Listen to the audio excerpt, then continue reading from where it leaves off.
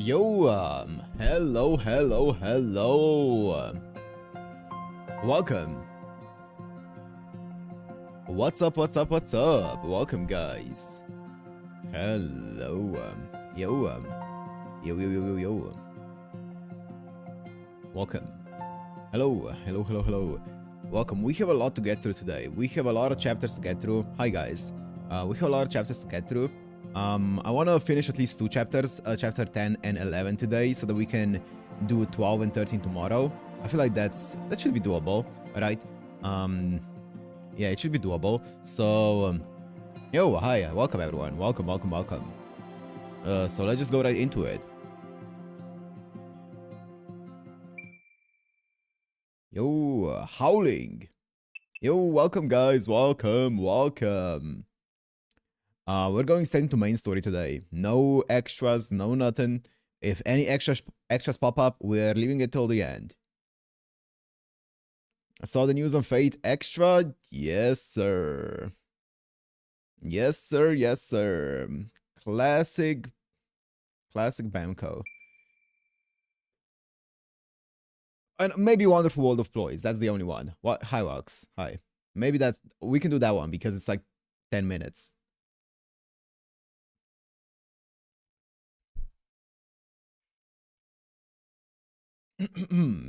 But let's go into main story for now. This everyday tale started like any other.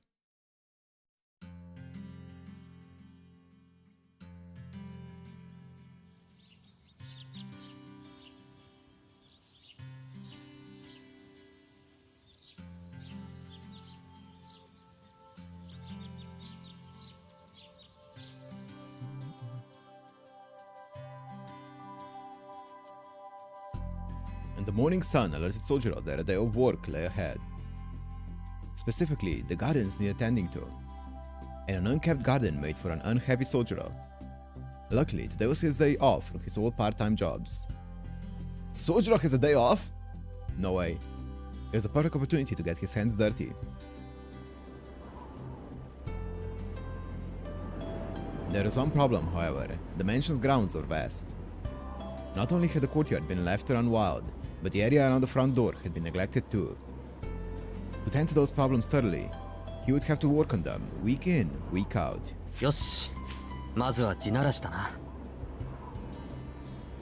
In an ideal world, his task would only take a day, but for its enormity. For the moment, Soujyuro decided to set foot into the mansion's wilderness and evict the weeds. Wasting none of the early light, he started tackling the ones around the mansion. By his estimation, he could clear the courtyard, and backyard, then take a small rest. I see, gents. Okay. Oh, okay. どうしたの？彼。さあ、草摘みが趣味ってわけじゃなさそうだけど。It was just before noon in the sunroom. Alice had come down, book in hand, to find Aoko sitting down with a fashion magazine and elegantly sipping tea. Through the window, she could see the crouched figure of Soujyuro shuffling by.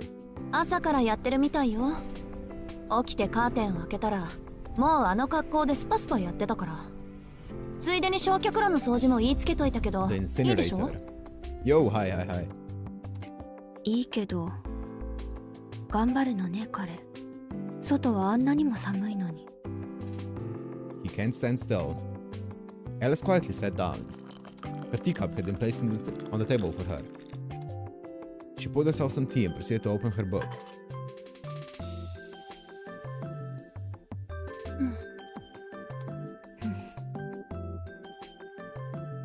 And the two sat, passing the time in silence. Having happened to have the same idea, a nice relaxing cup of tea in the sunroom. With their evening roles decided, there was no need for idle chatter. Aoko stared out the window, intermittently turning her gaze to the magazine. Alice was immersed in a book on Rune magecraft, occasionally tilting her head up as if to recall something.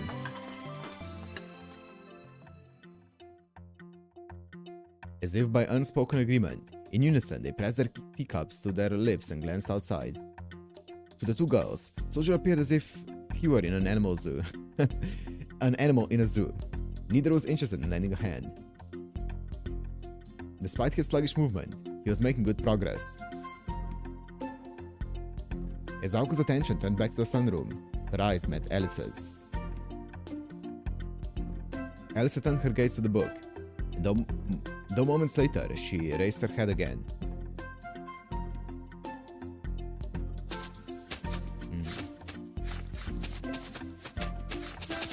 Damn! Damn! Zooming!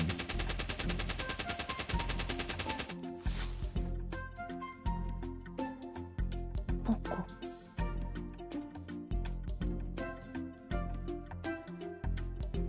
Clearing her throat, she attempted to focus on reading.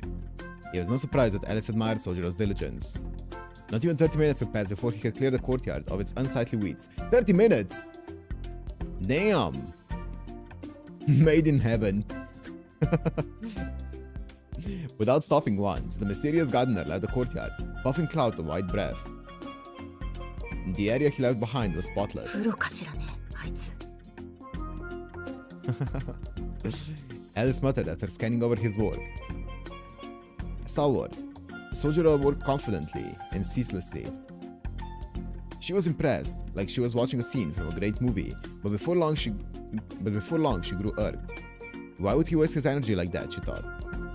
Alice looked at the clock.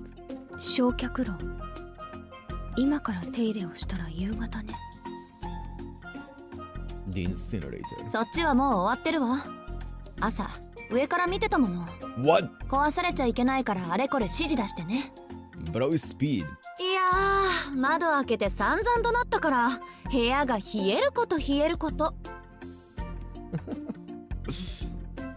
It was safe to assume Aoko had come to the sunroom to escape her cold room. Between barking orders from a window and cleaning in the cold, it was clear who had the harder job. しずきくん、何か言ってこなかった？言ってたけど、よく聞こえなかったわ。That's crazy. She was just yelling at him. He was saying something back, but she couldn't hear it. In other words, his complaints fell on deaf ears. With nothing else to discuss, the two resumed their reading. That's the worst. The ever so tense silence was broken by Soujyuro entering the house after finishing his cleaning. He stared at the two of them, displeased. あったかそうだね、青崎。外よりは幾分ね。廊下の気温は外とあまり変わらないけど。それでどうして庭の掃除なんて始めたのよ、Soujyuro。Soujyuro's subtle jibe, but he had failed to find its target. He had no chance of winning, and so just hung his shoulders in defeat. 今日は本当に寒い。明日あたり雪でも降ってくるだろうから、外の掃除は早くに済ませたかったのに、焼却炉は予定外だったぞ。He sounded resentful, but his problem was not with the additional work. If anything, he was glad to do it. What he did not care for was how nobody had even bothered to lend a hand. いいじゃない。焼却炉はみんな使うんだから。じゃ、その首相な心がけついでに、2階の廊下に掃除機かけといてね。Crazy. それと、裏庭のブナの添え木、壊れかけてたでしょ。工具箱はあんたの部屋に置きっぱなしだから、それを使うこと。で、全部終わったら私の部屋に来てくれる？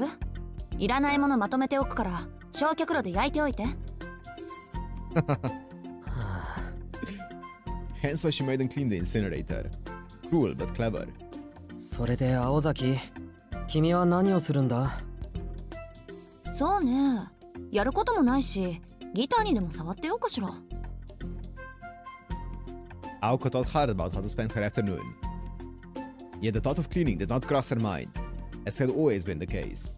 No, it was not out of spite that she did not think to help clean. It was because the word cleaning was not in her vocabulary.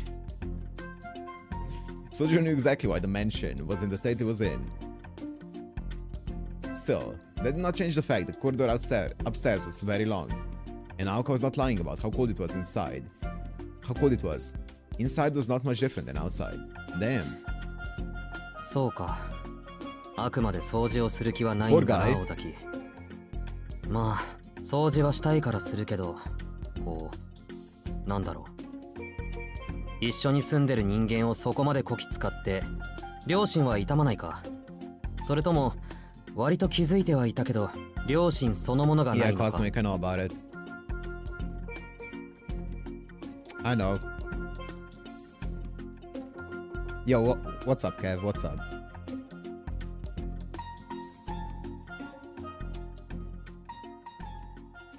As usual, he might have gone too far. His remarks had hit too close to home. Aoko closed her magazine and turned to face him. Infuriated, she glared, her sharp blue eyes piercing into him. Soujyuro knew he had not said anything unjust, but he always backed down first. Soujyuro, 何度も言うようだけど。はい。He replied automatically, straightening his back in response to Aoko's cold, calm tone. 勘違いはしないで。私たちはあんたを同居させてあげてるんじゃない。これ以上ないって譲歩の末、仕方なく飼ってあげてるだけなんだからね。You've been getting too comfortable in here, Soujyuro. Aoko did not mince her words. Soujyuro nodded in defeat. そうか。飼ってもらってるのか。そう。番犬にもならないだろうけど。Not very useful. Aoko responded, already tired of the conversation. While Soujyuro had little room to counter, he still tried. しかし一方、番犬は間違っても自分の食い縁を入れたり、天津さえ家賃を払ったりしないのも事実であった。He's trying to fight back. なんか言った?いや、負け犬の遠吠えを少しばかり。He raised his hand dismissively, knowing he could not win.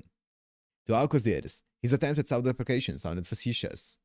Soujyuro、あんた、本当にわかってる?そうだな。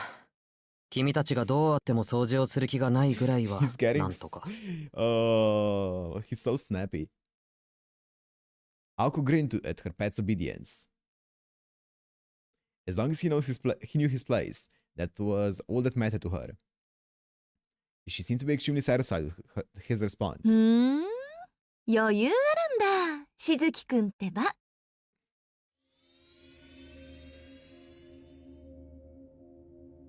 Her playful smile darkened, as did Soujyuro's expression. 青崎、なんだか、息ができないんだけど。Okay. このまま放っておくと、そんなことも言ってられなくなるんだけど、試してみる?He shook his head, his expression growing more and more grim. 懸命ね。私も窒息したいなんて見たくないもの。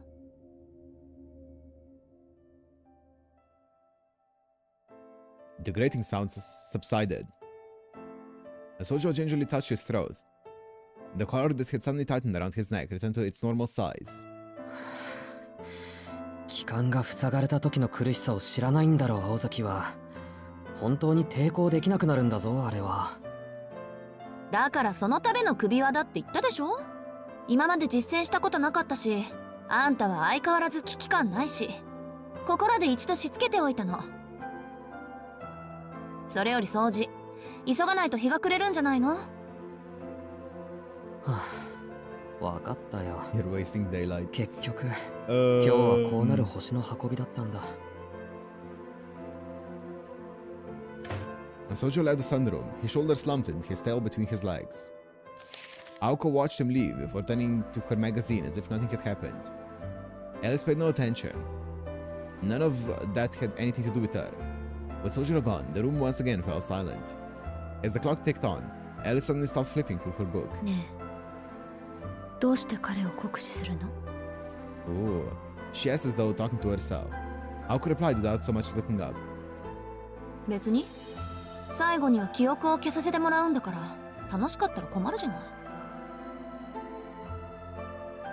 Obscure as ever, but sincere in her own way. そう。言われてみればそうだったわね。Alice could not believe she had forgotten about the situation. Silently, she looked up from her book and gazed outside once again. The courtyard through the window reminded her of where she lived a decade ago. Nothing could compare to the beauty of those gardens. But if that was the case, why did the scenery make her feel nostalgic? All Soujyuro had done was take care of the gardens with the goodness of his own heart. In only half a day, he had achieved so much.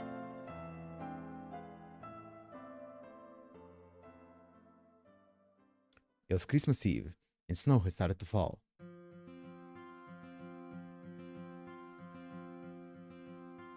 Damn! The timing was too good, as though it had waited for that day specifically. White Christmas! The cold, bustling main street seemed bright and vibrant under the layer of frosty white. Reindeer statues illuminated the surroundings. Children danced merrily to jingle bells. People walked along the brick road, smiling broadly.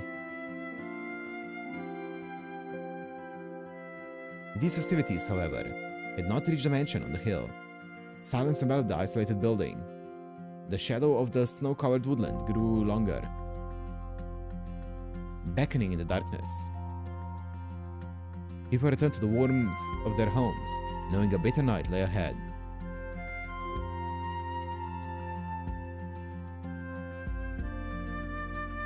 Something had been amiss in the mansion all day. Perhaps it was the calm before the storm. 2 days had passed since Toko had revealed herself.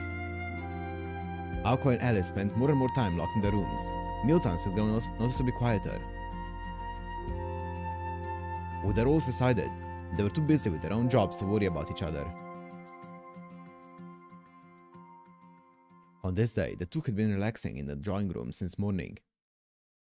The mood was calm. Well, mostly at least. Soujyuro was fretting that tonight would be the same. 雪が明日ならよかったのに。He aimed his words towards the girls on the sofa, despite knowing they would be ignored. Whether the snow fell today, tomorrow, or not at all, it did not affect them. The snow just meant a white Christmas. Aoko remained silent. She wasn't ignoring him per se. She just had other things on her mind. Soujyuro knew this, but still cast a lonely glance around the sunroom. The courtyard he had cleaned only a few days ago was hidden by a layer of white.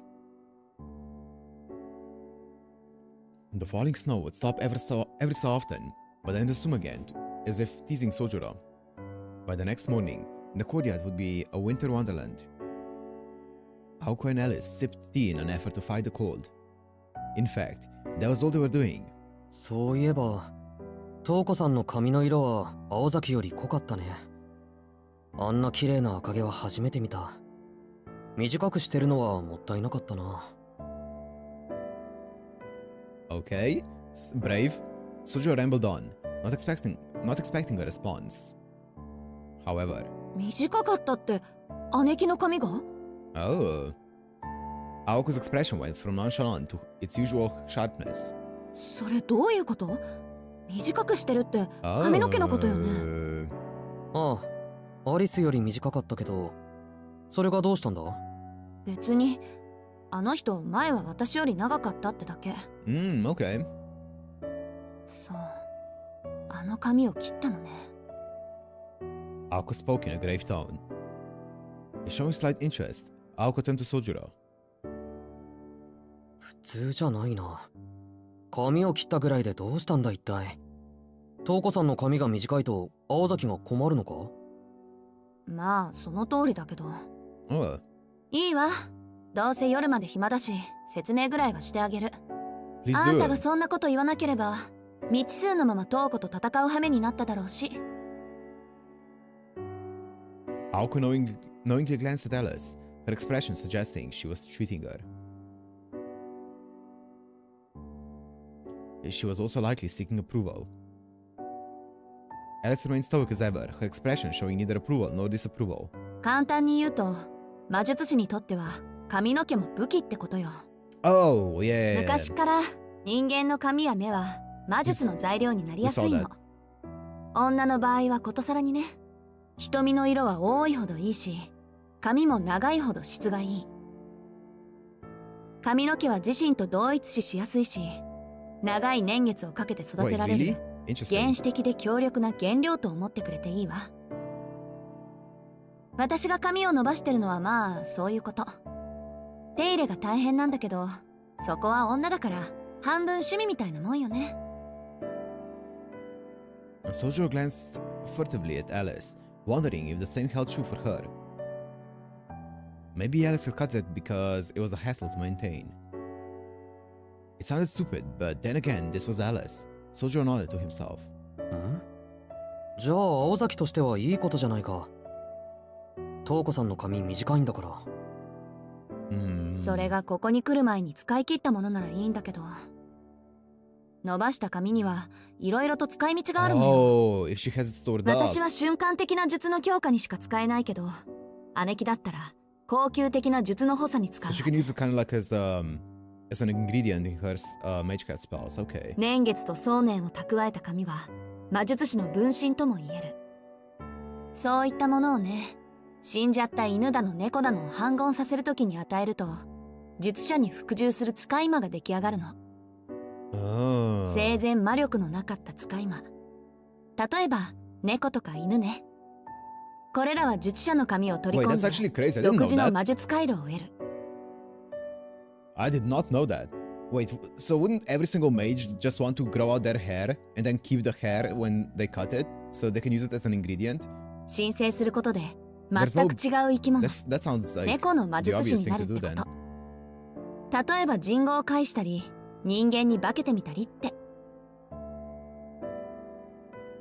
行動原理も変わってしまって、 Yeah? 大抵は術者に似通った性格になるわ。そうよね、アリス。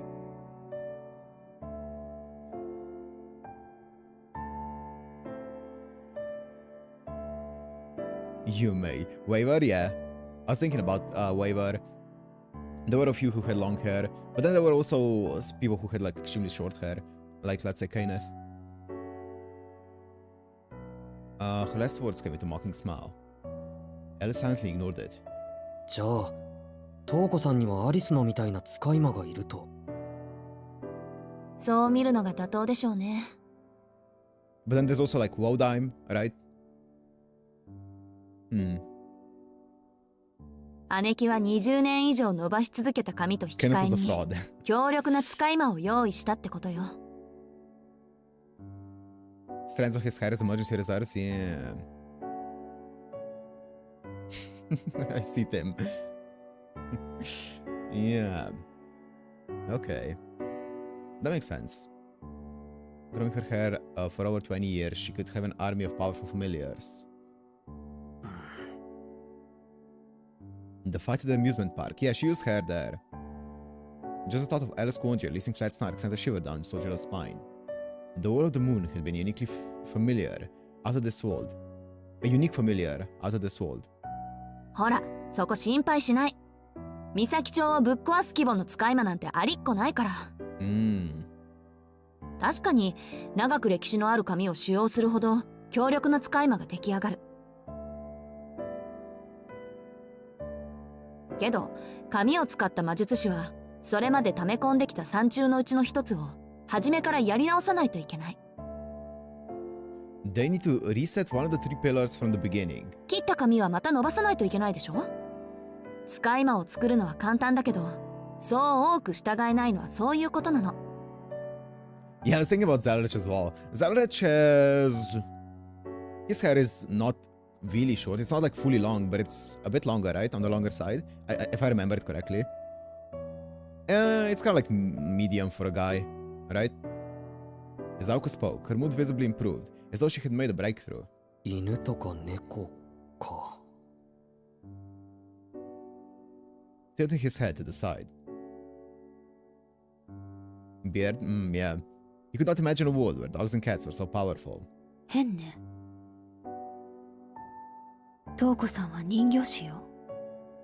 使い魔を作って自分のレベルを下げるのは Okay. どうなのかしら。協力者がいないだけでしょ。青崎のお家騒動に人の手を借りたくないから自分だけで全部やるつもりなのよ。あ、もしかして遊園地の人形って姉貴の紙で作られたんじゃないだろうな。確かに話に聞いた限りだと特注品ね。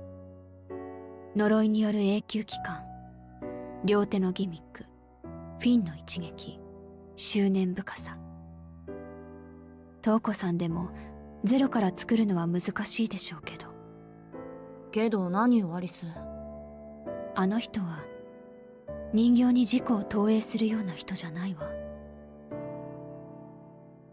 完璧な偽物なら許すけど、偽物に過ぎない偽物は容赦なく壊してきた。青子から見て、その特注人形はトウコさんと同じ力量を持っていた。まさかトークを呼ばないわよ、あんなの。ならトウコさんの髪とあの人形は別件よ。あの人が自分の魔力を分け与えたほどの使い魔があと一体はいると見るべきね。専門家としての意見。つまりその使い魔は姉貴より強い。そうでないと意味がないわ。人手が足りないというのもあるでしょうけど、だって私たちは2人、彼女は1人だもの。同時制圧も想定済みってわけ。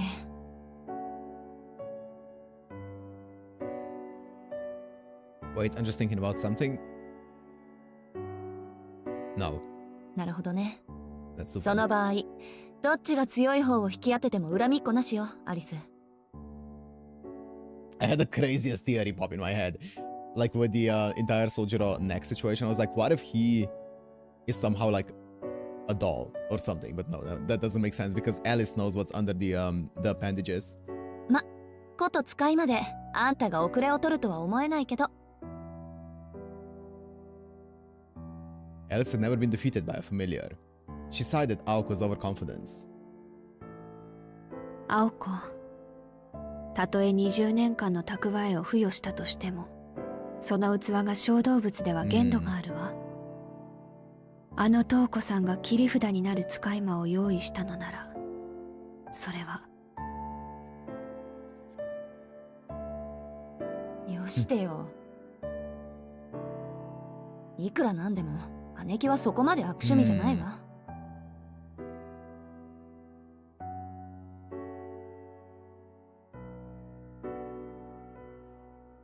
What a plot line, exactly. It's not a bad theory. I mean, no, it's a bad theory because Alice knows what's under it, right? She saw what's under the appendages, so she would have put it together if that was the case. But she kept quiet. The conversation had turned to the drawing room, but the subject matter was not for the faint of heart. そうね。けれど、人間を追い詰めるのに最も効果的な相手は、やっぱり人間なのよ。I guess so, Robert. トウコさんが死者を亡者にしていなくても、それと同格の相手がいるぐらいは覚悟しておいて。はいはい、わかったわよ。確かに天才ってやつは空気読めないから、どんな生き物の死体を用意してきても驚かないわ。Yeah, because we know from at least in Garden of Sinners, which happens like about 10 years from this point, we know that you can make dolls that are basically indistinguishable looks-wise from a human, right? We don't know how, if she can do it right now. This is 10 years prior to that, but if she can, anything is possible. Aoko nodded reluctantly at Alice's directness. Needless to say, Soujyuro was completely lost. その、よくわからないけど、なんで青崎たちは死んでるってことに固執するんだ？生きてるものじゃダメなのか？それは使い魔じゃなくて協力者でしょ。使い魔は基本、術者なくしては生きられないものにしないと。それでいて優れた意志を持ち、術者の資格や盲点を補える知性もある。それが一流の使い魔の条件よ。正直な話、それだけ都合のいいやつは死から作り直すしかないってわけ。Completely obedient and capable of compensating for their mage's weaknesses. Soujyuro felt his familiar was a little different than himself. さて、姉貴は昔からルーン使いだったから戦術は予測できる。問題の切り札もどうやら使い魔らしい。自動人形もさすがにこの前で使い切っただろうし。Aoko spoke directly to Alice, looking for confirmation. Alice nodded in agreement. じゃあ予定通り今日で終わりにしよう。この1ヶ月好き放題やられた借りギッタンギッタンにしてあのバカ姉貴に返してやる。 Aoko clenched teeth and balled her fists. It all seemed like nothing more than sibling rivalry. In fact, that's probably all it was. Looking at Aoko, Soujyuro let out a sigh of relief. With what happened with Toko and how they reacted to her visit, the atmosphere had been deathly tense.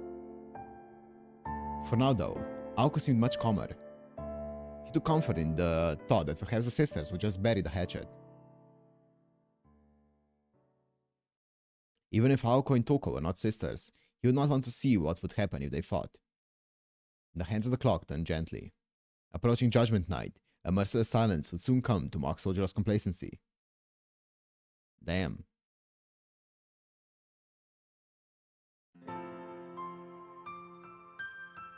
As night appeared, two things vanished. The first was the whimsical snowfall. The second was the lights of the mansion at the top of the hill.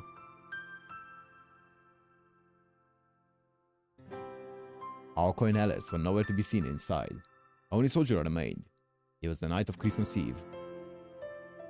Though Aoko and Alice had yet to find Toko, they knew everything would be concluded over the course of this day and the next. Christmas comes but once a year. It was a singular time for endings and new beginnings. In Japan, the modern holiday dated back only about 100 years and celebrated Christ's birth only in name. With all its Saturday trappings, it was neither a pure homage nor corruption of the festival that inspired it.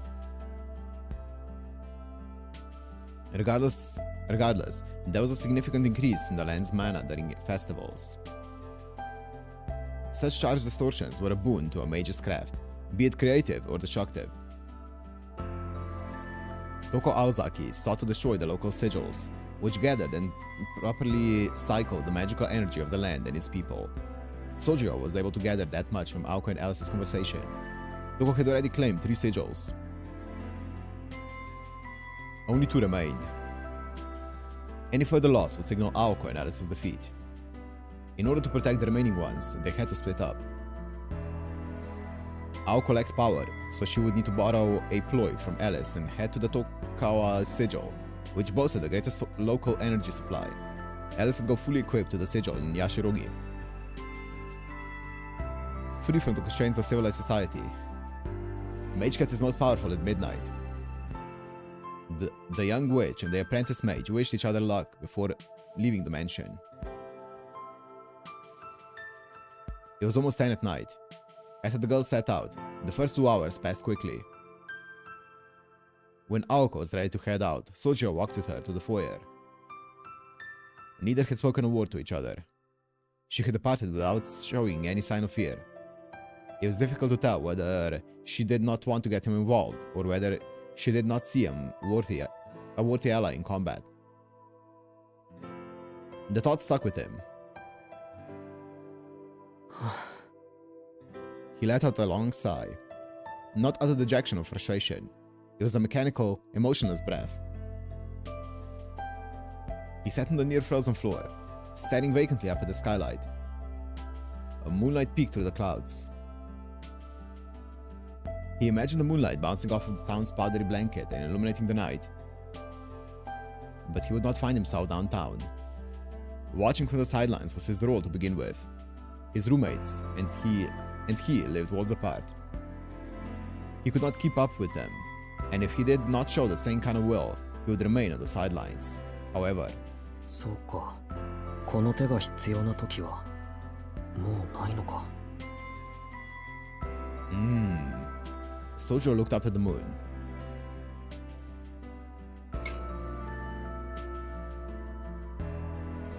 Somewhere deep inside, he felt a trickle of sadness.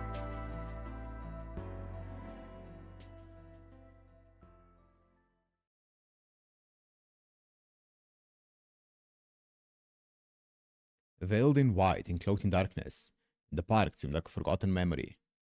Not a soul was in sight. The night felt far more enigmatic than usual, yet the air was clean enough to drink.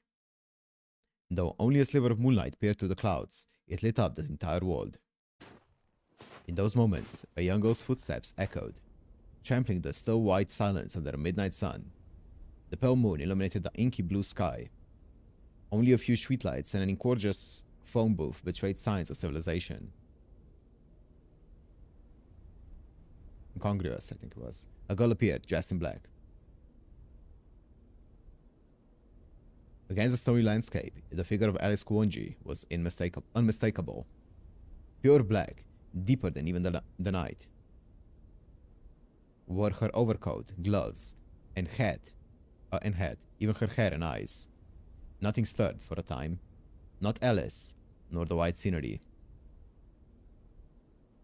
The world was still painting on a snowy field. Only time moved, gradually darkening the lights in the park, and eventually the nearby homes as well. Yashirogi was a more modern and developed town than Misaki. Though the park was located in the center of town, it had become a blind spot. It had been overlooked by developers and carried no commercial value. A few houses encircled the park. The streetlights turned off at midnight. It was a white night. People, even machines, were fast asleep. 私が先なのね。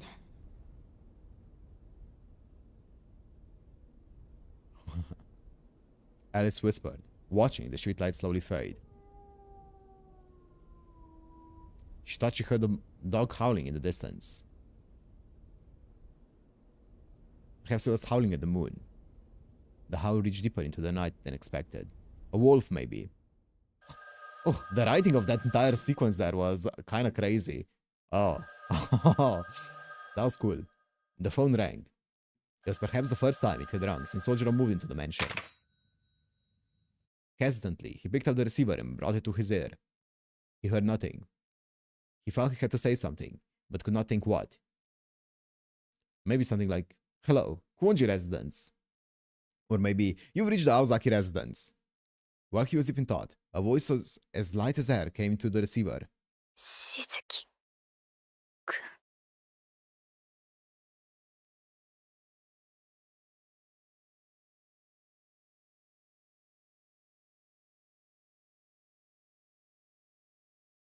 Soujyuro could barely hear the voice, but it was definitely Alice's.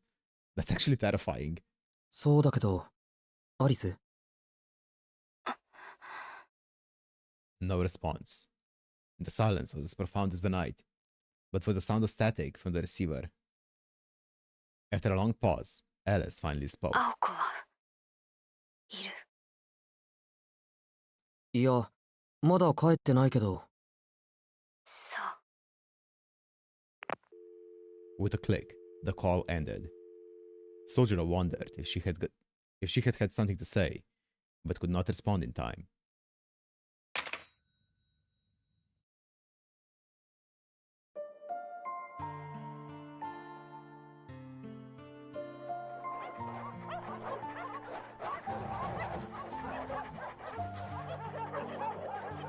Slowly they advanced, carving through the fresh snow. There were so many. Where had they all come from? Dozens of feral dogs snarled at Alice, their eyes strained on her. The snow clung to the beast's mangy fur. Their clenched fangs and bloodshot eyes hid a barely restrained hunger that might burst forth like a lightning at any moment. They yearned to taste her warm flesh, and satiate their empty bellies. To them, the girl in black stood like a lighthouse in a stormy sea. She watched them, disinterested. It appeared that the Yashirogi sigil was the key target tonight, not Toko, where Aoko had gone. Alice had always been unflappable, and the child's play before her was hardly about to change that. Her main enemy was not the dog surrounding her, but the lone mage behind them, Toko Aozaki. ひどい趣味。ここ数年で品が落ちたの？まあ、それならそれで嬉しいけど。これが地金なら、青崎との付き合いもいよいよ白紙に戻せるわ。Toko laughed at the acerbic taunt. いやいや、これは不可抗力でね。安心しろアリス。間違っても私の趣味じゃない。 Crunching to the fallen snow, Toko slowly came into view. She wore a moss green coat that contrasted sharply with Alice's garb. A silk scarf wound her neck. She stood tall, her hair short, striking a more valiant posture than any young man. After all, the two standing here needed to be less like the shining moon and more like the darkness surrounding it. The barking abated. Like servants in a royal court, they averted their eyes from the ruler, lest their eyes and hearts be plucked out. 久しぶりだね、アリス。トウコさんもお元気そうで。They stood about 12 feet apart. No love had been lost between them. Just two enemies, one who was to be victorious and one who was to fall. さて、どうしようかアリス。積もる話もある。君の近況にも興味がある。そもそも今回の件についていろいろと説明したくてたまらない。5分ほど時間を割いても構わないか？お断りよ。あなたと5分も話をしていたら、その隙に内臓まで売却されそう。The following events unfolded quickly. Boldly and without a second's thought, Alice pulled out a cat's bell from the seam of her mantle and dropped it. Diddle diddle. The beginning of Alice's Squange's magecraft, the start of a night of fairy tales. Aoko favored a quick draw approach, like something from a western. However, Alice preferred sleight of hand. She used her target's blind spots against them, ending the game before they knew it had even begun. The bell fell, like a coin into a fountain.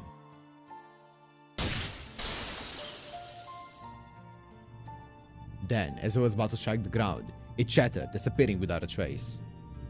Rune. Oh, fuck. ああ、一日かけて公園中に刻ませてもらった。Fuck, it's her playing field. この公園の道はレンガだからね。手間こそかかったが簡単な仕事だった。周りの森まで見て、ざっと400平米のキャンバスだ。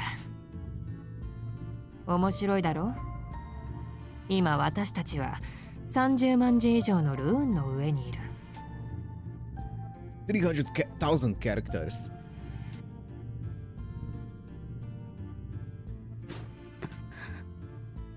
Swallowing hard, Alice took a step back. Toko had carved runes all over the ground. Even in the area Duel reacted to alone, there was a depressing amount of them. Had she truly carved them into the whole park? Alice did not react with surprise. She simply narrowed her eyes. She could see how it would have taken the whole day. It is no wonder Diddle Diddle, Banquet of the Night, was destroyed by the skin of a sun.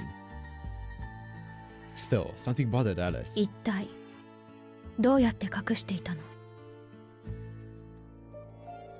There were just so many. What kind of magecraft could do that? ああ、ちょっと特別性。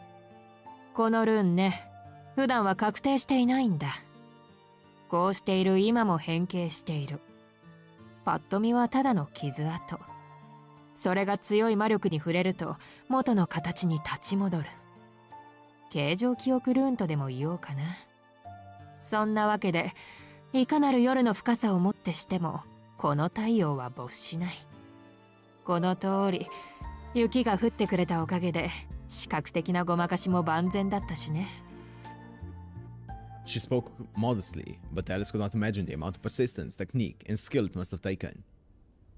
And it only took a day. Even 10 mages would have trouble producing so many sophisticated runes in that time. Moreover, these runes were made using unknown techniques the association had not approved. 負け惜しみだけど、私みたいな小娘一人に大人げないわね、トウコさん。バカを言うな。君を小娘だなんて一度も思ったことはないよ。Damn. まあ、私好みの体だと眠めつけることはあったがね。Ooh! It happened in the blink of an eye. Alice cut off Toko's Snyder marks with a deadly stare. The left eye of the darkly clad girl changed in color to an ominous ruby. The speed of the incantation was phenomenal. Alice's mystic eyes of enthralling snared Toko. Mystic eyes of enthralling? What? She had been the one to, quite literally, be taken captive by the girl's stare. So can she, like, stun someone with her mystic eyes? Toko tried to raise her arm, but could not even move a finger. Alice's mystic eye commanded absolute control, with no room for resistance. Only a person's internal organs were allowed the freedom to move. Yeah, since the organs so function, it was more precise to say that her eyes forbade the target from acting. Alice applied her hand with exquisite timing. It wasn't the speed of her eyes that had given her an edge. The deftness with which she wove her spells to exploit the briefest vulnerability is what made Alice a different caliber to other mages like Aoko. This witch, who lived hidden in the modern era, was more seasoned in magical battles than Toko Aozaki. だが残念。ディドルディドルが響かないのでは、魔眼のアクロスティック化はできないようだな。惜しいね。あの月目のプロイキッシャーなら、これで私の方はお手上げだったろうが。Uh-oh. The formation holding Toko began to distort. In the blink of an eye, the mage had bested Alice's mystic eyes. Alice's black outfit fluttered in the wind. She turned so she was not facing Toko head-on. The mage had recovered to her own mystic eyes. At the root of Toko's mystic eyes was a spell of mesmerize. Most effective when facing their prey. Such eyes could mind-jack a target's awareness. It was difficult to resist head-on. However, its effect was greatly diminished if the target was not facing the eyes directly, even if it was within range.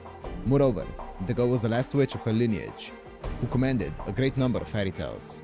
Against mystic eyes that projected their effects, simply turning one's body was enough to repel half of the magical energy. Like Alice's eyes, Toko's could also disable actions. Alice had escaped by the skin of her teeth. The damage she suffered was the weight of a twig to a forest. She just had to let the energy pass through. In an instant, a startling chill ran through Alice's body. This was a problem. The touch of death ran up her spine. She glared at the mage before her, as blue rubber balls flowed out from beneath her overcoat. The stare-off grew more intense. Alice glared harder, resisting Toko's mystic eyes with her own. Losing was not an option. In terms of raw magical energy, Alice Konji's mystic eyes were more powerful and advanced than Toko's. Really?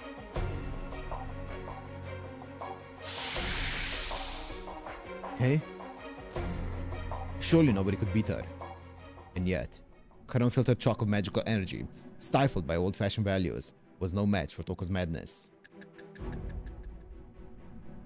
Deeper within her eyes, somehow, the eyes revealed a sealed power. The shutter.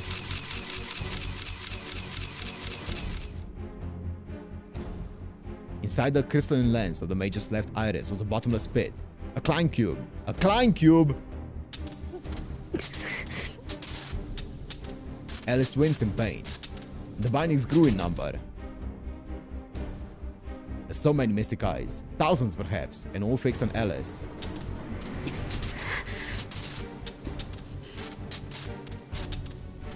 Pressure, so much pressure. Endless, and Alice knew it. She saw. Incredulously, she saw eyes growing within eyes. Toko had placed opposing mirrors inside her eyes, resulting in an infinite glare. It was the act of a madwoman, creating mystic eyes within mystic eyes. She could even control the resulting chaos caused by all the copies. Her insanity knew no bounds.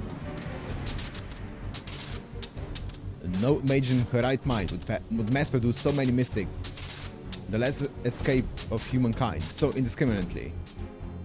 やれやれ、これもお気に召さないか。私なりにマインスターの真似事をしてみたつもりなんだが、うまくできているだろう。君の悪路のように希少な神秘で現実をねじ曲げるのではなく、量産した神秘で現実をねじ伏せる。物自体はただの魔眼だが、その段数には果てがない。相手がどれほどの魔力抵抗を持っていようと、それ以上の魔力で拘束するだけのものだ。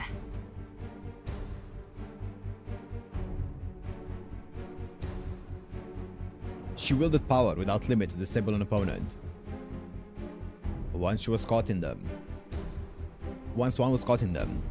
one was chained to the concept of infinity. Projection type eyes had a fatal flaw. Their firepower and formulae were insignificant compared to the great artillery of incanted spells, but Toko had toned down the conventional wisdom with brute strength. If the gun was a pea shooter, she simply needed to bring more guns. A 9mm bullet could never destroy a fortress unless one threw a fortress's mass of bullets at it. The principle was brutishly simple, and in the world of magecraft, where concepts decided supremacy, Toko's iterative mystic eyes were the perfect weapon. That's crazy. The target would be bound until she closed her eyes. In theory, at least, the effects were infinite. No amount of magical energy could ever overcome it, so it was utterly futile to resist using magical energy. Of course, one way to counter it would be to stay out of Toko's line of sight to begin with. The silence tactic against mystic eyes was to defeat the user before they were aware of you. There was, however, another way. It was simpler than one might think. ともあれ、これで罪だ。Okay? Alice could no longer see her enemy. Toko's infinite eyes had bound her. All she could make out was a sliver of moonlight, and a blue streak traced its way towards her. Huh? 結構悔いのない人生で羨ましい。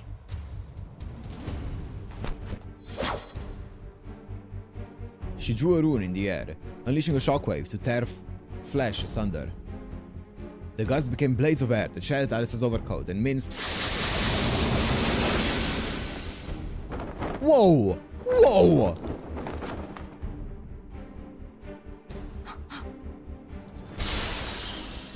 Blue feathers flitted all around. Toko felt something behind her and turned. 5 cat-shaped bells were thrown at her feet. And just as quickly they shattered to pieces. Standing before her was a completely unharmed Alice Guonji. そよ風みたいなルーンね。トウコさん、本当に鈍った？うつせみか。術者の身代わりになるプロイの話は聞いてなかったな。ええ。1年のうち365日は役立たずで。どうしてあんなのが子さんなのか。Okay, sure. 私も疑問だけど。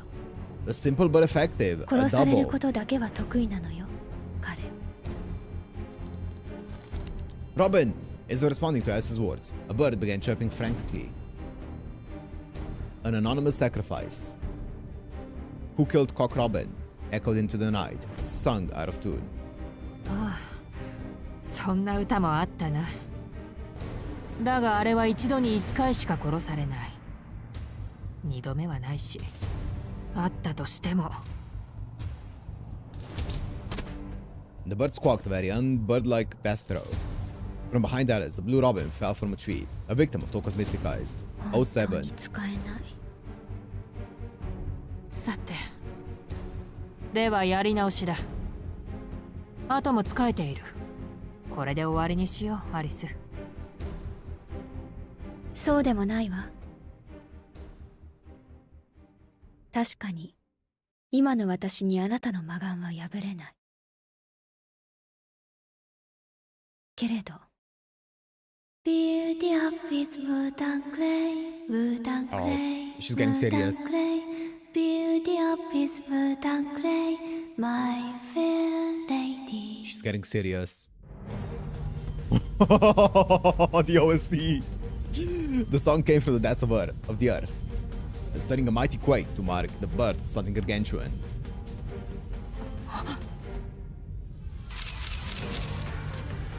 Toko needed to throw Alice into an infinite hell before whatever that was could be completed, but she was far too late. The clay will wash away, falling down, beauty of with bricks and mortar, my fair lady. The ground burst to life. A finger, then another, and another, all rising up like towers. Earth, snow, and brick knitted together, manifesting a giant stone golem. そんなバカな話があるか。なぜこいつが出てきやがる。Toko was so angry and confused she could barely gather her thoughts.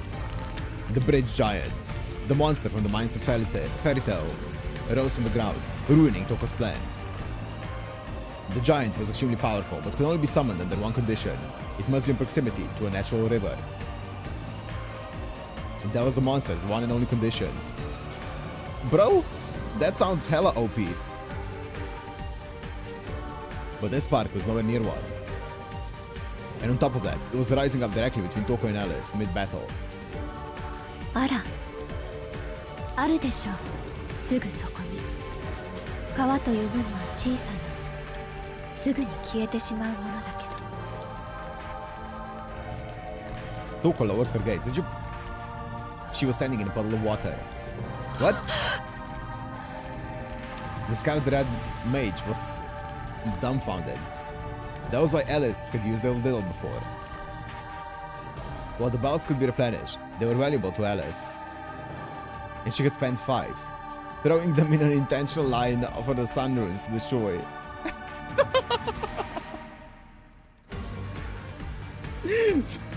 From there. Can I like spit on the ground and that's gonna work as well?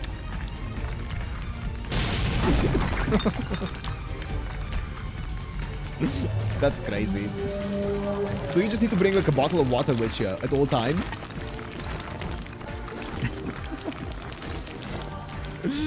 The answer that Thames Troll rose up from the stone paving. The monster's torso alone surpassed 80 feet. Its form was made entirely of stone. Previously, she had created one using the trees of a forest. However, Touko knew instantly the monster before her was at least twice as powerful. You know, Robert, that's what I thought they might be building up to. I was gonna make that joke, but then I thought they were actually building up to that. As she unleashed her stacked mystic eyes, they were meaningless at this stage. They had no effect on the giant. As said, mystic eyes can be countered in 2 ways. The first is to hide oneself from view of the mage. That was the standard response. The other way, however, was devilishly simple yet 100% effective. In fact, it's less of a way and more of a fact. Mystic eyes curse a target by focusing on them. However, what if the target was too large to focus on entirely? Yup. If you can't observe the target in your periphery, then you're done for. The answer was, one could barely stop a single arm. The giant turned faced, raised his right arm and swung it down onto the ground, destroying thousands of runes.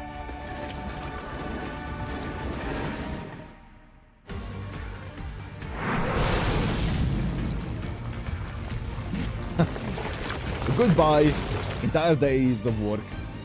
The demolished stones were then absorbed into its arm, adding to its mass. Oh, as the mage had said before, no matter how deep the night, these little suns won't set. While the suns might not set, they could be crushed under the bulk of a giant's hand.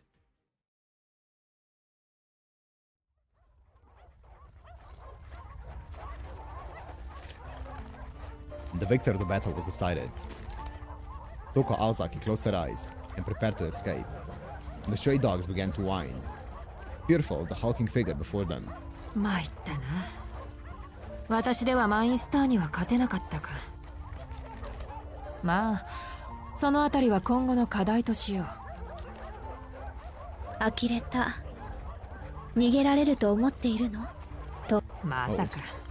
そこまで鈍ってはいないよ、アリス。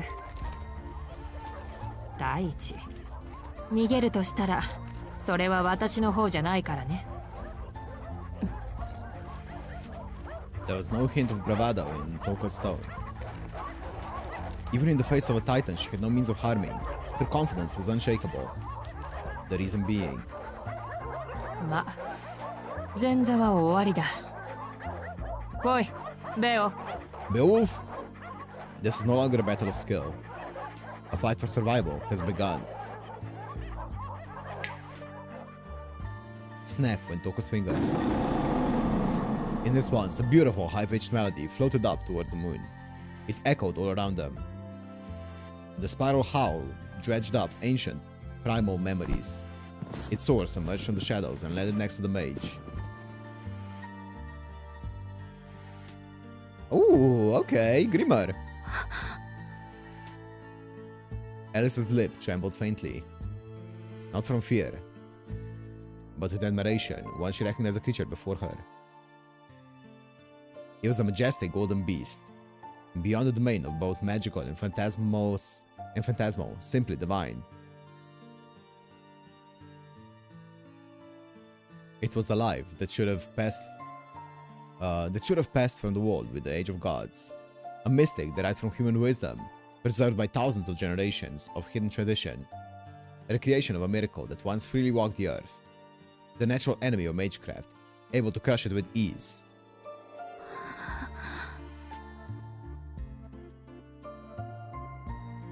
Quiet resignation settled over Alice's face. The golden beast charged. This time, she didn't even have a chance to admit defeat.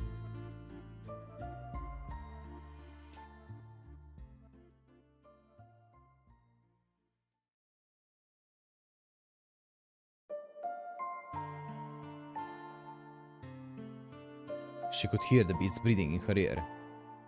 Huh? It seemed she had been unconscious for a short time. Huh?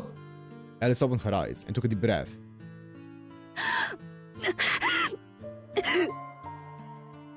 Each cough sent pain shooting through her body.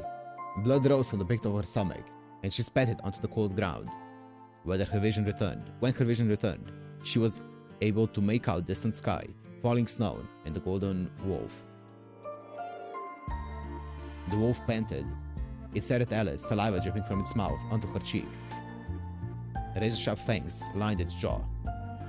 The fur was glossier than that of any animal she had ever seen. Brutal, knife-like claws protruded from its massive blood-stained paws. And yet, it did not smell like a beast.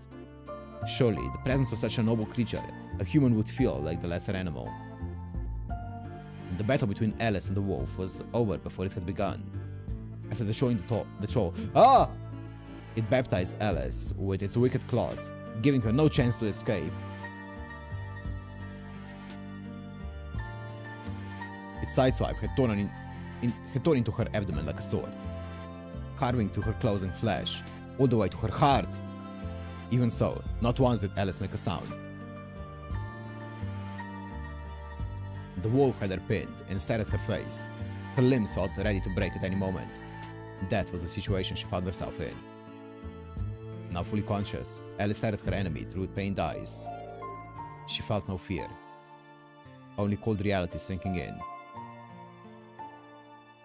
Sensing Alice's demeanor, the wolf suddenly paused, its paws still raised. They looked into each other's eyes. そんなに血が出てるのに痛くないんだ。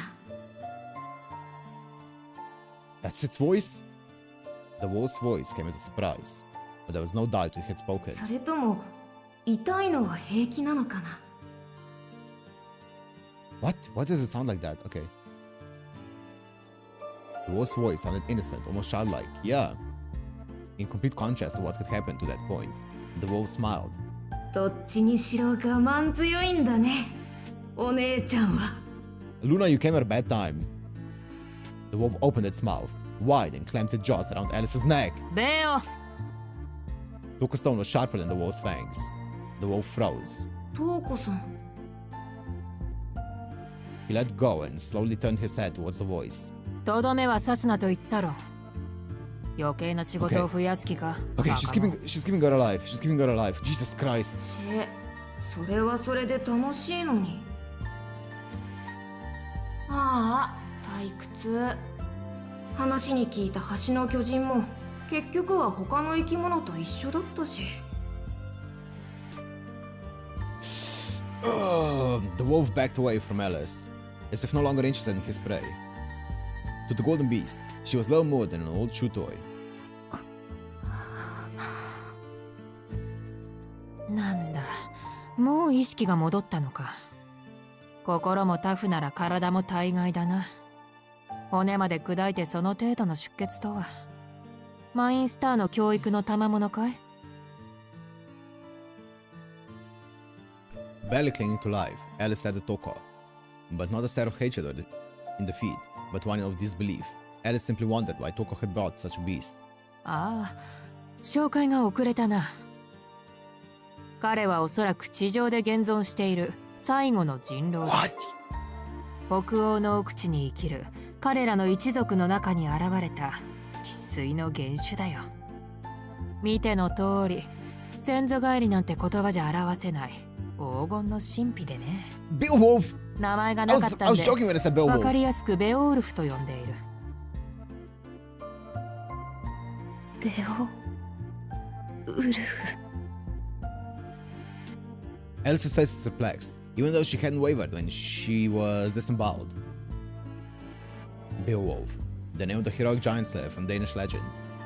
It came from Old English, a combination of honeybee and wild beast, a bear in other words. なんでそんなちぐはぐな名前を。いや、可愛いからに決まってるだろ。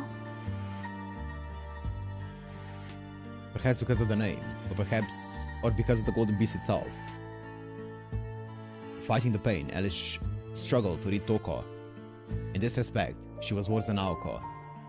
ついでに説明しておくと、周りの犬どもはベオが勝手に呼び寄せたものだ。私自身、マインスターの娘がただの畜生に傷つけられるとは思ってはいないよ。今のところは。Don't say that. Toko's mouth twisted into a grin. Don't you dare. Not the warm one Soujyuro saw, but the merciless smile of a victor displays to a loser. The disdain in Alice's eyes turned to anger. The golden mystic. How could Toko have brought such a creature into the human world? 何？需要と供給だよ。過疎化は人間だけの問題じゃない。彼らもいい加減、昔ながらの生活には限界が来たらしくてね。と言っても、あくまで里から出すだけの権利だがね。お察しの通り、私の髪はベオとの契約に使い切った。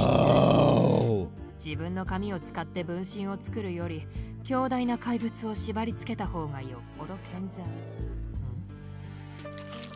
While she was talking, Toko noticed something strange. An unusual sound, a preternatural sound that tore at the mind. A sound that should not have existed. And it was coming from the girl's open abdomen. もう復元が始まったか。いや、というより。何この匂い。トウコさん、なんかワクワクすること起きてない？ Curious, Beowulf moved closer, like a puppy examining a new toy. 見るな、あっちに行っていろ、ベオ。正気を失っても知らんぞ。Toko shooed the mat away with her hand. Beowulf lowered his head meekly and withdrew. 教育方針を間違ったかな。まったく、乙女の腹を見ようなんて恥を知れ、恥を。トウコさんだって見てるじゃない。バカ。私は乙女だからいいんだ。If Aoko had been there, she would have blasted them away for their impudence, just as she did against Flat Snark. まあ、しかしむごいな。こんなになるまで放っておくとは。マインスターは人の親とは言えまいよ。With her gloved hand, Toko ran her fingers along the wound on Alice's abdomen. A flash of pain ran through Alice's body. Alice held in her screams, but she finally let out a long breath. She turned her face away, in pain or shame. ほら、もう肌も復元している。骨格、血管はおろか、内臓にまで施されたおびただしいまでの刻印だ。生後、肉体に魔術回路を付加することは諸刃の剣だ。呪文と自分を一体化させることにより栄唱の手間を省き、術者に多大な利点をもたらす魔術刻印。しかしそれは多ければ多いほど苦痛を伴う。青崎の刻印は腕一本分。まあ君に比べれば少ない方だな。The magic crests Toko referred to were the inheritance of the Aozaki family, passed down by their ancestors. They can only be inherited. Aoko had received the ones that were meant for Toko. しかしそれも良し悪しだな。右腕に刻印をした青子の痛みは残る人間の体と神秘となった右腕とが反発する程度だ。通常の肉体が右腕を否定し末梢にかかる痛み、精神的にも肉体的にも生じる幻痛は現在にも似て拭い去ることはできない。だがここまで来ると痛みも何もあるまい。そもそも生きている実感はあるのか？自分が人間だとまだ信じている？ああ、本当にお互い非凡な死を持つと苦労するね、アリス。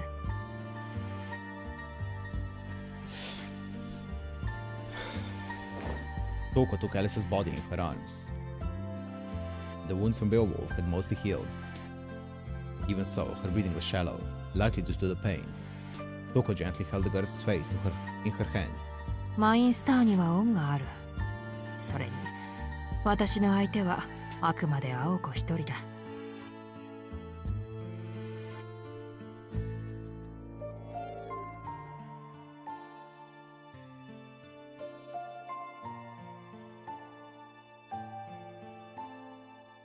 Alice's lungs pinned for oxygen. Toko pressed her lips to hers. The young girl wiggled, trying to escape, but Toko held her firmly. Beneath the blue moon, the two remained frozen. Then, the sound of swallowing.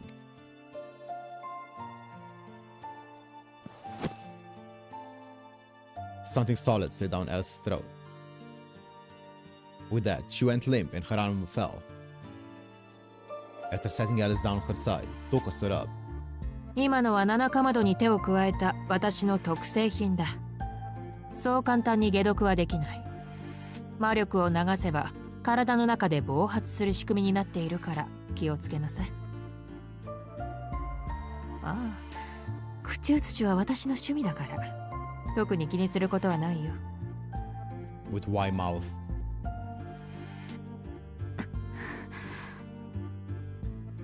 As she desperately clung to consciousness, Alice looked up at Toko from the ground.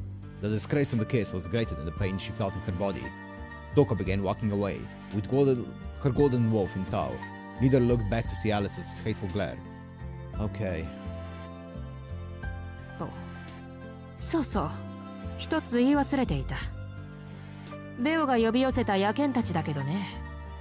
公園の外にまだ山ほどいるんだが、困ったことに彼らは本来何を口にするべきかを思い出している。ベオの野生に刺激されたんだろう。獣はより強い獣に従うものだからな。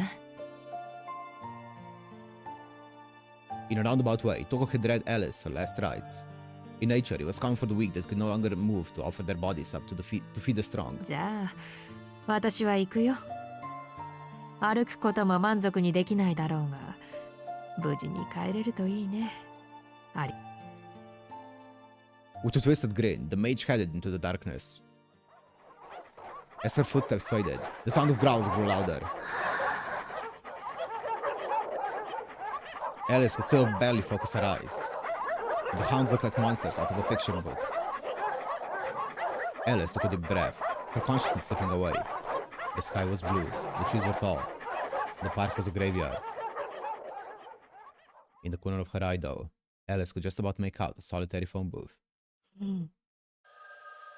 The phone rang. It was the second time Soujyuro had heard its voice echo through the cold foyer. Only a few minutes had passed since Alice called. He wondered what she could want this time. The call persisted, determined not to leave him to his thoughts. はい、クオンジですが。あら、その声は宗十郎くん？ Cheery voice. Soujyuro had been expecting Alice. It was Toko Aozaki. Somehow, Soujyuro was not surprised. そうですけど、トウコさん、暇なんですか？ He checked the time. He thought it was about midnight by now. No matter what the situation, Soujyuro always kept his cool. He could hear Toko trying to suppress a laugh. After taking a while to compose herself, she started talking again. ごめんなさい。ちょっとツボ入っちゃったみたい。で、質問の開始ね。これがあんまり暇じゃないな。私も今日で終わらせる予定だから忙しいんだ。偶然ですね。青崎もそんなことを言ってました。やっぱりそうね。こういう時は本当に姉妹だなって思うわ。昔からエンジンかけるタイミングだけは一緒だったから。あ、ところで、青崎はやめてって言ったでしょ。私も青崎だからくすぐったいのよね。そう言われるの。Soujyuro realized she was probably right. Aozaki's words made more sense ま now. あそんなわけだから長話をする気はないんだ。担当直入に聞くけど。It almost sounded like she was worried about her sister's whereabouts. But the cool-headed Soujyuro had not forgotten Toko was their enemy. Keeping Aoko and Alice in mind, he decided to be evasive. さあ、なんて答えてほしいんですか、トウコさんとしては。The question shifted the tone of the conversation drastically. Soujyuro could hear Toko muttering to herself in annoyance. Soujyuro was proving more quick-witted than she had anticipated. A change of tack was required. そうね。君には何も答えてほしくないっていうのが正解かな。第一印象で君を無視するのは良くない気がしてたけど、やっぱり私は宗十郎くんを手にかけたくはないみたい。君はこのまま無関係でいてちょうだいね。Her warning came from the heart. Soujyuro responded flatly, once again not giving any sign either way. It seemed she wanted him to stay out of this too. Even Soujyuro could tell the girls were being kind in their own way. But who asked for that kindness? じゃあ、さよならね。私は君が思ってるほど暇じゃないから。でも、最後に一つだけ。君を試すようで悪いんだけど、伝えておかないと一生恨まれそうだし。なんで、そうならないように、責任の半分を君に押し付けちゃおうかな。Toko giggled. A laugh to show she had him in the palm of her hand from the beginning. さっきクオンジさんに会ってきたの。彼女から電話があったでしょ。Her tone had not changed. She sounded as cordial as before. Even so, as soon as Soujyuro heard Alice's name, a chill ran up his spine. 彼女、今ひどい状態なんだ。満足に歩けないどころか、体中の刻印が活性化して破裂寸前。宗十郎くんが骨折の痛みを知ってるなら、うまい例えようがあるんだけどね。まあ、ともかくだ。いつ気を失ってもおかしくない状態なんだけど、災難なことに怖い野犬に囲まれてるみたいなの。個人的な意見だけど、10分もあれば骨しか残らない結末になるでしょうね。She spoke as if she was telling a joke. If it was a joke, it was in bad taste. However, Soujyuro knew this was anything but. She was telling the truth. He had not heard of dogs attacking anyone in town, but the noise he heard while on the phone with Alice suddenly made sense. Dogs, a pack of them, no doubt about it. They were surrounding their prey. Why he had not cottoned on sooner? Squeezing the receiver in his hand, Soujyuro cursed himself. Alice had been calling for help. Even when backed into a corner, she had not wanted to involve Soujyuro. Still, she needed help. The way she said his name so lightly. He spoke abruptly. Even though he knew Toko was an enemy, he was confident she would answer him. That was the reason she called. 教えてあげてもいいけど、そうした瞬間に、君は私の敵になるのよ。Bitch! その覚悟はある？ Speak! Soujyuro realized what was happening. He was being tested. By ignoring Alice, he would be confirming that he did not want to get involved. But if he decided to save her... それで場所は Soujyuro ignored Toko's question. Of course, he was not prepared to become her enemy, but he was even less prepared to let Alice die. He had lost his ability to think sensibly, not that he was particularly good about that to begin with. Still, he would not waste any time in deliberation. He would simply go with his instincts. It was one of the few times he had felt pride since coming down from the mountains. ちょっと残念だな。私は本当に君が気に入ってたのに。まあ、こうなることは分かってたけどね。場所はヤシロギの森林公園。受話器の下に地図があるでしょ。この前帰りがけにしおりを挟んでおいたから、それを参考にすること。繰り返すようだけど、10分持てば幸運。その後は1分ごとに。As he listened, Soujyuro's expression turned to one of irritation. Misaki and Yashirogi were one station apart. How long would it take to get there? To get to the station from the mansion? Usually just under 12 minutes. By the time he got off the train at Yashirogi, nearly 30 minutes would have passed. 地図の上じゃ近いのに、区画整理された交通手段は不便よね。けど、急げば最終の電車には間に合うわ。ここで諦めた方が賢明だけど、君はもう私の敵だから、どっちにしたって。後悔のないようにね。The line went dead. Soujyuro, not Toko, had hung up the phone. He memorized the map and then made for the door. With no time to grab his coat, he ran out in the snowy winter night with the clothes he had on. All that remained in the hall was the discarded map. It showed Misaki City. It was about 10 miles from the mansion to the nature park. 5 if you went a straight line. But the streets were not that forgiving. 4 inches on the map. But so much further in reality.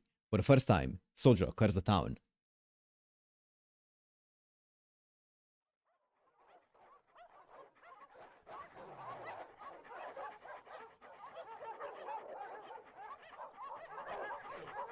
Alice's injuries were not limited to her abdomen.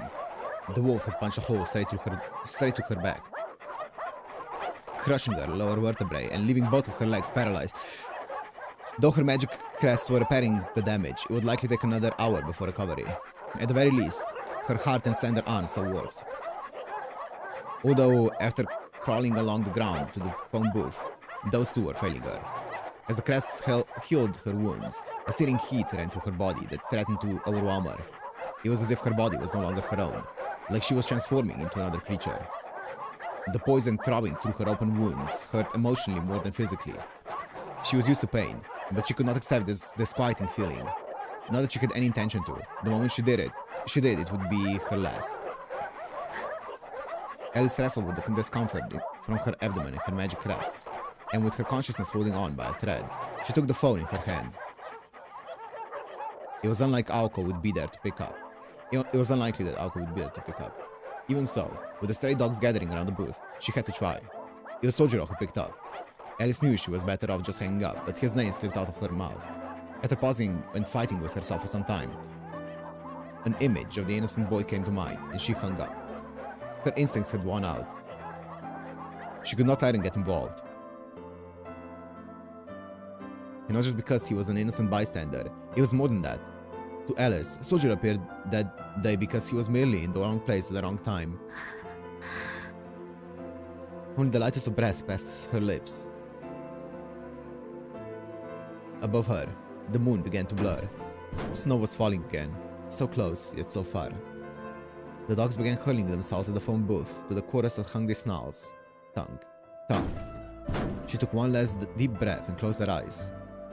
Glass, an unusual material for a coffin. But the girl knew, in some corner of her mind, that she had made the right choice not to ask the boy for help. Some time passed. A peculiar sight came into view. A field of wildflowers. The clear sky was too blue. The flowers, so numerous they made the field look barren. The sight was so dazzlingly beautiful, she wished she could look away. This is probably all thanks to Father Winter. The cold wind carried the scent of a paradise far removed, untainted by man or beast. It was a glimpse of the fields beyond winter. One could be forgiven for thinking they were the afterlife.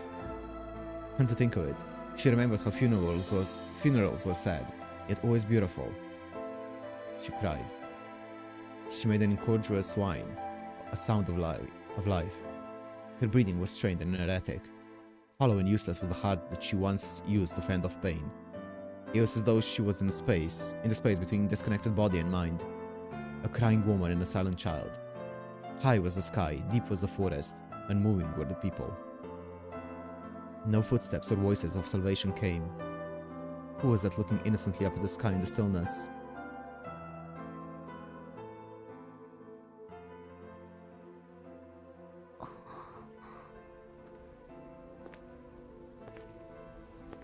When she came to, Alice was going up a familiar hill. The cold night air had all but frozen her hands or feet. She shook, as you would expect from someone whose abdomen had been torn apart. Shizuki.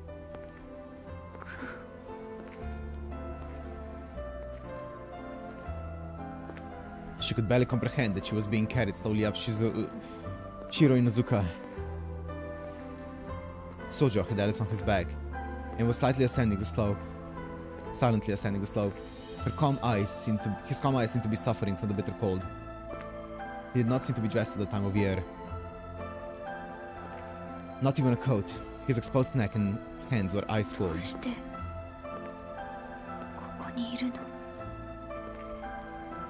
Alice asked, still slumped over his frame. She tried to move, but to no avail.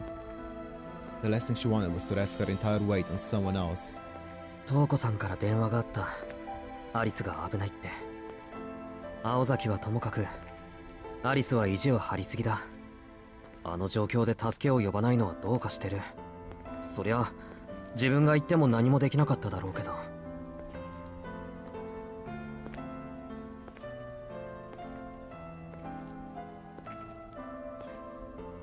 Soujyuro spoke with a scolding tone, his eyes kept funnily ahead. His words were directed at himself rather than the girl on his back. しずきくんは関係ないものだろうね。けど、これで関係はできた。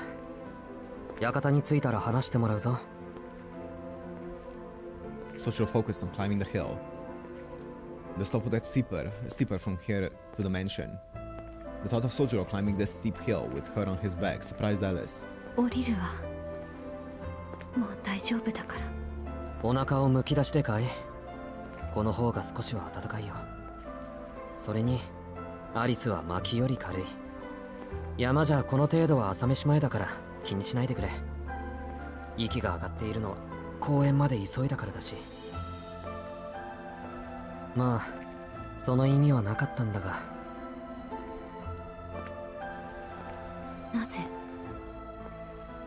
俺が着いたら犬はさっさと散っていった。初めからトウコさんはそういうつもりだったんだ。アリスをどうにかするつもりもなければ時間制限もなかった。喜ぶべきことなんだろうけど。Soujyuro said dejectedly. But he was wrong. While Toko did not want to kill Alice per se, she would not have cared if she had died. At least that was the way Alice saw it. She did not know how long it took Soujyuro to get to the park. But if he had not come, the phone booth would have collapsed and she would be dead. Alice did her best to suppress her thoughts and feelings. She felt silly at the thought of correcting him. And it would matter little anyway. The thought of her trying to thank him was more painful than her open wounds. もしかして公園からずっと。仕方ないだろう。電車終わってたんだから。タクシーを使えばよかったんだけど、あいにく持ち合わせがなくて。ほんと、今日ほどお金の不便さを思い知った日はない。For the first time today, Soujyuro let out a sigh. There was no point taking a break. He had already traveled close to 6 months like this. Perhaps the fatigue was getting to him. Soujyuro was more upset with his own weakness and the difficulty of the track. でもそれを言うならお金の大切さじゃ。使えるものがあるのにお金がないだけで使えないんだから、それって不便って言わないか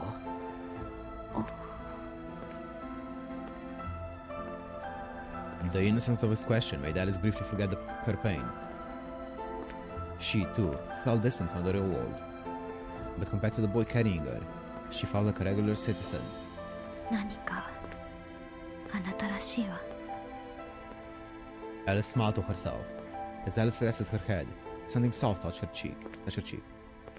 The color Aoko had given him. 館に着いたら着替えるんだ。お腹の血も拭って、落ち着いたら今で話そう。トーコさんに言わせれば、俺もこれで敵らしいから。With those words hanging in the air, they reached the top of the hill. The gate in the woods stood before them. Beyond it, illuminated by the pale moonlight, stood the mansion. Looking up at it, the girl felt a little disappointed. A natural reaction, yet she could not place where her sadness was coming from. Once they entered the mansion, Alice slid off of Soujyuro's back and walked towards the west wing. The west wing was her domain. However, after only a few steps, she collapsed onto the floor. Soujyuro rushed over to her, but she raised her hand. Her gesture told him he was not to come closer. He stopped in his tracks, a concerned look on his face. Her pale skin gleamed with sweat.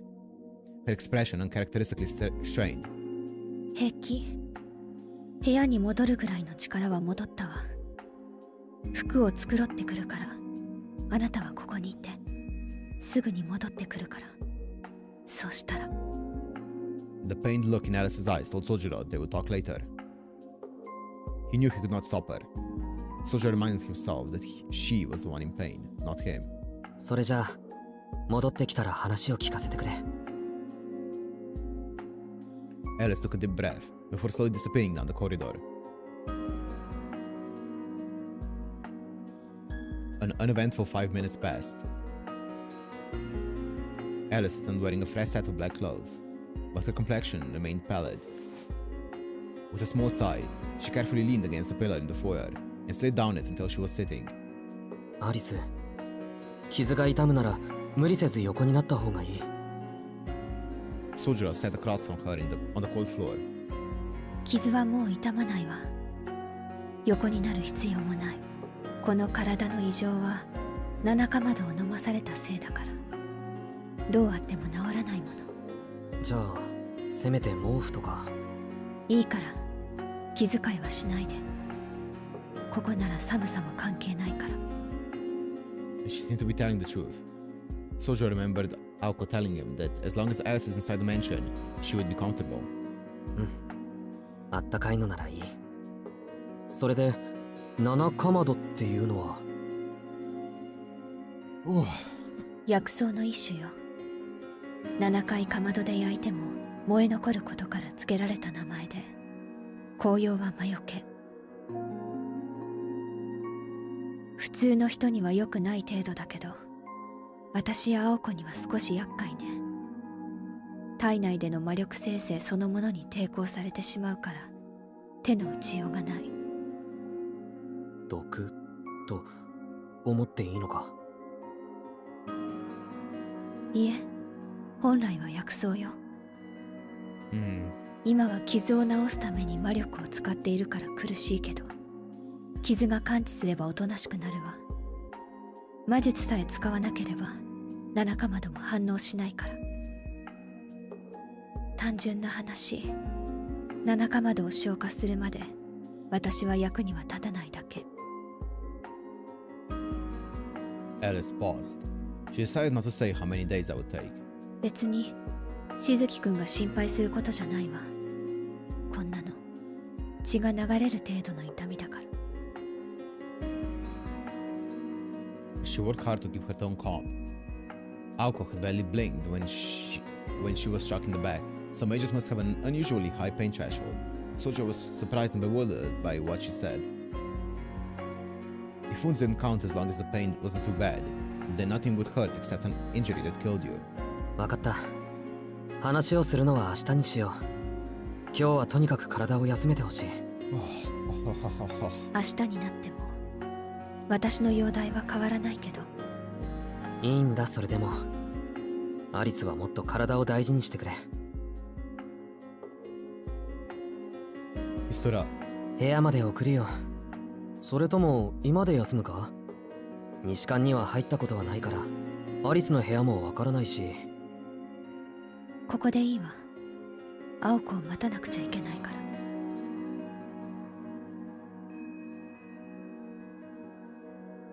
Alice looked out at the skylight. The moonlight illuminated her pained face. The foyer looked like it belonged to a rundown castle. Only the moon and Alice seemed more vivid in reality. Where did her strength come from? Soujyuro stared at her. Without understanding the significance of Alice's gaze, he turned his gaze to the night sky, powerless as it was.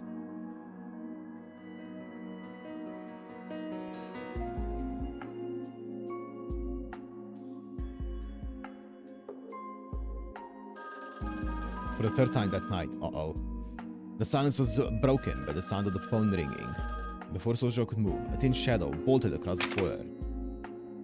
By the time he realized it was the weakened Alice, she had already taken the receiver in her hand.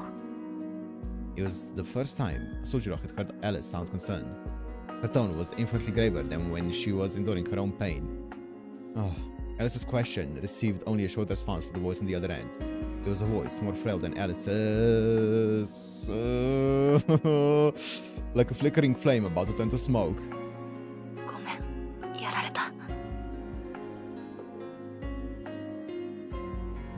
The phone was far from Soujyuro's ears, but the words he picked up were very unlike her. Despite saying so little, no, because she had said so little, the weight of Aoko's defeat struck Soujyuro hard. Alice silently set the receiver down. Only moments before, her body had been fighting the pain. Now it felt stronger than ever. It was like a scarecrow transforming into a beautiful stone statue. Seeing this, Soujyuro finally understood. Alice's expression when she looked at the moon had come from her trying to accept an immutable reality. Fuck off! Oh, fuck off! Oh, fuck. Oh, fuck. Okay, I'm gonna get some more tea, but...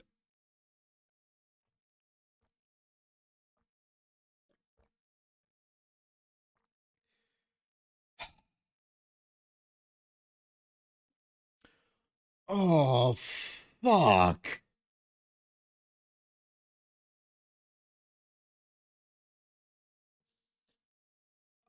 Fuck, I'm still fucking nervous as fuck. Oh god, let me just get some more tea.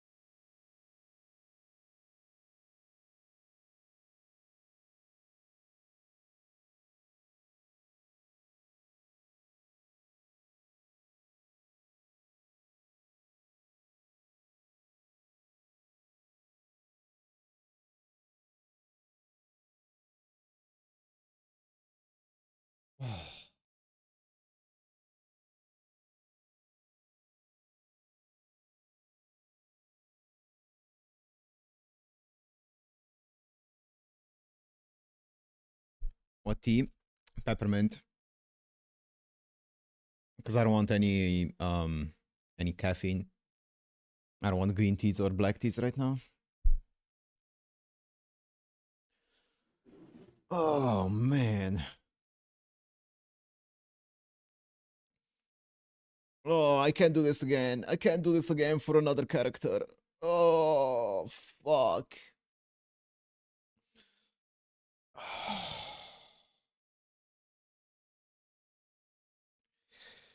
Okay. Okay. Fuck, dude. Fuck that Toko bitch. I swear to God, man, that she really went out of her way to make sure that Alice was suffering as much as possible, huh?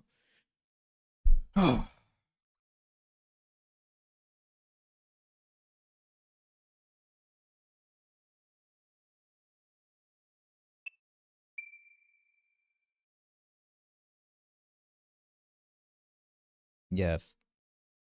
Screw that fucking piece of excrement. Aoko had not hung up, but the line remained silent. Alice set down the receiver, quickly put on her mantle, and made for the entrance, moving her injured body by sheer willpower alone.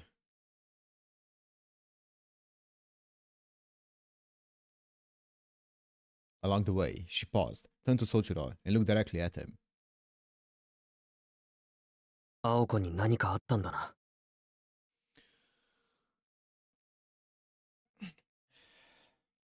Alice hesitated for a moment, before pushing aside her anxiety and grabbing his hand. しずきくん、一緒に来て。待ってくれ。一緒にってどこに？間教会まで。青子の方はエイリ神父にお願いするしかないから。間教会って病院の横にある。The father. そう。知っているのなら問題ないわね。説明する手間も省けたわ。Alice left the mansion and made her way down to the tree-lined path.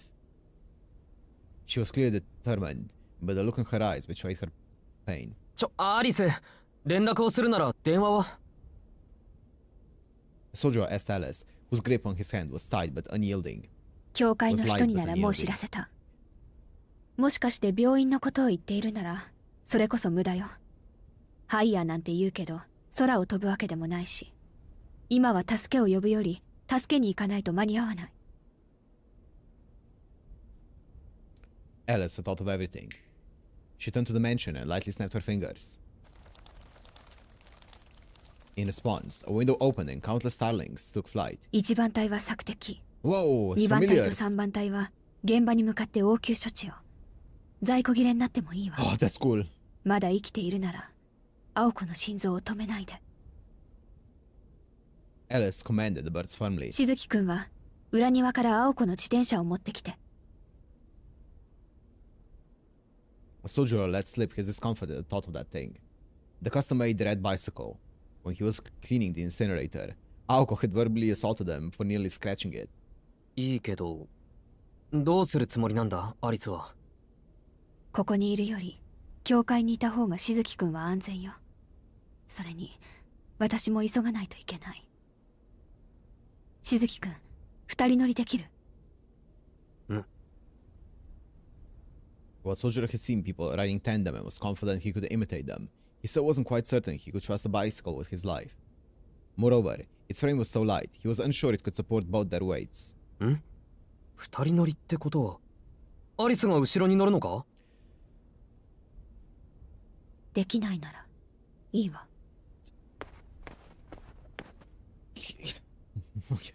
He moved. Alice turned away as if to snub him, then began walking. Unfortunately for Soujyuro, he was now on her bedside. いや、そういう意味じゃないんだ。アリスとはイメージが合わなかったから。Ignoring his pleas, she continued briskly toward the woods. There was no way she was going to ride the bike now. Sensing her stubborn streak, he desperately tried to call out to her. 待った。今のはこっちが悪かった。すぐに持ってくるから、怒るのはつけにしておいてくれ。Alice stopped. As soon as he saw her stop, he hurried to the rear courtyard, grabbed the key from where it was hanging, and used it to unlock Aoko's bicycle. By the time Soujyuro brought it back to the front of the mansion, Alice was continuing toward the アリ forest, スの性格なんとなくつかめてきたな。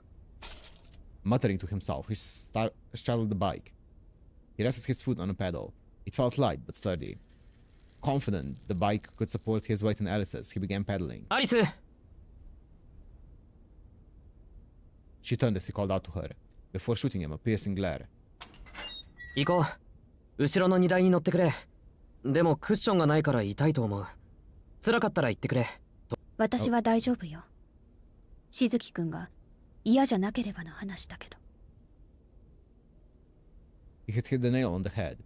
Alice definitely held a grudge over the smallest things. そういうことなら問題ないよ。アリスが後ろにいてくれるのは嬉しい。それで行き先は間境界でいいんだな。Unabashed and undaunted, he plowed on. His tones seemed to ease Alice's mood. She nodded calmly and took a seat on the luggage rack above the rear tire. 手を回すけど、私が触れても平気。ん？大丈夫だよ。体力があるのはさっき証明しただろ。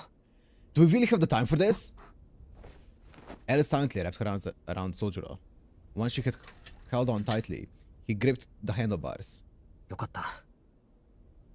He said quietly. 何が良かったの？ Soujyuro turned to her, an ambiguous expression on his face, and then began pedaling vigorously. He let go of the brakes, and the bicycle hurled down Shiro Inuzuka's steep incline. Surprised by the sudden speed, Alice gasped and clutched Soujyuro tighter. She almost protested, but stopped when she saw the serious expression on Soujyuro's face. Instead, she decided to tighten her grip. Under the night sky, a young girl had put her faith in a young boy.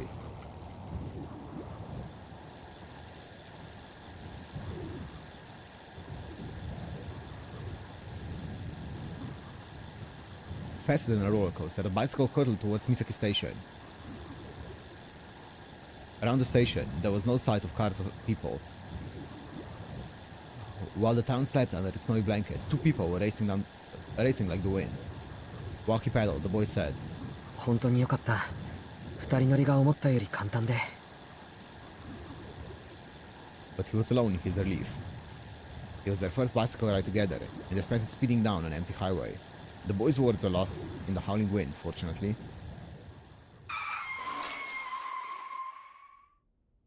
In spite of the late hour, there were still lights on in the church.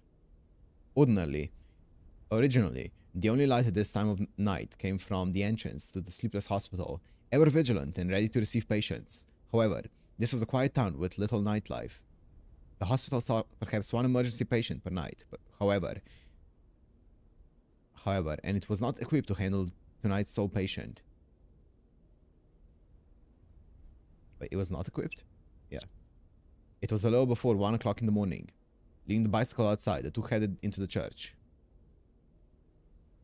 With its snow-covered roof, the church looked like it was wearing a white hat that lit up the darkness. In the entrance stood a tall shadow. Oh! The man's voice was placid. Dressed in a long coat, he had been waiting for Alice. エイリ神父、青子は？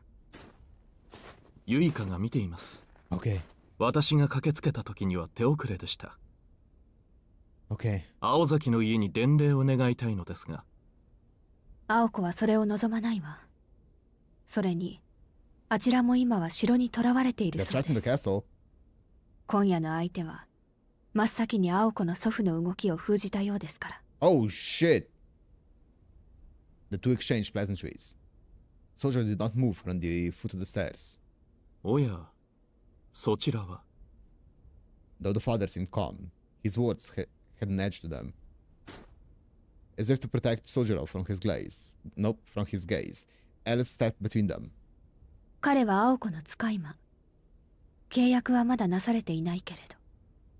使い魔ってアリス。Soujyuro was about to complain, but Alice shot him a fiery glaze. Glare. Oh my god, I can't see. Okay. Glare. The Talbot said, just shut up and play along. そうですか。そのような申告はありませんでしたが、届けが遅れたのは不問としましょう。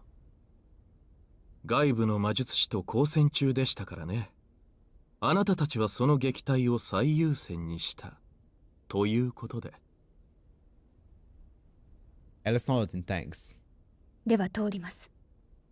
彼の同行を許可しなさい。ご自由に。私はこれより朝廷に向かいます。管理者が変わるのなら、両教会への資料を用意しなければいけませんので。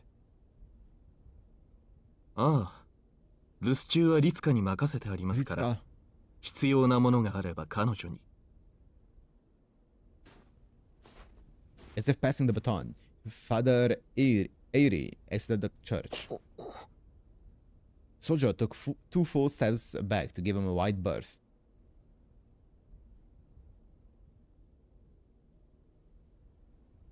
The priest had a dignified air about him. To put it bluntly, he was shockingly beautiful. Straight nose, glistening lips, not a single imperfection on his mildly effeminate face. But that only went as far as his appearance. His manner lacked any hint of softness or grace. Just by looking at him, you could tell he was dependable, like tempered steel, despite being somewhat unapproachable. The priest disappeared silently into the night, the darkness of his coat overpowering the moonlight. In awe, Soujyuro watched him leave. なんか仙人みたいな人だな。In his own way, Soujyuro was expressing affection. For some reason, Father Eiri's distant tone made him feel nostalgic. Alice gave Soujyuro a deathly stare. 気を許さないで。彼は教会の人間よ。私たちを監視する側だけど、今回は彼の手を借りるしかなかっただけ。許されるなら、真っ先に消えてほしい人間だから。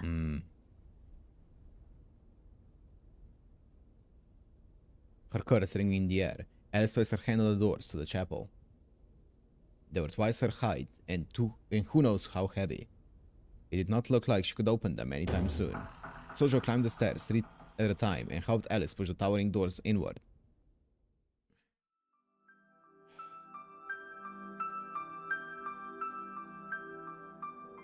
The dim light of the chapel brought with it the familiar scent of burning oil. Huh? The ecclesiastical interior was breathtaking. The tall ceiling, the stained glass windows on every wall. It all felt intended to illustrate the presence of the Holy Spirit within those chambers. Like before in the Kunji estate, there was not a single heater. The bitter cold made the chapel feel more severe. あっちゃん、こっちよ。Oh, what's up? Allie? The gentle voice echoed to the chapel, incongruous to its surroundings. It was the voice of a woman. We saw her リス before. カさん、奥。Alice made her way past the rows of pews towards the front altar. Soujyuro closed the large door and hurried after her. 早かったわね。これから迎えに行こうと思ったのに。Wait, this is Ritsuka? 使える足があったから。足って、あれ？あなた。Soujyuro showed himself, surprising the woman. They stared intently at each other, wondering what the other was doing here. 知り合い？ああ、うん。まずいことに知り合い。宗十郎さん、引っ越したって話だけど、もしかしてあっちゃんのところに下宿してるの？ Soujyuro nodded. Alice visibly soured at this unexpected development. どういうこと？しずきくん、リツカさんとはどういう関係？ We were cleaning windows together. Settings by disposed, really? Steam collectible cards too. 関係って、そうね。お魚屋さんでしょっちゅう割引してもらったり、荷物持ちを頼んでみたり、たまにお茶飲んだりする主婦の友みたいな。意味がわかりません。リツカさん結婚していないでしょ。Needless to say, Soujyuro was not a housewife's best friend and all that suggested, but there were more urgent matters at hand. うわ、そこを突っ込むのか。あっちゃん、私にだけは一切妥協がないのはどうかと思うの。リツカさんの場合、どこまで本気かわからないから。おかしなところは全部追求しておかないといけないだけよ。あら素敵。仲のいい姉妹みたいね、私たち。じゃあその信頼に応えて本当のこと言うと、彼とは町内会の顔見知りよ。スパイ行為とかそういうんじゃないし、そもそもそんな器用な人じゃないでしょ、宗十郎さんは。本当？ Alistair stated Soujyuro to let him know she was mad at him for hiding this from her. 本当だ。魚屋でバイトしてる時に知り合った人だ。前に親切にしてもらったんで、お礼にイワシを一匹サービスしたら、それ以来ごひいきに。そうそう。商店街で買い物してれば嫌でも宗十郎さんとは顔見知りになるわ。あっちゃんも怒るぐらいなら買い物に来ればいいのに。密かな商店街のアイドルです彼。アイドルとは人気者という意味で、値切りやすいかもって意味じゃないような。His apparent popularity would have to be questioned another time. Collecting herself, Alice focused on the door in the recesses of the church. 律香さんの事情は知りませんが、彼は青子の連れです。その他に説明はいりますか？ああ、やっぱりそういうことなのね。ま、言いたいことはいろいろあるけど、今はそれどころじゃないし。ええ、了解したわ。他ならぬあっちゃんの頼みだし、特殊な例だけど、彼はこちらで保護しましょう。Alice nodded and began walking to the door. アリス。ダメよ、宗十郎さん。As Soujyuro was about to follow Alice, Ritsuka stepped in his way. あなたは言ってはいけません。彼女たちに任せなさい。She asserted bluntly. Meanwhile, Alice had reached the door and entered further into the chapel. 言ってはいけないって。あなたのためよ。青子の容体は普通の人が見ていいものじゃない。気分を悪くするだけ。それとも嫌な思いをしてもいいくらい青子が心配なのかしら。Soujyuro was not able to give an immediate answer. It had finally hit him with just how bad of a state Aoko must be in. Based on Alice's condition when he found her, he intuited that Aoko's injuries might be even worse. He tried to imagine her expression in that state, but could not. 青崎相手に心配なんかしません。Literally, he had never been worried about her before. Not truly. でも会いに行くのね。はい。He answered her reflexively. Ritsuka sided the boy's naivete, but nonetheless stepped aside. どうぞ行ってらっしゃい。アリスさんが使ったドアから入って4番目の部屋よ。今一番取り込んでる頃だから、ゆいちゃんの邪魔だけはしないように。Soujyuro thanked her and went after Alice, leaving Ritsuka Susei, the self-proclaimed everybody's friendly neighbor, alone. さて、ゆいかあたりなら止めるんでしょうけど、ま、私は宗十郎さんの味方だし、傷つく男の子とか大好物だし、少々スパルタと自覚しておりますが、これも親切な姉心と思って、宗十郎さんには後悔していただきましょう。Let's see what's happening. She spoke with force, but her words echoed aimlessly around the chapel. With a sigh, she shrugged her shoulders and made the sign of the cross in a rather unpious manner.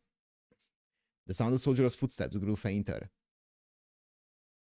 His lack of hesitation had left a pain in her heart. And not because he did not look back at her, but because he was choosing to ignore the primal fear inside him.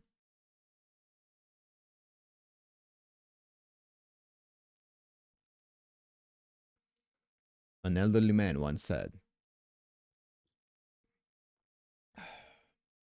"An animal's death and a human's one are two different things. You may think they're the same, but they differ to their core. Our heads have known the difference since the dawn of man. An animal's corpse, be it a pig's or a deer's, is different. If the swing of an axe or a machete is violent, then so must a human corpse be.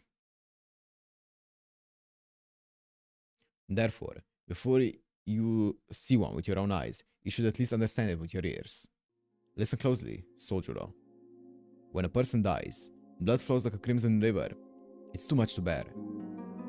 Perhaps because he was not used to the stone path beneath his feet, Soujyuro's mind wandered back to the words he'd heard as a child. Oh my god. The instant he opened the door, there was a palpable change in the air. The room was small, with only a simple bed and a small wooden dresser. And there was the bed. Aoko was lying on her side. Tending to her was the woman he'd just seen in the chapel, Ritsuka.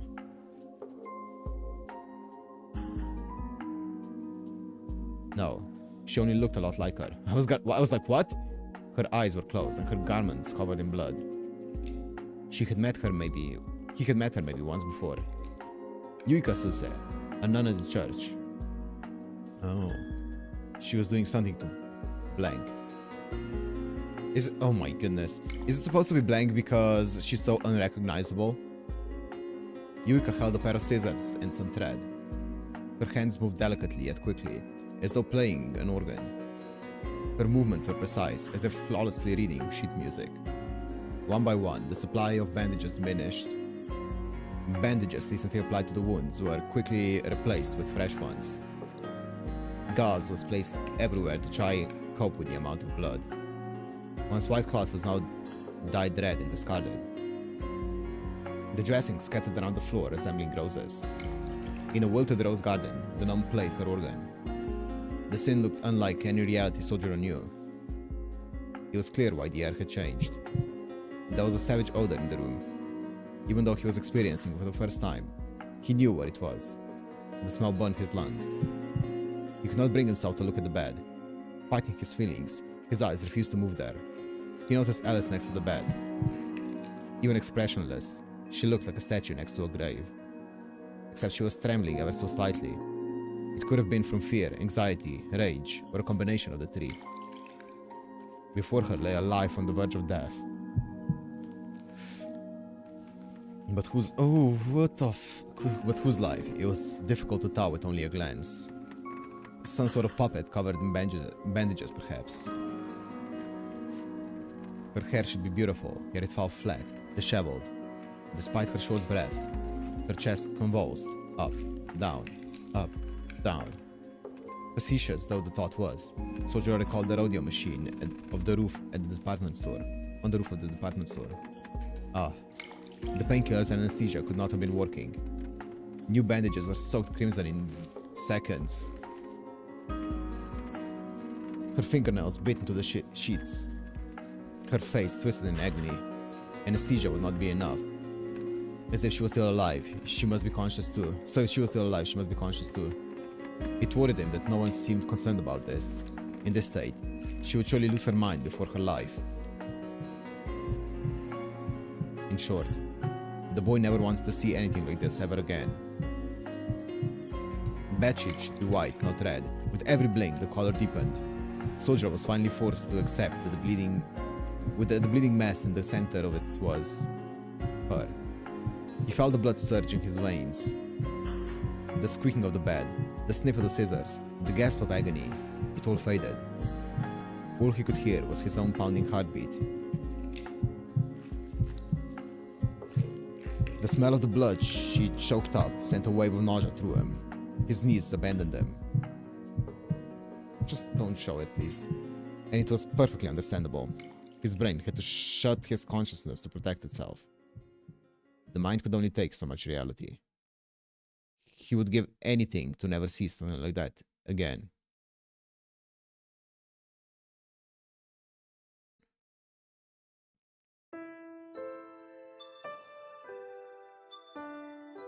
そうか。青子ちゃんは全部わかっているんだね。自分だけのことじゃなくて、この後に起きることも、何が残って何が残らないのかも、全部まっすぐに受け止めている。それでも自分であり続けられるということは、とても強いことなんだよ。And on she went. I kind of liked her smile, but she just had to go and say one thing I wish she hadn't. The last day of middle school seemed so long ago. As the ephemeral cherry blossom petals danced around, My little dream was crushed. I'd never really considered myself strong. At least until I began remembering those words from time to time. 青崎は分かってると思ってた。いや、きっと分かってるんだな。だから、そこが強いんだろうね。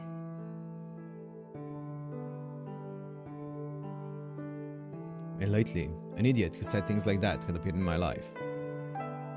I knew I always judged people more harshly than those around me, but to have someone I'd only known for a few days point that out was like a stab in the chest. Not only that, the words sounded so similar that made me so angry I couldn't see straight. Only him and one other person who ever said anything like that to me. Then again, I suppose my sister said the same without actually saying it. You're different from us. But me being me, I took it as a curse rather than a compliment. My actions, my choices, my morals, all the good and bad I've done. When all's said and done, am I really any better than everyone else? Of course I am. I'll never sacrifice myself for those around me. They just had to call me strong, true to myself, in spite of how alone, stubborn, and ridiculous I know I can be. When I was younger, it only confused me. I mean, I don't know any other way. I am who I am. The frustrating fact is, I simply don't have the courage to give up. So why? Why do I get treated special for doing what comes naturally?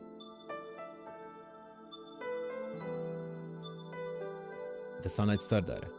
Maybe it was the pain from having her whole body held together by arcane threads, but Aoko felt like she had a silly dream. She gulped air through her painful, parched throat. Oh, thank God. Grey rays of light shone through a small window, bringing her back to reality.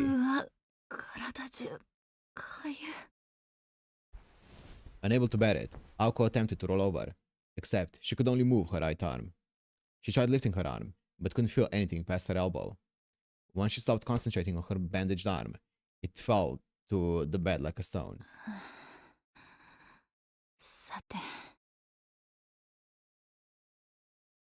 Oh! Aoko took in her surroundings, moving only her eyes.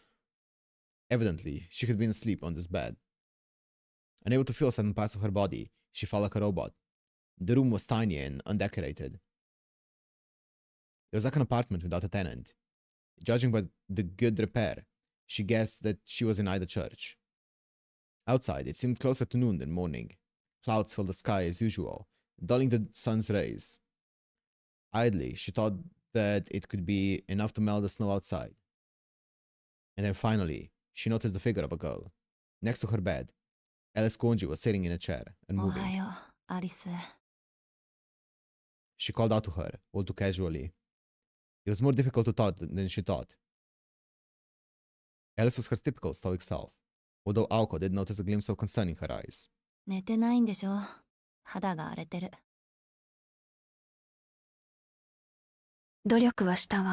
Jesus, she looks so roughed up.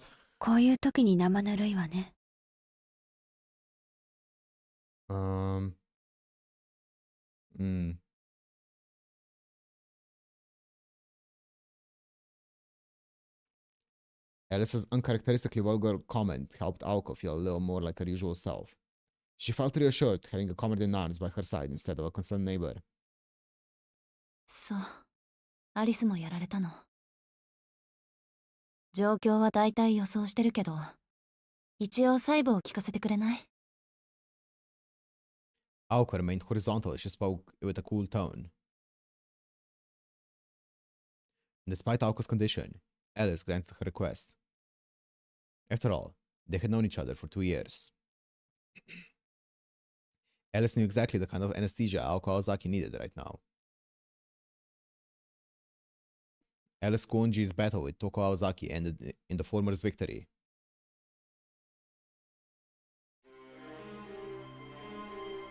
The Tame stroke was a special familiar even among fairy tale monsters. While lacking the incredible reality warping abilities of Flat Snark, its sheer mass, durability, and strength were second to none. Toko's Rune magecraft was rendered completely ineffective by its stone armor. In all fairness to Toko, most mages would not stand a chance against the bridge giant. The reason lay in the mystic's body. As a general law of magecraft, a mystic will lose to a stronger, older mystic. The history of the Bridge Giant dated back well over 1,000 years. The origins could be traced to the 1st century when Britannia was conquered by the Romans. Conversely, despite having roots dating back to the Age of Gods, runes had unfortunately been lost to time. Rune magecraft was little more than an attempt to revive and use a dead art. However, monsters from fairy tales like the troll were different. They lived on in the hands of Alice Kuonji. The magical world was vast, but one could probably count on one hand the number of magecraft that was still functioned after being chanted into the existence a millennia ago, as Alice's ploys did. In contrast, Toko, the rune user, was only about 2 decades old. Carving a rune took only a moment. There was no way a quick spell could defeat the personification of London Bridge in Alice's homeland. That being said, a beast had appeared that surpassed even those from fairy tales, Beowulf, the Golden Beast. It seemed absurd to compare a small and relatively powerless wolf to a towering stone giant. The Thomas Troll's attacks were earthquaking. A direct hit from its 50-ton strikes would smash anything to paste, while a glancing blow would still create mincemeat. And yet, the beast had attacked head-on and torn right through it. The wolf's fur bristled, and the creature metamorphosized like liquid. It was a breathtaking display. The wolf howled at the moon as if in joy, and shrieked forth like a bolt of golden light. In an instant, the duel was decided.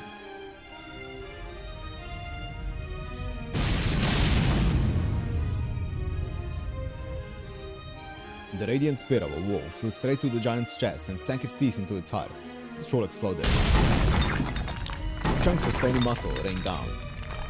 Luminous fur scattered in the wind.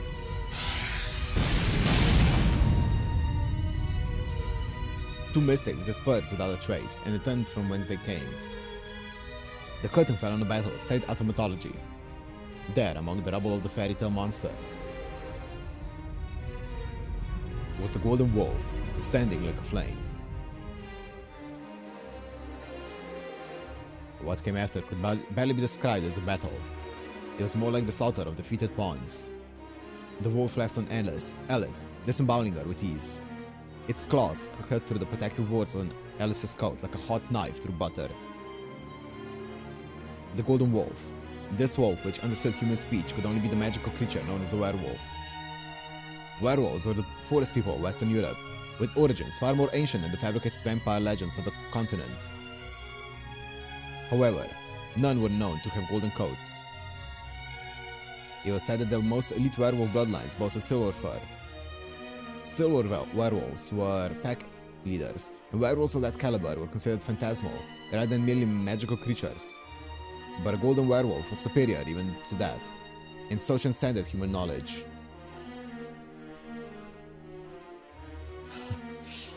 Okay.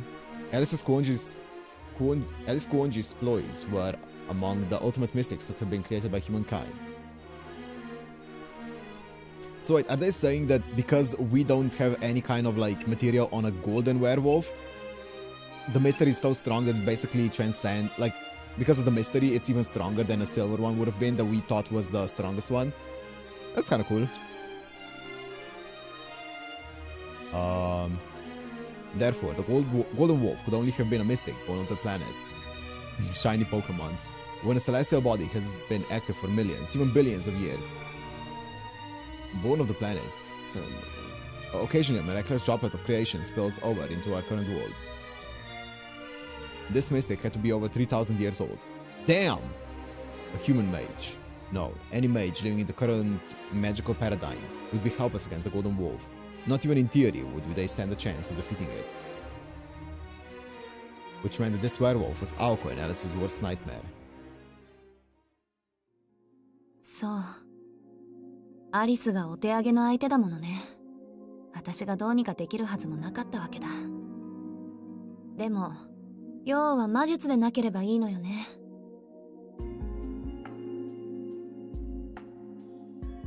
テムズの動力は魔力だけど、テムズのパンチは純粋な衝撃でしょ。当たりさえすればぺしゃんこじゃないの。残念だけど、あれ基本は狼の姿なだけで、状況によって形を変えるわ。テムズの腕を受け止めた時は大猿みたいになっていたし、機関銃やロケットで狙ってもかわされるか、体の硬い生き物に変化して防ぐんじゃないかしら。地球上の生き物なら何にでも変われるってことか。でもまあ質量までは無理かな。基本は2メートル台の生物のいいとこ取りってあたりで勘弁してほしいわね。ねえ、すごく関係ないけど、深海の生き物に変わられたらちょっと怖いと思わない？ Oh. Aoko narrowed her eyes as she bemoaned this creature's existence. The conversation appeared to have revived her fighting spirit. Once again, her eyes are focused and her thoughts clear. Aoko is back to her usual self. で、その後はアリス、うまく逃げられたの？いいえ、私もあの狼にやられたわ。Alice explained how the wolf had pinned her to the ground. Incidentally, she kept the part about Soujyuro rather short.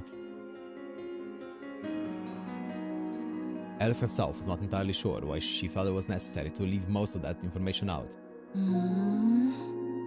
アリスの相手をした後、休む間もなく私のところに来たわけか。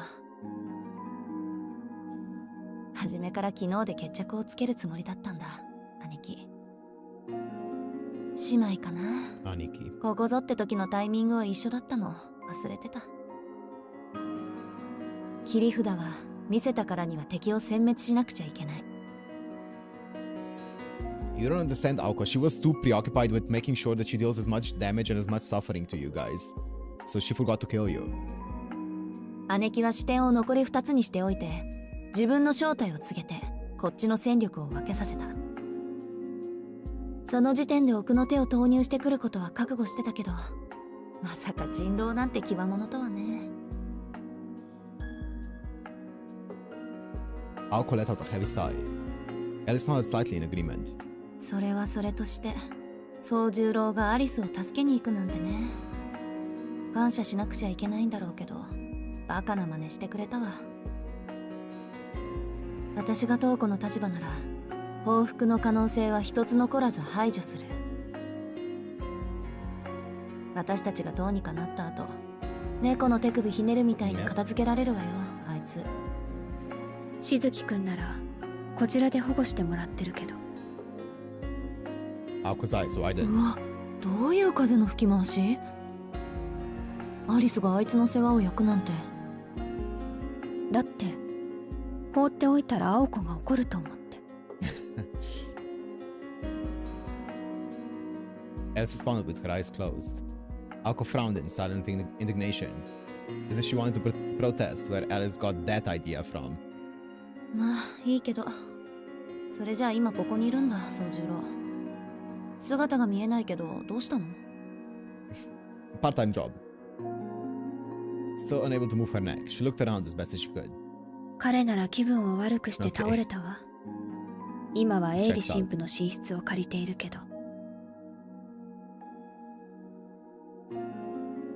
Aoko furrowed her brow and collapsed. Sure, he was under the church's protection, but had Toko set the wheels in motion for his death. 何があったの？一体。Alice paused for a moment before carefully answering the question. それが、彼、あなたを見て嘔吐したの。Yeah, understandable, bro.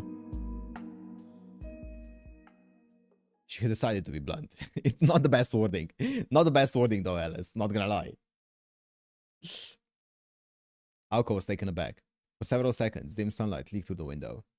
When she had found her voice again, she muttered. いいけど、ひどい侮辱よね、それって。Yeah, rude wording. Perhaps amused or even exhausted from staying up all night, Alice cracked a tiny giggle. 何よ。そんなにおかしい、アリス。さあ、どうかしらね。けど、しずきくんにも言い分はあるでしょう。今のあなた、とても見られたものじゃないわ。Aoko praised her physical state. She was dressed in a hospital gown. Bandages covered the majority of her body. Her right leg was in a plaster cast. Since she could move her right arm, she brought her bandaged fingers up to her throat. そっか、思い出した。Oh. あのガキ、まず私の首元に噛みついたんだっけ。すごかったわよ、首が噛み砕かれるのって。ゴキンって音が頭の中に響いて、気持ち悪いったらなかったわ。ち、あそこから好き勝手やられたもんだから、つい忘れてた。Aoko sounded upbeat, but the look in her eyes was anything but.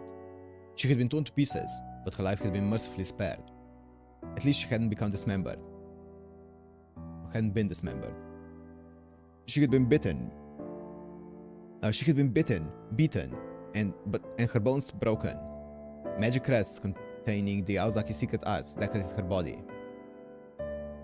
Even if her spine was broken, as long as her body was alive, the crest would piece it back together. Despite the crest easing the pain a little, she's so hurt enough to want to kill that wolf 100 times over. 視点は全部壊された。これで三崎氏の霊脈はフリーってわけね。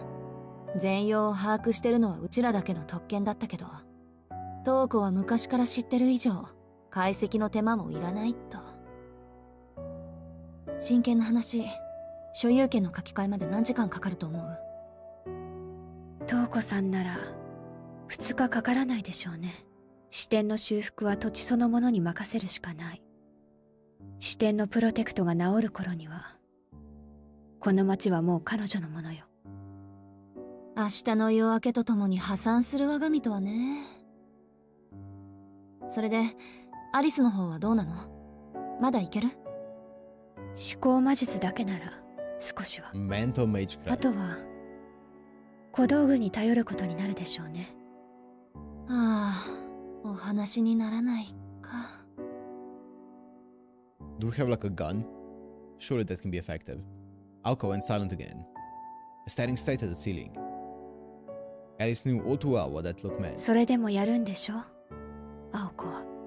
まあね、私諦めるのってできないから。で、そういうアリスはどうなのよ。私は一度自分のものになったものは決して人には渡さない。Aoko muttered in agreement to Alice's terse response. Alice's intense attachment to her possession was enough to make even Aoko shiver. Once something is mine, it stays mine. To take it a step further, betrayal was an unforgivable sin. This personal motto was further proof of her uncompromising nature. オッケー、決まりね。じゃ、悪いけどもう少し休ませて。今晩までには何とか動けるようにするから。Oh, well. If the nun who stitched her back together had heard that, she would have fainted. Aoko could barely even eat in her current condition. Even so, Alice nodded and stood up. As Aoko's partner, she knew that once her mind was made up, she had to trust her. Silently, the girl in black began to take her leave. She stopped in front of the door, her hand to her mouth. Alice? Aoko was curious, suspecting that Alice had something silly to say again. Quite the contrary. Instead of blushing, Alice furrowed her brow, like she was thinking over a difficult riddle. Alice? Aoko called out, but Alice remained with her back to her roommate. なんで間に合ったのかしら。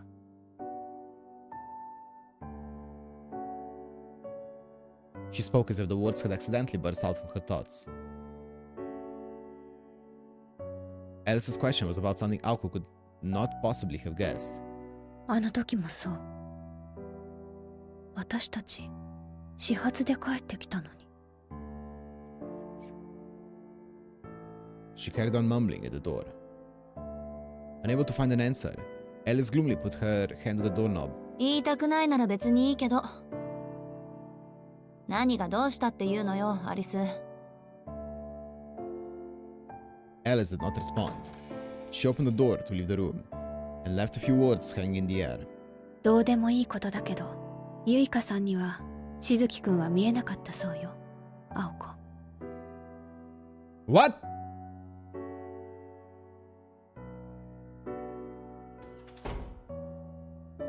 The door closed with a thud. そりゃまた珍しい。Aoko mumbled to herself from her bed, seemingly slightly happier. Oh! Okay, true. Blind since birth, Yuka Suse saw the world through her other senses. She was especially sensitive to enemies, or those who bore ill will, and typically viewed almost everyone as a threat. Presumably because that was the easiest thing to pick up on. So when she said she couldn't see Soujyuro, that meant he was completely calm. Okay, well, that doesn't tell me anything new. I thought it was gonna be like, okay, it's fine. And then, that harmless individual decided to pay the small sick room a visit. Soujyuro looked like a stiff breeze could knock him over. It made Aoko wonder who the real patient was. 何しに来たの？ Oops. Though Aoko could barely move, she was still able to give him the cold shoulder. His expression gaunt, Soujyuro grunted something or other before beginning to speak more coherently. アリスが客間で眠ったから礼拝堂にいたんだけど、人が集まりだしたんで、こっちに逃げてきた。あ、礼拝の時間か。Yeah, Manuel. Oh, sorry. I was thinking like, I was starting to get into the sixth sense. I was like, it was indeed Christmas, but regular mass was on Christmas Eve. The ones gathering in the chapel must have been truly devout followers. Tourists were rare in Misaki after all. So much so that almost no one visited the area this time of year. The worshippers must have been locals. それで別にどうってことないでしょ。探せば顔見知りもいるんじゃない？ Aoko was as distant as ever. She clearly had not forgotten the fact he had vomited when he saw her, and a hint of spite leaked into her voice. Then again. いや、ちょうどいい機会だから、いろいろと聞きたくなって、少し話をしていいかな。Since Aoko was always in a bad mood, Soujyuro did not pick up on anything out of the ordinary. She wanted to tell him to go drink some water because he looked ready to collapse, but he didn't seem aware of his own condition. And to be fair to him, Alice did say Aoko was in a bad shape, given how unaccustomed to blood Soujyuro was. It was no wonder he had fainted. ああ、そうか。話なんてまだ無理だな。すまない。出直してくる。The soldier seemed to have misunderstood Aoko being deep in thought, as not having enough stamina to speak. Naturally, this did not sit well with Aoko. 待ちなさいよ。話だけなら別に構わないわ。やる気持て余してるし、暇つぶしがてらに相手してあげるわよ。ま、退屈しのぎにしてはちょっとグレード下がるけど、この際贅沢言ってられないし。Soujyuro sensed this was going to be rough, but took a seat on the chair next to the bed. 何が聞きたいの？ Aoko spoke energetically in an attempt to distract from her weakened appearance. Naturally, she knew she was fooling no one. やっぱり青崎は強いな。安心した。And Soujyuro said, nodding in admiration. Aoko shot him an unimpressed look in response to the unwanted praise. あんたってほんと間が悪いわ。いいわよ、別に。私の夢の話だから、そっちが気に病むことは。She glowered, remembering. Come to think of it, almost everyone in her dream was here in the church, turning her dour expression into an irritated one. やめやめ、こんなつまんない話。聞きたいことがあるなら手っ取り早く済ませちゃってよ、宗十郎。よかった。じゃあ、トウコさんの話じゃ、俺も無関係じゃないそうだし。Soujyuro spoke calmly, making Aoko wonder if he really understood the gravity of his situation. He was Toko's enemy now. He was defenseless and needed protection. Neither Aoko nor Alice could help him, and the church could withdraw their sanctuary at any moment. He had picked a side, and that had turned him from an from innocent bystander into target. The answer he sought was as simple as that. He knew the facts. He was not a mage and was therefore powerless. まあそれでもアリスは助けられたわけだし。 Aoko did owe him for that. To say thanks, she decided to at least give him the whole story up until now. よし、今までの経緯も含めて軽く説明してみましょうか。私も何か得るものがあるかもしれないし。 Aoko composed herself before beginning her explanation. The battle began at the end of November. A lot had happened since then, including meeting Soujyuro. 事の起こりは1ヶ月前。三崎市に貼られた結界の端っこが何者かに消されたのが発端だった。私が跡継ぎになってから5度目の What's up, Dante? 三崎市を狙う敵の登場ってわけ。今回の敵は私たちとは直接戦わず、まず土地を奪うところから始めたわ。今までのやつは私たちを半人前と舐めていたから、大抵は真正面から仕掛けてきて、勝手にアリスの猟犬の餌食になったんだけど、町の結界には2種類あって、侵入者を見つけるものと土地の力を有効利用するものがあるの。敵が壊したのは土地の結界の方で、これが全部壊されると私やアリスは土地の所有権を失ってしまう。土地のないはぐれ魔術師と同じになっちゃうのよ。もちろんそうならないように侵入者をあぶり出すための結界があるんだけど、こっちには何の反応もなかった。ま、当然よね。今回の敵は私の姉貴青崎東子その人だったんだから。青崎の結界は同族である姉貴を敵とみなさなかった。あるいは姉貴は結界の抜け道、構造の資格をついたのかもしれない。もともとうちの後継者はあの人だし、それぐらいの知識はあったでしょう。そうして姉貴は私たちに見つかることなく好き勝手に結界の支点を壊し始めた。時間をかけてゆっくり壊していったのは、外からやってきた部外者を演じていたからでしょうね。さすがに連続して壊されればこっちも身内の犯行だと疑うし、うち親戚である浅木家とは仲悪いままだしさ。 By the way, I don't know if I'm forgetting the detail, but do we get the information as to why the bounded field back all the way back at the beginning when Soujyuro first saw Aoko and Alice attack the puppet? Do we know the information why they weren't able to detect them back then? Because they were, you know, surprised that the bounded field that Alice set up didn't detect Soujyuro. Do we know why it didn't pick up Soujyuro? Or do we still not know that? No, we don't know? Okay. ま、姉貴の芝居に騙された私たちが間抜けなんだけど、セオリーとして結界崩しは長丁場になるものなの。管理地の結界は強固に作られているからね。Okay. 普通は半年単位での攻防になる。 Good, just making sure that I'm not missing something. Because they were talking about it here, with the big bounded field. 攻める 6 months, 側は okay. まず結界を形取る視点が何個あるか、それがどの5大要素でくくられているか、退去の正しい順序はどれか、もちろん管理地の魔術師たちの目を盗みながら。 So that's gonna all play into the mystery around Soujyuro. I'm excited to see what Soujyuro is all about. 対して守る側は侵入者がいることに気づくから、悪さをされる前に敵の拠点を見つけ出して外敵を排除する。こんな感じで結界崩しは長期戦、あるいは前哨戦になるものなの。大抵は攻める側が視点を壊すぞとアピールして土地の持ち主を翻弄疲弊させてから、魔術師同士の直接対決で決着がつくわ。なんで結界を全部壊す必要はないのよ。管理地の持ち主を始末した方が早いし、その後は術式さえ解読しちゃえば土地を結界ごと横取りできる。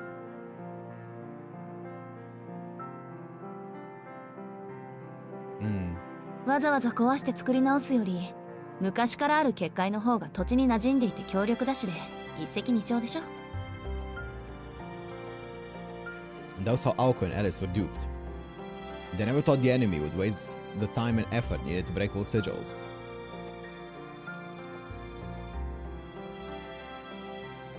だから私とアリスはとりあえず受けに回った。視点を探すために街を調査している敵を待ち伏せて、これを片っ端から倒そうって。でもそのうちの一つがケチのつき始めだった。三崎町の公園で山張って待ち受けていた時、どうでもいい第三者が覗き見してやがったのよ。 Yep. Indeed. It is the ultimate taboo in the world of magecraft. The existence of mages must never be revealed to outsiders. その後のことはわかるでしょ。私は敵との小競り合いをアリスに任せて、それより重要な目撃者狩りに専念せざるを得なくなった。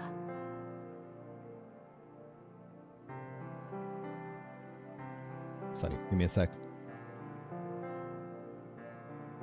1 second, guys.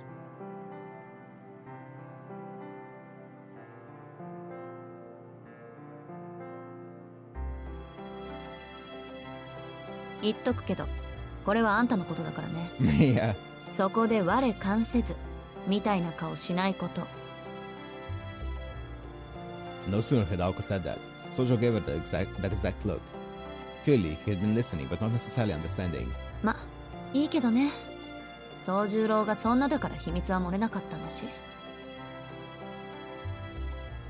で、あんたっていう目撃者を消そうとした私の単独行動は、敵にしても都合のいいものだった。強敵であるアリスがいないんだから、敵はこれを機会に私を始末しようと特注品の人形を差し向けたと思っていたけど、あれはただの嫌がらせね、間違いなく。そうでなきゃ私そっくりの人形なんて派遣するかっての。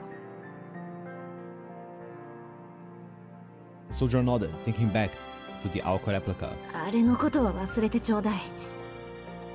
Of course you would. まあ、そこから先はあんたもうすうす知ってるでしょ。私とアリスは敵との戦いに専念することになって、毎日のように捜査の手を空振って決戦の夜を迎えて、今はこうしてる。大体の経緯はこんなところよ。 She sat down on her body, as if recalling what had happened. As if recalling what had happened would help her accept her current state. Under the sheet, magical energy steadily flowed through her partially bandaged body. 青崎、これまでの君たちの話は分かった。Yeah. けど、肝心の今の状況はどうなっているんだ？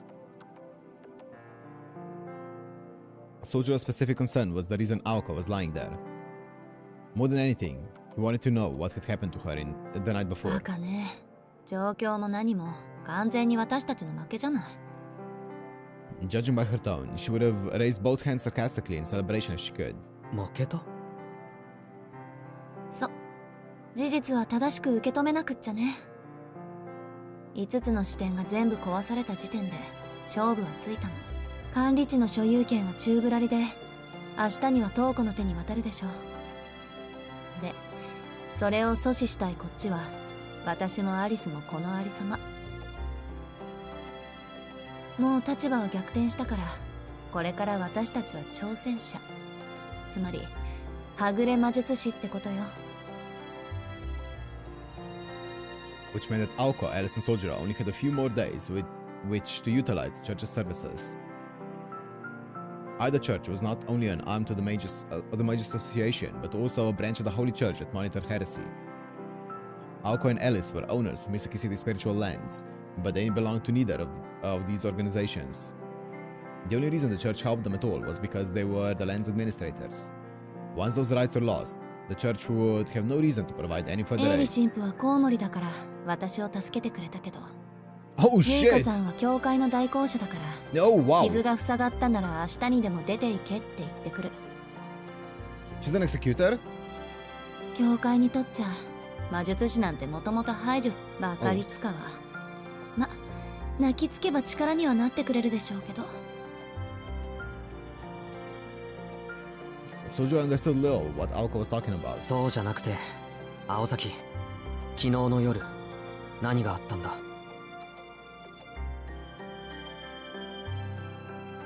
That's literally their job? Is everyone that's working for the church an executor? Soujyuro pressed her, and Aoko really wished he had not. 見てわからない。惨敗なんてものじゃないわ。喉に食いつかれる。体中好き放題噛まれまくる。挙句に右のももなんてなくな Yeah, って that's た what I そうだ。 assumed. I assumed it's only like the elites. My throat was torn to pieces along with the rest of me. My right thigh was basically gone. Okay. ま、 I mean, how ア big リ you ス were. の Oh, チョコレ sorry. ート Yeah, の yeah, お yeah. かげで出血死を Okay, I 免 see, I れ see, た I け see. ど、 I see, Robert. I see. If it wasn't for Alice's chocolate, I'd have bled to death. Okay. She knocked on the cast around her leg. Aoko spoke casually, but was trying to hide how much she wanted revenge for being humiliated. In contrast, Soujyuro felt empty. The color he had in his face began to fade. Was he repulsed by the terrible situation, or were his instincts telling him to flee? Regardless, he appeared very human. なんでそこで固まる？あ、そっか。私を見て吐き出しちゃうぐらいナイーブなんだっけ、宗十郎ってば。大丈夫よ、今はくっついてるから。ゆいかさんは治療専門だし、私だってただやられてたわけじゃないし。復元は青崎の得意分野だから、あれくらい問題ないわ。She gave him a reassuring look, but his expression was unchanged. Aoko had expected him to worry, but this level of concern made it hard for even her to berate him.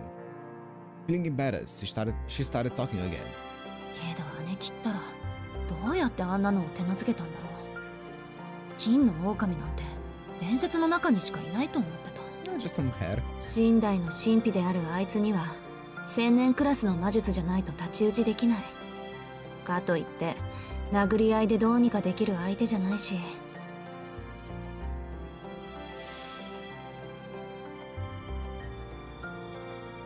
If region is Aozaki's specialty, why is Alice Loki better? To be fair, I don't think it's fair to compare them, because like the witches have like the mage crest, or not the mage crest, but the mage circuits embedded on like their bones, their veins, their everything.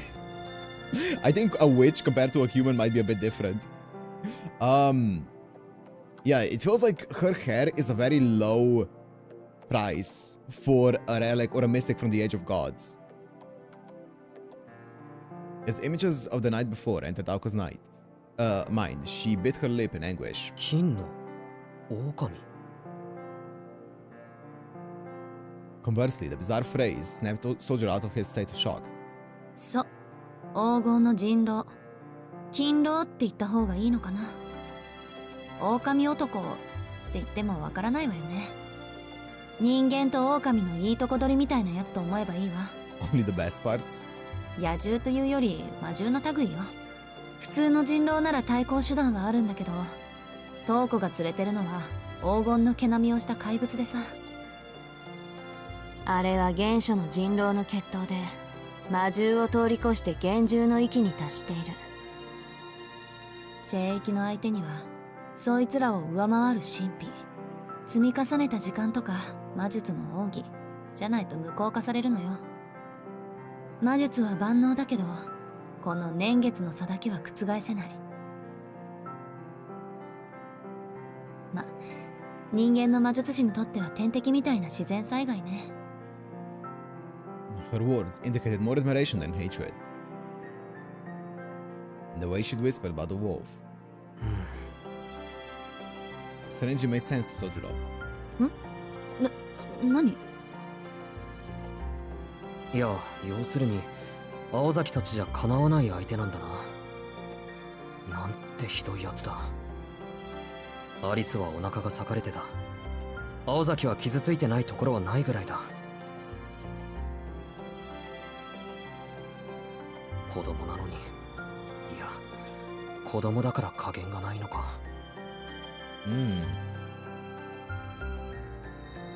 Soujyuro's face was ghostly pale as he muttered nervously. Yo, what's up, Dynasty? Aoko merely nodded in agreement. ほんと。Dynasty, we're on chapter 11 out of 13. 人の体を何だと思っているのかしらね。あのお子さん。なぬ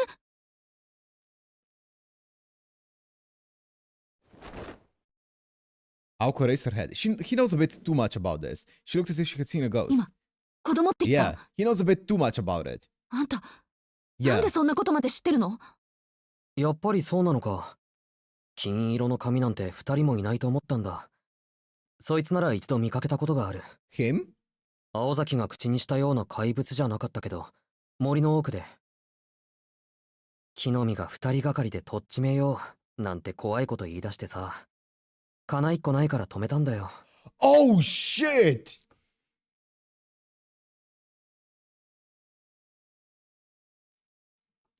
His tone was as curious as the things he was trying to articulate. Aoko, however, had more pressing matters.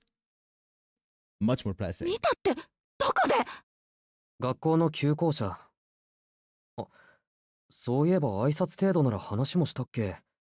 一度だけアルバイトの時に牛肉50キロを生で届けたことがあって。 Oh! That was when the guy... Was that when the guy was like, yo, don't worry about it. I know we have some weird... I've seen weirder stuff in my line of business. この大バカ者！ Foreigner... Checo's foreigner boy.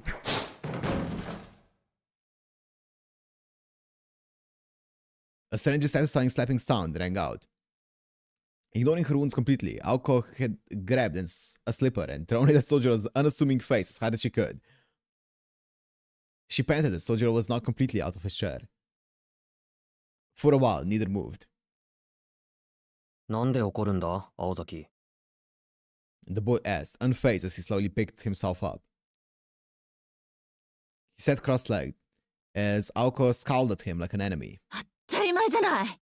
なんでそんな怪しいこと黙ってんのよ、あんたは。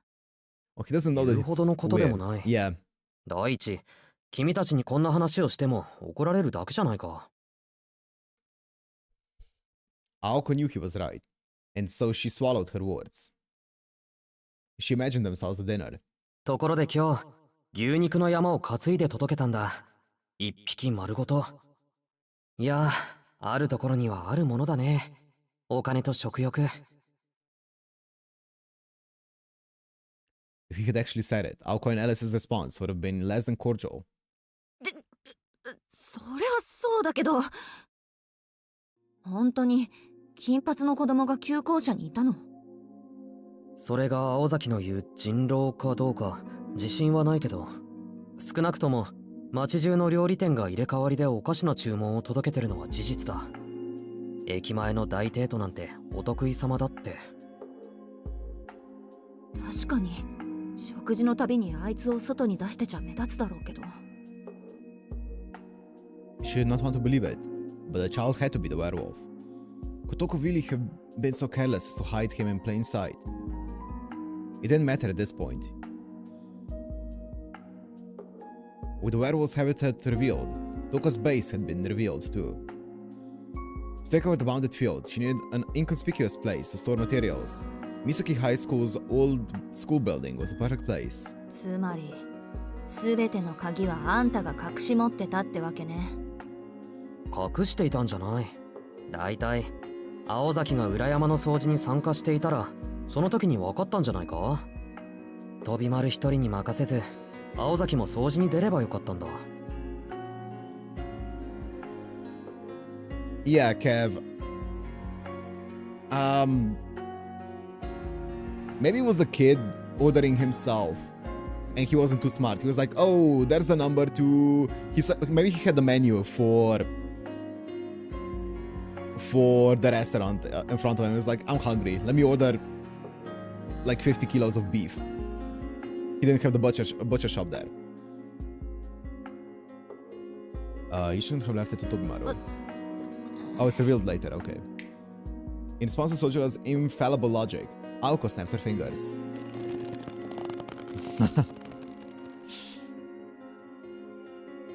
Instead of another slipper missile, she let the fateful white collar express how she felt.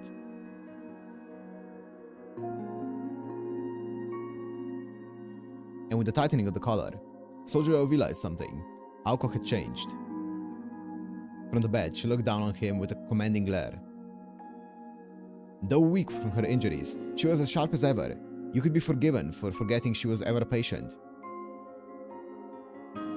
and she was raring to fight. It went without saying who her rage was directed at. Aozaki? Aoko responded in a vulnerable tone. Perhaps she had been taken by surprise. Now she had an objective. She had been lost in her own little world. ありがとう、Soujyuro. He expected her to be sarcastic, but this was different. She was genuinely thanking him. He had never known her to be like this and was taken aback. とにかく、トウコの居場所が分かったのはあんたのおかげだから、礼ぐらい言っておこうと思ったの。それがお気に召さなかった？いや、お礼を言ってもらえるのはいいことだけど、まさかその体でトウコさんのところに行くつもりか。Well, I feel like we're gonna be seeing a certain Red Riding Hood make her entrance in that final fight. His tone was closer to scolding than sympathetic. Aoko simply nodded resolutely. 取られたものは取り返すものよ、Soujyuro。それもすぐに相手のものになってしまう前にね。Oh, shit. She sounded unshakable. Even so, Soujyuro would not back 勝ち目 down. がなくてもか。暇はないと言うけど、今はそれ以上に休息が必要だろう。その傷だって今は見れるけど、昨日はひどかったじゃないか。生きていたのが幸運なぐらいだ。違うわ。あれは幸運なんかじゃない。そんな玉かっていうのよ、トウコが。幸運じゃない？そう。トウコはね、私が生き残れる程度の傷にとどめたのよ。今回は見逃してやるから、もう一度やってこいって意味でね。だから私は生きてるんだし、トウコは私が行くのを待ってる。お互いがお互いの舞台の幕を下ろすために。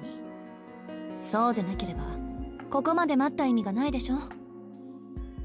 いやだけど、あんたの言葉を借りるならね。Irritation tainted Aoko's words. From the side, she looked terrifyingly serious. She was ready to fight to the death. Toko had given her little choice. Soujyuro could understand neither sister. 殺すために生かしたっていうのか、トウコさんは。青崎はそれが分かっているのに行こうとしている。そうよ。勝負はついたけど、まだ私たちの話は終わっていないもの。確かに全開してから行った方がいいに決まってる。けど、そうしている間にトウコは岬の深部にたどり着く。そうなったら、Yep. 私の最後の切り札さえ使えなくなる。Here we go. Her trump card. 自分にできることを自分からなくしてしまう。I am very curious to see what that's gonna do. Though the pain in her azure eyes was not as deep as the pain of death, it spoke of the regret she would feel if she did not do anything possible while blood still flowed through her veins. 納得いったのなら黙ってていい。これは私の戦い。あんたには何の責任も関わりもない。私の人生なの。座して死を待つなんてまっぴらごめんよ。勝つ気があるならいつまでもベッドで寝てるわけにはいかないでしょ。 This OST is, yeah, this OST is fantastic.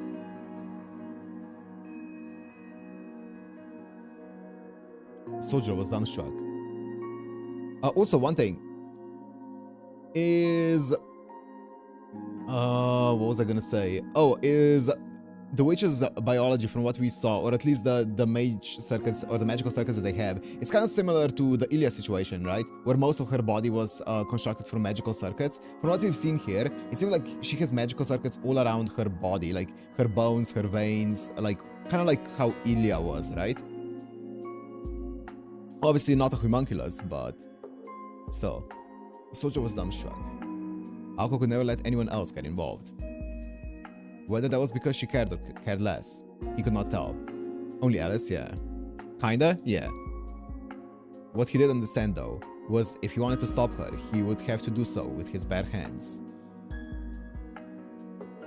And he knew better than to try that. Even so, he had to ask one last question. If he did not, he would not be able to live with himself after leaving this room. わからないな。 Welcome back, 青 Ilya. 崎はなんでそこまでするのか。俺には想像もできない。君を縛っているのは義務と強制。どっちなんだろうね。There was a sadness in his eyes. However, Aoko was unmoved by them. らしくなく難しいこと聞いてくるのね。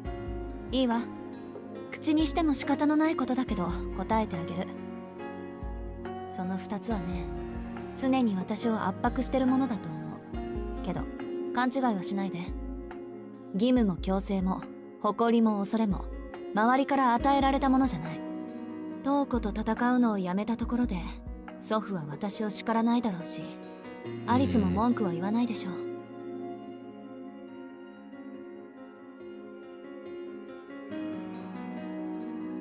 ここで逃げてもそれはそれで誰にとってもどうでもいい話になって終わるだけ。だから他人は関係ない。That's cool. 本当に意味なんてないのよ、何にだって。 That's cool. でも私はトーコから逃げたりしない。これはただのここにいるっていう存在証明なの。私は単に意味がないからこそできることは全部やるって決めただけなんだから。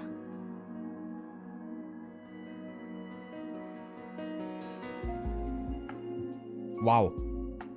Wow. That was cool. Jesus. With fiery passion, Aoko Aozaki said her piece.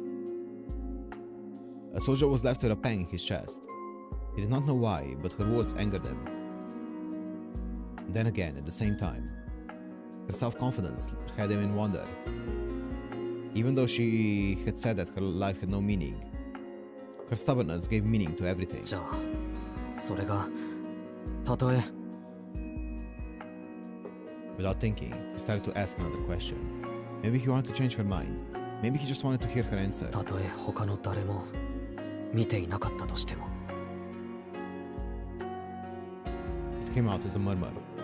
Indeed, if no one was watching, no one could know that she had fled. This is the situation Aoko was in. Even so, she shot him down instantly. あら、見てるわよ。少なくとも私自身がね。She's so cool. She's so cool. She's so cool.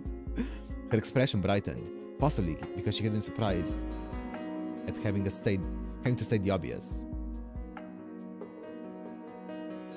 Soujyuro was wide-eyed in shock, but Aoko remained nonchalant. 知らないの、宗十郎。Zelrech always watching. Haven't you figured it out yet, Soujyuro? 生きてく上で一番の観客っていうのはね、他ならぬ自分自身なのよ。だから人生っていうのは油断ならないんじゃない。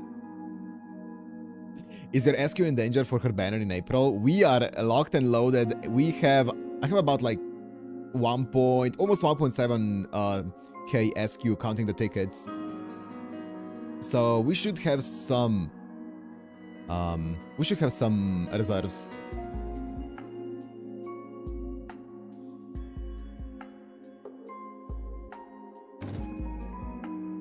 Soujyuro did not respond to her somewhat exasperated tone, but simply rose to his feet. He looked defeated, which was not like him at all. 宗十郎？すまない。君が素晴らしいことを言っているのはわかるんだ。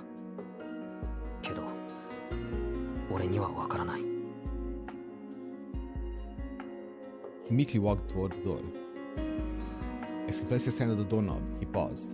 For a few seconds, he fought with himself, desperately trying to think of something to say. No words came forth, and so he opened the door. It swung with a strange creak, and he left the room. That's interesting. This is very interesting seeing this kind of reaction from Soujyuro. After watching him go, Aoko turned her gaze towards the window. You know, I kind of want to quickly see this again.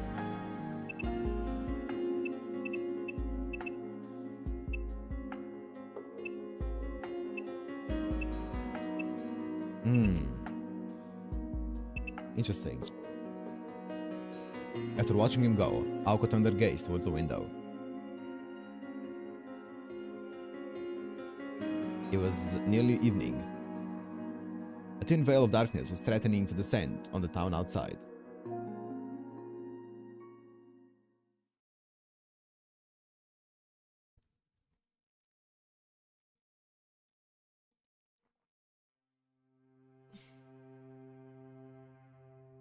By evening, only Soujyuro remained in the chapel. He sat alone at the end of a pew. Pew?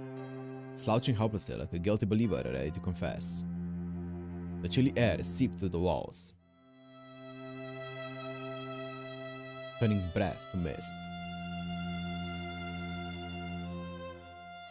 The frigid air stole the heat from the body without mercy. Soujyuro looked around the chapel's tall ceiling and spacious hall. The room made the air feel colder somehow.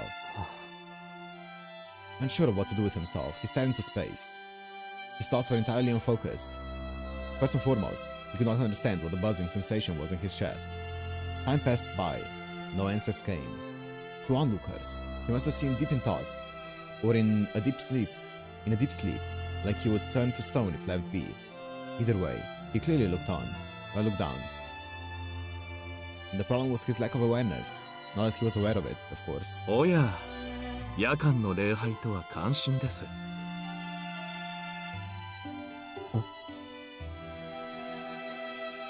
Soujyuro raised his head and turned to where the voice had come from. Stood before the altar was the man from last night, dressed in priestly garbs. How long had he been standing there? The sound reverberated dryly through the chapel hall. Soujyuro did not have the strength to stand, let alone leave. He just stared at the approaching shadow. もっとも、この教会に精霊なんていませんけどね。ここ、座りますがよろしいですか？ The priest pointed at Soujyuro's pew. Without waiting for an answer, he took a seat at the opposite end. 改めて挨拶を。私は文塚エイリ。この教会の何なんでしょうかね。書類の上では持ち主になるんでしょうか。エイリ神父と呼んでください。エイリ・フミズカ。あなたは静木宗十郎君ですか。なるほど。確かにユイカには見えない。Father Airi spoke in a gentle but uninvested tone. He was a thorough egoist. Soujyuro knew all too well about people who spoke this way. The individual who cared for him when he first came down from the mountain was one of them. Soujyuro glanced across at him apathetically. Father Airi seemed unfazed by the lack of direction to the conversation. 少し君と話がしたいのですが、Soujyuro responded with a nod. Father Airi replied with an artificial 青子 smile. が心配のようですね。別に律香さんにもそう聞かれましたけど、青崎の心配はしていないんです。Soujyuro stared straight ahead as he answered, his voice sounding uncharacteristically weak and unsure. けど今はずっと彼女のことが気にかかっている。それがなんだかわからなくて、さっきから考えてる最中です。簡単ですよ。君は単に青子に嫉妬しているのです。With those few words, Soujyuro snapped out of his funk. Oh. He clapped his hands and turned toward the priest. そっか。俺は単に青崎が羨ましかっただけなんだ。いや、でもそれは困るな。自分の中にそういうところがあるなんて気づきもしなかった。Father Airi did not respond to his confession like ramblings. それで話っていうのは何ですか？いえ、話というより質問です。君は今まで山奥に住んでいたと聞きました。そこで一つどうしても気になることがあって。The Celesty goes so hard. 気になることですか？はい。おそらく今まで誰もあなたにこの手の質問をしなかったのでしょう。それはあなたが他人にその手の不安を感じさせないからです。実際私もそう思いますし。ですからまあこれも縁ですし、私も肩書きがこれですしね。迷える子羊がいるんですから、それなりの務めを果たさないと後ろめたいというか。Father Airi looked at Soujyuro placidly. His pupils were like black holes that could suck the soul out of your body. おかしなことが気になるんですね。その質問というのは。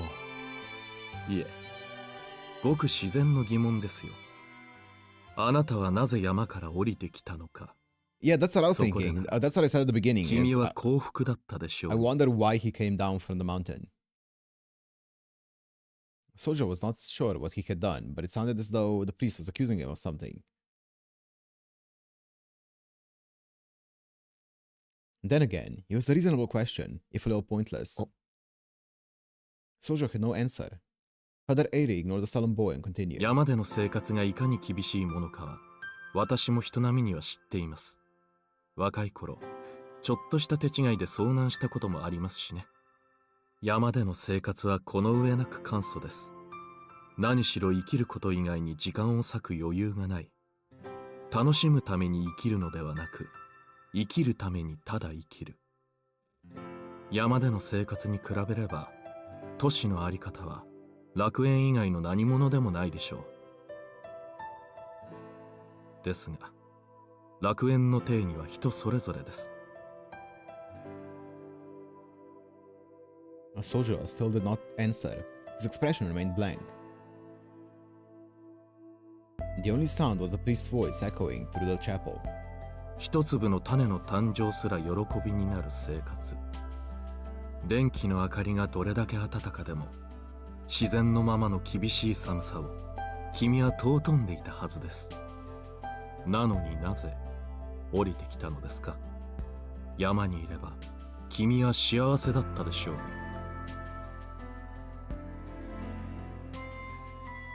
Father Eiri repeated his question. Soujyuro's mouth remained firmly shut. Not because he did not want to answer, but because he simply did not know how to. All he knew was even if he wanted to go back, he could not. 困ったものです。そこをはっきりさせないことにはいつまでも救いがない。故郷を捨てた理由もわからないのに、旅先の土地を愛せることなんてまっとうな人間にはできませんよ。これは忠告ですが、全てを無条件に肯定したところで幸福になれるとは限りません。Oh. あなたはもう少し自分の心を許してあげないと。Soujyuro could not make sense of what he was being told. Only the father's last words made an impression on him. Being fairer to yourself is easier said than done, of course. And what that entailed, Soujyuro was uncertain of. ああ、そういえば。Toko had mentioned something similar before, and had impressed him. First her, now this priest. How could someone know things he hadn't even told them? すごいですね。神父さんっていうのはみんなそうなんですか。Soujyuro said, curious as to where the weight of his shoulders had gone to. On his shoulders. In a way, one of his strong points is the fact that his emotional scars do not show on the surface. ええ、神父は悩みを暴くのが仕事ですから。ま、大抵は暴くだけで埋めるのに失敗するんですけどね。お、悩みを暴くって、つまり相談事ですか。そういうソフトなのも承っています。私が解決できる悩みなどたかが知れているようですけど。The priest shrugged, looking a little disconcerted. Granted, Soujyuro still did not trust Father Eiri at all, but at that moment, anyone was a ray of light in his eyes. じゃあ、たかが知れた程度の悩みを聞いてもらえますか。君が青子をなぜ羨むかですね。It was as though the priest could see into the boy's soul with his serene eyes. まあ、そういうことです。自分でもどうしてそう思うのかがわからない。でもあなたならそれを知ってそうだ。知りませんけど、まあ無責任に答えましょうか。それはおそらくあなたには根拠がないからですよ。自分の色がないと例えた方が正確ですが。Yep. That's what I was thinking. Aoko has a lot more individuality. Soujyuro squinted, trying to understand the priest's complicated yet concise answer. ほら、そこです。君に優れた部分があるとしたら、その順応性です。山という異界から町に降りて一人で暮らしていけたこと、ようやく慣れた常識の中で青子たちという非常識と関わっても暮らしていけたこと、そうであると努めているにしても、あなたの順応性は際立っている。原因は知りませんが、君には初めから自我というものが第一に現れてはいないのです。何事にも対応できるものの、種に交わるほど器用でもない。強いて言うのなら、Yep. 色の乗っていない空白です。Yep, that's why it's easy for him to adapt, right? Blank canvas doesn't need much work to adapt. 風景に溶け込む自然さは素晴らしい人徳ですが、自我がないということは居場所がないということですから、いいことばかりじゃありません。唯かにまで見えないというのは予想以上でしたが、姿なき精霊すら捉えるあれが見えなかったのですから、君の無欲ぶりも筋金入りだ。As if amused by something, Father Eri grinned. However, Soujyuro understood neither the meaning of his smile nor his words. 憶測に過ぎませんが、青子はあなたを見て反感を覚えたと思いますよ。自分のないあなたは自己を押し通してきた彼女にとって認めがたいものだったでしょうから。そして同時に、あなたは青子に自分ではどうしても手に入れられないものを見てしまった。言葉にするとくだらない表現になりますが、そういうことです。先ほどは嫉妬と言いましたが、それは訂正しましょう。君は青子に、いや、いいです。Oh. 言葉にするのは、Oh. それこそ野暮だ。Father Eri smiled gently. It was a fresh-faced grin that belied his age. Whenever it came to Aoko, he seemed to forget his role as a priest. But that was irrelevant to Soujyuro. 神父さん、それで結局自分は青子のどこら辺に憧れてるんですか？ Soujyuro responded to Father Eri's rambling by being direct. Some would say the priest had been direct himself, but this was Soujyuro, and he needed things spelled out. 今のでもわからないと参りましたね。こういうことは言葉を尽くすほど実感が湧かないものですが、まあ私も神父と呼ばれる身です。少し切り口を変えて代弁してみましょう。あなたは青子の過去を知っていますか？詳しくは知りません。高校デビューとかおかしな言葉を口にしてましたけど。全く知らないということですね。いいでしょう。ではしずきくん、虐待のない例え話ですが。Are you gonna be leaking her backstory? 君は突然自殺しろと言われて従えますか？自殺ですか？ A bit sudden? そう、自殺です。神父である私が口にしていいことではありませんが、まあ私は格好だけなのでいいでしょう。I kind of want to save this as a screenshot. Wait, I kind of want to save this. Let me just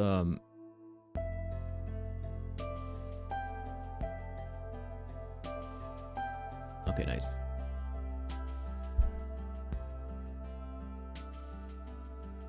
青子はね、近いことを求められたのです。15歳の時に。彼女がそれまで積み重ねてきた努力も希望も過去も未来も全て捨てること。今日からお前は違う生き物として生きろ。Oh, by accepting the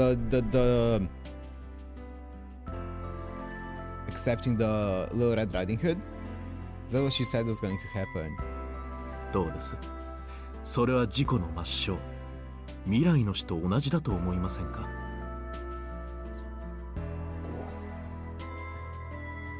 His words fit what Aoko had said about her past. Also becoming a mage, yeah. At her middle school, she led a normal life. Then out of the blue, she became the family heiress in place of her sister. Becoming a magician meant casting aside the life she had known. She had to leave behind her ambition and prospects and live the life of a mage, something she barely knew anything about. Her life up to that point had taught her that everything from then on would bring her misery. Aoko's grandfather was not the forceful type.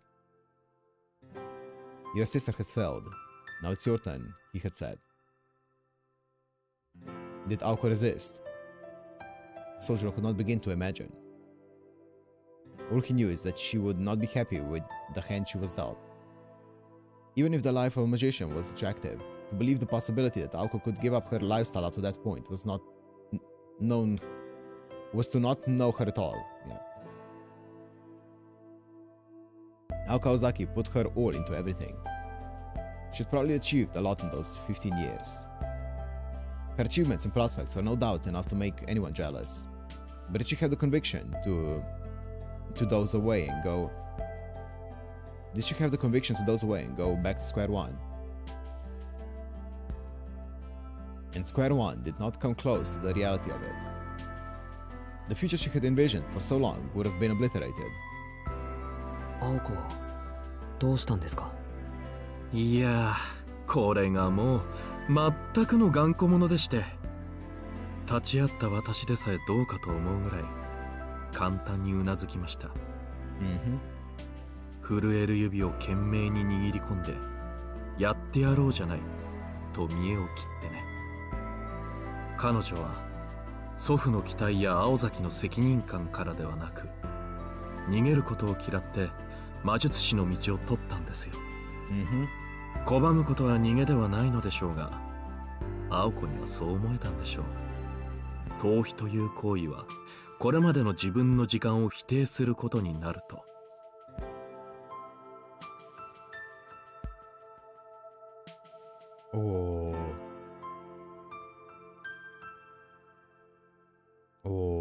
Oh, that's interesting. Because by rejecting that, she would go against against her own nature, but by accepting it, she would be kind of like forced to live a life against her nature, right? So it's a lose-lose situation to her. Interesting. 今までの自分を嘘にしてしまうのなら、今までの生活に別れを告げることを青子は選んだのです。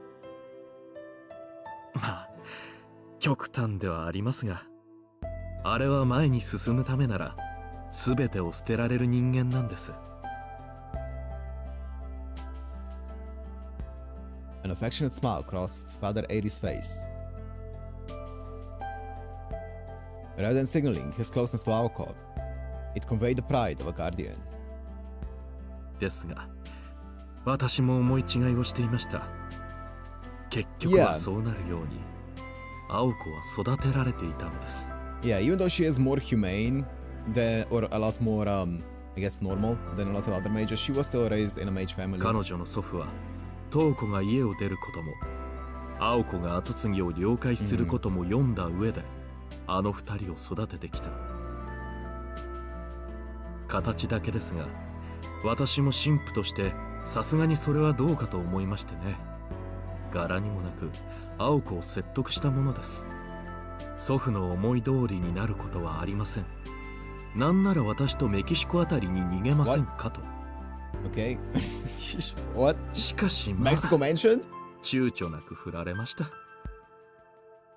その時の彼女の返答は今でも一言一句覚えています。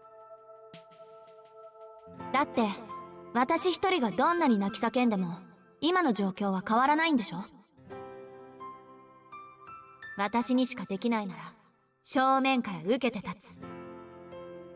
たとえ不本意で突然投げ込まれた川の中でだってできることはあるはずだもの。It was foreshadowing. It was foreshadowing all along.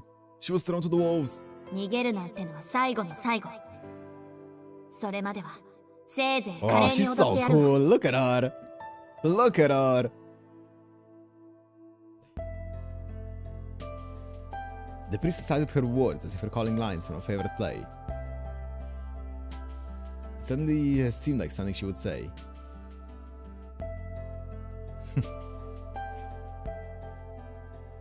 The last thing Aoko said in the room was recover. Wait, the last thing Aoko said in the room she was recovering in probably meant the same. Of course, when an audience is watching, you want their approval. However, approval must come from within first. Aoko worked to feel proud of herself before worrying about how others viewed her. She at least wanted to do her job with grace. In response to everything she had lost, she would hang in there, even if it meant going in alone. As for why Soujyuro envied her, well, that was obvious. To Soujyuro, she lived her life with her head held high. Yep, who wouldn't envy that? He was a boy who accepted everything but had nothing. She was a girl who threw it all away, but never lost a thing. Wow, what a line! He stood in the meeting room alone, seeing the ugliness within, and the sublime outside. Looking back, he finally realized that what was eating at him. もういいでしょう。君は青子の容姿に感じ入ったのではなく、青崎青子という生き方に感じ入ったのです。ま、青子は青子で、れっきとした美人ですが。Sir. Soujyuro nodded. From the day he first met her, that was indeed how he had felt. It just took him until now to realize it. The strength of her eyes and her unwavering will had captured his heart. なんかすごい汗我慢だ。本当に小娘のくせにギネス級の頑固さです。Father Eri spoke from the heart. Soujyuro raised his head, gave a small grin, and scratched his cheek. So many hours wasted brooding like an idiot. A part of him still felt strange, but it didn't bother him to leave the question unsolved for now. Unable to stay still, he stood up. He couldn't care less about the Aozaki family, mage battles, or Aoko rushing off to her death. Right now, he just wanted to see her face. お待ちなさい。病室は立ち入り禁止です。The cold words echoed around the chapel. They reached Soujyuro as he was about to head back to Aoko. The sightless sister must have been waiting by the altar. She moved quickly to block his path. ゆいかさん、今病室には入れないんですか？はい。しばらく人よけをしてほしいと、クオンジ様からことづかっています。アリスが？ Soujyuro was suspicious of why Alice would have said that. He could understand being kept out if Aoko was being treated or her condition had worsened, but this seemed different. Besides, Aoko herself said her treatment was finished, or had finished. Yeah. 人がいいのですね、シスターユイカは。そんな方便をしなくてもいいんですよ。はっきり言ってあげればいい。今から病室に行っても無駄です。と。Their plan is in motion? 青子はとっくに出発しているんですから。Were they trying to distract him? エイリ神父。The priest began to explain everything from the pew he still sat in. About the things he and Soujyuro had spoken about, and why he, a stranger, would be so concerned about a person he knew nothing about. It all became clear to Soujyuro. 初めからそのつもりだったんですね。Soujyuro's voice was full of anger, but Father Eri did not flinch. 申し訳ありません。青子にあなたの保護を頼まれたもので。彼女の準備が整うまでの時間稼ぎでしたが、私があなたと話をしたかったのは事実ですよ。The priest's attempt to smooth things over was far from sincere. Soujyuro grit his teeth to control his rage. Why had they not stopped Aoko and Alice from heading towards certain death? Because both the nun and priest were of the same ilk as the mages. As such, they understood Aoko's decision, and the priest understood Aoko too. Even if he did have the power to stop her, he would not have.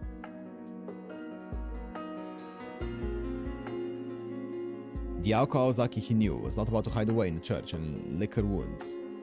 アリスは？青子と行きましたよ。あれから30分は過ぎていますね。Father Eri even went as far as to divulge the time. 30 minutes ago, the same time the priest reared his head. It would not take even half that long to get to the school from here. And then another 10 minutes or less to get to Misaki High's old school building from there.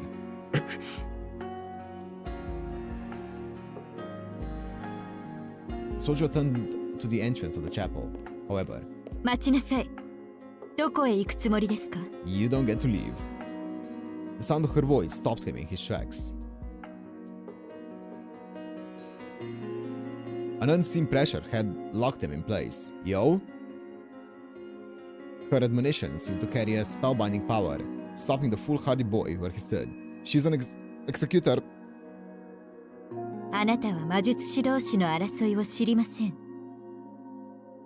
何の助力にもならないばかりか、彼女たちの足かせになるだけです。彼女たちが命を落とすのは彼女たちの業によるもの。望むままに傷つけ合えばいいでしょう。あなたのような何の咎もない若者が矜持に立ち会うことはありません。She spoke with quiet anger. Her contempt was not directed at Aoko or Alice though, but Soujyuro for being so eager to waste his life. 何かしら希望があるのなら私も止めはしません。ですがこの件は別です。あなたが言っても彼女たちが助かることはありません。I mean, fair. You would just get in the way, right? She was right. It would be pointless of him to go. At the amusement park, he had been useless in the end. Now, they faced something even worse. He couldn't even imagine how he might contribute this time. 言っておきますが、青崎青子は祖父に護身術を教え込まれています。魔術以外でもあなたより腕は立つ。その彼女も、wow. あの使い魔が相手では勝負にならない。 Crazy.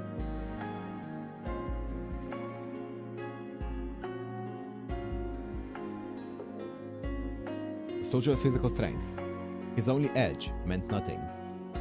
If he went now, he would only get in their way. Yep, Yuka was correct. And yet... でも、行かないと。青子には返さなくちゃいけない借りがあります。I mean... We knew that was gonna happen. He spoke calmly but firmly. Though almost moved, the sister frowned slightly. She felt bad for him, but her warning was for his own good. If he would not listen to reason, then she would have to make him sleep. She raised a finger of binding it to Soujyuro. それを言うなら、返したい借りがあるですよ、Soujyuro君。それとシスターユイカ、教会内での魔術は控えてくださいね。使うのなら秘跡に留めてもらわないと私の査定に響きます。まったくおとなしそうに見えて律香君より短気なんですから、あなたは。エイリ神父、しかし行かせてあげればいいじゃないですか。それともあなたはやはり青子たちに退場してほしいと？ Are you insinuating that she wouldn't destroy them if he went there? その問題と彼の献身は別の話です。改めなさい、しずきさん。あなたが言っても何もできはしないのですから。 The truth of that statement cut Soujyuro deep. But despite everything that was being said, his mind was made up. It always had been. Even if he was not certain, he at least would not hesitate. He'd always followed his instincts at the end, no matter where they took him. 分かっています。でも、行かないと。Yep. ここにいたら、本当に何もできない。Just... Okay. Sometimes it's better to be powerless than to be, you know, in the way. But as long as you're not in the way, go for it, man. His hand burned in his chest. While he listened to the priest talk, he could only think of seeing Aoko. He was not worried, did not want to help. He just wanted to see her. He would figure out what came next once he got there. ほら、献身なんて考え自体が間違ってるんです。足を引っ張ると言いますが、どのみち青子たちに勝ち目はないんでしょ？なら、彼がマイナスになってもいいじゃないですか。どうせ破産するなら That's a crazy thing to 豪 say 快 as に a 破産 priest. すれば That's actually a crazy thing to say as a priest. That those two are gonna die anyway, so let's make it 3 instead of 2. 神父。ほら宗十郎君言って言って。シスター、今のあなたの返事で心が折れましたから。足動くでしょ。 As soon as the priest pointed at Soujyuro, he could move again. The pressure weighing on his shoulders lifted, along with the fear of his heart. Could he help? Would he expose Aoko and Alice to more danger? All such doubts had vanished. I mean, I'm sure he's gonna end up helping in some way, shape, or form. I don't know how though. はい。なんであれ、後悔のない一日を。And with that, Soujyuro began to run, as Father Eri watched them with a look of satisfaction. The priest knew if he could not persuade Aoko, he could not convince Soujyuro either. He watched the impetuous boy run away, as the blind nun listened to his footsteps fade into the distance. Yuka was different from Soujyuro and the priest. While she showed no mercy to corruption or self-righteousness, she embraced benevolence to the innocent. Such an ordinary boy with his life ahead of him, yet he chose to follow heretics into hell. 最悪ですね、エイリ神父。分別のつかない子供を導くのが責任のある大人だと思いましたが。And she made no effort to hide her biting disapproval. It was simply her way of showing concern for the boy. Father Eri shrugged. だから、いろいろと間違えていますよ、シスターユイカ。責任のある大人なんて言葉自体がおかしい。何が起きても責任を取る。それが正しい大人というものです。Okay. The rest went unspoken. It didn't matter to him which of them died. With a warm, goodly smile, the priest corrected the nun's misunderstanding. Oh. Okay, how long is the next chapter compared to the previous two? Because this one was definitely the longest out of the two ones here. How long is the next one?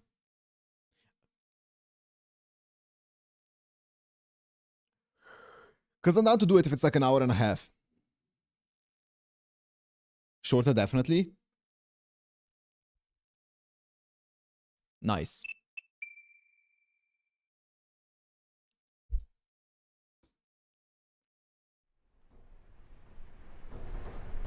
Actually, wait, let me get some syrup real fast. Give me a second. Ooh. Give me a sec.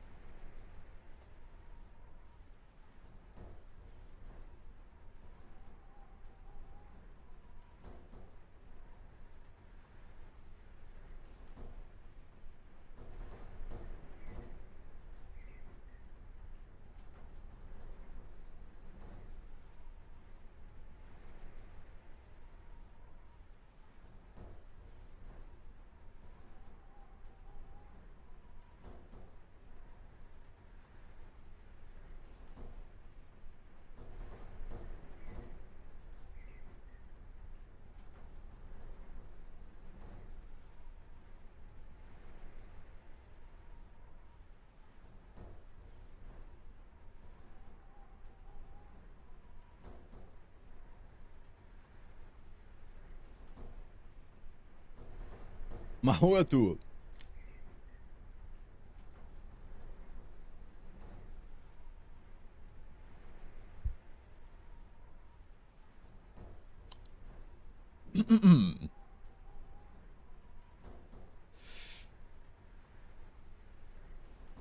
Let's go. The golden wolf's ears stood pointed, twitching in response to the sounds around it. Its meal finished, it curled up into a ball in anticipation of nap time, and yawned, half from boredom. The old, abandoned classroom had fulfilled its purpose many moons ago. For a month, the wolf had spent his time resting on top of a heap of disheveled desks. His name was Lu Beowulf. Lug. He was a purebred werewolf, named after the sun at his birthplace and a hero of legend upon leaving there.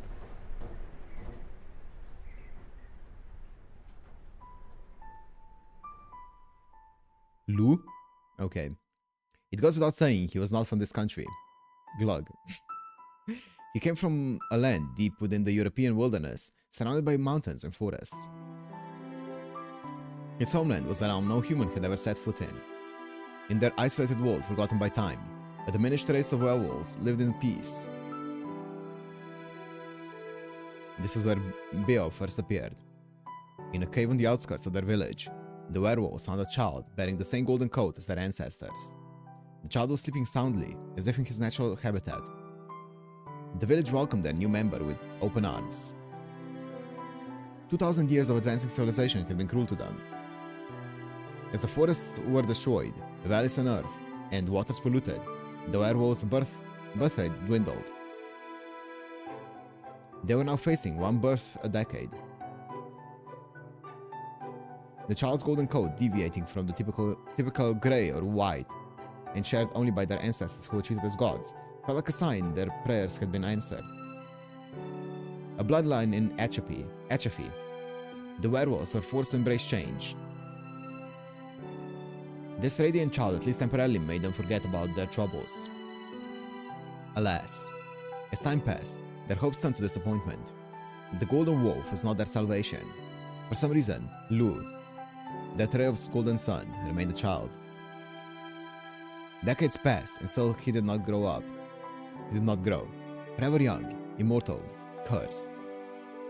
He searched the village for his birth mother, but to no avail.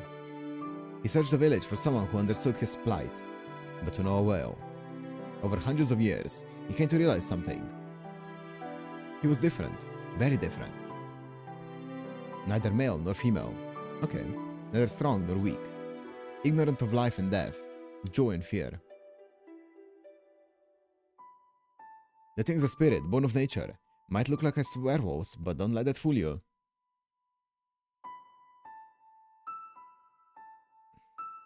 But the child himself needed not conjecture to know his own true nature.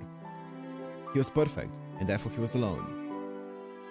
To the golden wolf, the world was too small. That was why. Indeed, that was the very reason. He wanted to know what life was. He wanted to know loss. If he was all-powerful, he wanted to know the mystery behind his all-powerlessness. Nope, all-powerness. All-powerfulness. Because as it was, his existence was meaningless. The golden wolf was at a loss, as were the werewolves around him.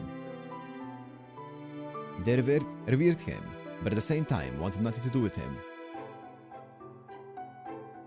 Lu moved back to the cave he was discovered in, and resigned himself to a life of seclusion. 太陽のルー？ルーガルじゃなくて？そりゃ面白い。偶然にしちゃできすぎだ。Oh, that's Toko. And then one day, a quirky mage visited the village.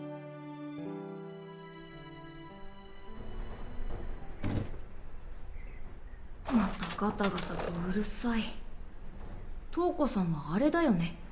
派手好きなくせに豆だよね。From his place on top of the rubble, Beo peered into the hallway. He thought his fussy master was busy dealing with Misaki City's ley lines, but she was engrossed in making traps. 1 month passed since they made the dilapidated building their makeshift workshop. Creating a new trap for intruders became a daily pursuit of Toko's. 安全を用意しておくなんて他の生き物は大変だ。Having been like this since birth, knowing neither infancy nor dotage, he thought differently than others.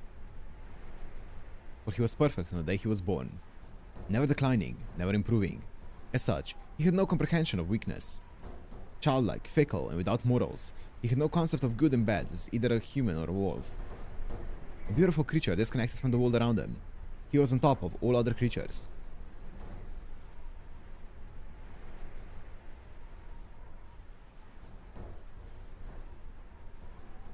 With one exception, his master, Toko Aozaki. She showed him a sparkling, delicious world, and above all, he found her scent refreshing. To him, the world was divided into what was cool and what was not. Your preference in leisure pursuits were of no consequence to him, and he never took gender into account. The only thing that mattered to him was whether a person's life was logical and therefore cool. Toko Aozaki had her faults, but she smelled good. Beo, 昼食は済ませたか? Beo's master entered the classroom, presumably done with her traps for the day. 夜が本番だ。それまであまり羽目を外すなよ。Sometimes, like now, she would nag him, but on the whole his master pleased him. In reality, the contract binding her to him was not particularly powerful. If he wanted to, he could tear her to pieces at any time. No human could restrain him. However, he had no intention of killing Toko in exchange for his freedom. And there was a reason for this. In order to move about freely in human society, he needed someone like her. As long as she did not offend him, he had no reason to rock the boat. However, やっと本番か。待たせすぎだよ、トウコさん。the promise she had made him in his cave and the reality of their situation had begun to come apart at the seams. 来い。最高の神秘と戦わせてやる。He was compliant up to now, but his patience was wearing thin. The fight with the newest magician last night was an enormous letdown. そういうな。私も昨日は拍子抜けだったんだから。いいけどね。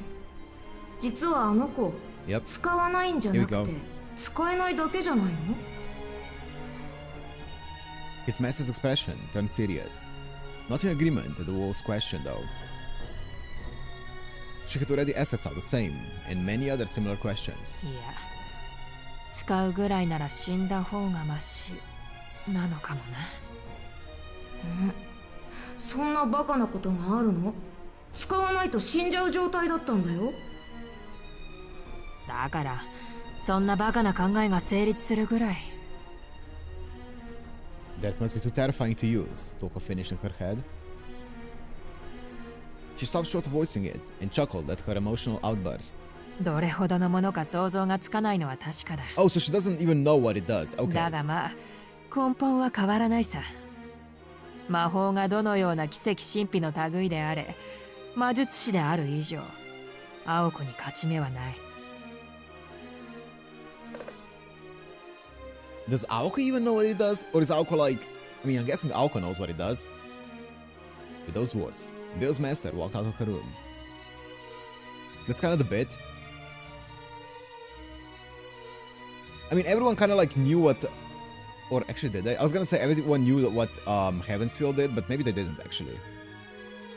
I don't remember. Emphasizing that his role in all this was to face Aoko only at that very moment. 魔法ね。 The bored look in his eyes shifted. He recalled the taste of that girl, his long tongue sliding over his chainsaw-like fangs. Make no mistake, he would finish his meal. He was the oldest werewolf, the golden god of the forest. For as long as he could remember, no, from the moment he appeared, he had been the most powerful creature of all. All man-made mystics were trash before him. Magecraft was laughable, and even mystics, artificial miracles, were futile. Their very existence was an insult to them. もちろん、そういう契約だし、ちゃんと平らげはするけれど。 Only 3 families knew? Okay, yeah. Yeah, it's not impossible for other people to know about like certain true magics and stuff, or like what they do. Okay, so Toko doesn't know about it. I wonder if Aoko knows. There's the extent of their pact. Once he had dealt with this so-called true magic, he was free. His eyes burned with the wolf inside of him. His fanged maw twisting into a sadistic, beastly grin.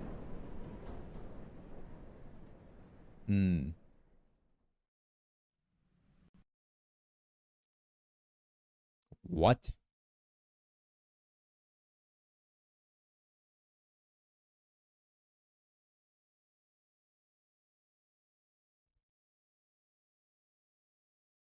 Lamar.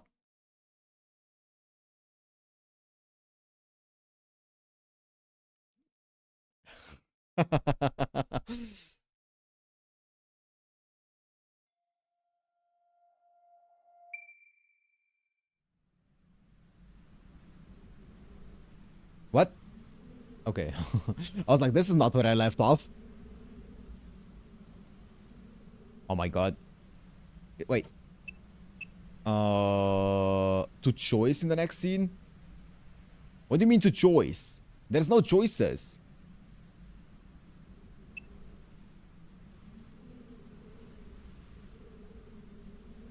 Control. This is not where I was.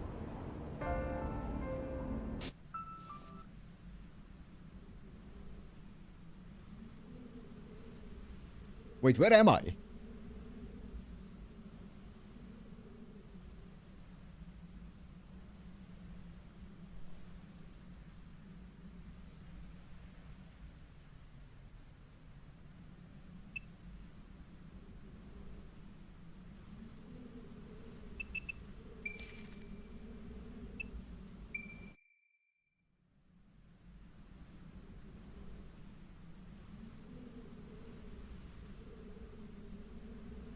Well, 12 is the correct chapter. That's the one that we need to do.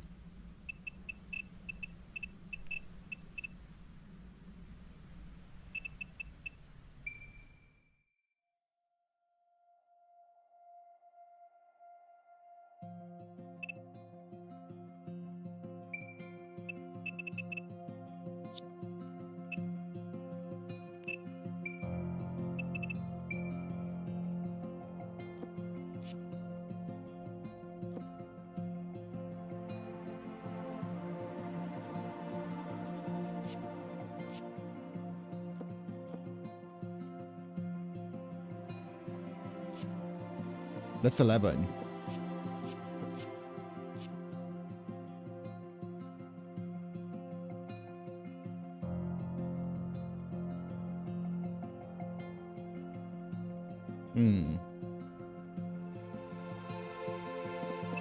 So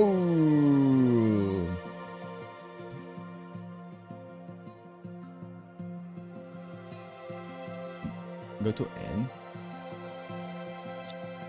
Oh, end of the archive. Here. And then just fucking let it continue on.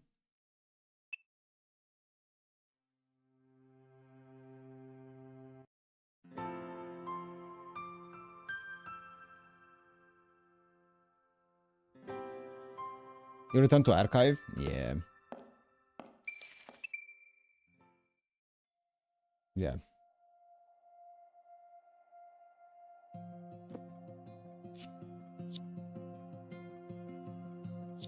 What the fuck?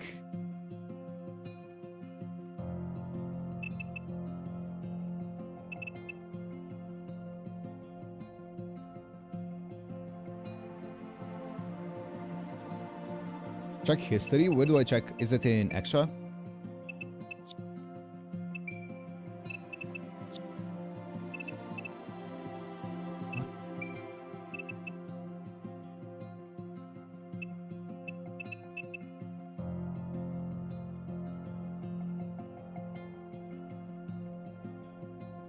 Continue in dialogue history. What the fuck?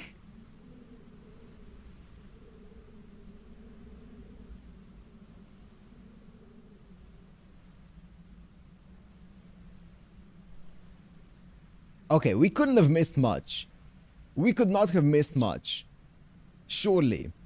We didn't miss much.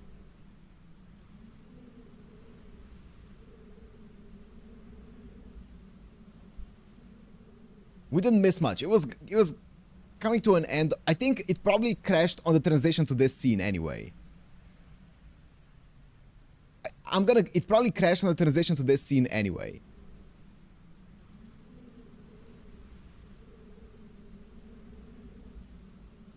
Yeah. Surely. Yeah, exactly. Okay. I'll check. Okay.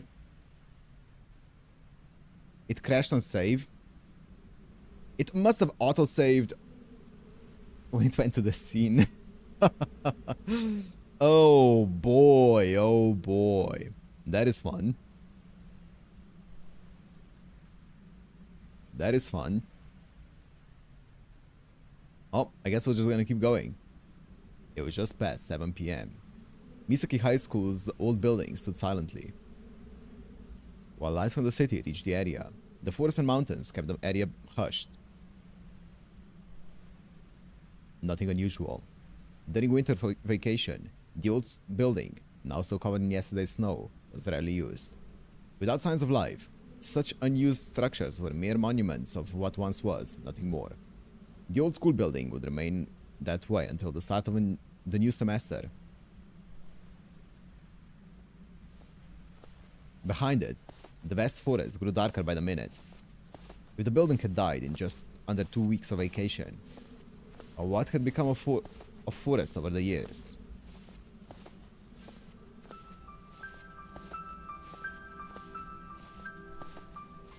The wall of overgrown trees filtered out the noise of the city in most of the moonlight.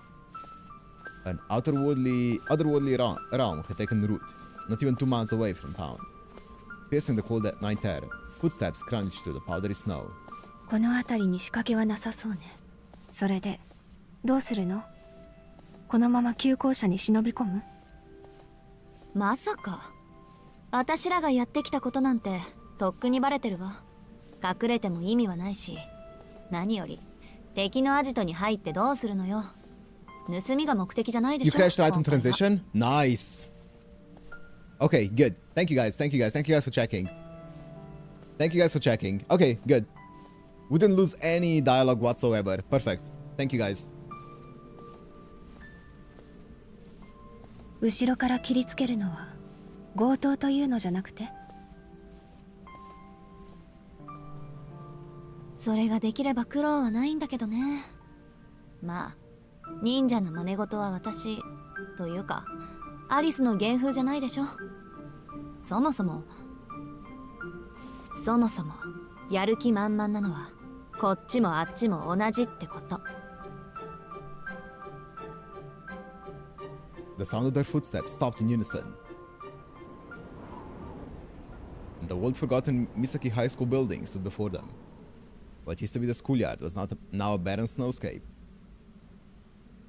Reclaimed by the forest, the building looked a shell of its former self. The surrounding trees resembled standing mourners at a funeral. せっかちなお嬢さん方だ。タイムリミットまであと4時間はあるというのに。Long, tawny shadows. Aoko was reminded of Sleeping Beauty, except this mage wasn't nearly as unpleasant as the princess in that. As pleasant as Princess in that. Not to mention she wasn't sleeping. And there was no prince. Regardless, this princess came out of her schoolhouse castle to greet her challengers. その体で無理をして、あなたのそういうところ、姉としてどうかと思うわ、青子。Toko grinned faintly. Aoko fought back the urge to respond. Meanwhile, Alice stood in silence, uninterested in sibling rivalry. Toko stood about 100 feet away. With their senses sharpened through magecraft and the silence of the forest, they could hear each other perfectly. The golden wolf was nowhere to be seen. Toko faced the two girls alone. Alice's black overcoat and winter hat were typical items of clothing for a battle mage. A few paces in front of her was Aoko, whose combat garb was comparatively out of place, a Misaki High School uniform. She asked Alice to bring a change of clothes for her, but there must have been some misunderstanding. Though it was a trivial miscommunication, Toko seemed to think it had some special meaning. ところで、始める前に一ついいかな。She's overthinking it.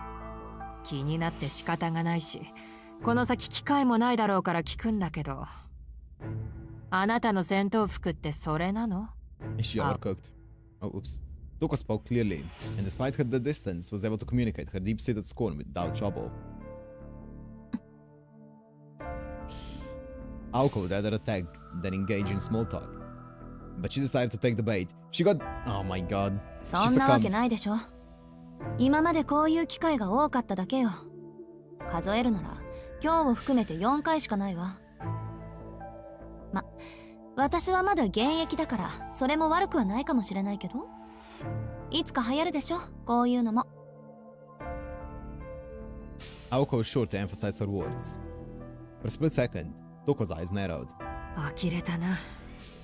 相変わらずのローセンスだ。それはどうも。人形を実の妹に見立てる異常者にそう言われるなら、一周回って安心よ。With that, the two fell silent and glared at each other.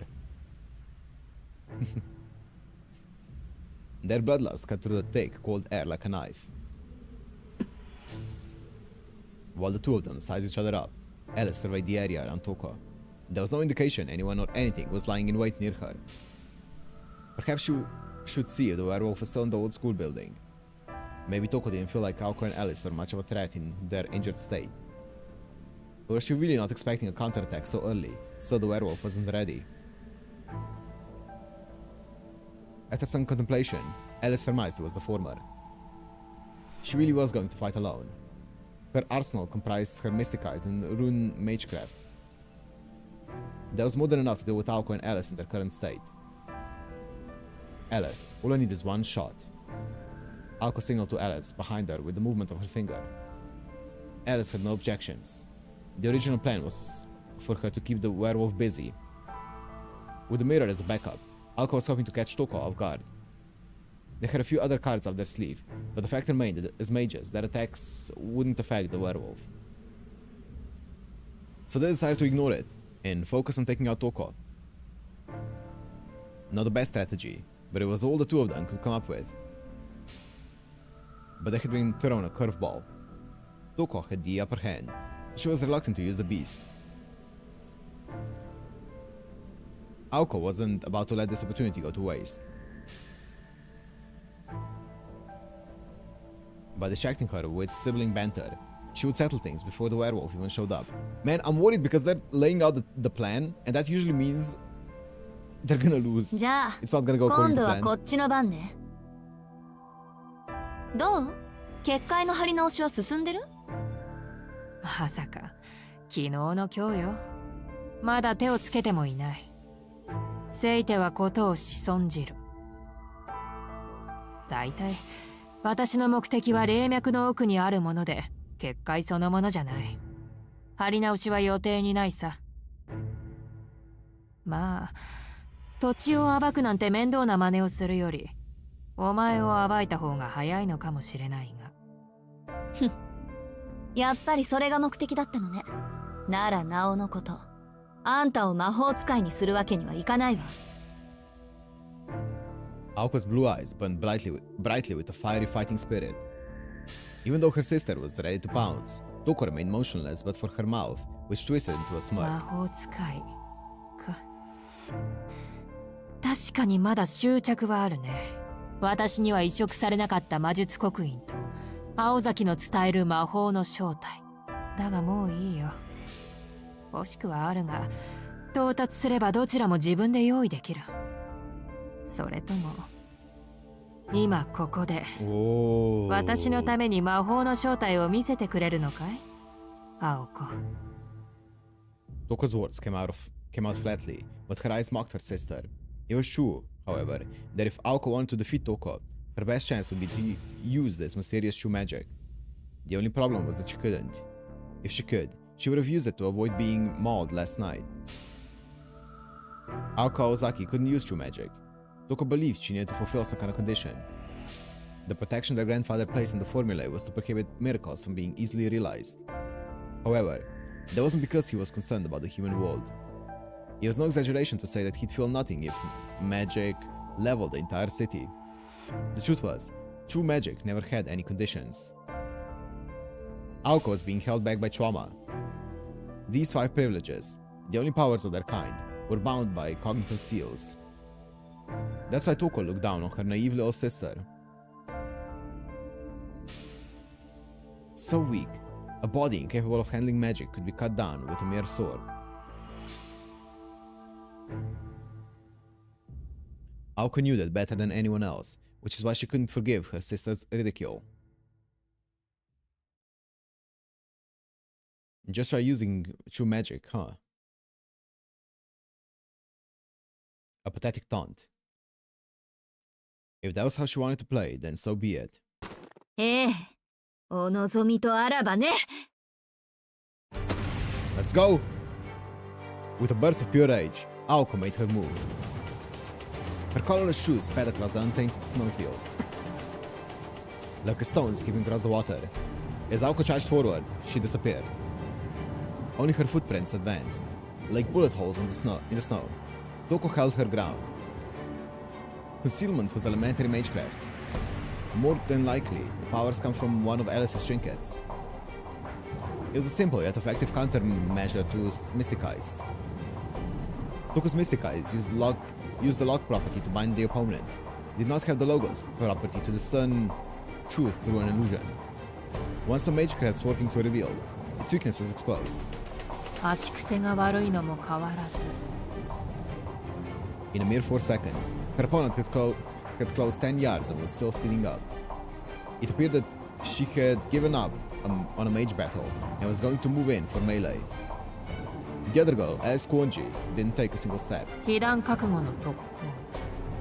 アリスから5筆ももらっているのでしょうけど、反省なさい、青子。切り札というものは、あくまで自己の力によるものを言うのよ。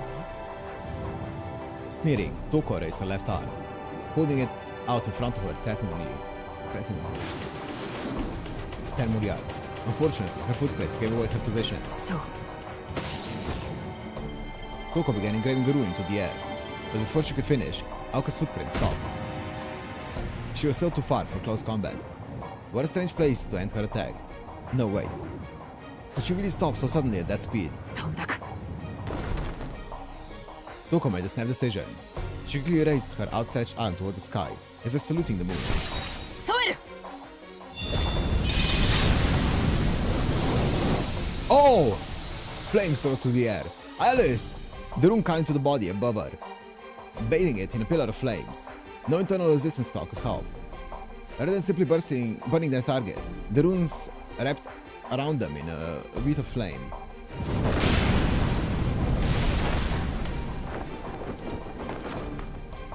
The assailant screamed, falling into the snow-covered ground. In agony, she extended a burning hand out from the hellish fire as if begging for mercy. It was the stuff of nightmares. The snow melted as the fire burned the attacker alive. Chirp chirp. The movement was far too theatrical to be Aoko. Toko had already turned her gaze to Alice. She hadn't been watching the burning corpse at all. Toko knew it wasn't Aoko from the moment the body fell to the ground. マインスターの使い魔は何匹いる？ Irritated, Toko glared at Alice. While Aoko had vanished into thin air, she hadn't moved at all. Blue energy traced a circle around where she stood. It was forced to fall, a 4-bar grand magecraft, mobilizing her magic crest. Toko only had single action runes. No, she hadn't mastered anything above 2 bars to begin with. This torrent of energy was too much to handle. 言わず。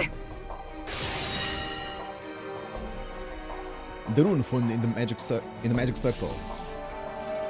Ooh! Awaz, the rune of withdrawal, was evoked and Aoko's concealment was undone, allowing Toko to utilize her mystic eyes.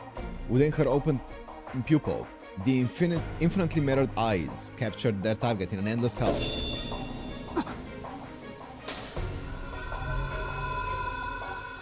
But the major sight was literally split in two. The space in front of Aoko distorted, obscuring her form like an icy mist. If Toko's eye was like opposing mirrors, then this was like sticking a one-way mirror at the triangulation point. Oh, it's Alice's mirror! With her vision split in two, she couldn't lock onto Aoko. 御水の鏡の効果よ。トウコさん、青子は鏡の Y 字路の奥にいる。一本道から見ているあなたに中心は見渡せない。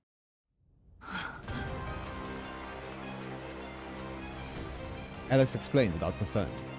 Due to the herb Toko made Alice swallow, she was still unable to use her own magecraft. However, she could use ploys already in motion without using magical energy, such as the mansion's mirror and the aimless little blue bird.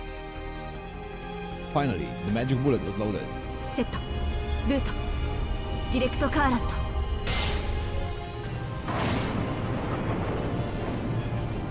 Raising her right arm to reveal her luminescent crest, Aoko took aim at her target 100 feet ahead. Magical energy coursed through her gun barrel arm. From the moment she had received Alice's invisibility, Aoko had begun chanting her magecraft. It took Toko a few seconds to notice. Aoko produced more spins in the awakened magic circuits than she had ever done before. She read it not snap, nor draw. Instead, she advanced past her third process, a compression of magical energy, magic blow. If she fired the blue ether that gathered before her, it would fly with a force of 10 tons. Using her magic crest to multiply the energy and machine gun her target, it was enough power to demolish even the old building behind her. Toko! Aoko stared intensely at her sister, ready to fire. Toko had no time to counterattack, or even the speed to evade. The fact she didn't move implied she knew that better than anyone. Acceptance filled her eyes, not fear. Aoko didn't hesitate. She squeezed the trigger on her right hand. ツアープランスターマインカイロ放て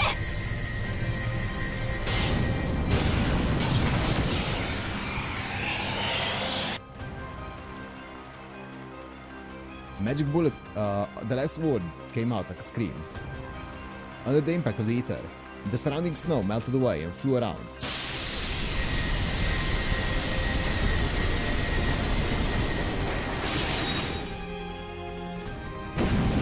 Bro?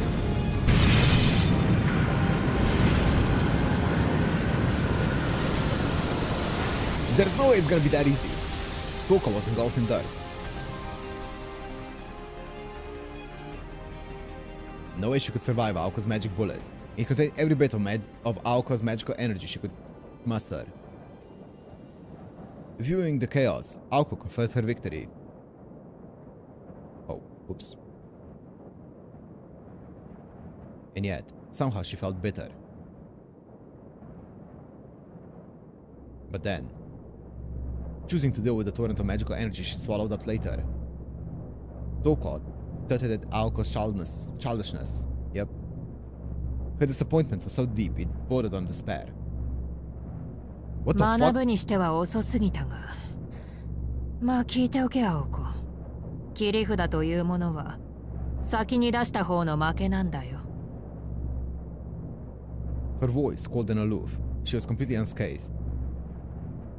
The maid stood in the snowfield, not a single speck of dirt on her overcoat. Just before the bullet reached Toko, she deflected it with magical energy on the same level. What? Aoko could only stare at the scene before her. The negation of her magecraft hadn't shocked her though. Leaf-like objects floated behind her sister.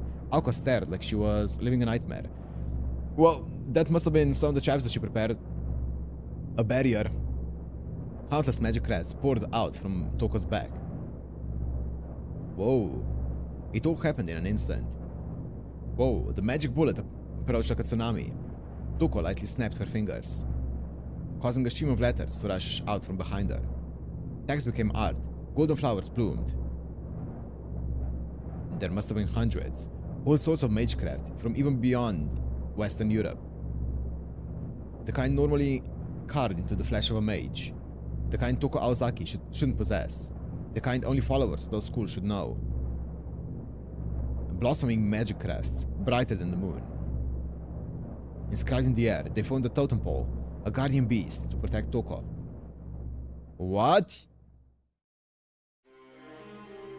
と、まあこういうわけだ。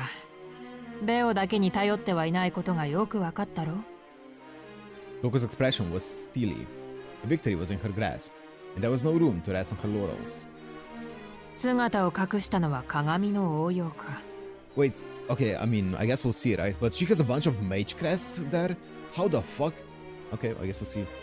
探知や隔離だけでなく、援護まで行えるとはね。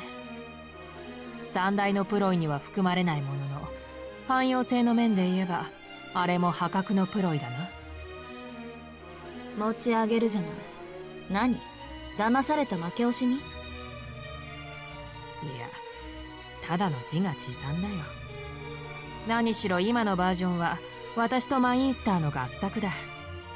趣味に興じすぎてあれこれと機能を足してしまったと今更ながら悔いているところさ。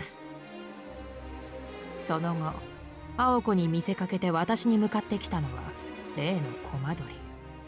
それに気を取られている間の大規模な魔術の発動。私の魔眼はアリスが防ぎ、青子は攻撃だけに専念する。組み立ては悪くはない。よくやったと言っておくよ。Toko recounted her strategy, sharing her impressions as she went. Toko could not take her eyes off Aoko could not take her eyes off Toko's blooming magic crests. Only Alice was paying close attention to Toko's words. しかし、それもここまでだ。惜しいな、青子。わずか2年であれだけの魔術を使えるのなら、あと数年もすれば一流の射手になっていただろうに。Toko snapped her fingers again. The floating crest began to glow more brightly. アリス、あれは何？ Aoko whispered to Alice, standing next to her as she held her hand. She could not risk turning around. The second she took her eye off Toko, the fight would be over. 見ての通り、魔術刻印よ。信じられないけど。Alice's voice was filled with shock and discomfort. Aoko shared Alice's sentiment. Magic crests were passed down through a family line and took unique forms. At heart, they were merely personalized inscriptions, and technically no different from grimoires. However, the reality was far different. Magecraft had no set form.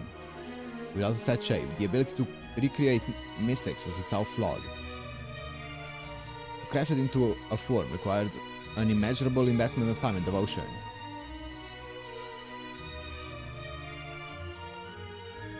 Magic crests were the crystallization of a family's desire and ambitions, and proof of a successor's lineage. Crests had no effect on their own, but they were the ultimate symbol of a family. If no mage was willing to imbue themselves with the crest, or lacked the resolve to merge with it, then the crest's meaning was lost. That was the key difference between a crest and a mere spellbook. Crests could not be shared, and imitating them was pointless. It only stood to reason then, that even if the crest manifesting behind Toko belonged to someone else, only the original owner could benefit from them. Yeah. でも、確かに私の魔眼はあの刻印からの魔術で弾かれた。あれはもしかすると。Searching for answers, Aoko squinted her eyes as she glared at Toko. She knew that copying a crest had no purpose. Only the original inheritor could invoke one. There was only one possible conclusion. そう。肌に刻まず中空に浮かべてるのは。Oh, oops. Aoko spat a curse at her sister. Toko nodded, pleased at her enemy's quick wit. ああ、この体には合わないのでな。私の背後の空間に固定している。本当はね、お前たちのように肉に刻んだ方がいいんだ。魔術の起動が一動作で済むんだから。だが実際に使用するのならこうするしかない。起動までの手順は一つ増えるが、マイナスばかりでもない。所詮は人事なんでね。痛みは全く感じない。And it seemed that physically nor mentally. Aoko knew her sister was inhuman, but she never thought she would go this far. So, did she have to like kill a bunch of mages and she took their mage crests and just fix those mage crests behind her? 合うわけないじゃない。他人の魔術刻印を剥がしてるんだから、血筋の称号からして馴染むはずがないわ。Yeah? Huh.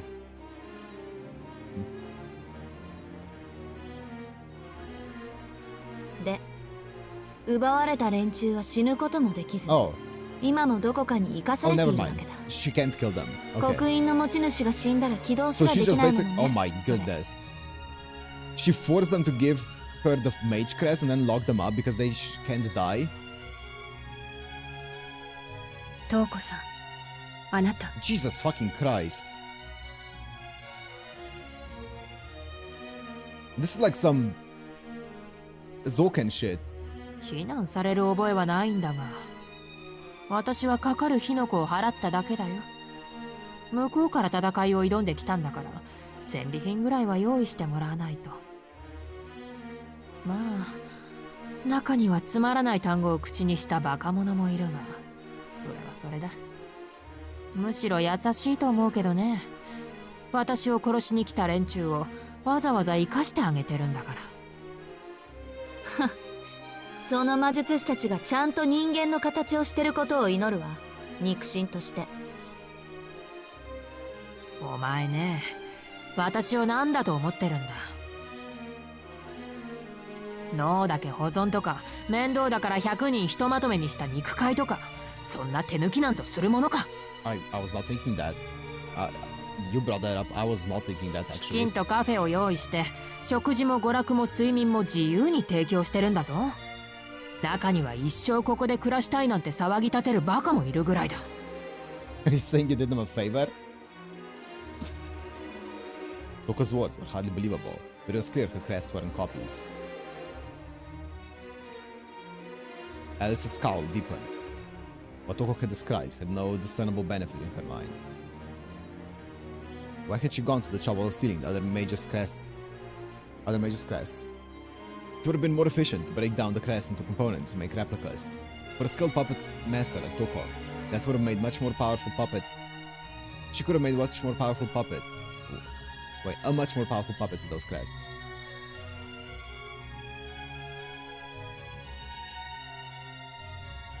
It would have made a pawn loyal to her every command at that. Much more useful than any enslaved mage. なんでそんなことを？そういう人なのよ、姉貴は。これで行くと決めたらそれしか目に入らない人なの。家庭より結果の人なの。ある日の話よ。テレビでピザの CM をやっててさ、私たちは唐突にあのデブ食を食べたくなった。でも悲しいかな。一般家庭であるうちにあったのはサラミだけ。うちの実家、山奥にあるの知ってるでしょ。町まで行くのに1時間はかかる。中学1年だった私は我慢できなくて町まで行ったけど、ピザ屋なんか一軒もなくてとぼとぼ帰ったの。Okay. It was the tragedy of living in the countryside. Misaki, which had only recently gotten a conveyor belt sushi restaurant, would not see a pizzeria for another 2 years. なのに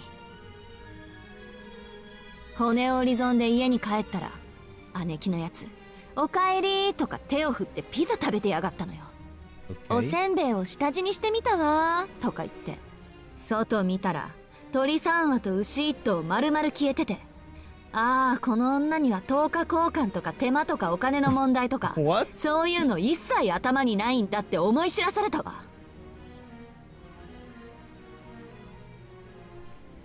Alice agreed that was pretty crazy.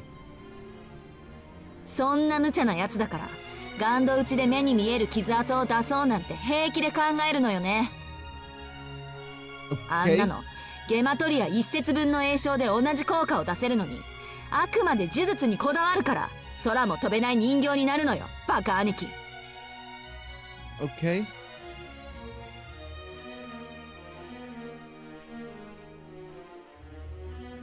I see. The thought of the puppet doppelganger made her blood boil. It was clear to Aoko now that Toko had done it on purpose to annoy her. Toko furrowed her eyebrows at Aoko's verbal assault. She had been stoic up until now, but speaking rudely about her prized puppet was crossing the line. その人形に追い詰められたのはお前だったね。それとゲマトリアはカバラの秘術だ。私はルーン専門だからお前のように広く浅く知識を広める気はないよ。まあもっともこの刻印の所有者の一人からケルトの結界を教わりはしたがね。Toko looked to the crest over her left shoulder. Its shine was ever radiant, proving that its magecraft was active. これは城で祖父を封じ込めるのに使っていてね。犯人汎用のドロイド層を閉じ込めたと Have yokai とま chew で it はいか man. ないが、そうだな。私では郵便ポストぐらいの大きさが限界か。ほら、昔お前が壊した赤いポスト、ちょうどあれぐらいの可愛い鳥小屋だよ。人間一人分をしまうには窮屈だろうが、祖父は肉体というより霊体に近い。 What? 見ようによってはそっちの方がふさわしいかもしれないね。 Toko stifled a sinister laugh, her explanation chilling. Her cold veneer seemed to slip slightly when it came to her grandfather. Her smile betraying the long festering hatred she still clung to. そういったわけでね、先の青子の魔術を防いだので、この刻印もしばらくは使用不能なんだ。今のが本当の魔法だったなら、わずか3行の刻印では打ち消せなかっただろうに。じゃあ、そろそろ終わりにしよう。抵抗をするのは自由だが、ベオ相手にそれは辛いぞ。Oh. Toko snapped her fingers one more time. The golden werewolf was hiding in the old school building. The signal to him echoed eerily through the surrounding woods. Before the echo stopped, Aoko shouted back at Alice. 行ってアリス！ The order sounded like a reprimand, but Alice silently obeyed. Without hesitation, she left Aoko behind to handle Toko and made for the forest. If defeat was inevitable, it would be pointless for both of them to die. If one of them could survive, there could be a round 3. That was why Aoko decided to be the sacrificial pawn. トーコ自身の切り札も分かったし、アリスが本調子になれば勝てない相手じゃないものね。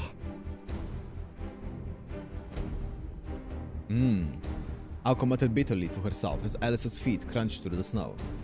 Instead of cursing her own death, she cursed the fact that she would not see Alice defeat Toko. For what else was there to curse except this? Alice disappeared into the forest. Feeling her fellow mage's present fade, Aoko continued to glare at her sister. いつまでじらす気？私、待たされるのは好きじゃないんだけど。Speaking of waiting, the werewolf Toko had called was nowhere to be seen. It should not have taken him more than a few seconds to come flying out of the old school building. そうせくな。今赤ずきんを追っているところだ。黒帽子の彼女をそう例えるのはやや無理があるがね。No black cat. Oh. Her tone reeked of irony. The words traveled aimlessly across the schoolyard like a rambling announcement. Aoko stood frozen and dumbfounded. Everything Toko was saying seemed so far away from reality. Aoko was done with being fooled, so she turned around. The moonlight shining off of the fallen snow allowed her to see far into the forest. Oops. From the white darkness, a lone boy came into view, walking toward her. He could not have been any taller than Aoko's chest, but he carried Alice over his shoulders with ease. As if she was nothing, he tossed her body upward. She arched to the air for several feet before dropping head first before Aoko's eyes. Her neck would snap on impact. Oh god. Oh, that's blood! Even though she was wiser not to, Aoko reached out and caught her. Alice's light body weighed heavy as she fell into Aoko's arms. The stitches on her wounds tore, dyeing Aoko's arms crimson. Aoko gritted her teeth, fighting the pain that shot through her body and the sensation of the warm blood. アリス、無事。 Oh god. Alice did not respond, but Aoko could see that she was at least conscious. The werewolf must have ambushed her right after she ran into the woods. Alice bled heavily from where the wolf tore her abdomen open last night, just like he had done to Aoko. 初めから森に潜ませていたとはね。 Cursing her own carelessness. Even in the face of Aoko's rage, he did not stop smirking. He stared back at the girls, eyes gleaming, twinkling with excitement at the brutality to come. The blonde hair and green eyes she saw last night, and his effeminate features now, seemed ethereal, like he had changed into a being from another planet. ベオ、今日は食っていいぞ。Toko's voice echoed from afar. The boy's grin broadened. Nobody could have expected what happened next.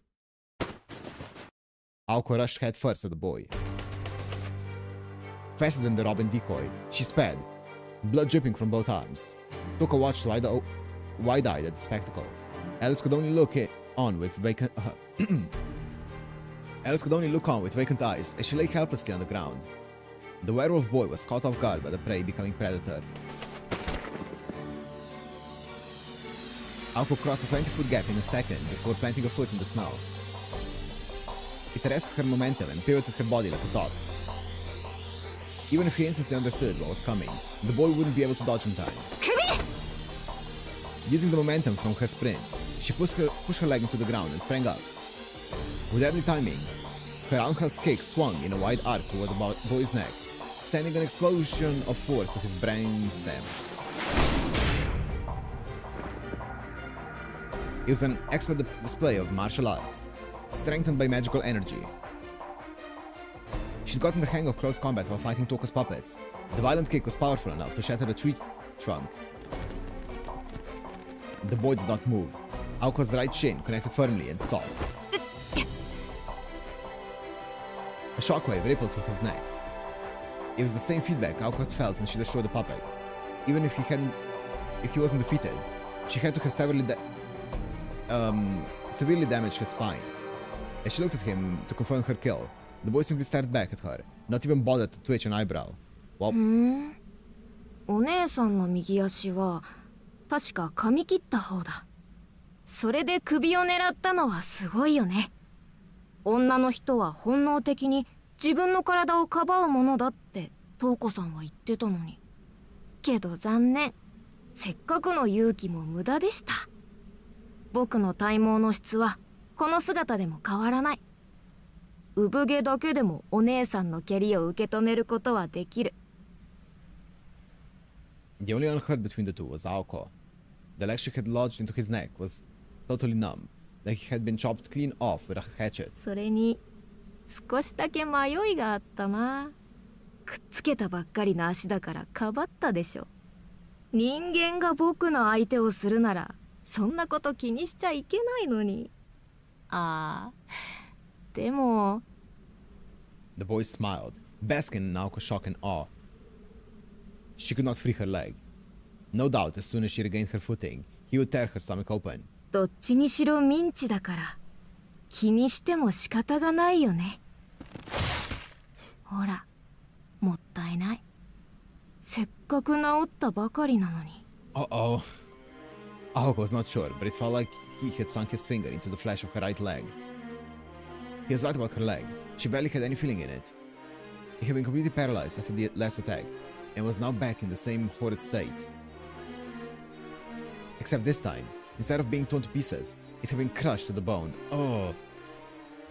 Her leg might have been numb, but just the look of it was enough to horrify her.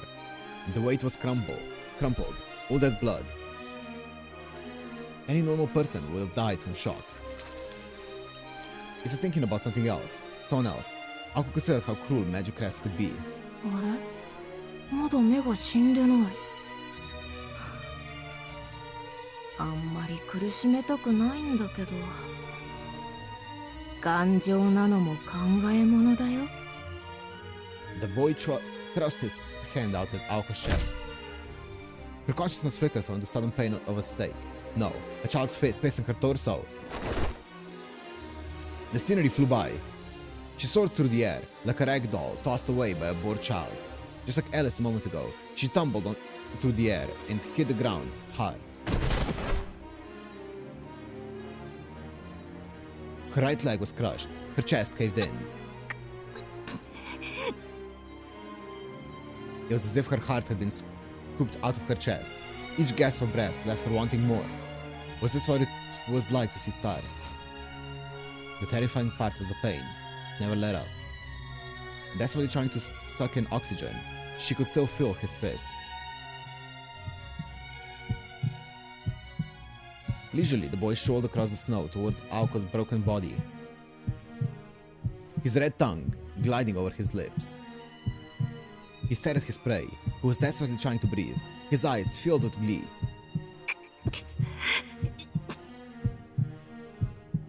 Aoko bit down the temptation to drift away, even though she could find no reason to fight on. The snow had broken her fall slightly, but her death was all but certain. The fist-sized crater in her chest, and the mangled leg made sure of that. Even though she knew she was a broken mess, her magecraft frantically worked to resuscitate her heart. But why?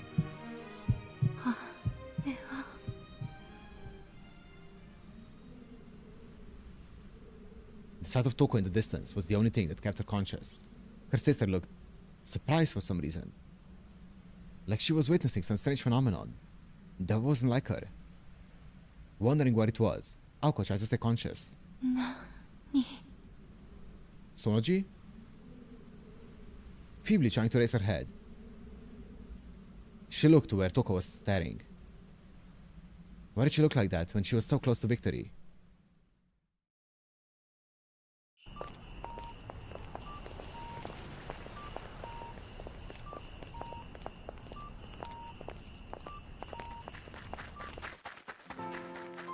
His heart was beating faster than normal.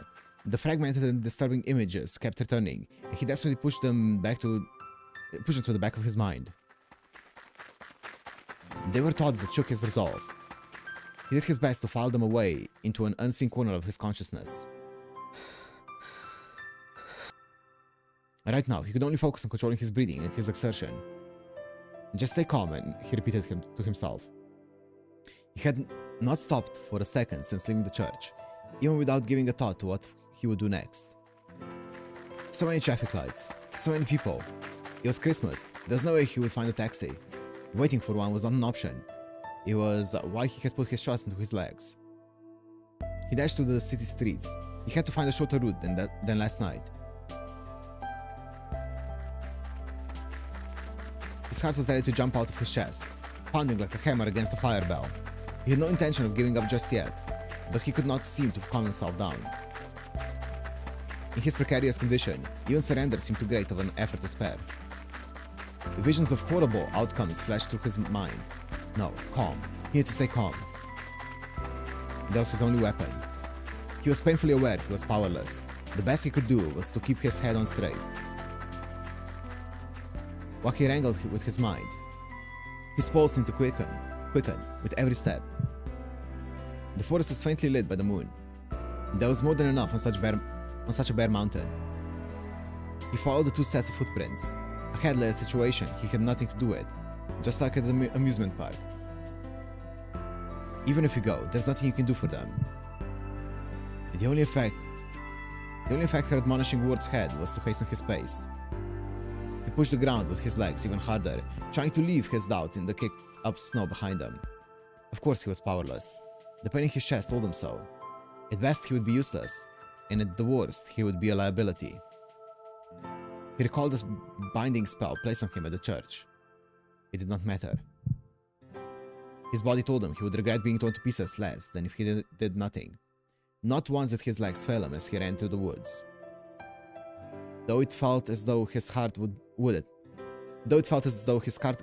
could at any moment, his weakness screamed at him from within. Just like back at the amusement park, he was beyond reason or circumstance now. Ultimately, I just want to help her. That was all he really desired. His heart pounded with vigor as he ran through the dark, wintry forest. Only one thing gnawed at his mind. Not concern for the girls, nor anger toward Toko. The red roses bursting forth from her limbs. Ugh. Screams of agony, like childbirth. The harsh reality of something beautiful dying. The nightmare was tenacious. Never again. Never again did he want to see something like that again, if he could help it. Just ahead was the forest clearing. The moonlight shone on the old school building like a spotlight. Once again, those thoughts crept back. He could not bear seeing something like that again. That was why he ran. But if he had to face it a second time, how could he stay calm? With that thought in mind, he arrived at the clearing. Somehow, his frantic breathing, his rising and lowering shoulders stopped. No exhaustion, no inertia, just blankness, like his mind was frozen in time. This was the second time he felt like this. But the nausea and dizziness from the first time, the pathetic whining of the last few weeks, the doubts clouding his mind, they were all gone. Displaced entirely from his mind by an even stronger emotion. His heart pounded with the force of a sledgehammer. It was a primal sound, loud enough to bring him to his senses.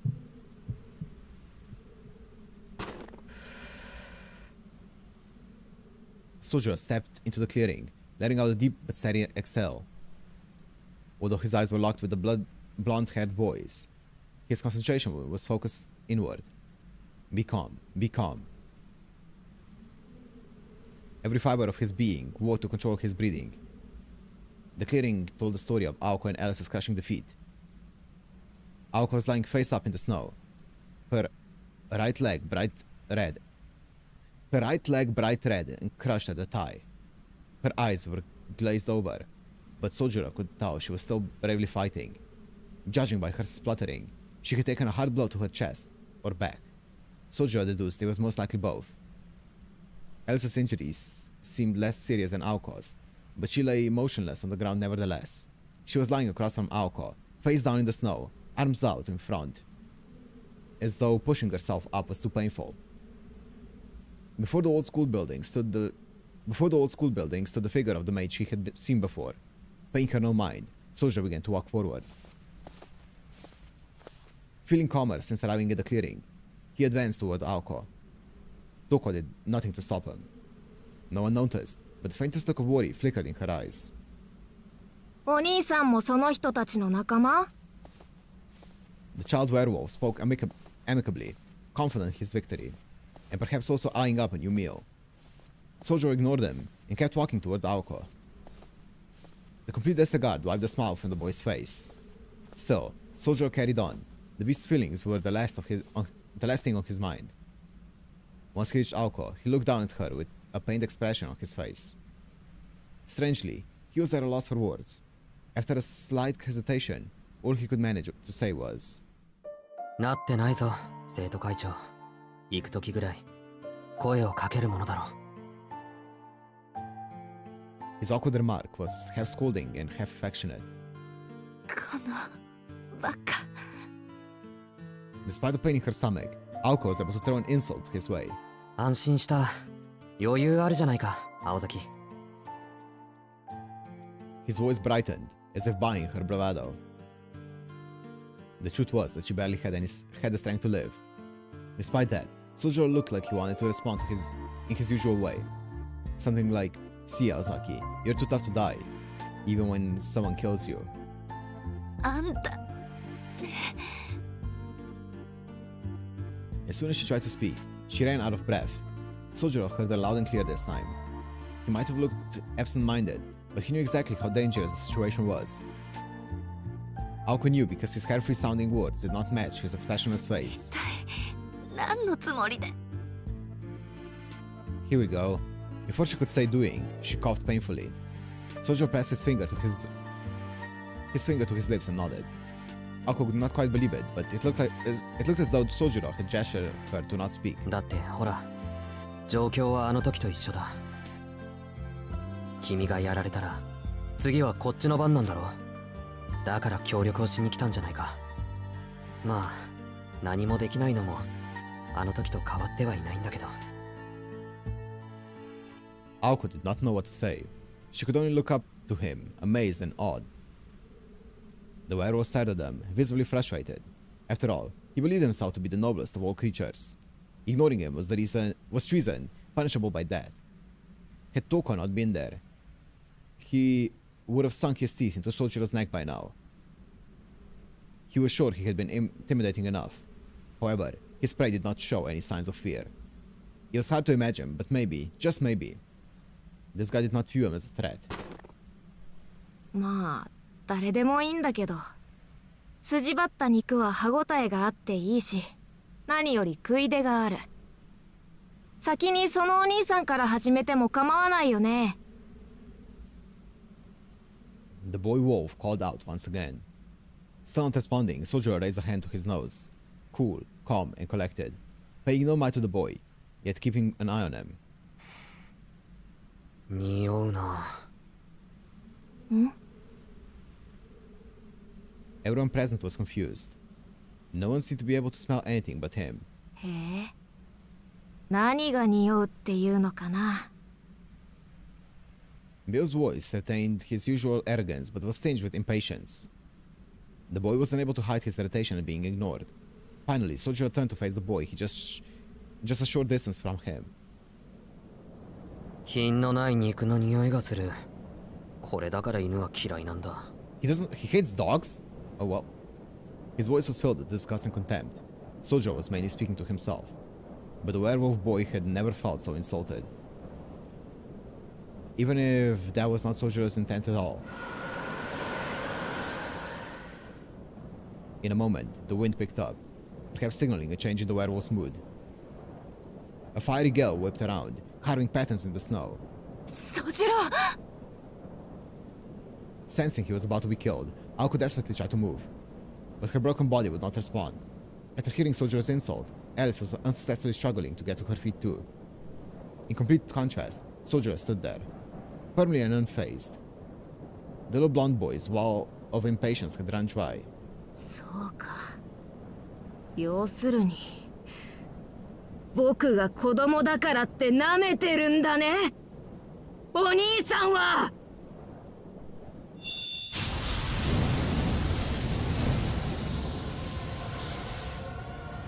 Ooh! His time playing human was over. In rage, the boy transformed. He grew larger and larger, golden fur sprouting from his pale flesh.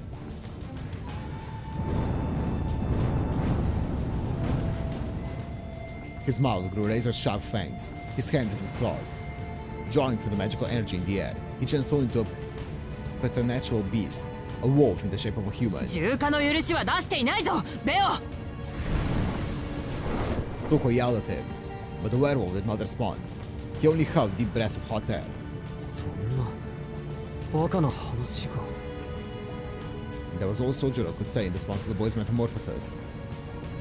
Such transformation was the stuff of nightmares. What was worse, the beast now towered over him. It was enough to make anybody question reality itself. 驚いた。Seeing his praised reaction to satisfy the werewolf, and his maw twisted into a twisted grin. He was a strange one, this guy, but meat was meat. However, the beast's arrogance was short-lived. The prey breathed a sigh of exasperation before speaking. それじゃあ本当に犬そのものじゃないか。Where are we going with this? You could hear a pin drop, even in the snow. Aoko, Alice, and Toko were all dumbfounded. Were they really seeing a human not just stare a werewolf down, but assaulted to its face? They simply could not believe it. It was too late.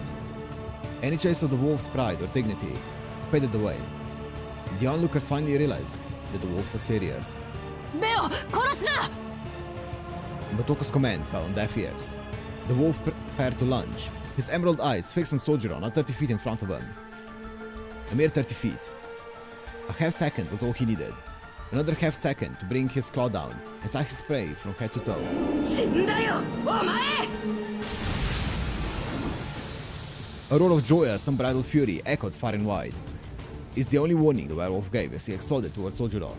1 second. A golden blur swept forth in a furious gust, too fast for eyes to follow. In the face of unworldly speed, there was only one thing to do. Soujyuro stepped forward, a silent shadow opposite the beastly silhouette of the incoming werewolf. He had exactly 3 paces. He bet his entire life on around 3 feet of distance. In the blink of an eye, death would be upon him. Yet, he did not show the slightest indication he intended to avoid the lunging behemoth. The wolf's forelegs slammed into the ground with earth-shaking fury. His back muscles tensed up so much they seemed barely contained in his frame, as he swept a raised paw downward. Soujyuro's small step neatly evaded the claws. But he had a different motive. He was merely positioning himself for the next move. His intention was never to avoid anything. From the beginning, his mind was focused on but one thing, one point to aim for. One mind, one breath.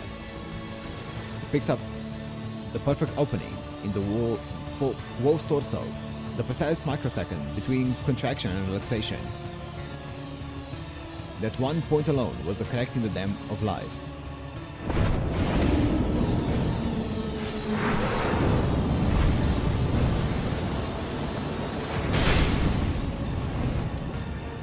He punched the werewolf in its chest with his feeble human strength. Yeah. There was a dull thud and a burst of blood. The twisted flesh and gore were all Soujyuro's own. The werewolf's raised claw convulsed. From an insignificant impact, the beast's body was the first to collapse, then his spirit. There was a moment of utter incomprehension. The wolf opened his joint to try and pull air into his lungs. Gasping, he began to topple forward. The slender figure slipped around to his flank.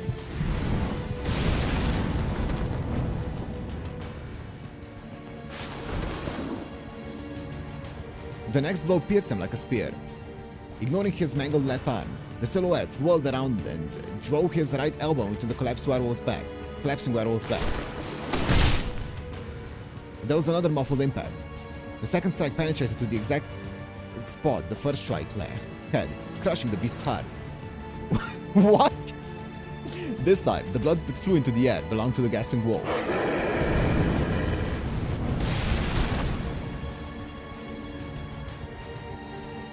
The werewolf fell to the ground, choking on his own blood.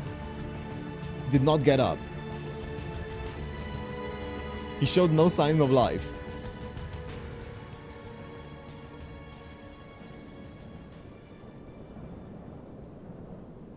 What? It was over. There was no remorse, no hesitation in that brief act of violence. The perfect, furious golden beast lay still. Felled in a mere 3 seconds.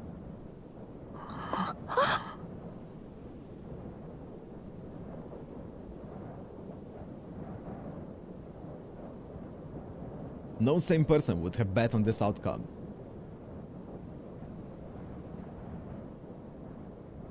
His breathing calm, the victor stood over the fallen behemoth's body.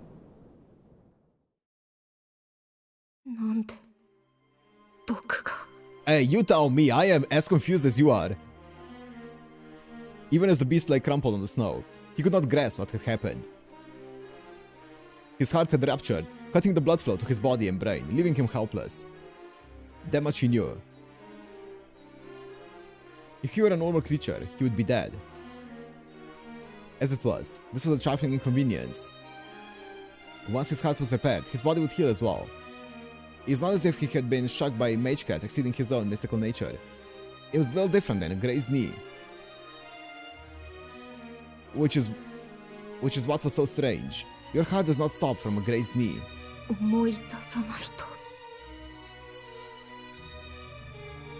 The werewolf frantically searched his memory. He managed to remember right up until the moment he raised his claws. But what had come after that? Given the right transformation, he knew he could withstand even a cannon blast. How had a puny human dropped him? Wait, before that, he had to figure out exactly what his opponent did to him. The moment he got in close, yeah, he had felt a small impact. The attack was so accurate that it probably only affected his heart. Ridiculous. Even if that was possible, there was no way that alone could stop a werewolf's heart.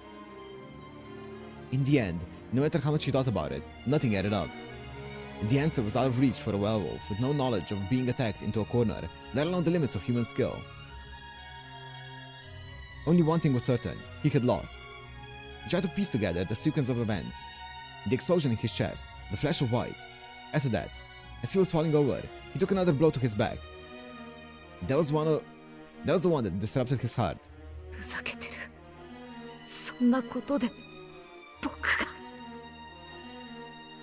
Could lose, indeed. It was physically impossible. The boy gnashed his teeth and tensed his body in indignation at this unfair conclusion. そうだ。こんなのは嘘だ。同族でだって僕を任せる奴はいなかった。こんな痛みもこんな事態も全部嘘だ。不合理に狂っている。だってこの僕が他の生き物に負けるはずが。Enough thinking. He was ready. On the ground, he glared at his enemy. He glared at his enemy to his side. 負けるはずが。In the very next moment, an unknown type of pain coursed through his spine, down his spine. It had eyes, cold eyes, staring, piercing, colorless. The moon looked more alive. Its arms were broken. Its inhumanly powerful attack that had mangled them beyond recognition. If it was in pain, it would have cried out, but it was silent. Was it ever alive? Those dead eyes. He'd seen eyes like those before. Those eyes without hatred, without joy, without any feeling behind them at all. It was a mindless insect. The werewolf's hair stood on end. Why was this creeping chill crawling up his spine? Having never experienced fear, the werewolf did not know what had become of him. Despite countless clashes against other mystics, it had been a human that broke him. He knew beasts even larger than himself. He knew legendary creatures like himself. He did not know this.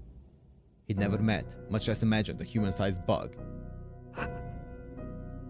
The chill down the werewolf's spine was so vicious it threatened to split him in two. If he moved even an inch, it would crush his skull underfoot.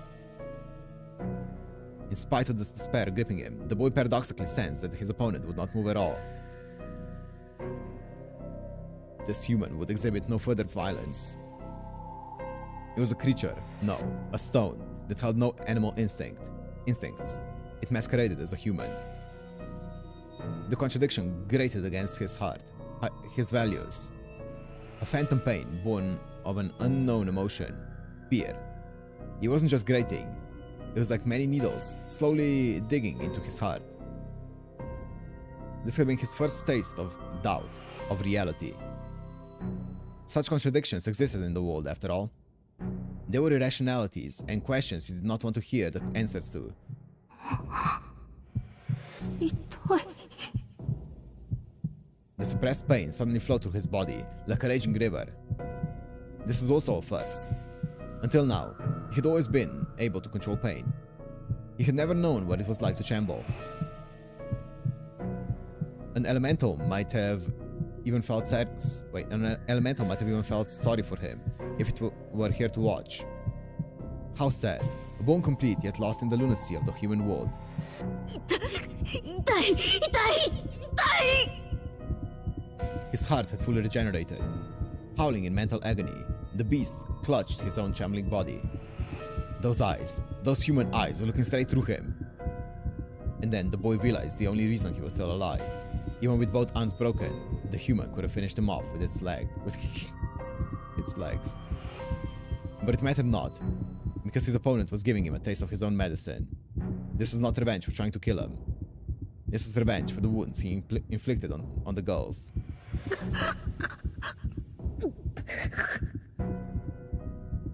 The absurdity of it all made his throat tighten.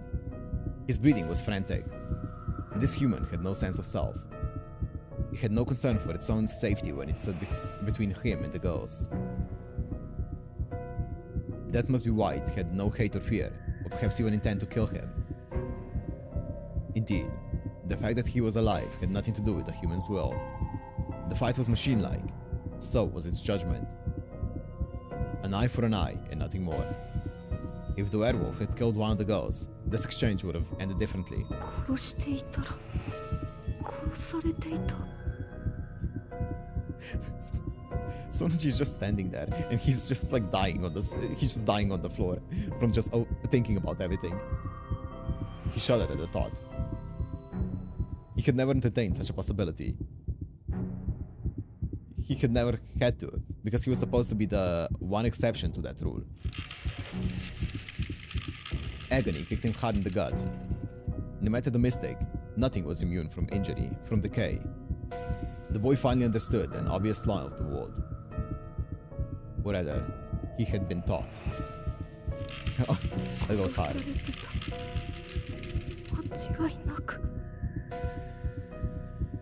Those eyes. They would not stop staring down at him. Retribution was a universal law. He was unpainfully aware of that fact. And yet, the one who brought form to this idea was this human. The pain of defeat, the pain in his heart, the pain of comprehending the incomprehensible. Pain. The impossibility of it all had shattered his perfect world. It ate at him, consumed every fiber of his being. The doubt made his head spin. It was too much. Humans were impossible to understand.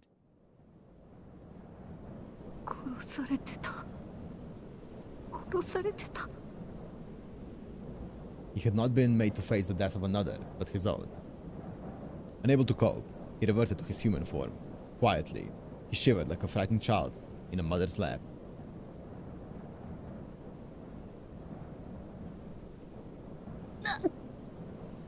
Still lying in the snow, Aoko choked on her words, unable to entirely comprehend what had unfolded.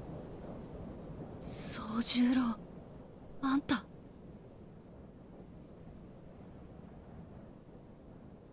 She could not hide the trembling in her voice.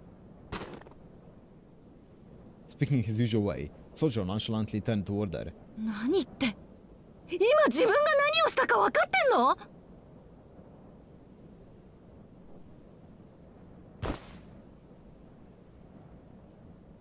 She shouted angrily, as though he had done something wrong. Soujyuro looked surprised, wondering what on earth he had done to upset her. He lowered his gaze back to the wolf boy. Knitting his brow in dismay, Soujyuro finally realized what Aoko was referring to. 心外だな。青崎は分かってると思ってた。He looked at her in disappointment. 分かってるって何をよ? Did she heal? Feeling slightly affronted, Aoko responded curtly. Soujyuro sighed. 山じゃ、熊はそう珍しいものじゃない。以前、確かに言ったじゃないか。は?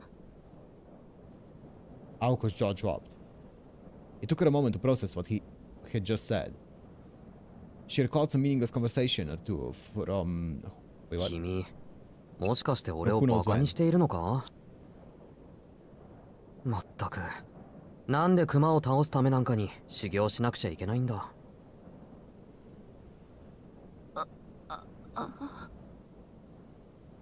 Yes. Now she thought about it. They had spoken about that. It mentioned being familiar with large beasts. And she couldn't deny that she'd heard them utter some anachronistic nonsense about training against them. Which meant he was used to dealing with animals larger than himself. If he lived the sort of life that involves run-ins with wild bears, then a man-wolf might only have been surprising, but not particularly frightening. Oh, she looks like she's doing better. Aoko hung her head. After all this time, who was it that really made no sense? 参ったわ。あなたの勝ちよ、Soujyuro. It was hard to tell whether she spoke in admiration or exasperation. Either way, as she slouched in the snow, Aoko spoke quietly enough to so only she could hear her words.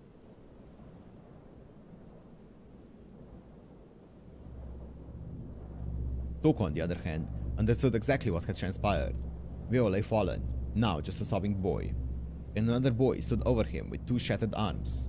Near fatally wounded, Aoko and Alice still could not stand, but had recovered enough to breathe. As for Toko, she had only a few tricks up her sleeve, maybe 3 or 4 more runes at best. The magic crests on her back were unusable. She could use the remaining magical energy from the field imprisoning her grandfather, but that would be stupid. If she released her grandfather, she would lose ownership of the sacred ground. Failing to defeat Aoko and Alice now would mean starting over from square one. and she could not afford that. This sibling rivalry had to end. Toko had gambled everything on her surprise attack, using the fact she was still in Aozaki to infiltrate Misaki's defenses. For 3 years she had labored, selling her word to the association.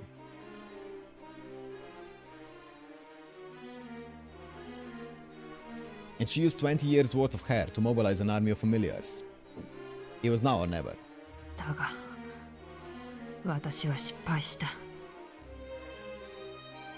She had overestimated the werewolf's power. It should have been enough. Against mages alone, Beowulf by himself would have been enough to ensure a complete victory. But things did not always go according to plan. Beowulf's incredible strength was conditional. She knew he was not infallible, so why hadn't she prepared a contingency plan? Her heart as cold as ice, Touko stared at Soujyuro, who stood tall. His arms were a hideous mess.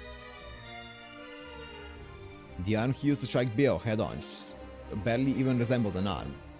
His bones were bent out of shape, his muscles were torn to shreds. To say his arm was simply broken would be a gross understatement. The streams of crimson ran down his other arm onto the white snow. The elbow he drove into Beowulf's back was likely shattered, and his muscle and tendons torn up to his shoulder. Judging from the state of his arms, it was doubtful he would be able to use them again. Worse than his arms were his left leg, and no doubt his internal organs too. He had used the leg to take the full brunt of Beowulf's charge. At a glance, it looked fine, but it was now just a useless hunk of meat attached to his torso. His insides were worse. Supporting the weight of Beowulf had ruptured his spine, causing widespread internal bleeding. Basically, he was a dead man standing, a bird with clipped wings. Living like that would not be living at all. He could barely stand, let alone fight again.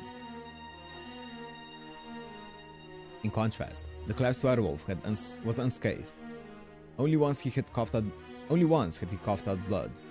The majority of the pool of red on the snow was Soujyuro's. A crimson tapestry telling the story of the boy who stood strong and defeated the werewolf. 当然だ。衝撃には反動が伴う。Yeah. 拳を振るうのなら相応の負担がある。まして相手は人狼。走ってくる鉄の壁を真っ向から殴るようなものだ。それを。Perhaps he had known what would happen. Animals instinctively limit their strength in order to protect their body. Compensating for physical weakness with intellect and technique was humanity's forte, and that clash had shown humans at their very best. And yet, it had also been beyond human. He had attacked without concern for his own safety. Without self-preservation in mind, he could go beyond human capability, enough to strike through the steel-like fur of a legendary werewolf. But who would have thought that a beast able to withstand a shot from a tank would be fouled by a mere human? いや、違う。ためらうことなく殴りつけたから壊れたのではない。初めからあれは壊すことを前提にしていたな。He sacrificed his entire body to destroy Beowulf's heart. Touko felt a chill come over her as she went over in her head what had transpired. It should have been a nightmare scene, but she was captivated by the supreme display of physical rationality. From the outside looking in, she had witnessed not an accident, but a rational consequence. In that instant, the boy had put his entire being into piercing Beowulf's chest. As long as he laid eyes on Aoko and Alice, he had committed himself fully to the task. He sized Beowulf up, synchronized his breathing, found his weak point, and calculated the exact position, timing, and distance he would need to hold his ground. He knew what he had to do to win, and did it with everything he had. It had nothing to do with instinct. A wild creature would not have tried to beat something it could not. Only a human would risk his life when faced with the impossible. That contradiction fed its attack. He twisted his body from his heel to his neck to focus his energy. If Beowulf had simply tried to run Soujyuro down, the werewolf would probably have won. But the beast wanted to rip him to shreds. Or rather, he was baited into doing so. After Beowulf charged, when he planted his feet, he raised his claws, then swung it downward, putting himself off balance. His pose was erratic, his movement wild. In that moment, he was vulnerable. That was when Soujyuro made his move. The beast had overwhelming power, but it was sloppy. Whereas the human concentrated all of his meager power into a single point. That was how the human shifted the balance in his favor. The follow-up elbow attack would rupture Bill's heart. It was a graceless second strike. A sloppy blow no different from Bill's. The elbow was only able to penetrate the beast's golden fur because of the first attack to his chest. あの時点でベオは丸裸にされていた。無敵の人狼がその機能の一切を休止させられた。つまり The strike was not meant to break, but to disable. All living creatures had weaknesses. No matter how strong the creature, it had weak points and weak moments. Not just physically, but mentally too. A time when they aren't in their best shape, unable to focus or find motivation. Sickness or a lack of sleep or food, for example, can cause the body's rhythm to go out of sync. For a variety of reasons, intelligent beings risk losing their ability to function properly. Legendary beasts were no exception. 弱点、欠点をつく魔術なら知っているが、全てを投げ打って弱点を生むとはな。The boy's strike to the heart was not an attempt to kill Bill. It was designed to create a weakness, something that had none. And the elbow attack took advantage of that break in Bill's invulnerability. 加えて、笑えることに不意打ちですらない。ベオの神経の伝達速度なら、毒が当たった瞬間に感知し対応できる。だが、そもそもそれを毒と認識できなければ、偏見のしようもない。I understand. I feel like we've been talking 毒 about. ではないものが毒 We've に been なる breaking なんて down this one 落とし穴 attack for 30 minutes.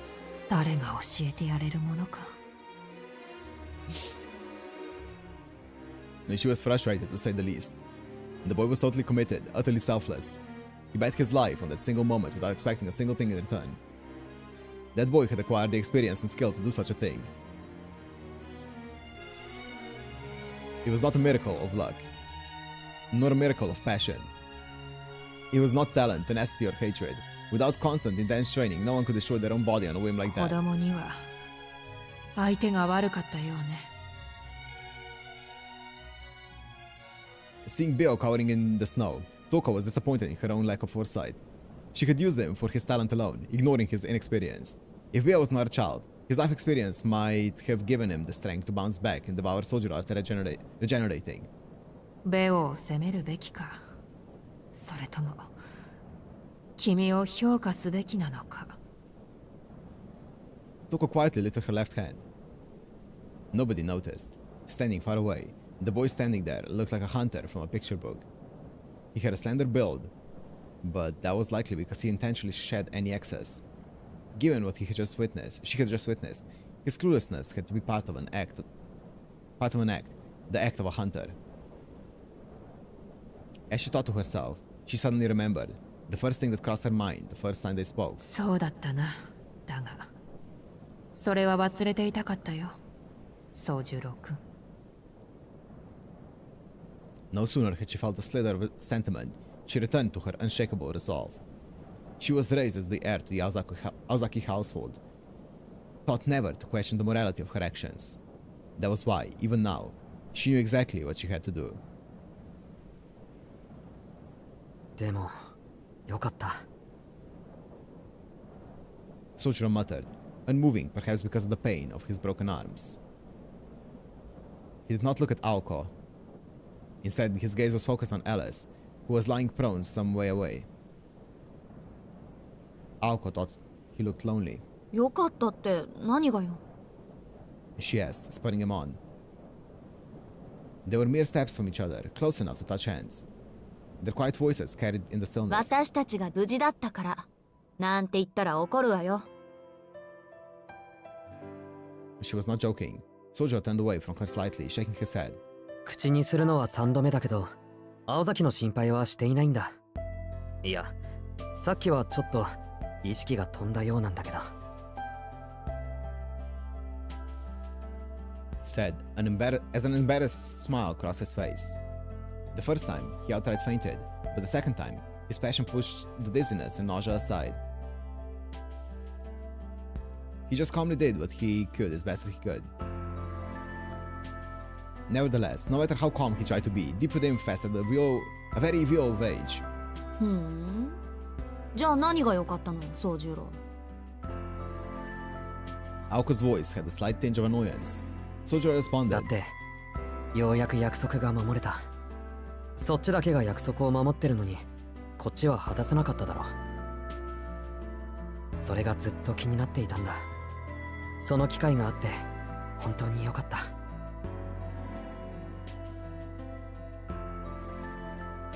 His relief expressed itself as a small but heartfelt smile. Aoko listened, astonished. For a moment, she could not recall what promise Soujyuro was talking about. Then, when she remembered what he was talking about, what she had told him all that time ago in the amusement park, her mind went blank. あいつをやっつけるのに協力したら、俺のことは見逃してくれる？ He proposed a deal, but in the end, he hadn't been of any use. It must have been eating away at him this entire time. Aoko had considered the agreement binding, but only for herself. あんなどうでもいいことを。She muttered in disbelief. Soujyuro gave a nod and affirmed with a tiny voice. 約束は自分のために果たすものだって教えてくれたのは青崎だ。だから君が守っている限り俺も守らないといけない。はあ、ずっと俺はそうしたかったんだ。As if listening to a confessional, Aoko stayed silent. She could not find the words to say anyway. Soujyuro proved ever the enigma. Taking such a trivial problem so seriously and speaking so sincerely about something so basic. She could not wrap her head around how he had beaten a werewolf, but his personality, that was a true mystery. It was no use trying to figure that out now. To Aoko Aozaki, he was a riddle wrapped in an enigma, wrapped in a conundrum. それじゃあ借りは返したから帳尻はゼロだ。これで貸し借りはなしだぞ、青崎。Soujyuro said lightly, perhaps attempting to break the silence. Normally, this would have passed her by, but she saw his kindness for what it was. 貸しがついたのはこっちの方よ。これじゃあどうやって返していいかわからないじゃない。Soujyuro nodded in happy agreement. それより青崎の足なんか塞がってるな。もしかしてもう立てるのか？ She shot him a stubborn look, as if to say, well, duh, obviously. Ever amazed by her grit, he offered her his right hand, despite being broken at the elbow. To Aoko, it looked as sturdy as ever. By all appearances, it was beyond recovery, and would be for the rest of his life. Even so, he seemed able to ignore the pain for Aoko's sake. ほんと、あんたってバカ。She uttered under her breath, looking up at him. As much as she hated to admit, she could not refuse his hand. Resigning herself, she reached out to Soujyuro. But her hand never reached his. A small bell chimed. A line of wind whipped through the air. It cut through his waist, like a guillotine. Oh! Oh shit!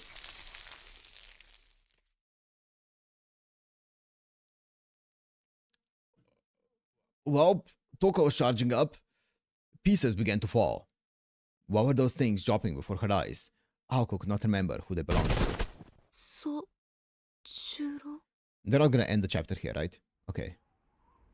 That used to be his name, right? The name of whoever lay in the red snow in front of her. His face now rested on the ground beneath her chin. The smell of viscera assaulted her nostrils.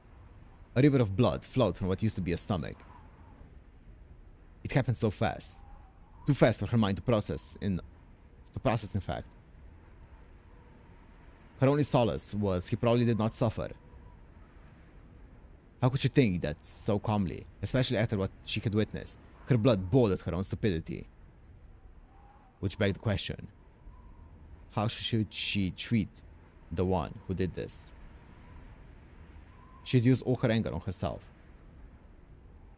She had none left to give to anyone else. But this hatred was hers and hers alone. Her problem was this: could she muster the emotions from this jot of anger? She was not sure, but she thought of hunting them down. But the thought of hunting them down made her smile unconsciously in anticipation. Aoko turned to the old school building, to where Toko was standing, with her arm out in front of her. She had used the same Rune magecraft she used against Aoko and Alice, except Soujyuro had no magecrafts. Toko's amber eyes were narrowed, staring intensely at the fallen corpse. As to what she might have been feeling, Aoko could not care less. Even if Toko felt regret, Aoko would not ever forgive her for as long as she drew breath. やはり君からこうしておくべきだったな。Toko was not speaking to Aoko, but to the dead body. There was no response.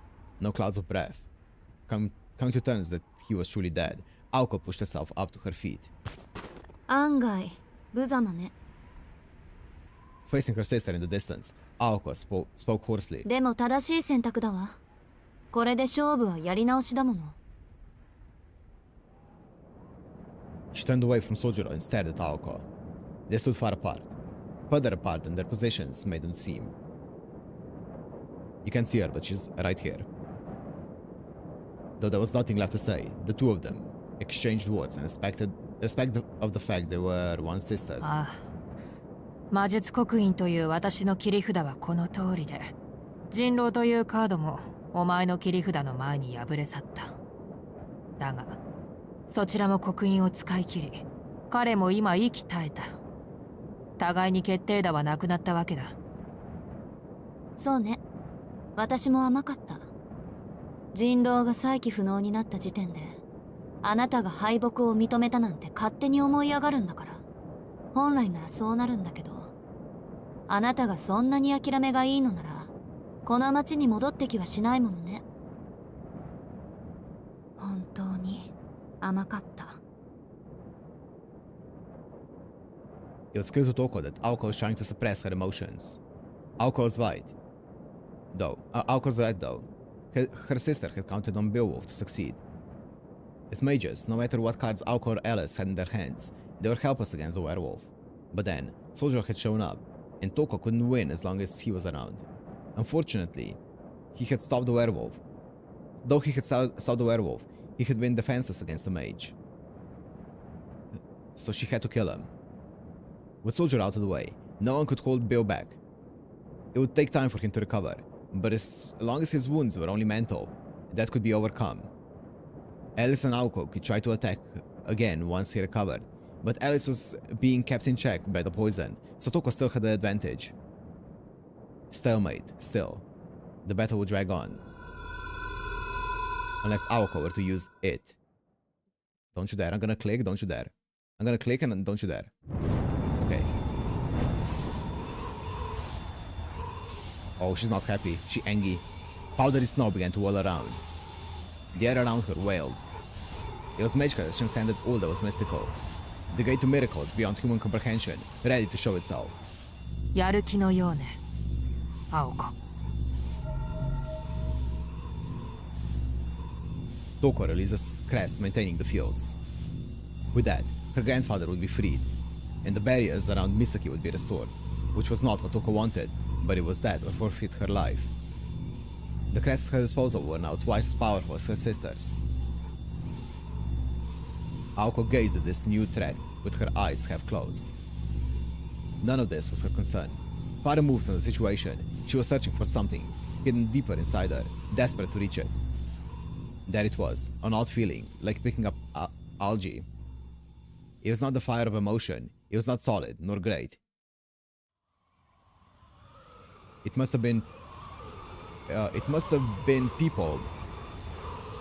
It must have been what people meant by rising to the occasion, abandoning thought itself.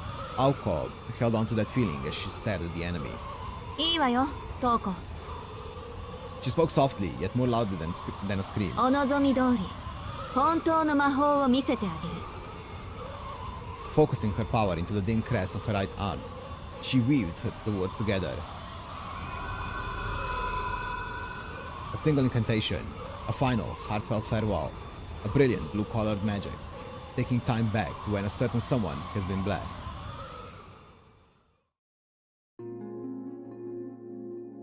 To put it simply, Magecraft is human wisdom. Wait. It's the world as we know it. Magic is a singularity that exists beyond either of those.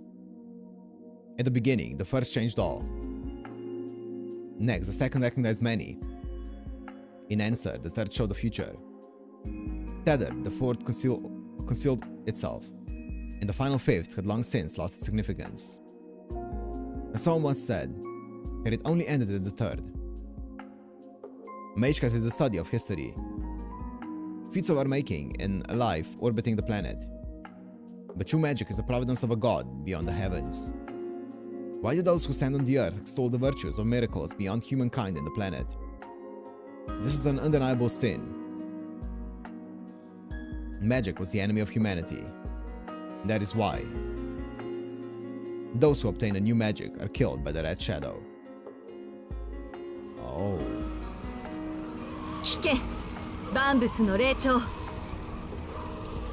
So, okay, so the Little Red Riding Hood comes for all who obtain true magic. Hear me, nice pieces of creation. Aoko's voice resonated to the high, true and high above the winter skies. The air began to fracture, turning the scenery to broken glass. Toko wondered whether she could truly fight or flee. She decided to try and keep her feelings in check and see this truth. But the object of her obsession for so many years was right in front of her. Rationality was slipping from her grasp. Both of their fates were now uncertain. Toko had an overwhelming advantage when it came to her crest in the terrain. When it came to true magic, however, if the Alzaki magic was anything like Alice Kunji's fairy tale monsters, then mage strength was not a part of the equation. At this point, it was Toko against magic itself, and there was no winning against truth. The transcendence and idiosyncrasies of true magic rendered things like magecraft irrelevant. だが Toko stared at her sister, wondering if she could actually use it.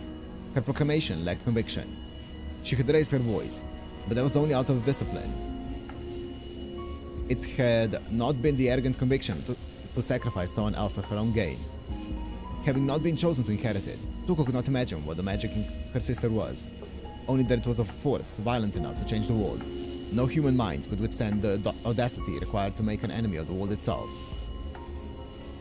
Especially not someone as indecisive as her sister. The power of magic would surely cripple her.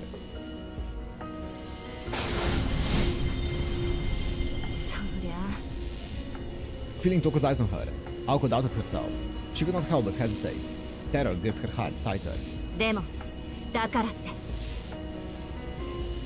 She could not run away forever. Her hesitation and terror meant she would never forgive herself for stopping now.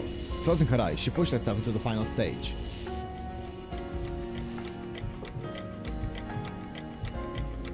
Time stopped, like a light being switched off. She submerged herself in her own darkness.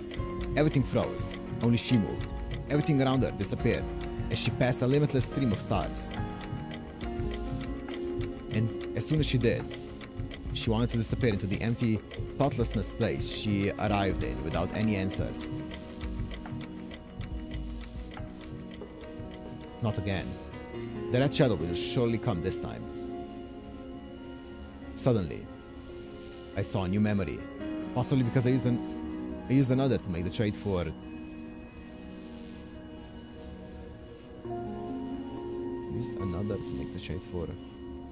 I heard a familiar yet new sound.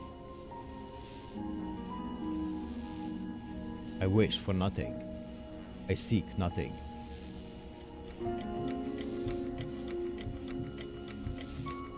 Only to fuse with the consciousness that hurtles backward in time to zero.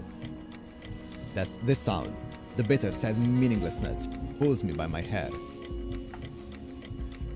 But I have to resist. The red ghost was always going to be my biggest hurdle.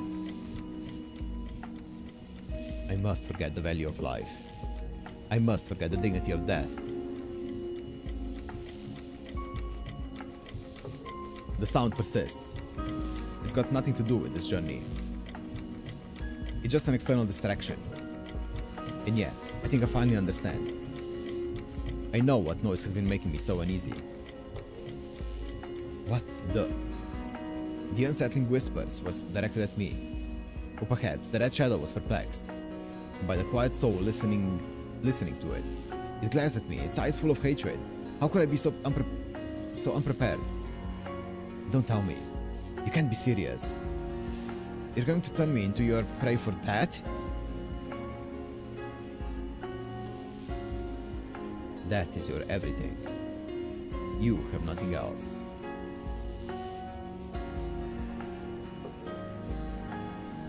The effect of rewinding, the decision to never say never. His prime, his meaningless life. She negated it. She used her superior power to negate that sound which was an absolute rule to him. Just brushed it aside like it was a cobweb. The sound disappeared. A new one replaced it. I wish for nothing. I want nothing. A pure, obedient heart. That's why you get nothing. A life of falsehood, led by affirmation.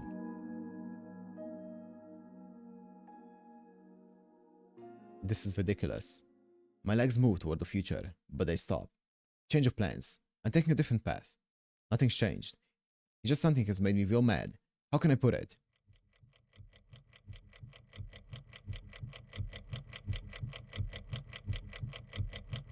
You call this the past, you idiot? If I don't complain about something to someone, I'll explode. Even if it's just to the voice. Or to he who hears it. Or to the part of me who just stays quiet and watches. Or to the one who did that to him.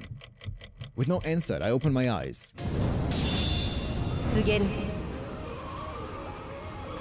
Aoko released everything she had dragged up. As for what was there, or what she saw, she could not remember.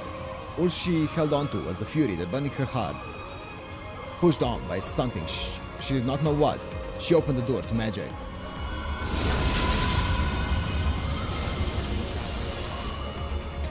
The change was extraordinary. Beneath her, the snow vanished, replaced by a small patch of lush, green grass. This ground had never existed under the frozen blanket. It had been rewritten into a new landscape.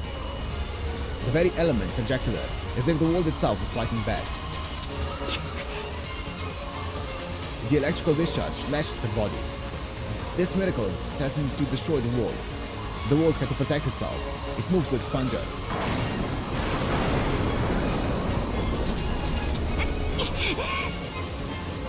Pain scorched her every cell, trying to tear away her consciousness. But she did not falter. All this pain and this loneliness was to take her to the root. Ever since inheriting true magic, she had suffered this torture time and time again. She contended against the voiceless protest of the cosmos. The burden engulfed her retinas and nerves in flames. And then, light. She finally understood. She remembers why she came back and what she wanted to scream.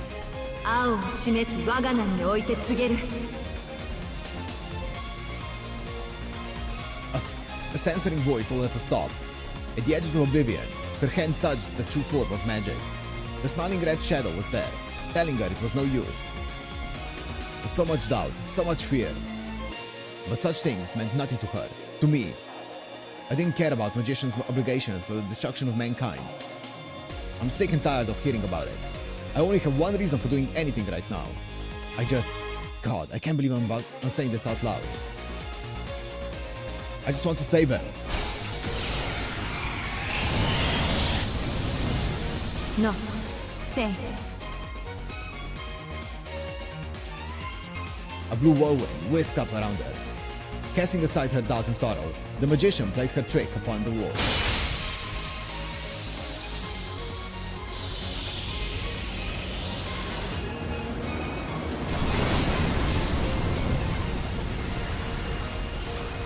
Time flowed backward.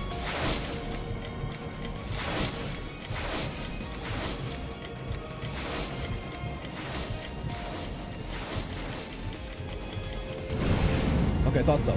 That's the fifth. Okay. childhood memories were overwritten.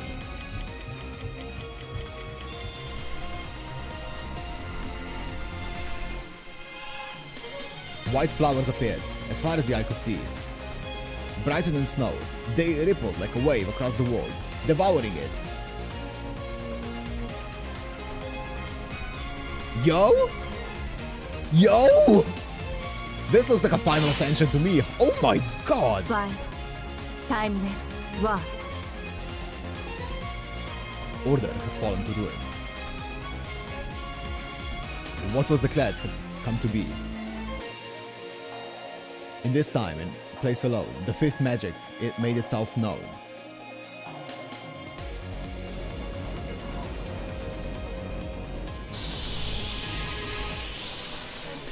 In the blink of an eye, the snowy clearing had transformed. A sea of fully bloomed white flowers blanketed the ground. Only the dilapidated school building and the bare winter tree signified this was the original world. The once cold wind now blew with a pleasant warmth across the landscape. Even the night sky was once again teeming with stars. If one reached out, one could almost touch them. It was a mix of comfort and solitude. It's quiet enough to carry the sound of insects flying through the air. A scene far removed from the impurity and grief of humans. A world with nothing, yet one that needed nothing. It was his most precious memory. The winter tundra had changed into a spring meadow. Aoko's so-called true magic confused Toko. Sure, it was pleasing to the eye, but she wanted to see something less idyllic. Aoko's spell was clearly no small feat, but the surrounding mana had not changed. Better to be careful, better to be confused though, than deal with something like Alice Squange's flat snot. The only changes seemed to be the flower field and Aoko's appearance. She seemed to have received some enhancement to her physical form, but it would never be enough to match Toko. 確かに魔法といえば魔法だが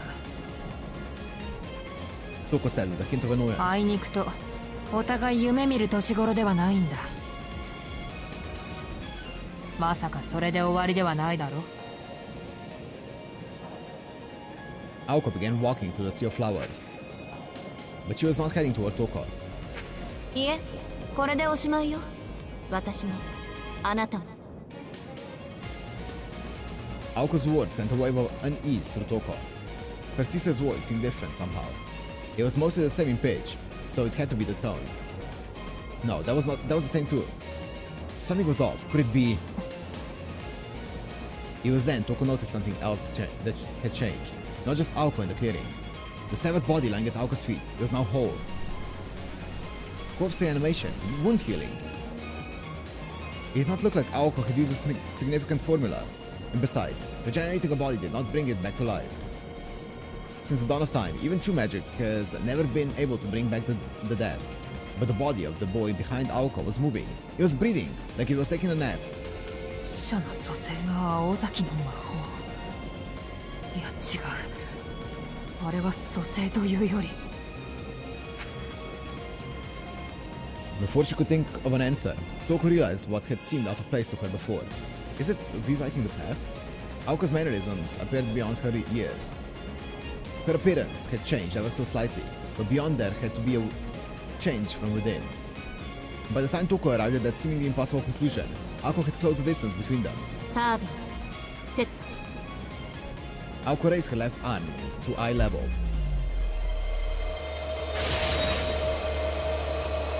Toko could hear the magical energy generating inside Aoko. It was sound Toko could never heard before. Aoko only possessed single function, low-grade circuits no better than any other third-rate mage, so she generated magical energy at a much slower rate than Toko. However, this speed was absurdly quick, moving even faster than the blood pumping through her body. Magecraft could only vibrate, but how in the hell were the activated magic circuits audible? Even the association had never heard of such a thing. 我が目前に勝利ありき Spurred to action by the sudden dread she felt, Toko hurriedly carved runes into the air.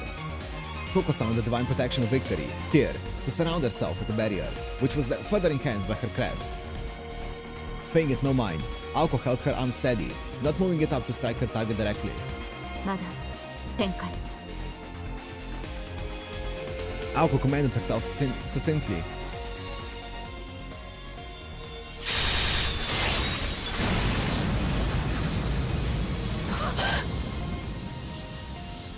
This is beyond magecraft.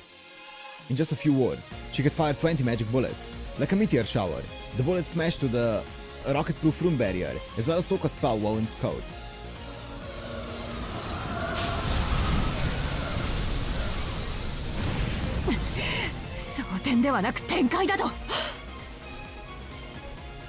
The protective runes lining her coat scream. They would not be able to take another barrage like that. She could already taken internal injuries. She loathed to admit it, but Aoko vastly outclassed Toko in terms of raw power. Even harder to admit was that her sister probably had not even brought out the big guns yet.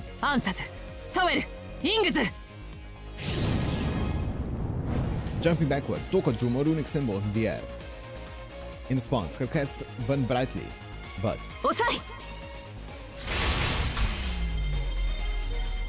with a single word, Aoko nullified the runes, dissolving them before they could be given meaning. The power of Aoko's words could surpass the magical energy of Toko's rune magecraft. With the runes nullified, Aoko continued advancing to the white flowers. From her calmness to the robust spinning of her magic circuits and her breathing, she was different. A woman with sublime self-control, a trait only found in mages with a lifetime of combat experience. Yup. Given the evidence, she was that was the only explanation to the Alzak magic. She went into the hyperbolic time chamber. Aoko's magic circuits had not been amplified. That would have been impossible anyway. Like Toko, she would have to externalize them, which would just increase the scope of her magical energy and techniques. By nature, the quality of a mage's magical circuit did not change. But Aoko was now clearly a superior mage to Toko.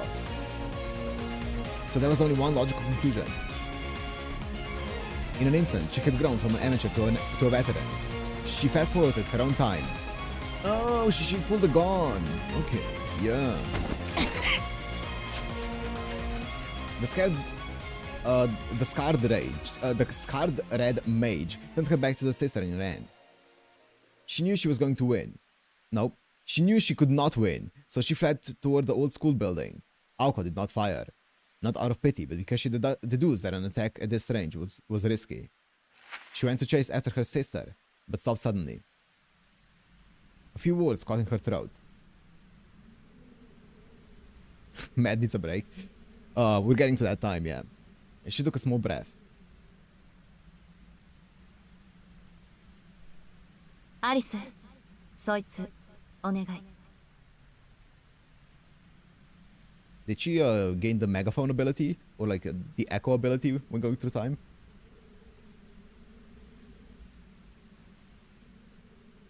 She said, slightly embarrassed by the maturity of her voice. White petals flitted through the air. Without looking back, she made after Toko, her hair flowing behind her.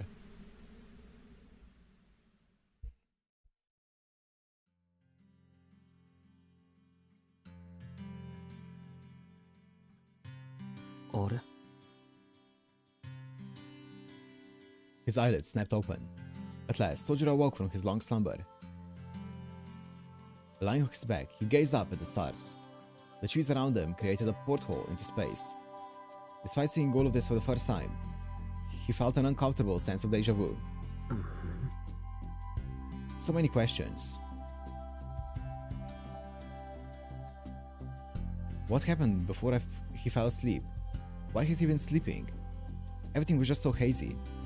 It's like he had walked out of the door one minute and woken up in bed the next. With so many thoughts clouding his mind, he could barely recall his own name. All he could remember was a girl he'd never seen before, and something thin around his neck. Shizuki-kun.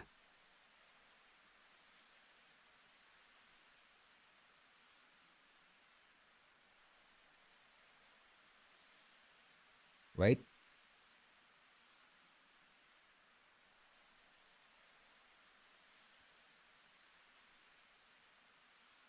Wait.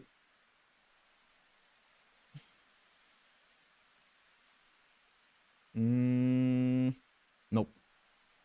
I was thinking, was the entire thing of him having the appendages on his neck some time traveling thingy because of the color that he has, and that somehow hurt him enough that he. I don't know. The voice quiet but clear belonged to the girl named Alice Konji, who was at his side.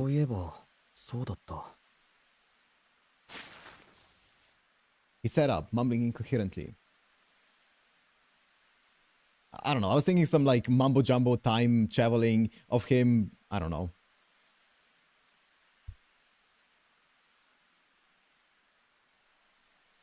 That maybe because like he got the collar after, and then because of her like time traveling, maybe I don't know. The black clad girl next to him. Because I'm thinking like Shiro, right? And Shiro was traveling to time. I don't know. Forget it.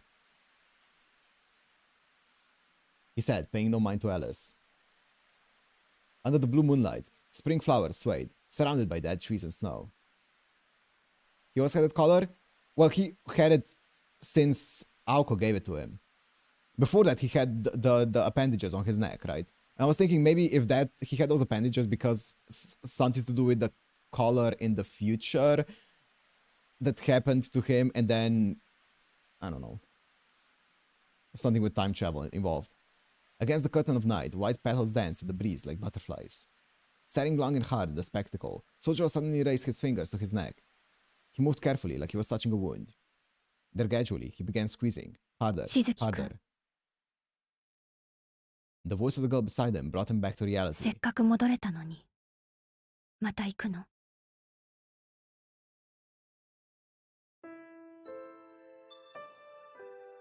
Because we still don't know what the wound beneath his appendages was at the beginning, right? So I was thinking maybe it had something to do with the color. Sounded both sad and reproachful. But Soujyuro did not understand why. Seeing the uncharacteristic concern in her eyes snapped him to his senses. 行くってどこに? His fingers fell away from his neck. Without answering, she blankly looked at the sky. Though there was only the infinite darkness of space. まあいいや。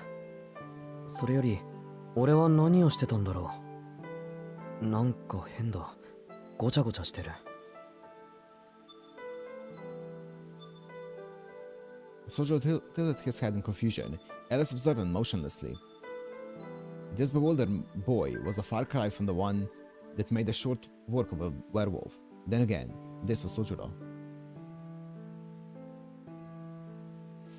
As she stared at him, she realized she did not have an answer he could understand. She tried asking a question, the same question she had asked him repeatedly as he slept, but eventually gave up expecting a response to. 今まで、しずきくんは何をしていたの? Her quiet question was spoken like an enthralling spell of magecraft. Sad spells seemed to work, and Soujyuro sank into a sea of memories. Atop the bright white hill, they quietly sat for a while, like siblings. 誰かの声が聞こえた気がする。何かを聞いているようだった。けど、自分は最後まで一言も返せなかった。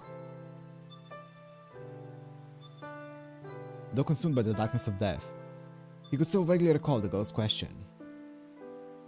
He was not aware that he had died, but it seemed a fragment of time remained from when he had been with her. Soujyuro's expression darkened, filled with regret. Looking at his profile, Alice pressed him further. それで、欲しいものは見つかった? Remembering what someone had asked him questions, he gave a slight nod. ああ、そうだった。けれどね、アリス。そんなものは見つからないって思っていたんだ。うん。ずっとそう思っていた。The regret in his voice was accompanied by a hint of strength. Lowering his gaze, Soujyuro saw a white flower garden that looked like something from the afterlife. It shone brightly, captivating him. 思い出した。青子の前でざっくり言ったんだっけ。Okay, the memories are なの coming に back. 生きているのはどういうことなんだろう。It's time travel. Soujyuro said, scratching his body curiously. His hands were their old selves again, but what of Aoko? He turning toward Alice for an answer, who was sat among the flowers looking sullen. 巻き戻されたのよ、しずきくんは。この風景も本来はあなたの記憶だけど、わからない。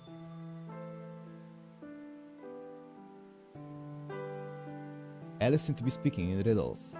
俺の記憶って、その割には知らないところなんだけど。今しずきくんの時間は青子に使われているから、それが戻されるまで思い出すことはないわ。She answered ominously as she cast her gaze over the flower garden. でもこれが消えてしまうのは残念。I'll be honest, I don't fully understand the fifth true magic. I'm gonna need an explanation after we're done with it. 元に戻れば。After we're done with it, not now. 思い返せるの After we're done with the は entire 私 thing. だけなのに。Looking at the white blossom, she smiled momentarily. Her words only confused them further. アリス、君答える気がないんだろう。She said dejectedly, prompting Alice to face him. What emotions lay inside those deep eyes? 意味のない話だけど聞き True たい。 magic gets whack. Great. It's pointless having me... Wait, it's pointless having me tell you, but you want to hear 聞 it きたい anyway.。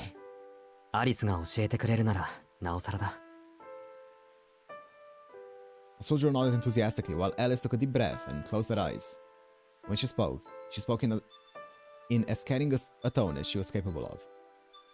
結論だけ言うと、あなたは一度死んで生き返ったの。The fifth has already lost its meaning, sure. しずきくんがトウコさんに殺されてから、青子が目を覚ますまでの5分間分の時間を巻き戻して。After you were killed by Toko, Aoko rewound the 5 minutes before you opened your eyes. その時、あなたは10年近い年月を青子に使われた。 She used roughly 10 years of your life. 二人とも肉体年齢は変わってないから、中の時間だけ持っていったんでしょうね。だから Okay. 今、この景色を懐かしく思えるのは青子だけ。She used roughly 10 years of your life. Neither of you changed physically, so she must have borrowed time from you mentally. That's why right now this beautiful scenery would only bring back memories for Aoko in possession of your time. Okay, because it's his memories, but he won't remember them because she has those memories, he doesn't. And okay, it will bring back memories for her. そして、 And once the time exchange was over, neither Aoko nor Soujyuro would remember what happened during these moments. When Aoko used someone else to channel her true magic, it did not affect her alone. If she had rewound time for only herself, the temporal inconsistencies would form part of her own experience. However, this was proper time travel. If she rewound time for only herself, the temporal inconsistency would form part of her own experience. However, okay. The inconsistencies would be corrected. When the magic ended, both Aoko's memories of this place, and Soujyuro's unfamiliarity with it, would be corrected. Okay. This miracle would become unrealized. Only the observers would remember this brilliant white sea of flowers. Alice and Toko. 時間を持っていく？ Soujyuro asked, his head tilting even further at Alice's general explanation.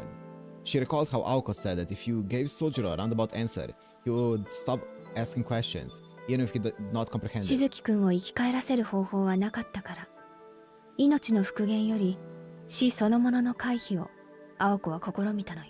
Sure. まだ青子には無理なのか、それとも今回もひよったのか。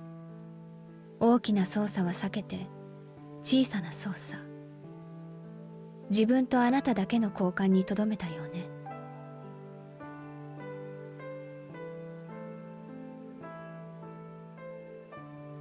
あなたは今5分間だけ時間を飛んだことになるわ。仮に遠い未来、この時間を検索できる人がいたとしても、あなただけは誰にも見つけら Oh, れ he ない。 got King Crimsoned. だって時間軸の上にいなかったんですもの。そして同時に青子は自分の時間を上乗せするためにあなたから時間を借り受けた。多分幼年期の時間でしょうね。個人の時間操作は忘却している部分の方が楽だと。More than likely time from childhood. From what I understand, individual time manipulation is easier when using forgotten memories. Should I slow down? Alice asked with her eyes. Okay, Matt, glad to see that we're in the same boat. Okay, what Soujyuro could do was nod. つまり2つの奇跡を青子は行使したの。あなたの体の巻き戻しと自分の体の早送りね。She rewound his body by 5 minutes, and she fast-forwarded her own time by 10 years by using 10 years of Shizuki's memories from his childhood to fast-forward her own time by 10 years so she could, like, become stronger. Basically, what she would be like in 10 years after practicing her mage cat and shit. しずきくんの時間に介入する際、ついでに10年分の時間を借り受けて未来の自分を持ってきた。だから今トウコさんを殺そうとしているのは27歳分の時間を持った青崎青子ということになるわ。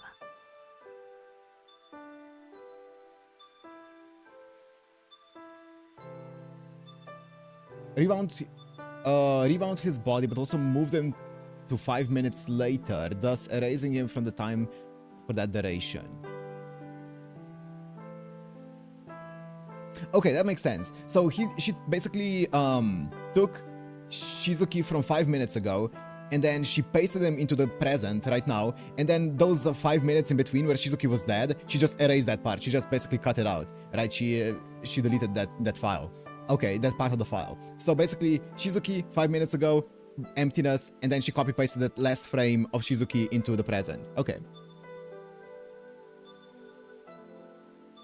Okay.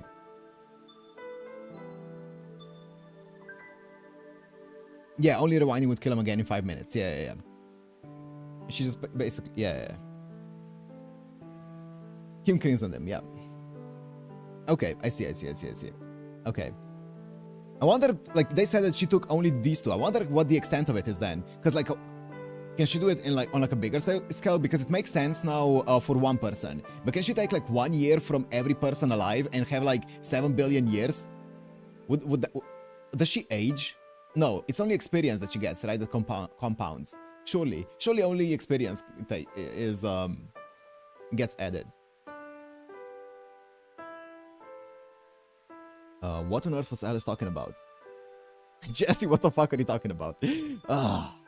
Soldier's expressions gave away his thoughts, though the part about Toko made him furrow his brow. Toko-sanを殺すってAokoが And probably insanity from living that long. You know. Like, I'm pretty sure Zerorich probably lived for like a few billion years at this point. He's not insane. もう終わってるでしょうけど。As soon as Alice answered, Soujyuro sped off, kicking up white petals behind him as he ran. The brave boy who defeated the werewolf was back.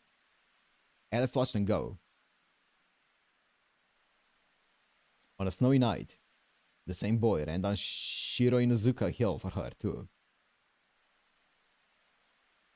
Soujyuro entered the old school building. Lights flashed, the sounds of destruction exploded around him, threatening to turn the area into a burial ground. Still, he remained focused. ほら。悪いけれど、やっぱり無駄だったわ、青子。Her words only reached the white flowers around her. Aoko knew Soujyuro too well, so she wanted Alice to stop him. If he tried to interfere in the battle against Toko, she could not protect him this time. But it was too late to celebrate Aoko's judgment now. The girl in black had no intention of going after him.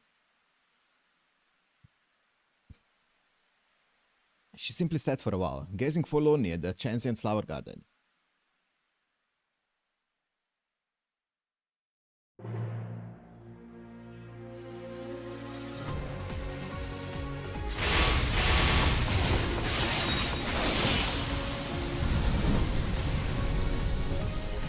A storm of magic bullets shot down a hail of lightning blades. A mage's workshop was their home base, and their last line of defense. It featured an abundance of defensive spells designed to cut down brazen challenges and thieves. The school building was no exception, painstakingly rigged by the puppet master and rune master, Toko Aozaki. A reflection of... what's the tapping? Of her bizarre obsessions, the workshop was set to indiscriminately destroy any intruders. 足止めぐらいは果たせバカモン Toko complained as she ran down the hallway, activating her traps along the way. Footsteps? Oh, but nothing seemed to work. None of the runes, regardless of their quality or quantity, could slow her sister down. Her reaction speed and ability to predict attacks could only be described as transcendent. Even magic bullets she fired from both her arms were too much, destroying the runes and the very walls that housed them. Dude, the color scheme is so cool. I really like this design of Aoko as well. She looks like Space Aoko. Like the, you know the Speedster skin? Yeah, that.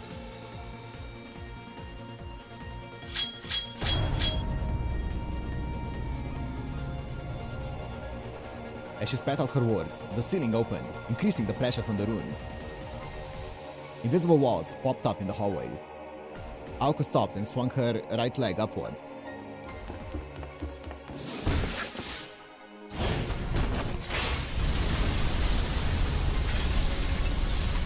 Straight toward the ceiling. Her foot cut through the thick air like a knife through butter, shattering the ceiling and the runes along with it. あんたの方こそいつまで経ってもこの凝り性どこもかしこもルーンだらけ少しは遠慮ってもんがないの宇宙要塞張りに改造してんじゃないっての Why is her voice like that? みんなの思い出の校舎なんだからもっと大切に扱いなさいよね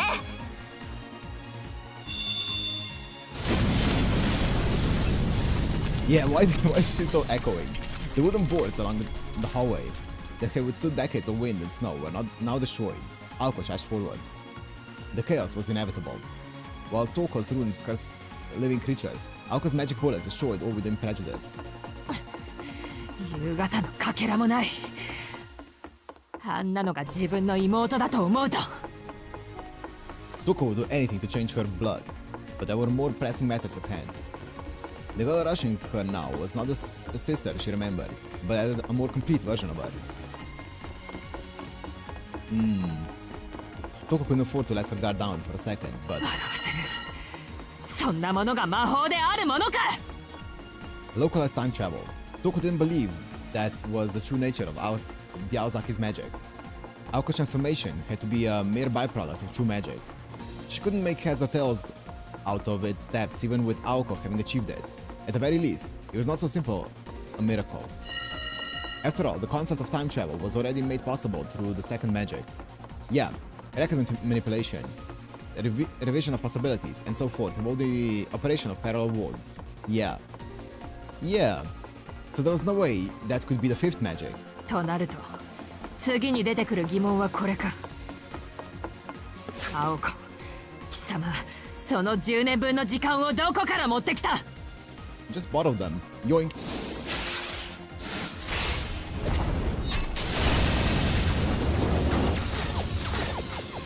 あのボンクラからよ悪い後で返すんだからあんたに非難される覚えはありませんけど That makes sense. There was a bias, but the amount of time on this access have not been changed. But... ではあの5分間はどうする Yeah, that's what I was thinking. Like she... Okay. Yeah, まさか私を始末した後彼を元の状態に戻すのか Aoko stopped in her tracks. Toko took aim at Aoko's glaring oversight. Aozaki magic and Aoko's humanity were inconsistent. そうだ時間操作では死者の蘇生は許されない。お前がしたことは一時だけの気休めか。 The magecraft on Toko's back began to demonstrate their true worth. Drawing upon the magical energy stored in the crest, she materialized her largest trap yet in the hallway.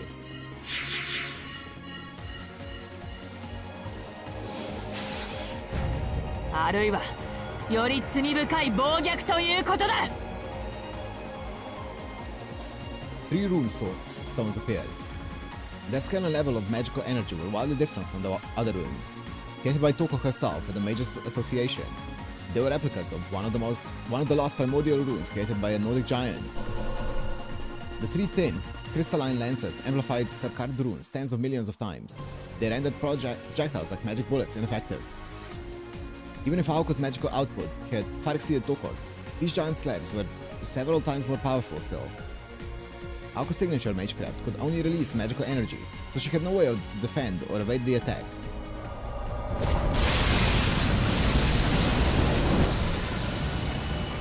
Solo G!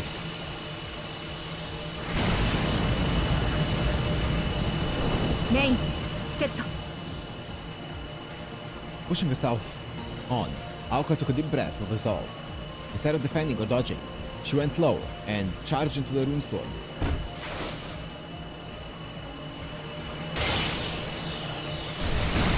Damn!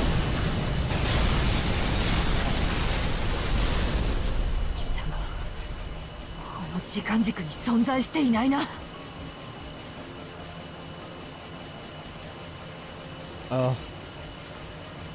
Infuriated by the realization, Toko set her magic cast to full power. Through repeated second-long bursts of time travel, Aoko was able to avoid the runes completely. She's phasing through time to avoid it. She was either sending the attack's impact to a different time, or layering several thousands of herself atop one another. Whatever. What do you mean, whatever? No way could she keep up with that kind of magical energy output. 1枚目 Aoko kicked the crystal slab to pieces.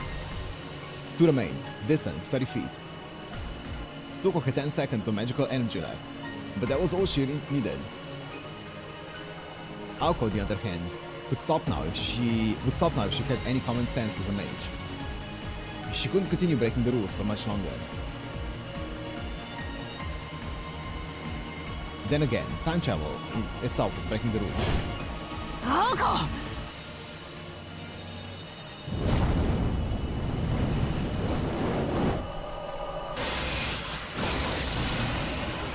Once again, Aoko used the same technique. Toko's suspicion turned into white-hot hatred. She couldn't care less about her time travel formula. It was the amount of magical energy she had. Where was she pulling the energy necessary to jump through time for so long? やはりそうか。 It was the death of Soujyuro Shizuki. If she had brought him back 5 minutes to when he was still alive, where did those 5 minutes go? Aoko's magic wasn't using parallel worlds to change this one. She could only rewound Soujyuro's 5 minutes. Then logically, he returned to being a corpse as soon as the magic ended. Time travel that didn't change the world couldn't change the past. Therefore, if she wanted to save him, she had to either truly resurrect him or send those 5 minutes of reality somewhere far away without returning them. What the fuck do you mean? Okay, sure. What? 2枚目 So just send them away then. Aoko showed no sign of slowing. From behind her crystal barrier, Toko glared at Aoko with disdain. 答えろ、アオコ！貴様、彼の時間をどこにやった？そこにあった熱量の帳尻をどうやって合わせている？そんなの知るか。あいつの時間なら遥かな未来に置いてきたわよ。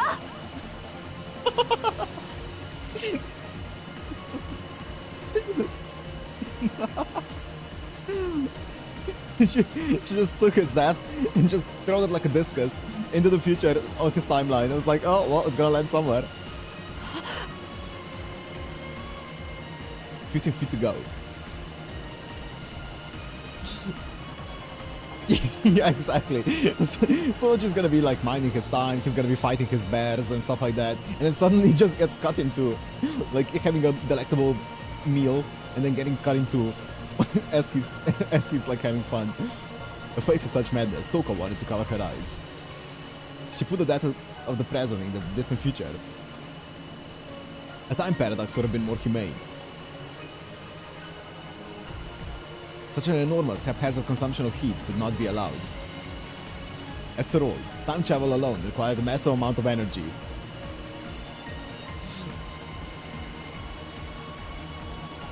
Magical energy was required to bring things from somewhere else. At the same time, losing something that exists here consumed an incredible amount of energy. And what about if either fell out of equilibrium? It would mean total chaos. The distortion caused by her magic would come to affect this entire sector of space. バカここに極まったな。何千億年後に来る宇宙の死滅、人類の行く末に待つデッドエンドにさらなる負債を押し付ける気か。The thermodynamics of magic energy, the conservation of energy.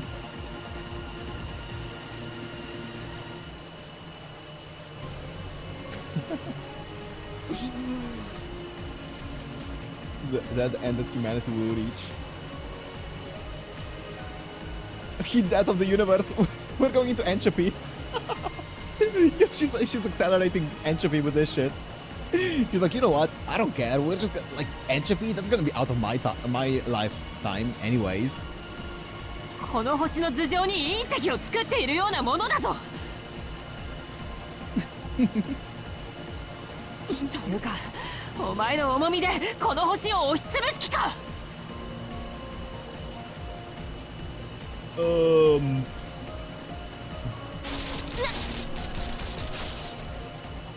That last comment made Aoko's eyes widen. Her every step exerted such force it broke the floorboards beneath her feet.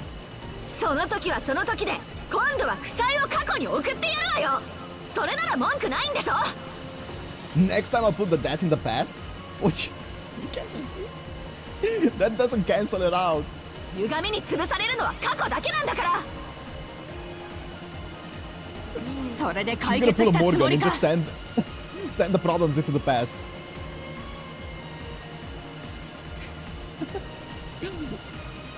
Bro. 現在が確定している以上、過去を消滅させてもいいと。それでいいのは私たちだけだ。問題の総量、宇宙の負債はどうする？ I like how Toko is like the only one who's actually kind of rational about this. Exactly. Even if the universe were closed, or the present were still expanding, the absurd increasing heat consumption would become uncontrollable. That which waits for the end of infinite expansion, infinite consumption, and infinite growth is a future without hope. The nothingness without creation, before creation. Eventually, the universe would burn up. 青崎の魔法はその結末をより確かなものにするだけだ。その責任をお前は。 Also, he talks about the heat death of the universe as if like everything goes up in flames when the heat death of the universe happens. Not because of entropy. And there's no more moving. That's the heat death. 言われなくても分かってる。 Oh. 責任なんて私が生きてる間に何とかするわよ。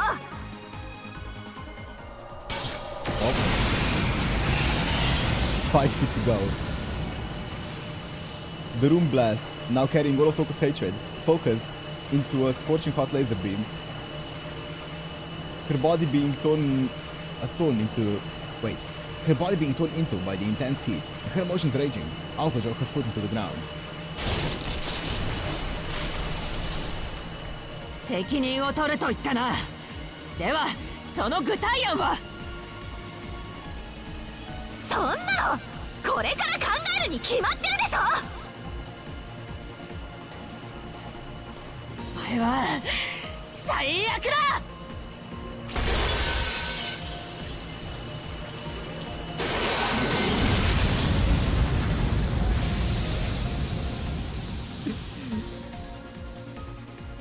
Yeah. Toko's last defense was shattered. Close enough to connect. The two mages unleashed their magecraft. Red runes, blue ether. In a cascade of magic bullets, Toko Alzaki's crest was torn to pieces, and so was Toko herself. What?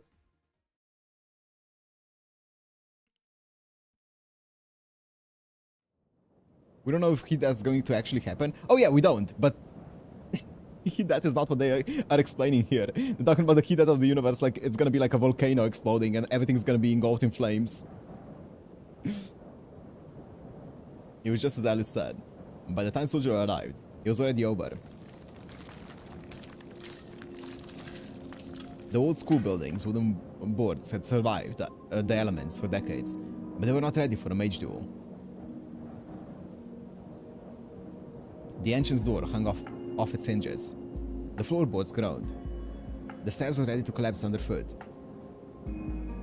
Toko's escape and Aoko's pursuit had left a trail of destruction leading all the way to the second floor. The chaos continued to the end of the hallway, by the stairs to the third floor. Toko sat in a heap with her back against the wall. Despite her injuries, she kept her eyes firmly on Aoko. She was bleeding internally and had multiple broken bones.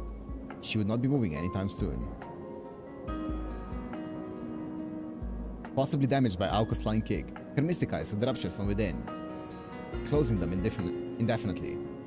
Damn! Despite her battered and broken body, she was still breathing steadily, a testament to her stubbornness. Staring down at her, uninjured. 屋上までは持つと思っていたんだが。Toko was not trying to be facetious. She sounded genuinely disappointed. Aoko responded with a cold glare.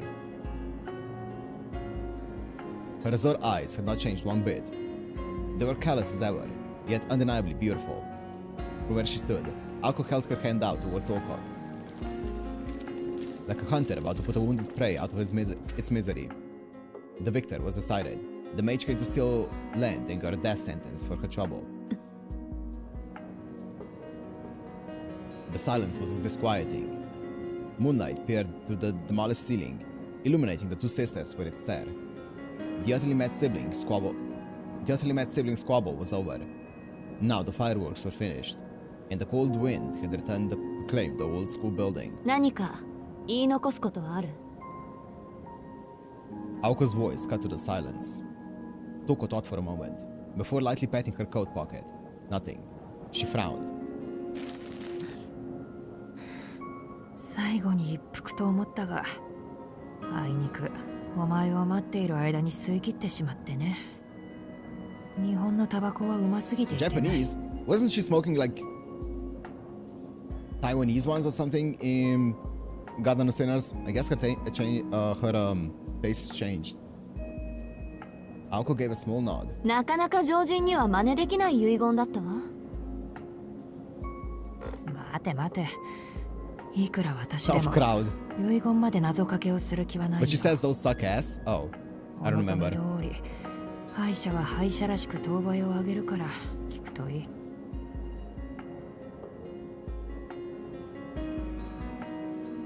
Toko's voice was laden with sarcasm, but not hostility or hatred. Perhaps her vendetta was not directed at Aoko herself, but rather a product of two sisters born to a mage family. 青崎の魔法が時間旅行に端を発するものとは思わなかった。まだ事情がありそうだが、当事者ではない私には何ともね。Some kings obviously need ironing out. Yeah, you don't say. ボンプにはわからない悩みだ。せいぜい大事に付き合っていけばいいさ。しかし、10年経ってもそれでは先が思いやられる。Yeah, 10 years is a crazy time. アリスにしてはよく付き合ってくれた方よ。魔術師としてはいつまでも半人前っていうのが彼女の結論。そうね。あの狼とならいい勝負をしたんじゃない？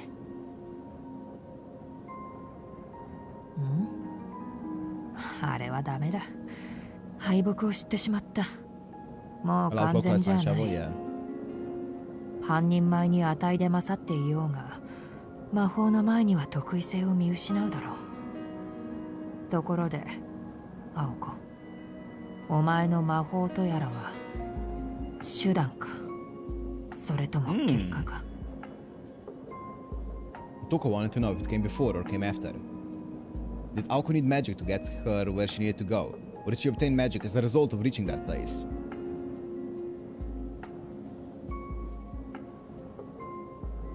あとよ。私は扉の前で尻尾を巻いたから、ジジイの思惑なんて知らないけど。第一魔法と同じ経緯か。ますます業が深い。第2から第4はその場所へ到達するために生み出されたものと。I have no idea what the fourth magic is. I forgot what the first one is. I feel like 同族嫌悪 I は should 世 know の it, 常 but I だ。 forgot it. I had no い idea. ずれ I 第 just know 一と second and 食い合わ third な and けれ fifth. ばいいのだがね。I don't know if I ever knew first one. し Probably かし did. 扉ときたか。魔法の継承とはパスの継承のようだな。Ymir's entrance. ではやはりここにユミルの入り口があると。I don't think the first one's mentioned. Okay, then I never knew it. Okay. Ymir's entrance was here all along. The fourth one also. Okay, great. Perfect. Yeah. The magic inheritance is strong, similar to path inheritance, so Ymir's entrance was here all along. 北欧かぶれのあなたにとってはね。私にとっては赤社の門 Yo, という Akasha もの。 mentioned. Let's go. Okay, so that's the Ymir's entrance is the gate of Akasha. Okay. 最初からそれを狙っていたんでしょ、あなたは。Toko used every ounce of strength she could find to nod. 望めば手に入るというのに何台も待つのは嫌だったんだ。ソフトはそれで決別したようなものだったよ。青崎に対する復讐心はそれには優先されなかった。まあ全ては終わったことだ。 Vague posting. もう語る必要はない。Oh. 最後に根源に触れた感想が聞きたいな。Toko spoke after taking a deep breath. Her last words showed no trace of hatred. First and fifth was reached by finding a place that was a natural path to the route, while 234's path itself was created by magecraft research. Okay, makes sense. Sure. Aoko remained silent as she began raising her right hand up high. She recalled her grandfather's orders, the source of true magic. Revealing one's knowledge or impressions of the route was strictly forbidden. But this was her sister's dying wish. Maybe it would be okay. Aoko.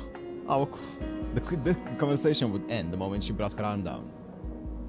Then, this rotting shell of a building would become her sibling's tomb. What harm could it do? It's not like she planned to follow her grandfather's rules anyway. 白状するとね、姉さん。Aoko's voice carried through the blue hallway. 正直、全然わからなかったわ。Oh shit!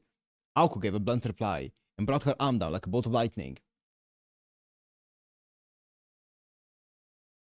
Or at least she tried to. Yep. Here he is. Caught her arm! Yep. Her arm wouldn't listen to her. It wouldn't budge. 何のつもり？ Cursing Alice, Aoko spat her question out with venom. Soujyuro materialized from behind, taking hold of her raised arm. Though unable to express it, Toko was shocked to see him too. 手、離して。 He just gets cut into right now. She managed to throw it like 10 minutes into the future. Without looking at him, or even at her restrained hand, Aoko spoke sternly, her eyes forward. Come to think of it, at the amusement park, he appeared out of nowhere to protect her from that puppet. 聞こえなかった。二度はないわよ。She was not bluffing.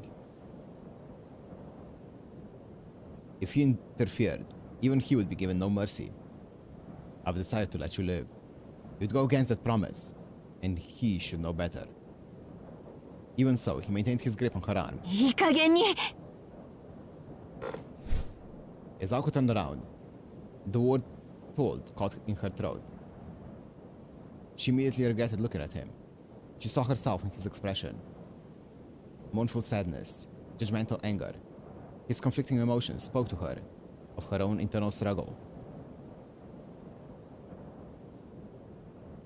Voicelessly, quietly, without volition, rustic gray eyes, questioning the deep scene. 言いたいことがあるならはっきり口にしなさい。Deep scene. それができないなら消えて。Soujyuro gently released Aoko's arm as she maintained her resolve. They locked eyes, neither friend nor foe. Their bitterness clashed without words. And then suddenly... 人殺しはいけないことだ。Oh...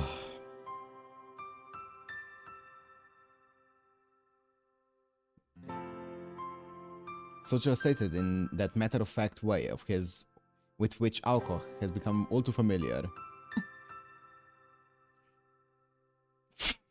Fire line.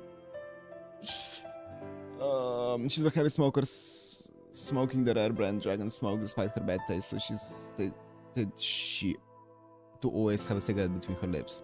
Okay, sure, thanks.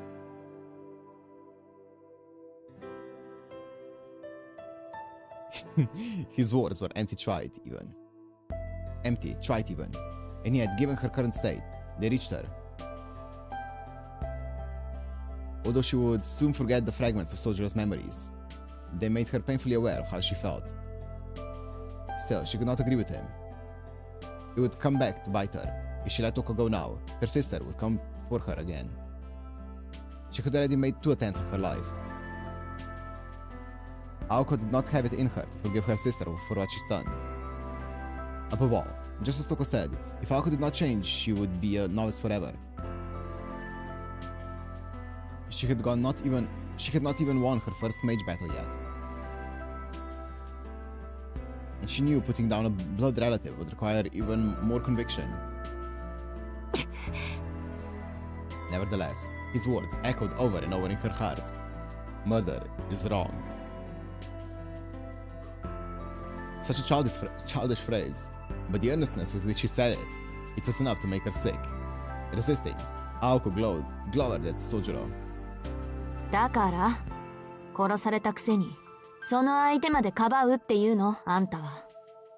元気になったら懲りずにやってくる殺人鬼が相手でも見逃してやれっていうの。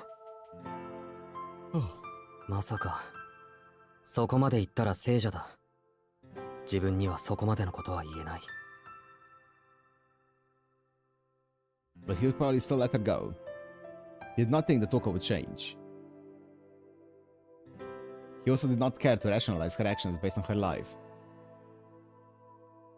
He was simply thankful that this person before him was still alive. He seemed pretty damn saintly to me. That was what had made Aoko so angry. His overwhelming innocence and self-righteousness enraged her, like the Hall of Mirrors was happening all over again. The only difference was now she knew why he was acting like this. It was because she had taken a part of him. He took a step forward, passing by her, saying words he knew he should not. 仕返しなら殺された人間がやるのが筋だろう。君を止められないのは分かってる。だから青崎がやるぐらいなら俺がやる。Yeah? It was difficult to discern who was the more pathetic. Who was the more pathetic in all of this? Toko, who had been staring at them the whole time, closed her other eyes as if drifting off to sleep. ごめんなさい、Tokoさん。Knowing her fate, Toko dropped her head as fast as she could as he walked toward her. そうだな。君にはそれもいいかもしれない。今は特殊な状況だから、冷めた後に君がどれほど悔やむことになるか想像もできない。ただそれで君の停滞は終わるだろう。晴れてみそぎ落としというわけだ。純粋に祝福してあげられる。気に食わないのは、それを決意させたのが私ではなかったということぐらいか。She knew that Soujyuro could not understand. Her words hanging in the air, she closed her lips tightly. Then weakly stuck out her slender neck. Soujyuro took another step forward.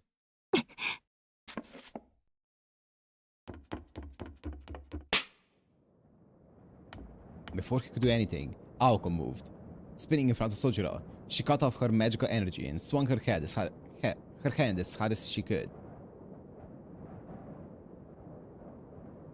The sound of her slapping his face echoed to the hall, along with his staggering steps. Aoki.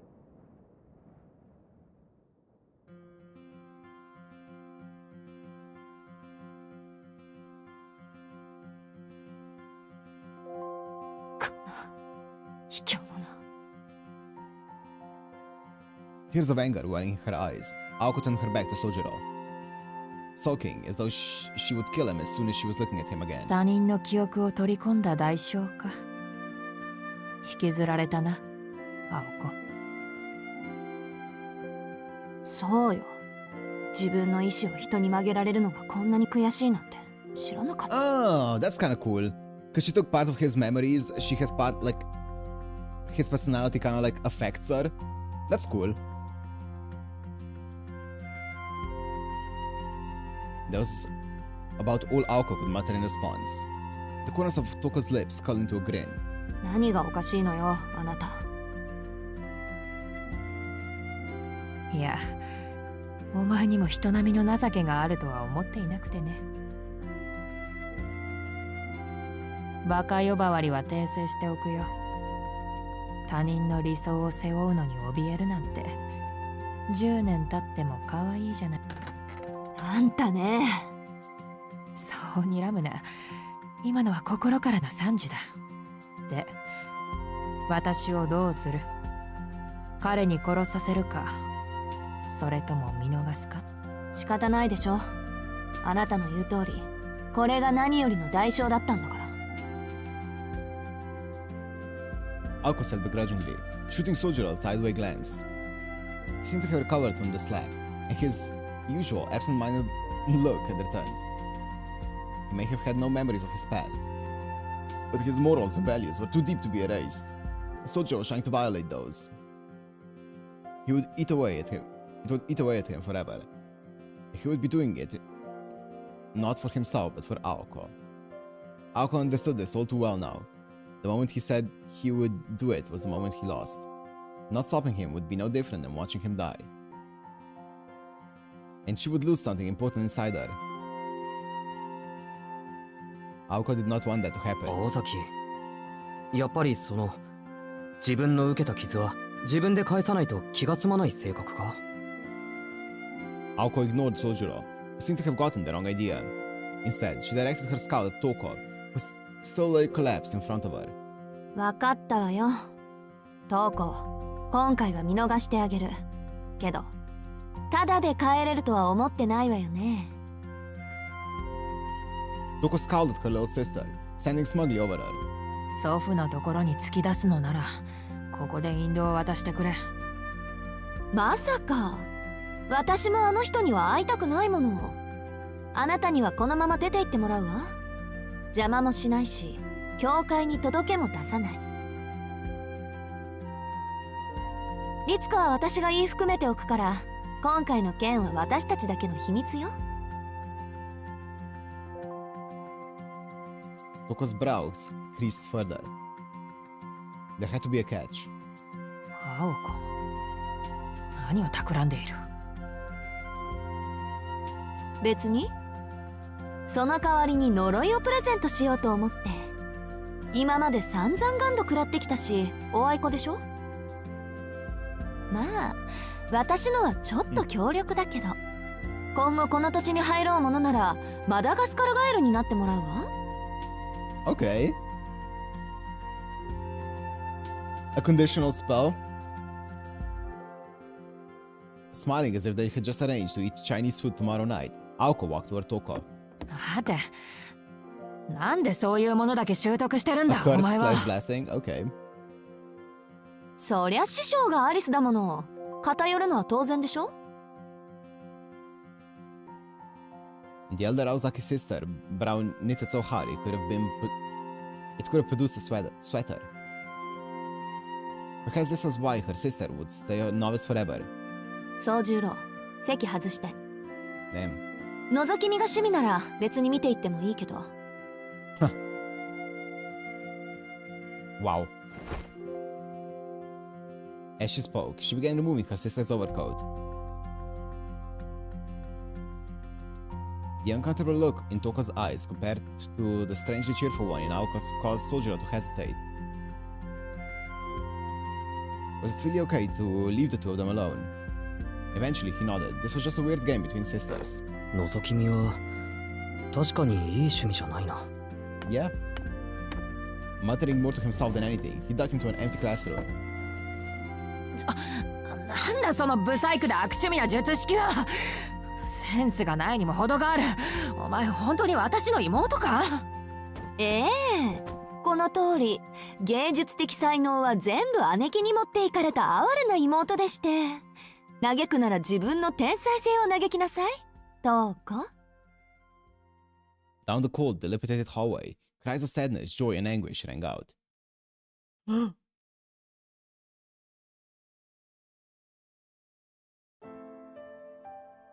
Nope. Outside, the fully bloomed white flower petals floated one by one into the night. Standing among the ballet of petals, Alice gazed up to the sky. The blossoms gathered into a cloud, then slowly vanished as though falling asleep. Soon, not a single flower would remain, and the clearing would return to a snowy tundra. The magic had ended.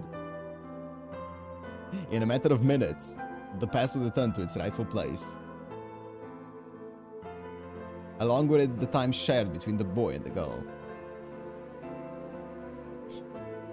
The old school building was still. Alice embraced the silence and patiently waited. After a while, Soujyuro emerged from the building, and Alice released a puff of white breath. A small sigh of relief. It was over. Soujyuro approached, carrying Aoko, cradling her in his arms. Was she asleep? Her eyes were closed and she seemed peaceful. Her hair and limp body dangled like a silk drape. She looked like she was shit. 待っていてくれたんだ。 Not アリ that ス。 she was shit, but she looked like she was just like Sleeping Beauty. He said, holding Aoko with little effort. Alice nodded. トウコさんはどうなったの？いや、よくわからないけど、トウコさんは帰ったよ。青崎が言うには、そう簡単に解除できない呪いをかけたから、向こう10年は三崎市には入ってこれない。10 years? She can come back after Garden of Sinners. その後、トウコさんが尻尾を巻くのを仁王立ちで見届けて、見えなくなったらそのまま倒れたんだ。Alice's response was brief, as if she was wondering if things were really so simple.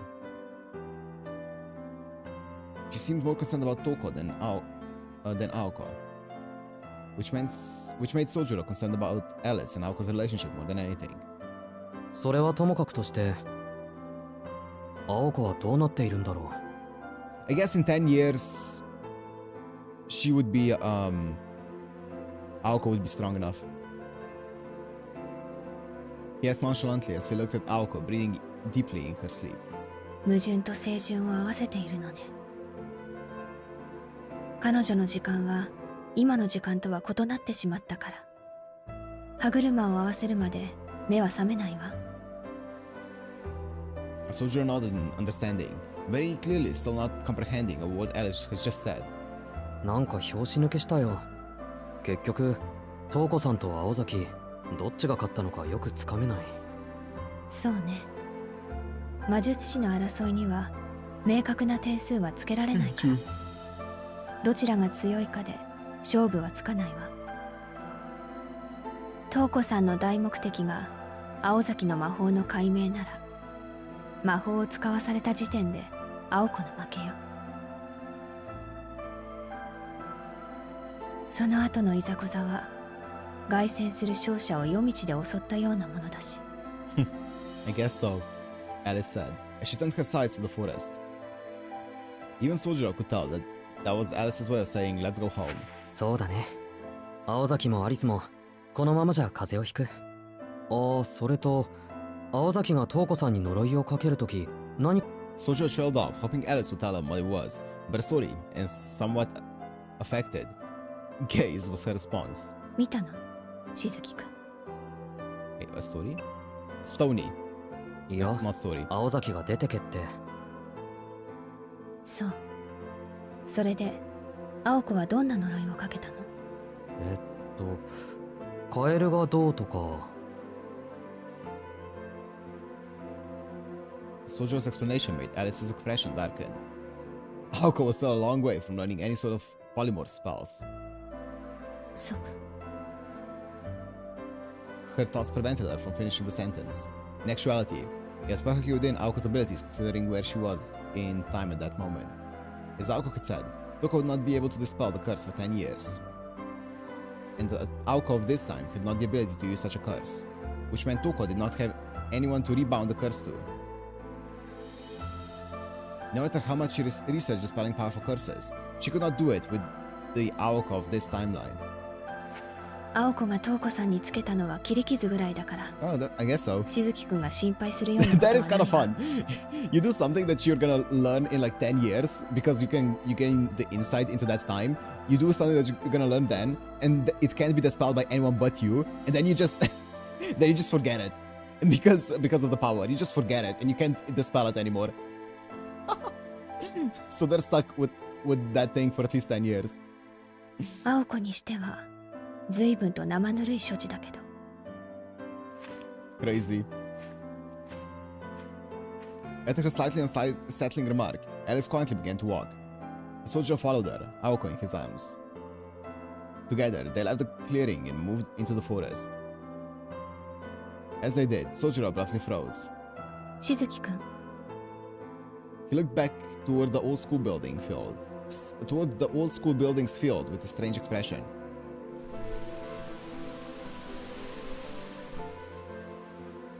Was it homesickness he felt? Though this was only his second time seeing it, he had a nostalgic feeling, like he would never be back. He looked like a child saying goodbye to an old toy that was to be thrown away. Seeing his expression, Alice felt a hint of sympathy and chided herself. あの荒れ地がどうかした？ She asked him, watching the flowery garden fade into a snowy field. Soujyuro shook his head. なんとなく知っている場所に似てる気がして。おかしいな。やってきた時はそんな気はしなかったのに。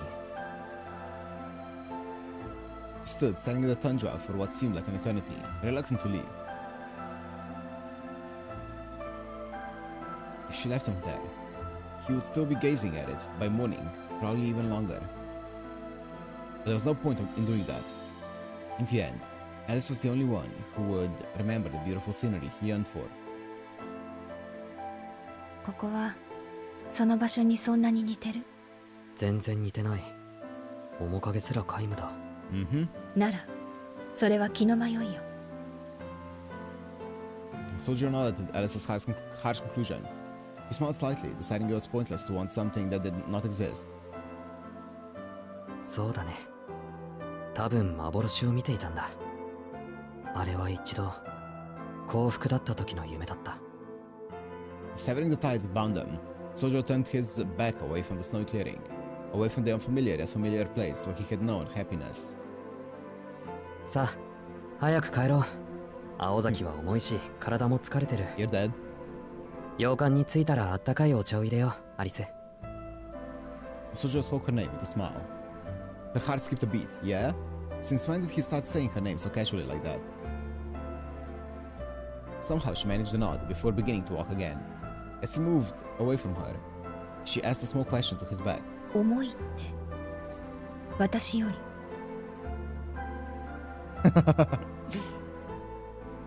Aoko was a bit taller than Alice, so naturally she would weigh more, but Alice wanted to hear him say it anyway. Not one to disappoint, Soujyuro answered without missing a beat. Okay, okay, the exact measurements. そう青子が聞いてたら大変ね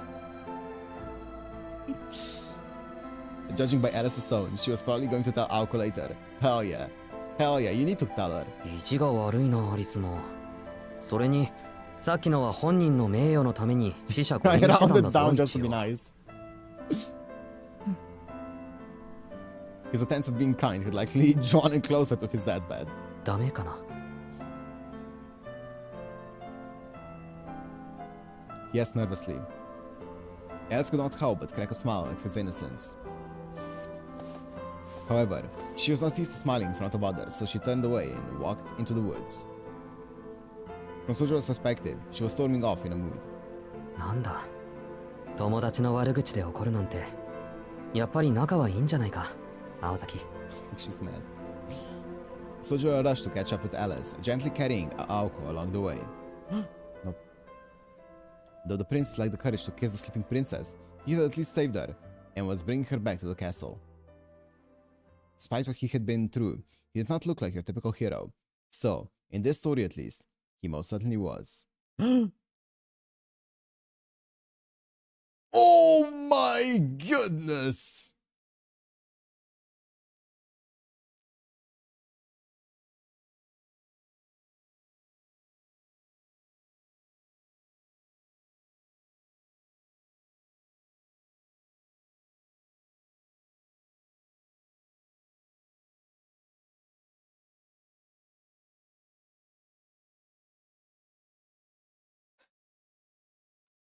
What do you mean? The next one is short? This chapter right now was over 3 hours long.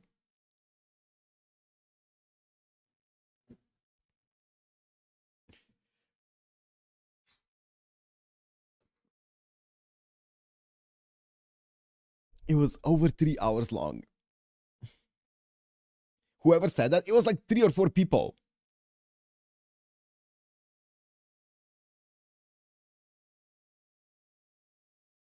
Okay, how long is the extra chapter, by the way? The final extra one.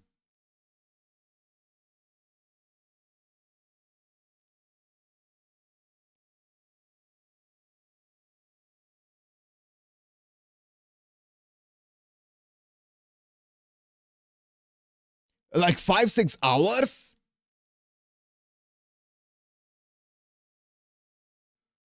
Oh, what the fuck?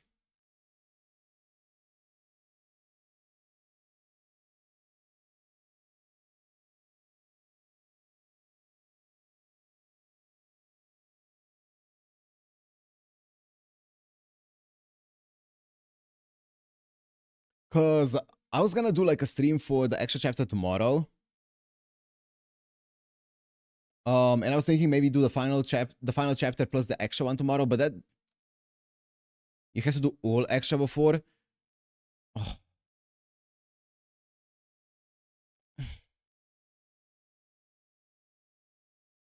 Bro. What?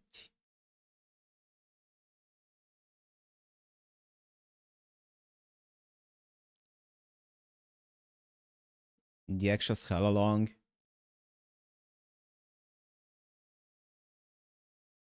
The only extra left is the ploys. Yeah, the only extras apart from that one is the ploys, I think. Okay, might as well, yeah.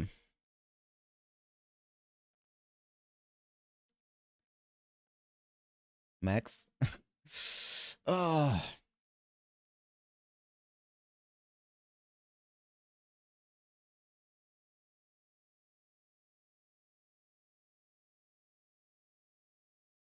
Doing chapter 13 right now would be better if you can. I probably can. Let me just take 2 minutes. I can do chapter 13. If it's actually short, I can do it.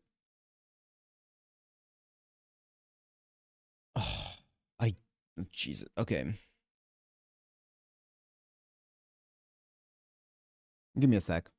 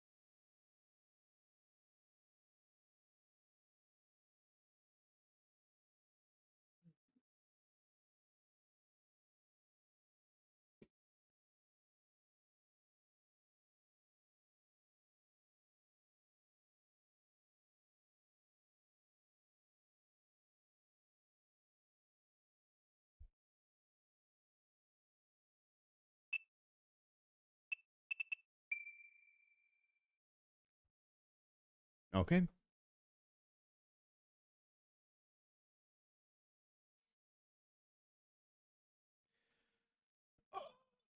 Is 13.5 good? Or is it like 8.5? 8.5 was kind of meh. Is 13.5 actually good? 6 days passed. The weather in that time, sunny and clear. A Tale of the Star. It's good? Okay.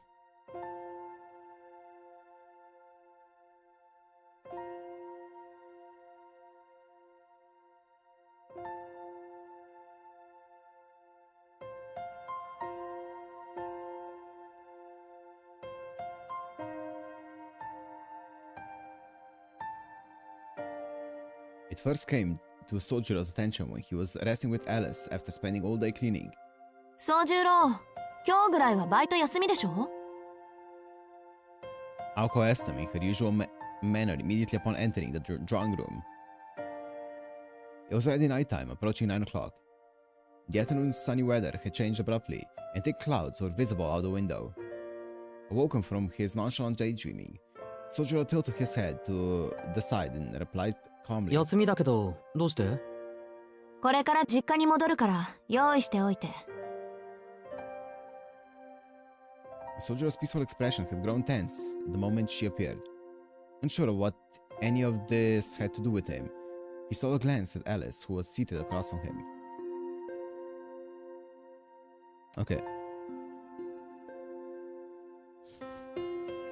Yeah, exactly, Rama. That's what I was thinking. That's exactly what I was thinking. It's just... this. Exactly.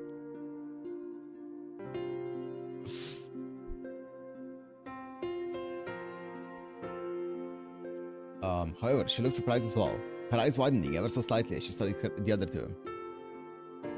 You found it today? Nice. 用意って何の? He replied timidly, struggling to hide his bitterness at Aoko for waiting until the cleaning was finished before deciding to show up. 用意は用意よ。1時間ぐらい歩く山の上だから、寒くない格好をしろって言ってるの。Soujyuro's expression only grew darker. The way she spoke made it sound like しずきくんを連れて行くの。Alice spoke up before Soujyuro himself could manage to say anything. Aoko brusquely asked if there was a problem. 私だってあんなとこに行きたくないわよ。ケってうるさいから、本当に顔だけ見せに行くの。宗十郎を連れて行くのは単に暇だからだけど。Yeah.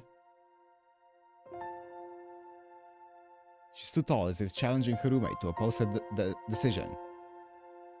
Alice's face was dour as she gazed back. Sojuro's irritation was obvious as well as he glared at Aoko. Of course, that unspoken objection had no effect on Aoko in the slightest. それじゃあ、班になったら出かけるからね。Having said all she wanted, Aoko disappeared from the room once again. Alice and Soujyuro could only sit in dumbfounded silence. アリス、青崎の家って遠いのか? She stared at the clock as he spoke. There were only 10 minutes to go until 1:30 the hour. 場所的には三崎市の端よ。ここから電車で4駅分下った小さな山の中にあるわ。あなたの住んでいたところに比べれば丘でしょうけど。Her expression had not changed, but her voice made it obvious she was in a poor mood. His complete obliviousness to this fact only showed how clueless he truly was. そっか。今から言ったら帰ってくるのは明日になるね。帰ってこられたらの話だけど。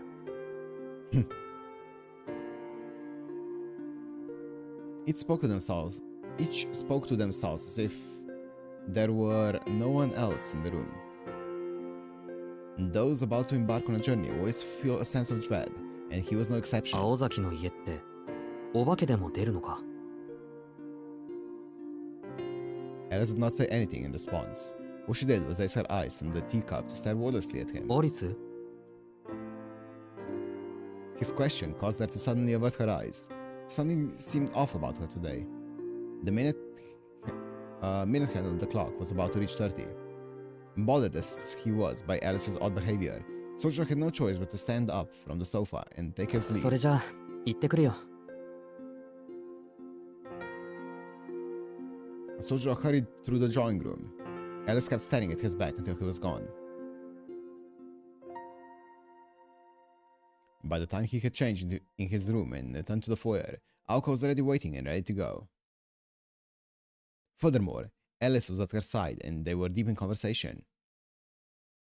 She abruptly ended their chat as soon as he descended the stairs. それじゃあ行きましょうか。アリス、留守番よろしくね。She responded with a simple nod. There was determination in Aoko's step as she strode to the door. Soujyuro made to follow her as he donned his coat in the foyer. ほら、ぐずぐずしない。Finishing. Her words made him pick up his pace, but he stopped suddenly, as if he had to remember something. He looked back at Alice as if to say that he had left the heater on in his room, or some other important matter. それじゃあ行ってくる。できるだけ早めに帰ってくるから、寝ないで待ってるんだぞ、アリス。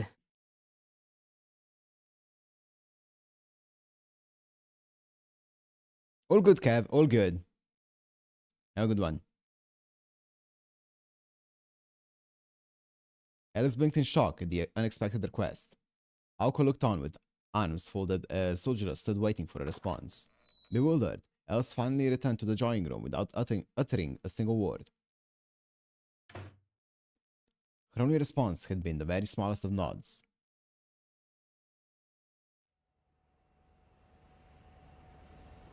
They were headed for Akikoshiro train station.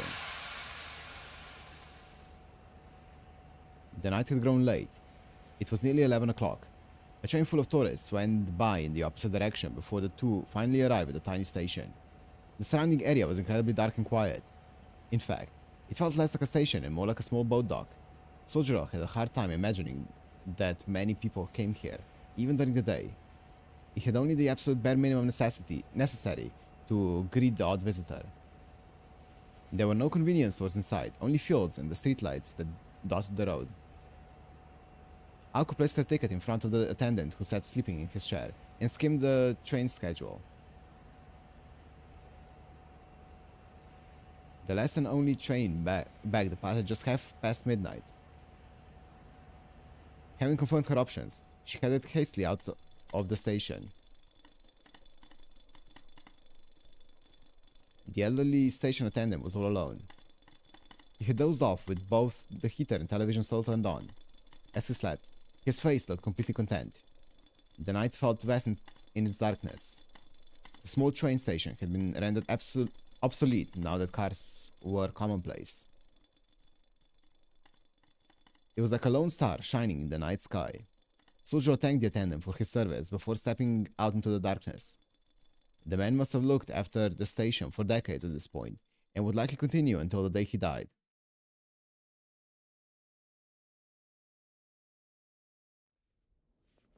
Outside the station, there was little in the way of human development.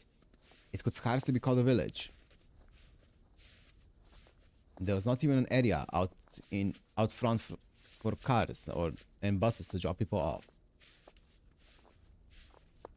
Their eyes were met with the panorama of flat fields interlaced with lettuce and footpath.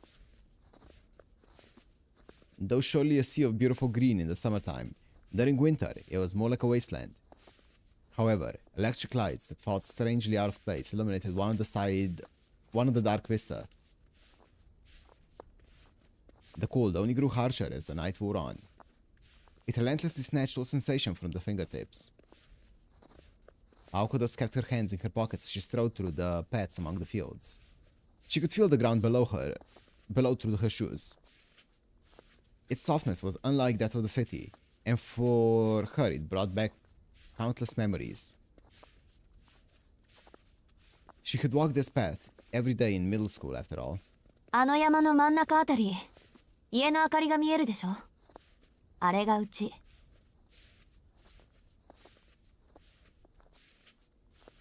She pointed to the mountain that rose up before them with her finger. The journey looked like it would take about 40 minutes on foot. For now, they remained among the rice fields, though their journey would continue beyond them. Aoko followed the path, bathed in light without looking back. The path seemed to hang before them like a pier landing out into the darkness of the ocean. The closer they got to the mountain, the darker it became. All signs of the hustle and bustle of human life were absent. The dark stillness made the moon overhead seem dazzling. Its light transformed the mountain path from blackness into mere shadow. Though dark, their surroundings were not totally indiscernible. The seemingly unending path stretched on and on. Soujyuro, doing his best to match Aoko's pace, stole a momentary glance at her profile of her face. Did she not feel frightened at this frigid darkness, even with the moon to light the way? Her expression showed no outward sign of discomfort as she strode on in silence. In fact, this is how she always looked when she was trying to act tough. He had only had a month's experience with her, but that much he knew.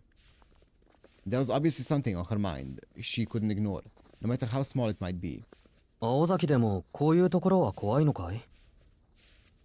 She responded to his tentative question with a surprising nod. こんな夜道を怖がらない人なんて普通いないでしょ？我慢できるか無視できるかの2つだけよ。そのどちらもできない人は夜に出歩かないわ。なるほど。それじゃあどうして自分を連れてきたんだ？言わなかった？こんな何もない道を一人で歩くのは時間の無駄でしょ？退屈しのぎに話し相手が欲しかったの。そういえばそんなことを言ってたな。Soujyuro fell into silence. He was not bothered by what she said. Rather, he was desperately searching for something to say in response.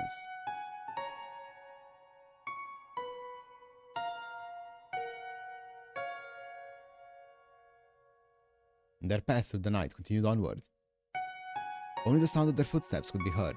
Eventually, Aoko was unable to endure the silence any longer despite her best efforts. Soujyuro、退屈しのぎに何か話してよ。参ったな。話すようなことはないんだけど。He felt clueless and ashamed. He had been searching unsuccessfully for a topic throughout their awkward silence. Shocked though she was, Aoko let out a gentle sigh. At least for a moment, his simple earnestness was enough to make her forget all about her troubles. バカね。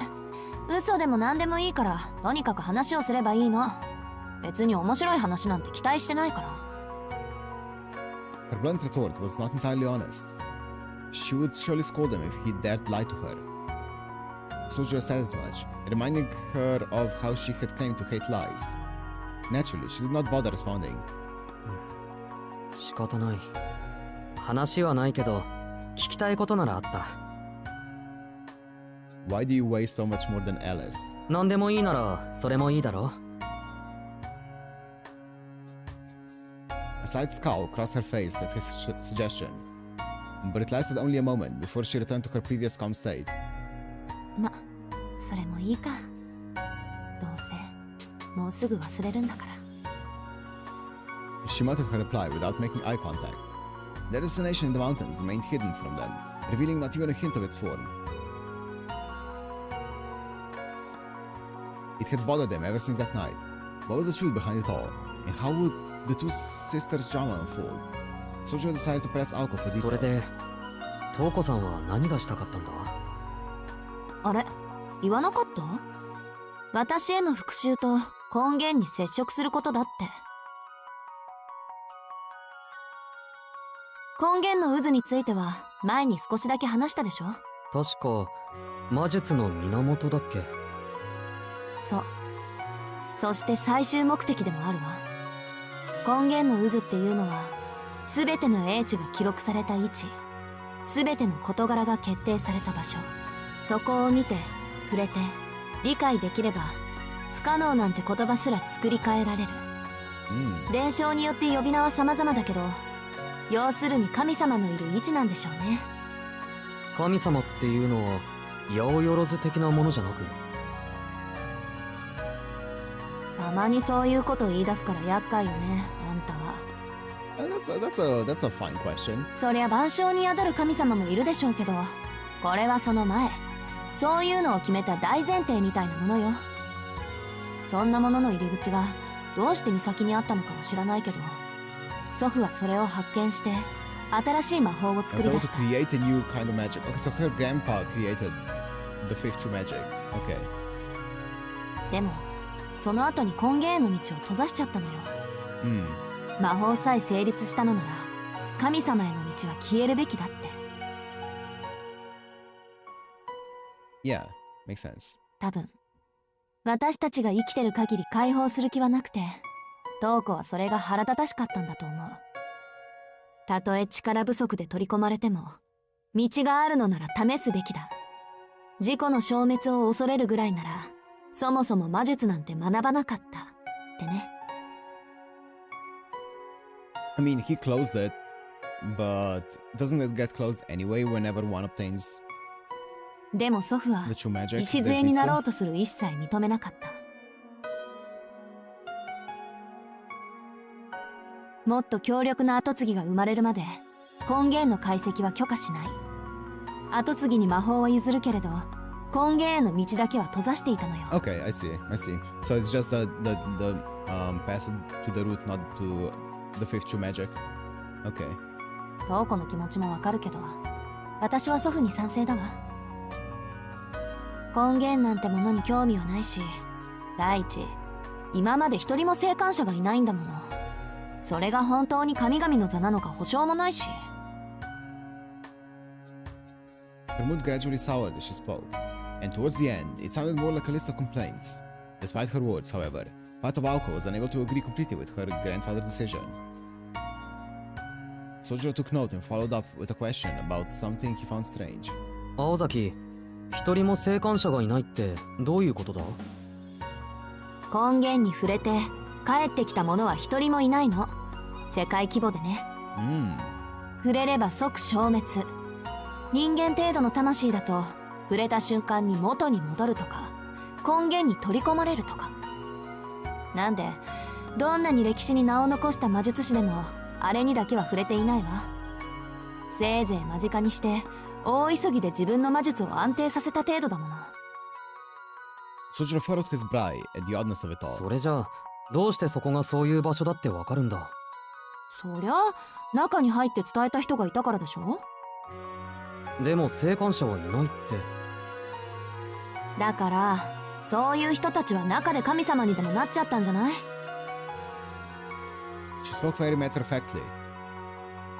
I said that was only a minor detail about something that had happened the other day. そうなればこっちに帰ってくる必要はないでしょうし、もしかすると単に帰ってこられないだけかもね。神様って位置づけが私たちが思っているようなものとは思えないからあまり幸福そうには思えないけど。Sure. Whether they succeed or fail in their endeavor, those who reach the root become unable to return to the normal world. Maybe the first person to become God felt lonely and spread the word about the soul of the root in order to have others join them there. Or maybe they had so much work to do as God that they needed some help. None of it made any sense, no matter how long Soujyuro thought about it. トウコさんはそうなりたかったのかな？まさかあの人は単に知りたかっただけよ。その後に残された人たちのことなんて興味はないの。昔から目標に没頭しても成果を愛する人じゃなかったから。正直なところそのあたり姉貴は突き抜けてるわ。本当の天才ってのはああいう非人間のこと言うのよ。苦労して作り上げたもののその後を全く考えないんだから。Soujyuro wasn't sure whether she spoke out of disgust or respect. でもそのくせ面倒見はいいっていうか、未来のことは考えないのに今あるものには何にでも興味を持つんだから。Aoko praised her sister's genius even while cursing her every being. Though her tone of voice was perfectly pleasant and lacked any audible animosity. そうだね。それにトウコさんはこっちの方が好きみたいだったから。As soon as he spoke, he was shocked by the meaning of Aoko's earlier words. I don't care about the root. He realized that she must feel the same way as Toko. Still, there was one thing that had been bothering Soujyuro regarding Toko. そういえばカエルにするって一体。He ventured to bring up the topic no one had been talking about since it occurred. Should he have those memories? It had always seemed taboo to bring it up, so the sense of transgression made him hesitate as he finally saw the truth. 一体も何も言葉通りの意味だけど。 Wait, weren't those memories erased or not? もともとルーン使いには変身術がある分トウコにはかかりやすかったみたいよ。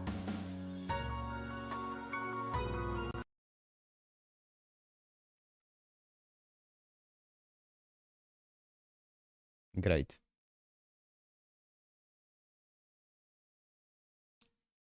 Second time today.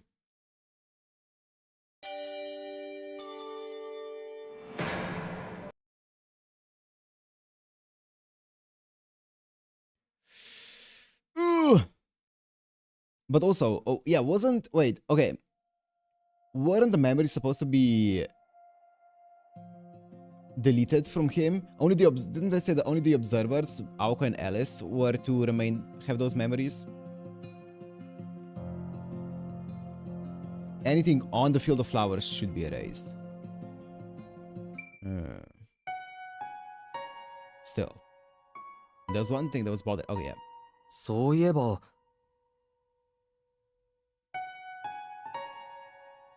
For him and Aoko, okay.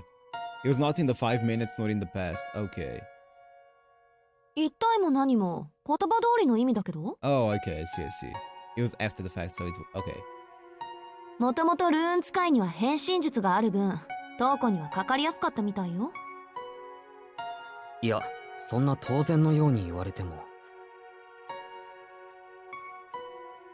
His stomach hurt from the stress of not knowing how to respond to her cavalier attitude. まあ、それでどうやって？ Not particularly want to ask, but it was the natural extension of his current line of inquiry. Aoko stared straight ahead as she lectured them, completely ignoring the pained expression on his face. 2種類あって精神を入れ替えるのか肉体を再編成するかね。精神だけを入れ替えるのは簡単な分、すぐ元に戻れるわ。夢を見ているようなものだし、ちょっとしたショックで元の体に意識が戻ってくれるから。厄介なのは肉体そのものを変えてしまう方で、この場合術が切れるまで元に戻るのは難しいでしょうね。私がやったのはその再編成の方みたい。多分塩基配列を組み替えるんだろうけど、もうちんぷんかんぷん。魔術が科学的な説明するのもナンセンスだし。Aoko spoke as if it were not her own actions that she were discussing. I mean, she doesn't know how to do it now. Apparently, she had been borrowing magecraft from her future self and could not use any of it in the present. Yeah. Her actions had also created a looming threat that would come back to haunt them in 10 years' time. Trying to comprehend even a fraction of all the intricacies involved made Soujyuro's head hurt. あと数年後には青崎はそんなこともできるのか。末恐ろしいな。Soujyuro was being completely honest with her. In response, Aoko only stared ahead blankly, eyes wide open. She looked like she wanted to scold them. アリスならそれぐらい今でもできるわよ。Damn. なんだと。やっぱりね、そんなことだと思ってたわ。前にも言ったでしょ。アリスの部屋のもろもろの人形があの子に逆らった執事たちの慣れの果てなんだから。What? まさかアリスはそんなことしないぞ。いやいや、これが私もね、付き合い始めた半年はそう思ってたんだけどね。The light cheerful laughter that followed only made her statement all the more chilling. 青崎、その冗談笑えないぞ。あら、私は笑わせる気なんてこれっぽっちもないんだけど。She was clearly making fun of him at this point. Unable to determine how serious to take what she said, Soujyuro's mood and expression only grew darker.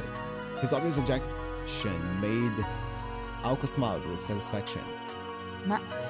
あそこであんたの言葉にうなずいちゃうあの子がそこまで魔女になれるはずもないんだけど。She gazed at him as they walked, her chest warm with emotion. The path they strode had shifted from footpaths through rice fields to a road climbing the mountain. It was surprisingly wide given the mountain's small size, though with no shortage of trees on either side. The forest road led them up to the top of the mountain. Wheel marks were etched into the dirt underfoot. No doubt the Aozaki family came through here by car. The only light at the summit was that of the moon and stars overhead. The bald mountaintop lacked streetlights and houses as well as vegetation. Near the top, the incline of the path began to even out. The road ended abruptly at a house, still a good way away before them. It was too far to make out the shape of the building, but Soujyuro assumed it was Aozaki's house based on the warm light coming from the windows. ところで、君が家で団らんしている間、自分は何をしていればいいんだろう。Soujyuro had a hard time imagining Aoko engaging in any sort of family bonding time, but with effort, he could imagine that it would be a joyful time for her. It must be a joyful time. He did not want to ruin that by intruding, which is why he brought up the subject now. If he had to, he would not have minded spending the night camping outside. Her reply was not what he had expected. 君はうちの離れに行って祖父に会うの。Oh, let's see him. 多分そこで今日までの記憶を消されるわ。Oh. She stopped dead in her tracks as she spoke. The frank and open attitude she had shown all night was now gone. Eh? Oh. Is she going to uphold that? Soujyuro was too shocked to take another step forward. He turned back to look at her, having been walking a little ways ahead, and realized she was not joking. He stood still, taking in the glaring silence. Naturally, Aoko was the first to resume speaking. 驚かないのね、あなた。いや、驚いたけど。でも、それは初めから決まっていたことだ。退屈しのぎは本当よ。それとは別に、祖父があなたを連れてこいって言ったの。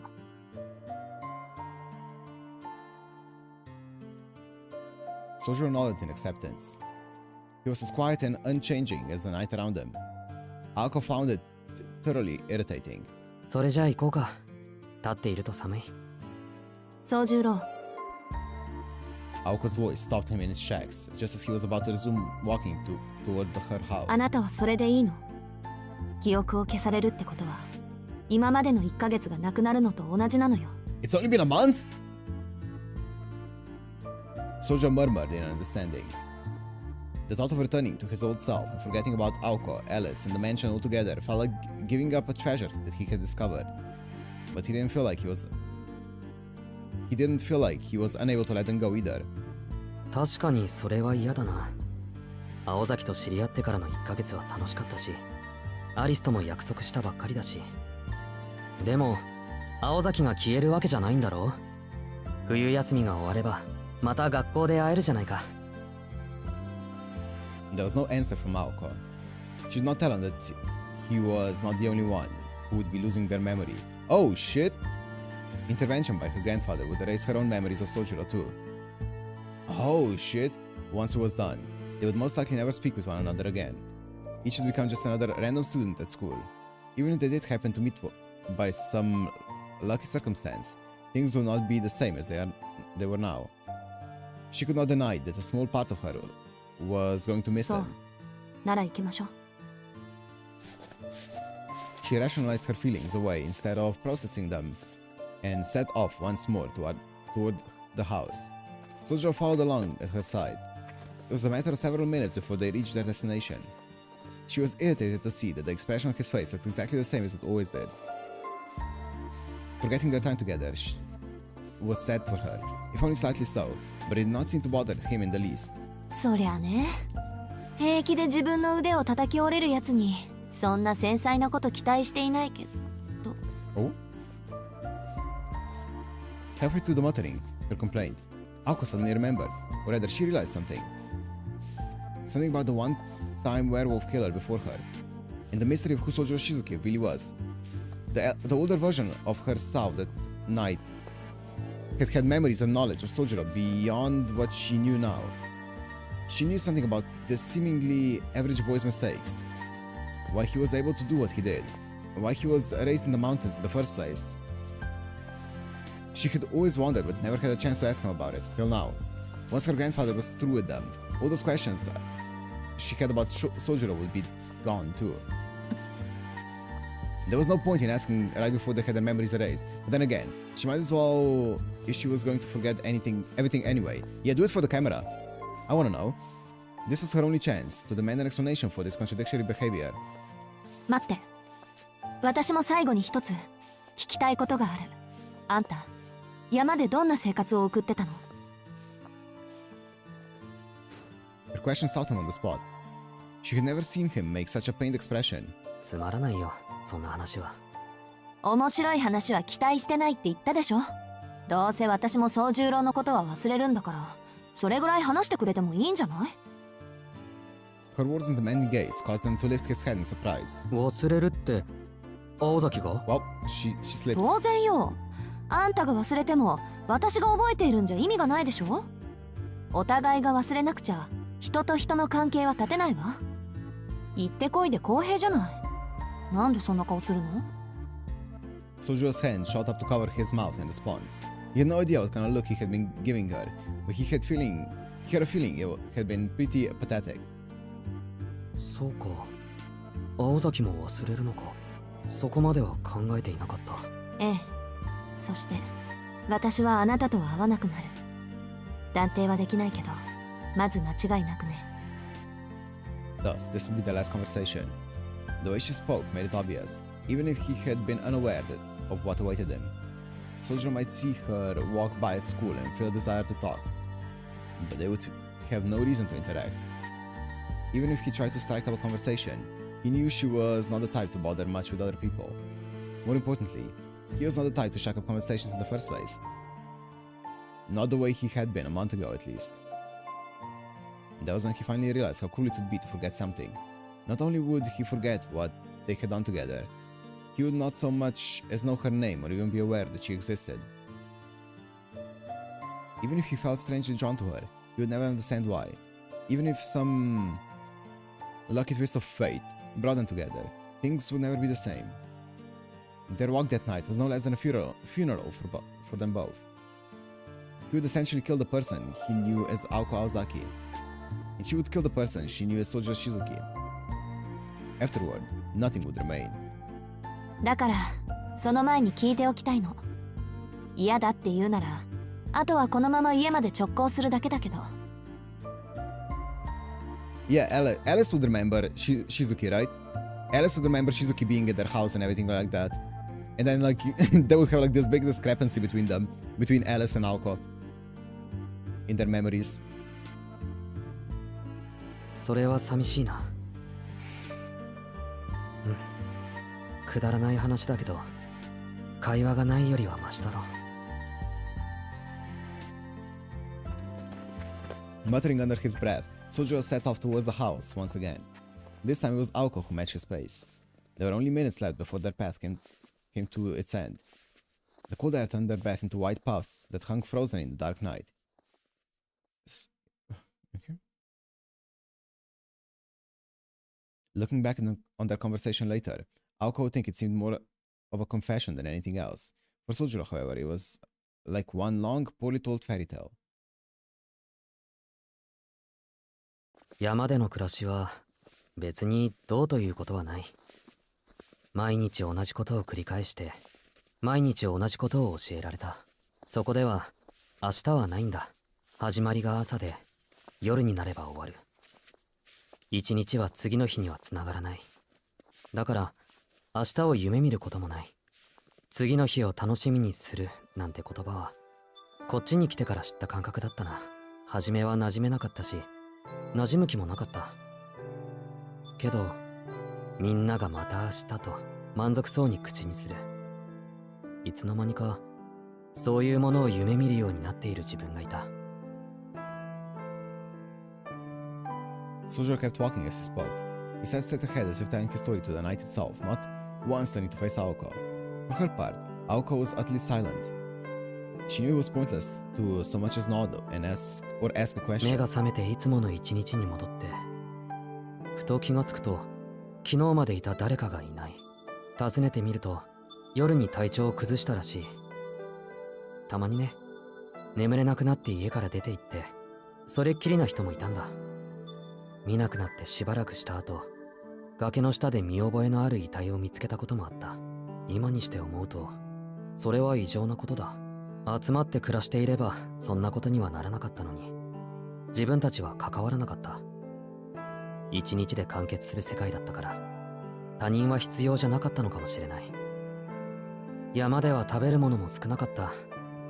飢えないためには他の人が寄りつけない場所に行くことが多くなる。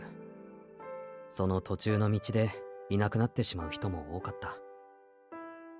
山では誰も他人から奪うことを考えなかった。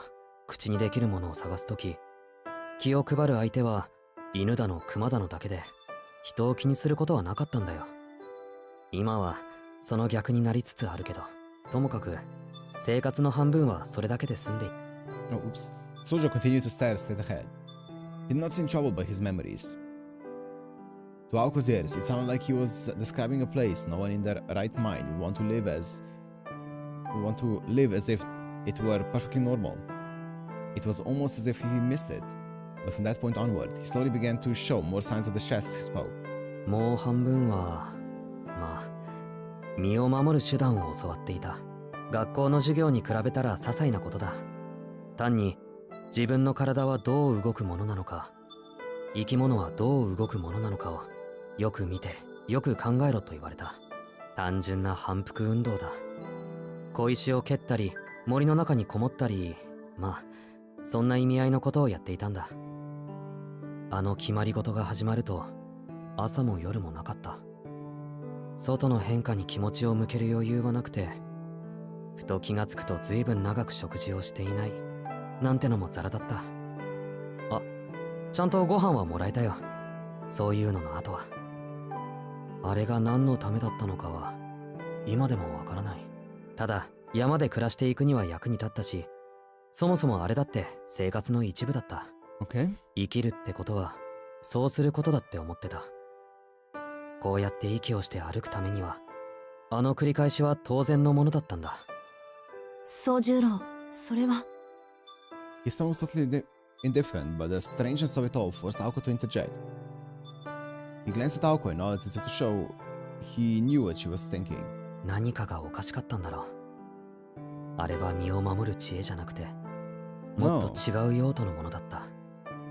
たまにいなくなる知り合いは山の土になったんじゃなくて、他の場所で他の理由で消えた場合もあったんだろう。でも考えることさえなかった。精神の隙間を知れだの、命の勝ち負けを知れだの、意味を汲み取らないまま鵜呑みにして、それがどう評価されるものなのか、俺にはわからない。Oh. Okay. Oh, that's it. He was okay. Okay, so he was just being trained. Okay. 外のことなんて知らなければ、悩むことなく、自分はそこに居続けられたと思う。あなたの嫌いな生き死にの真似を続けて。He did not respond to her question. From then on, they continued walking in silence. Aoko could not stop thinking about all the contradictions and absurdities in what he had said. The imbalance in his education, for one. His knowledge of the basics of human life was thorough, yet he knew next to nothing about modern technology. He always said he was not good at socializing, but he seemed accustomed to talking and discussion. His upbringing could not have happened that way by chance. It was most certainly an environment purposefully constructed by some third party. Aoko had no idea what that purpose could be or who the third party was, though. Why would anyone want to create someone with a background like Soujyuro's? Was it all part of a grander plan, or was there really a place deep in the mountains where it was normal to live like that? He had asked about this once in his home in the mountains, apparently. When he expressed his confusion, an elder had taken him aside, saying, "This is just how things have always been around here, boy.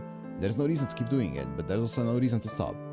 With a laugh, the elder chose a new identity and life outside the mountains for young Soujyuro and sent him off to live on his own. Oh. Okay, sure. Not as exciting of a backstory as I thought it was gonna be, but sure. Aoko's home loomed at the end of their path. It was a generic home without any real distinguished features. It seemed as if a house from town had been picked up and dropped here. One could imagine the residents were peaceful people who engage in farming and raising animals in their spare time. Gazing at what lay before them, Soujyuro finally opened his mouth to answer Aoko's earlier question. 自分にはできなかった。知らなければよかったのに知ってしまったから。その後は簡単だ。泣けない鳥はいらないと言われた。今まで疑いもなくできたことを、意味を知っただけでできなくなったものはいらないと。どんなに山にいたくても、できないのなら意味がない。俺は意味を知った瞬間に、意味を信じることができなくなった。だから山を降りたんだ。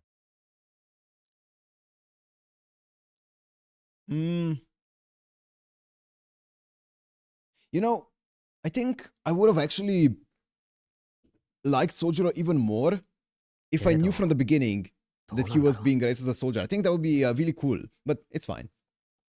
I think it would be really cool seeing it knowing, like seeing his character knowing that he was raised as a soldier, but yeah, it's fine. そこではそうすることだけが全てだった。そうすることだけしか教えられなかった。だから。There had only been one problem with his life in the mountains, himself for having questioned it. It was all his mistake. He muttered as much to himself, his voice dripping with criticism. In Aoko's opinion, the world he described was, in a sense, perfect. The best environment to achieve a goal was one in which all elements actionless to that goal had been removed. As long as the people involved had no concept of morality, they would consider the immoral to be correct. No, even correctness would be a foreign concept. Only one thing was for sure. The world Soujyuro had come from was frozen in time. This was what made this tragedy possible. His tragedy possible. You can rethink his personality. I guess so. I kind of thought the way that they set up his mystery around him, I thought it was going to be something like big, but it was kind of just okay, it's fine. A world of wrongdoing and mistakes. It created a human riddled with mistakes as well. Soujyuro understood that it was wrong, and yet he still thought it beautiful even now. Regardless of what the truth behind it might have been, he considered that world perfect. He only blamed himself for having learned that existed outside that world. Just earlier, he said he would have been happier. 知らなければよかったのに。He surely felt the weight of the sinful words he spoke more deeply than anyone else. That's why he still wondered. What had gone awry? Whose fault was it, really? He did not want to answer these questions alone. He wanted her to state it clearly for him. There was a moment of silence that felt like an eternity before she spoke. 私には答えられないわ。Her reply came quietly. She had an answer, but she couldn't tell him. It would be a completely different story at that point if we knew from the beginning. It would, but I don't think it would make me like Sonoji more. It was a struggle for her to tell such a bold-faced lie. The boys reflected deeply on what she said. He knew right away that the words were coming from a place of kindness. そうだな。君の最初の優しさが今でよかった。A pleasant look floated across his face, at which Aoko could only scowl. 何よそれ。まるで普段から優しくないみたいじゃない。青崎は優しくないじゃないか。She found herself unable to offer any protest against such a blunt statement. It was because she knew he was correct. そうね。優しくなんかないわね。Oh, oops. Soujyuro smiled in response to her vaguely said consent, as if to say, told you so. His indulgent smirk arose from his sense of personal pride in the situation. Is both warm-hearted and uncomfortable, causing Aoko to instantly regret her question. If only she had asked about something else, something random that did not matter. Then she never would have ended up in a mood like this. Only a few minutes remained until their path came to an end. Surrounded by a wooden fence, the house resembled an inn for passing travelers in winter. The light spilling out from the window brought to mind images of a lively dinner table, quite the opposite of the current mood between the two. ごめん。悪いこと聞いちゃって。Aoko stopped at the entrance to the yard. Did she feel compelled to apologize despite? No, because it was their last conversation. Soujyuro's only response was to shrug it off. 話途中なのにね。He looked up at the house they had hiked so far to reach, his breath hanging white in the air. All signs of gloom were gone from Soujyuro's face as he nodded. 自分も話してみてようやく振り向けたと思う。だから青崎には感謝してるよ。それに、これはもう終わったことだ。続きを話すのはまた機会があった時にしよう。He turned his head to face Aoko with an ephemeral smile. He was his usual nonchalant self, the same as every other day. Aoko prayed that day would never come. For her own peace of mind, but also for the well-being of this very unique boy. もっとも、そんな機会はもう来ないか。When she pointed in the direction of a cave, hidden by a small forest on the other side of the house. あそこ、ちょっとした洞穴があるの。そこに祖父がいるから、行って。本当は、もっと違った話が聞きたかったけど、仕方ないか。魔法は12時になると切れちゃうものだしね。A sarcastic grin spread across her face as she spoke, and so Soujyuro walked off, utterly clueless as to what fairy tale she was referencing. The forest felt so far from the house to Aoko that it was like a different place on Earth altogether. In reality, it wasn't far at all, only 5 minutes away. さよなら、しずきくん。She said to herself as she watched him simply walk away without turning back. Though he wasn't meant to hear her words of parting, they apparently reached his ears anyway. じゃあまた明日、町のどこかで。He raised his hand in farewell and then disappeared into the forest. As soon as she was sure he was gone, she turned her gaze to the sky. That night the stars were even more beautiful than the moon. He had been looking at her fondly only moments before, and now he was gone in the forest with only a brief word of parting. It did not feel real. And with that, she finally understood, if a little too late to matter. She understood who had truly been the strange and unusual one. Anyone could have ended up behaving like Soujyuro, but not many could keep talking on and on the way he did. Everything he had done was now perfectly sensible in light of his former life in the mountains. As a magician, she was supposed to make miracles happen, but he had arrived at a miracle of his own through the trials and tribulations of following what he considered to be common sense. 素手で熊を倒すなんて私にはどう転んでもできないし。 It was pretty impressive. Soujyuro's own magic was so mundane to him that it made him depressed to talk about it, even so.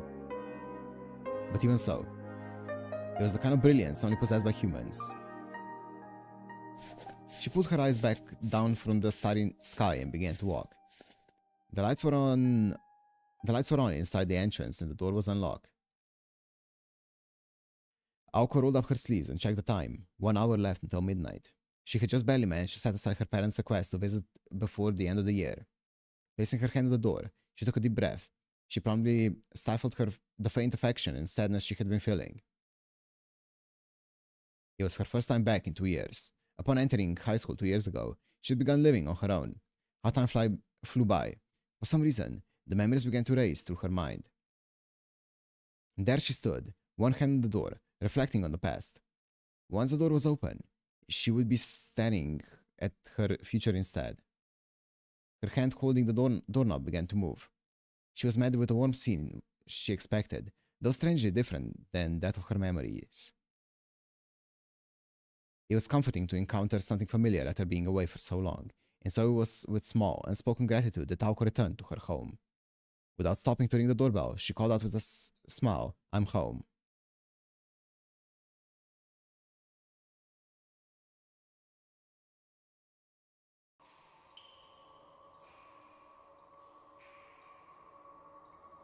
Oh, okay. The moment Soujyuro stepped inside, he was struck with a strange feeling of familiarity. It was not mere nostalgia either. No, it reached further back into the past.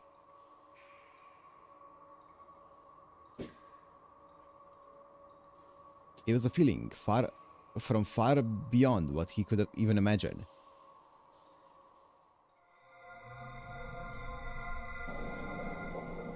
He was reminded of someone, but he could not remember whom. Perhaps he was only reminded of himself, or perhaps of the old man before him now in the cavern. It appeared to be an old man anyway. Soujyuro could not make out any details beyond a vague outline.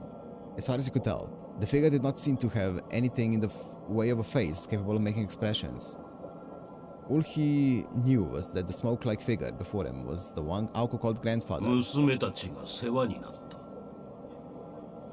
Though hoarse, the old man's voice was powerful and rang through the cabin. Wait. 望みはないです。でも聞きたいことは一つあります。どうして二人を争わせたんですか？それは私の外で起きた物語だ。答えることはできない。そう仕向けたのはあなただと聞きました。星の巡りだ。あれらは相入れない才能を与えられ、あのような形でしか噛み合えない人間だ。私の意図に関係なく、共にいればどちらかがきしみを上げた。だが、確かに衝突を避ける余地はあった。あれらの意志が凡庸であったか、あるいは破格のものであったのなら、多くの不純に耐えただろう。君のように自己の崩壊が見えていても共存を尊ぶように。しかし娘たちはそれを選ばなかった。彼女たちが争うのは彼女たちのせいだって言うんですね。そうだ。あれらの争いはあれらの生を表す。 Classic mage. 原因というのなら私などゼロに等しい。ゼロ？形がないということですか？形ではなく意味がない。私という起因から起こり、娘たちが一つの命を得た時点で私は舞台から消え失せた。その後の因は常に娘たちから生じたものだ。今回どちらが時間を終わらせても、あるいは両者が終わらせても私には無価値だった。いや、元より無価値だ。私に価値を与える命はまだ生まれていない。あれらがどうなろうとやるべきことは変わらない。青子が生きていても死んでいても跡継ぎを作るということですか？おそらくこの体が消えないのはそういうことだ。 The steamy energy that filled the cavern made Sojuro's head reel. The moment Aoko and Toko were born, their grandfathers seemed to have completely forgotten that they were his granddaughters. It was hard to imagine a satisfactory Aozaki heir ever being born. No amount of power would satisfy the old man. He showed no signs of compromise or restraint. 青子はそのために過去を捨てたのに。 There was nothing but silence. However, this short moment of quiet would occur only once. The unreadable outline of the old man grew blurrier still. Long ago, a child wandered into the cave, her karma empty. The old man automatically granted her request, born from innocence and ignorance. He was a magician who had given up his ego in order to extend his own lifespan, and he did whatever he could to help the child. It had been an incredible coincidence to happen that day. Faced with the sin that she had invited, the child had glared at the old man with tear-filled eyes. Everything will be lost. It will happen, completely and without warning, thanks to the failure of a nobody, thanks to you, he had declared. The child threw a tantrum at how unfair it all was. The magician claimed that it was merely the way of the world. The child stood up to him. "Shut up, old man." And then... Yes, and then... The child ran around in tears, trying to make the old man pay for the cost of a life, at the cost of all lives. それは間違いだ、少年。 Perhaps that's how it happened. 捨てたのではない。それを美しくするために、あれは生きているのだ。 That rule had likely come to an end long ago, however. The old man's appearance seemed to change before Sojuro's eyes. For just a brief moment, he wavered in the air as if in a haze. 君の過ちを正そう。娘たちは私というものをよく分かっている。ともすれば、私本人より理解しているとも言える。私が娘たちの人格を考慮せぬように、娘たちもまた私というものの人格を認めていない。祖父さえいなかったのならという考えさえないだろう。あれらはそもそも争い合う自分たちを一度も卑下はしないはずだ。君にその関係を分かれというのは酷だろうが。尋ね事は終わったようだ。次は私の番だ。君の名前を知りたい。Soujyuro answered the old man's question. The smoky face seemed to frown, quivering ever so slightly. 意外だ。君は孤立しているというのに複数を示す名がついているとは思わなかった。Sure. 似合わん。まったく似合わん。Okay. だがそちらでは正しいことだ。不釣り合いな場所にいるのなら、不釣り合いな名が必要だろう。希少ではあるが、やはり無価値だ。すべてを肯定する諦めは死に由来するものだろう。続くものがない以上、一代限りの才能は無価値だ。あれの行く末に影響を与えた君に興味を持ったが、失望した。無駄な時間を過ごしたようだ。今は結ばれているが、いずれ離れていくのは変えようのない結末だ。では立ち去りたまえ。私は死者に用はない。二度と会うことはないだろう。 Everything grew bloody. Soujyuro's memories began to fade. He had been a conversation without any answers, an encounter without any significance, now vanished completely like a dream.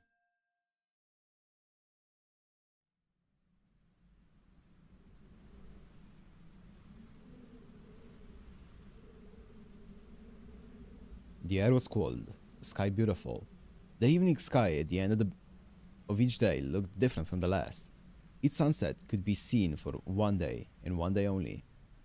Though the sky may not look dramatically different to the human eye from one day to the next. Every day we wake up a new person and forget the beautiful sights, the moments of heartbreak, and all the other fleeting feelings that seemed so real the day before.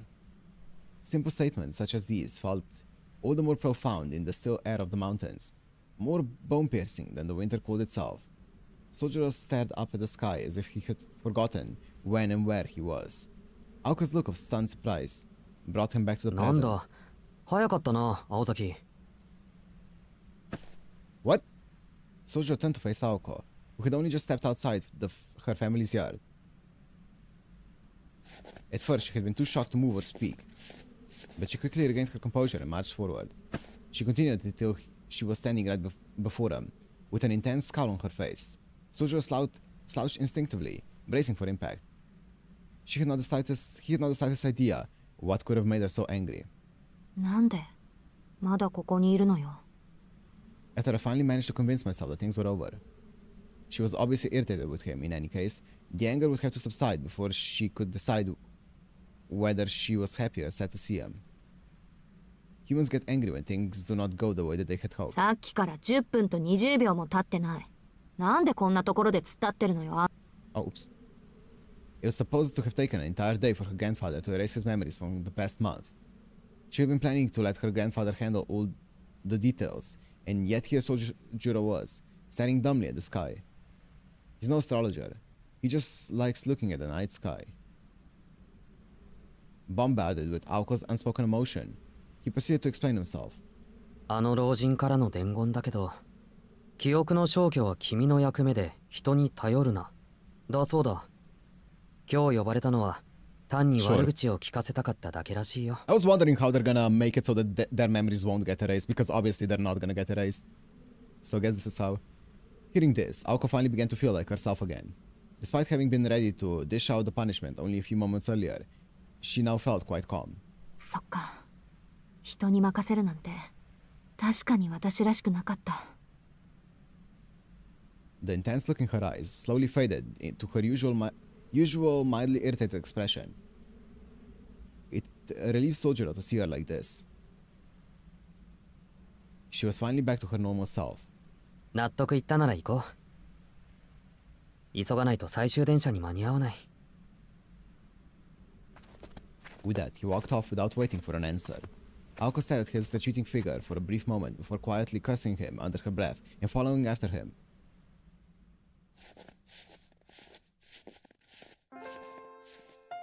Grandpa does have funny jokes. I guess so. I guess he does. That descent back to the station was much easier than the way here. A sheet of darkness spread out below them. And there, in the middle of the ocean of black, was a single light, the tiny glowing station. They walked for some time, in silence. Aoko recalled their earlier conversation and felt she had been too naive. She should have avoided all that serious stuff if this was how things were going to end up. Soujyuro, meanwhile, was thinking of nothing at all, just like usual. For him, the silence felt quite natural, while for her it was awkwardly uncomfortable. Suddenly, Soujyuro blurted out the strangest thing without thinking. アリスにはお餅を買っていってあげよう。 Aoko's eyes grew wide, her pupils reduced to mere points. Aoko had so many questions going around in her head, she wanted to rail at the paradox that was Soujyuro. お餅が何？お土産。アリス一人で待っているんだから喜ぶと思う。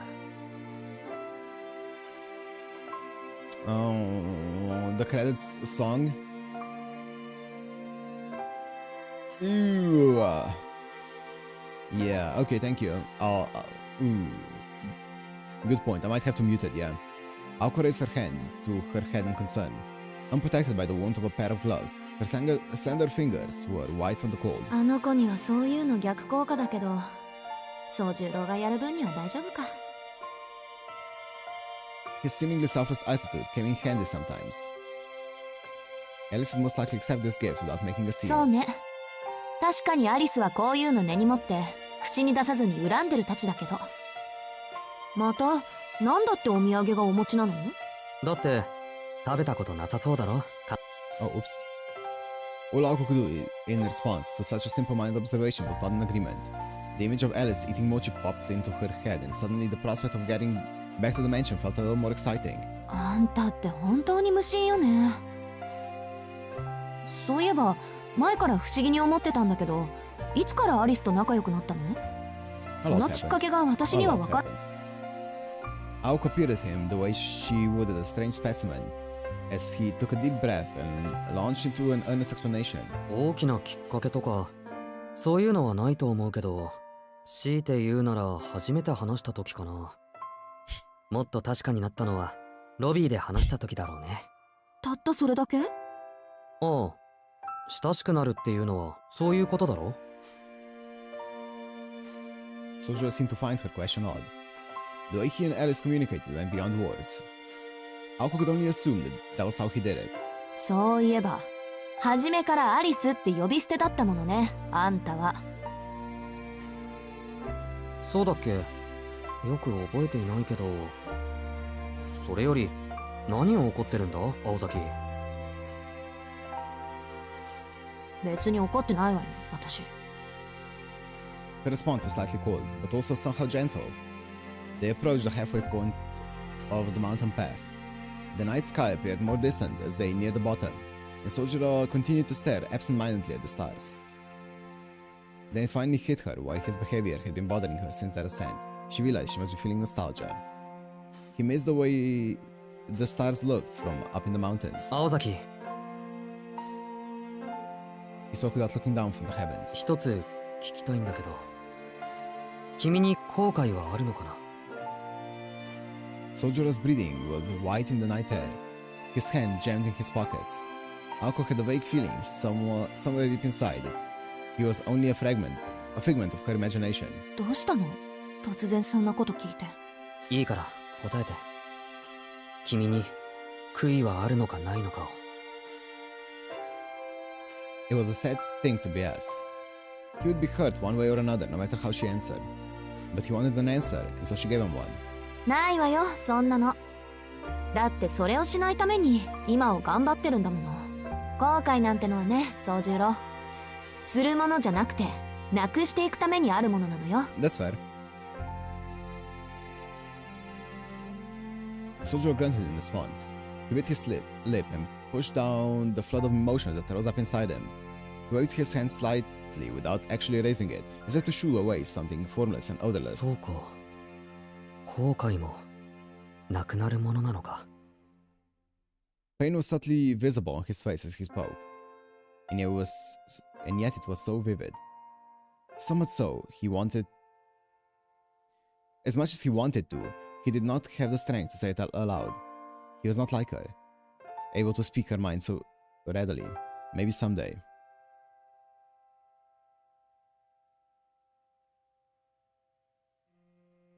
The sky and the darkness were both far away now.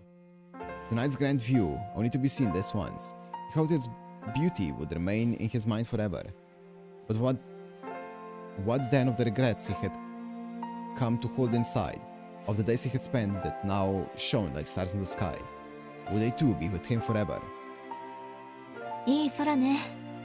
街じゃちょっと見れないな。Aoko mimicked Soujyuro, looking up at the darkness overhead. The stars shone brighter here than in town. This clarity was thanks to the absence of any other lights amidst the darkness. Soujyuro stared at her with almost a sense of loathing. As beautiful as the stars were, they were not the real thing, not here. そうだね。でも、ここでも手は届きそうにない。え？ Soujyuro's sudden negativity caused her to turn to him in shock. The anger in his eyes had died down now.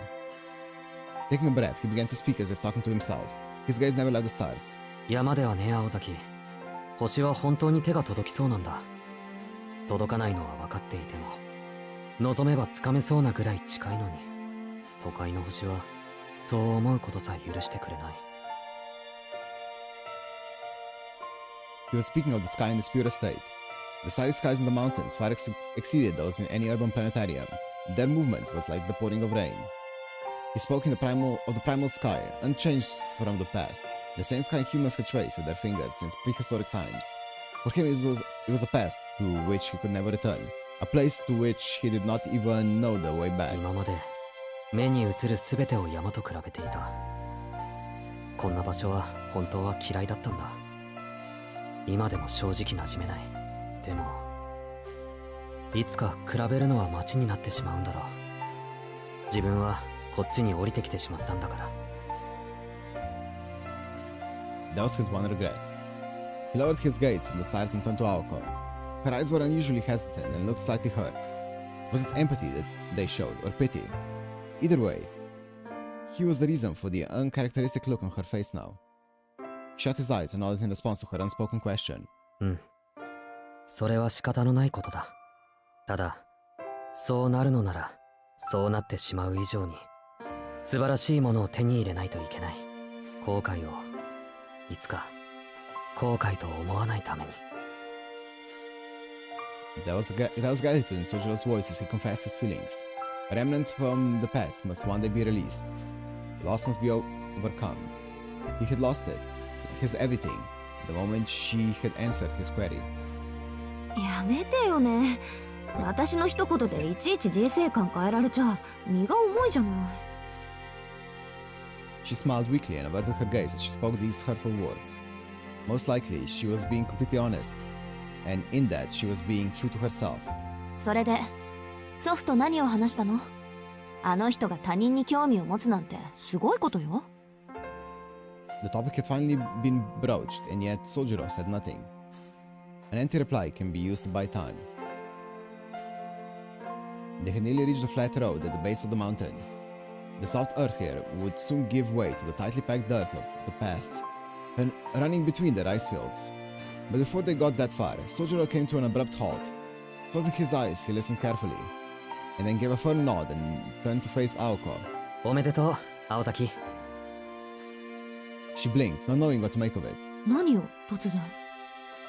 It was a perfectly natural response. The tension melted from his face as he said, New Year? Happy New Year. 新しい年だ。He now wore a smile of full joy. Dumbfounded, all Aoko could do was stare back at his calm visage. His surprise attack hit her so hard she thought she could hear the shrine bell in Yashirogi ringing in the new year. She had known it was the last day of the year, but had not given it much thought beyond that. And so his succinct words gave her quite a shock. As if the girl who believed in the power of the bell all those years ago had come back. そっか。午前0時でもう新しい年なんだ。She spoke in a hushed tone as if this were shocking news. At the same time, a slight smile crept onto her face. A new year indeed. She recalled that first time she had worn a full-length kimono, how she had not been particularly uncomfortable and embarrassed, but not especially pretty either. The only pretty thing about her had been the moment she smiled at herself in the mirror. Seeing the wound in her eyes, Soujyuro closed his own satisfaction. Soujyuro closed his own in satisfaction. It made him happy to see her like that. いろいろあったけど、新しい年を君と迎えられてよかった。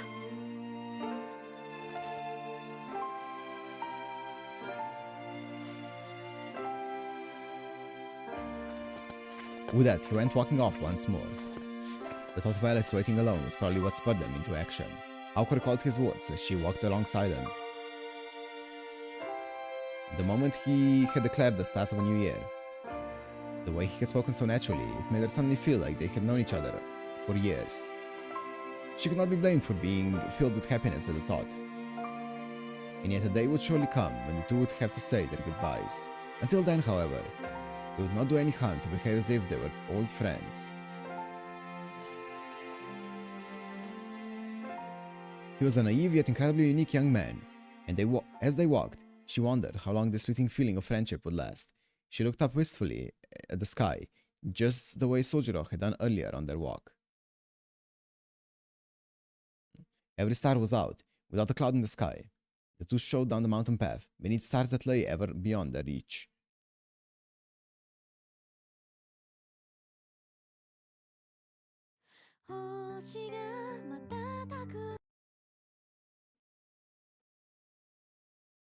Takeuchi and Nasu.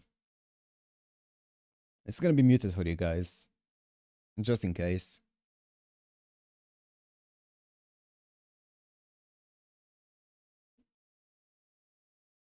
I hear it though.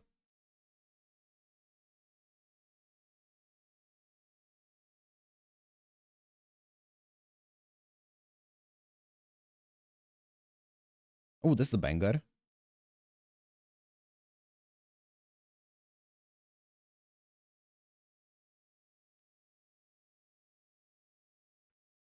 Thoughts? I'm gonna give my thoughts after this. I wanna listen to the song.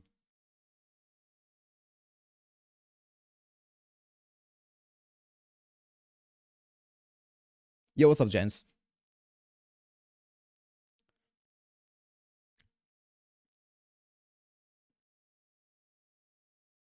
This is a banger. It's Supercell? That sounds like Supercell. Yep, I can hear it.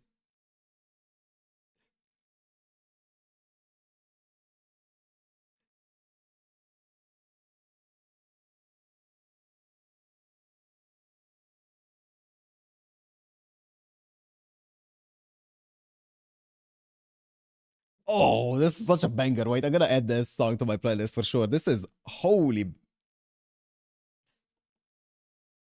Oh my god. This goes so hard.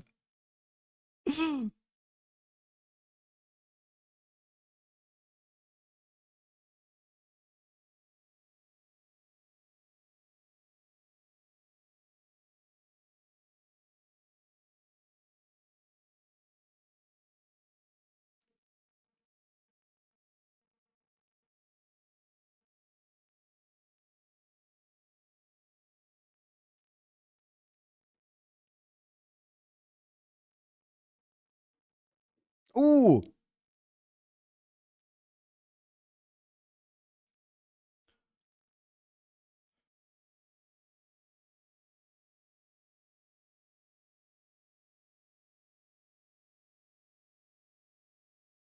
Ryo.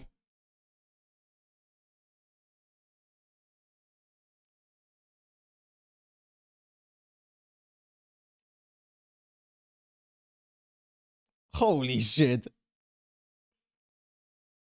Why does the song go so fucking hard? Why are all Supercell songs so good? Ryo is just goated. Every single song, he just doesn't miss.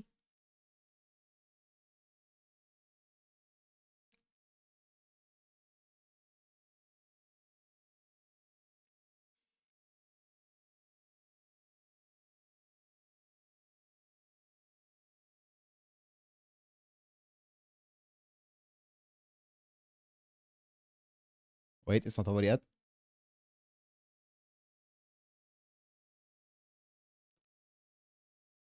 Alice is gone.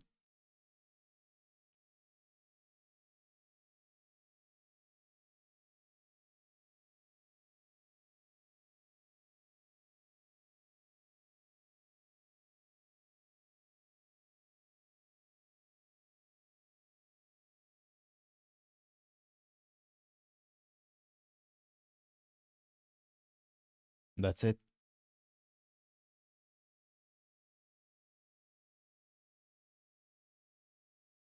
We finished the game.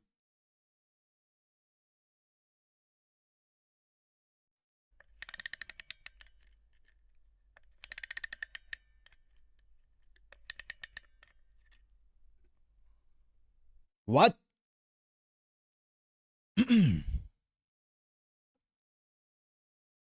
It was on a lazy Sunday morning that I discovered the book.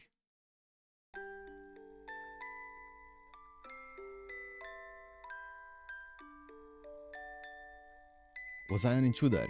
No, adventurer. Either way, I made my way into the forbidden Kuonji Estate library. The book instantly drew my attention as it looked like it had been intentionally hidden there on the bookshelf. It was large enough to double as a shield and so took great effort for me to remove from the shelf. Flipping through, I realized it was a grimoire of Rune magecraft, and a first edition at that. Surprised as I was by my find, my search came to a halt at the page I'd been looking for. It was the rune for memory erasure that the Nordic gods had once used on a Valkyrie. For minutes, I simply stared at the page where the rune methodology was laid out. And then, finally, I shut the book. I returned it to the shelf in an even harder to detect location than where I originally found it. That's when it hit me. I'd seen this book before somewhere. When and where exactly had I seen it though? Yeah, it was when he first invited me to spend time with him. The girl sitting before me had it in hand at the time. That must have been it. What? Unable to keep the smile on my face, I decided to put the book back exactly where I found it. It would be most difficult to find when mixed in with the other books on the shelf. However, out of respect for her gracious efforts, I decided to pretend I've never seen it at all. I shouted my discovery, so to speak. That's when I heard the shouting of a familiar voice in the main building. Lately, he seemed to have found his calling as a housekeeper and had taken to cleaning every corner of the mansion. That was all well and good, but there were a few things that were off limits, which neither Alice nor I dared touch. He was the type to open things without asking, which put us all in hot water. There had been an uproar when he released a ghost ship that Alice's mother had kept around. Catching that little speed demon known as Karisark had been quite the ordeal. I still feel bad for having to rely on that creepy golden wolf for help. What? And before that, he'd lifted a seal on the troop of spirits in the basement, which had led to the even creepier people from the church coming to the mansion for an entire week. Going back even further, that was also the time he'd ventured unsolicited into Alice's room. In the ensuing chaos, I fell into the mirror, but we almost ended up in an all-out war with Alice. Come to think of it, he really and truly lacked any capacity for learning. もういい加減にしてよね、あのバカ。 The good mood I'd been in up until that moment was spoiled, and I went dashing out of the library. I imagined coming upon the architect of my trouble standing there in the hallway, giving him the swift dropkick into the face he deserved. As far as I was concerned, that would be just another fun day in the mansion.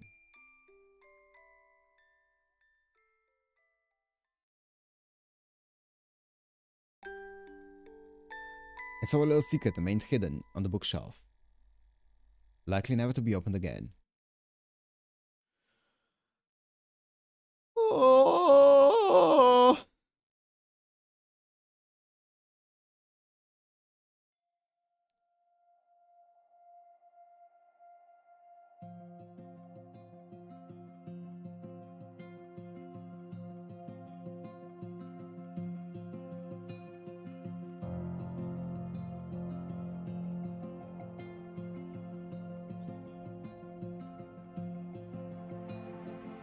Holy.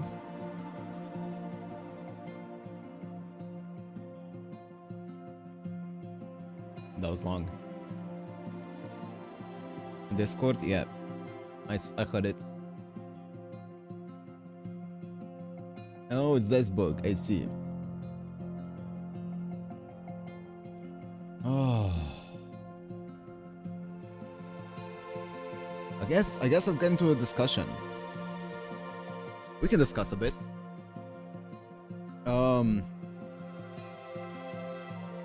First question, Aoko or Alice? Oh. Oh.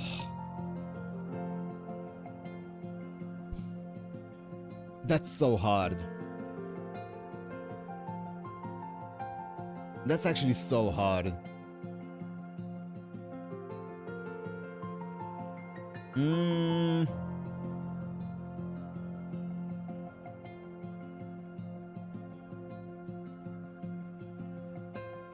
Ooh, I liked the stories where Alice was involved more, but as a character, I think I vibe with Aoko more. It's a cop-out answer. I think Alice's stories I preferred, but as a character, I'm gonna say Aoko. I like Aoko more. Because she's just more my vibe.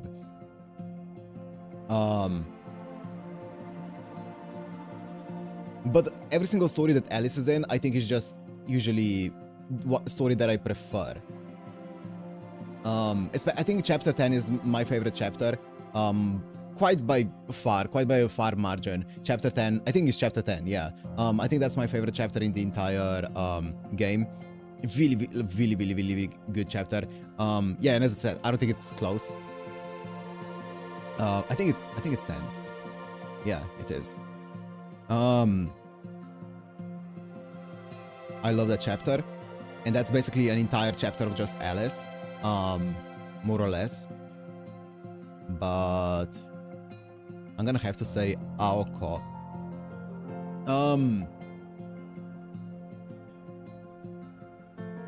The aquarium.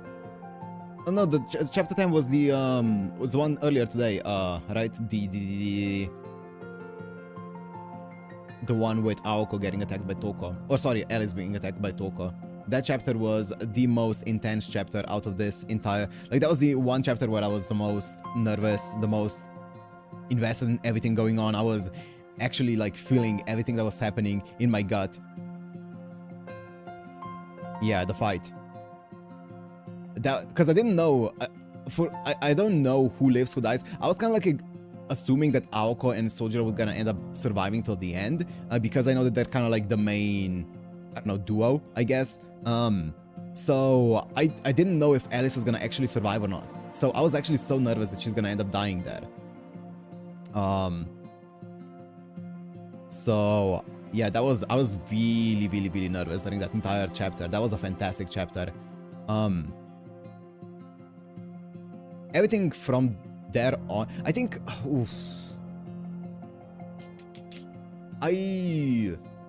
overall, absolutely fantastic story. I loved it. The way that they write here is so fun. I miss this kind of Nasu writing. It's really fun. I love the way that they use like a lot of like flowery and poetic language in this. I think it really adds a lot to it. Some of the phrases hit really hard. I think they're really well done.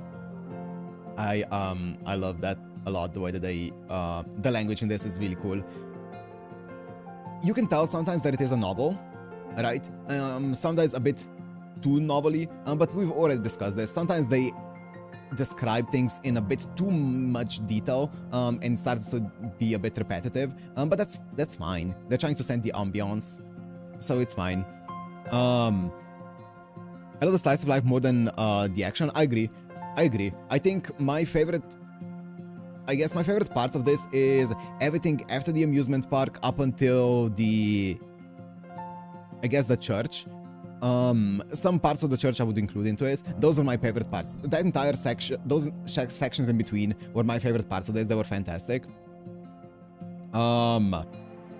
I think the ending was a lot of escalation. Kind of like, oftentimes the ending felt like it was escalation for the sake of escalation, which is fine. It can be hype, right? You can make it hype if you put a lot of escalation in the ending with like hype OST over it. And a lot of it was fun. A lot of it felt a little bit like, come on, what are we doing here? But it's fun. It's the first Nasu work, and you can tell that it's rough around the edges, right? You can definitely tell it's rough. But it has a lot of charms, and I think it's really like, the good parts of it are really good. The lore was insane. I was so locked in every single time that they talked about the lore. That was always great. The lore about magecraft, magic, like the 5th True magic, all of those things. That was a lot of fun. Whenever they talked about the tiny bit that they talked about the witches, that was great. I loved all the side characters a lot. Like Kumari, like Tobimaru, like even Kinomi. I loved all of those guys. I think they were really fun.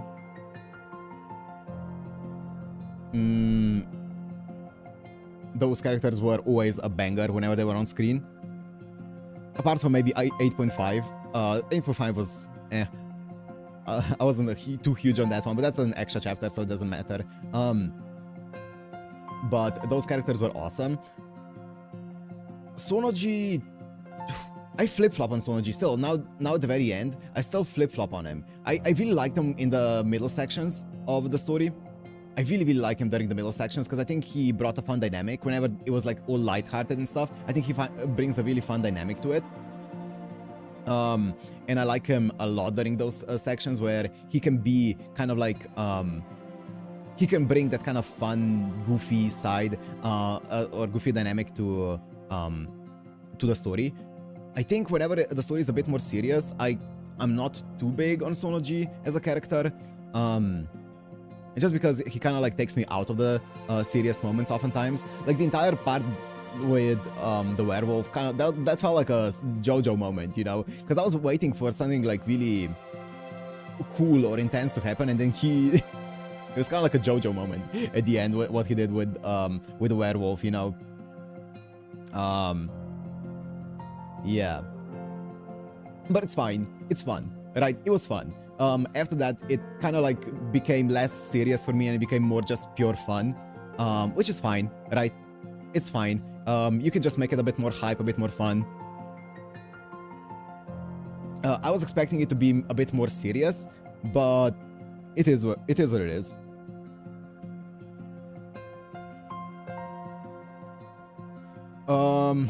Toko.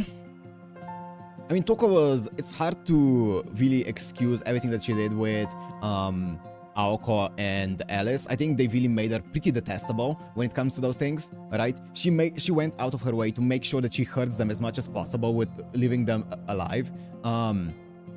So it's hard to like really excuse that. It felt like she was doing it for pleasure and purely for the sake of it, not because she needed to in any way, shape or form.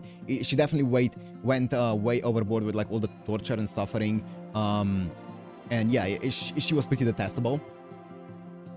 So she wasn't great, or she wasn't like very likable, yeah.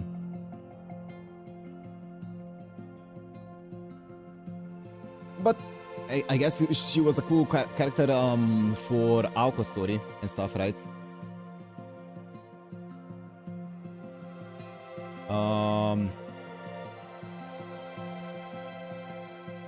Yeah, I feel like there were things that I wish they expanded upon a bit more, or maybe I feel like there were some things that kind of like, now that the story is over, felt almost like a red herring in a way, but I don't think it was intentionally made as a red herring. I think it just kind of like felt a tiny bit flat.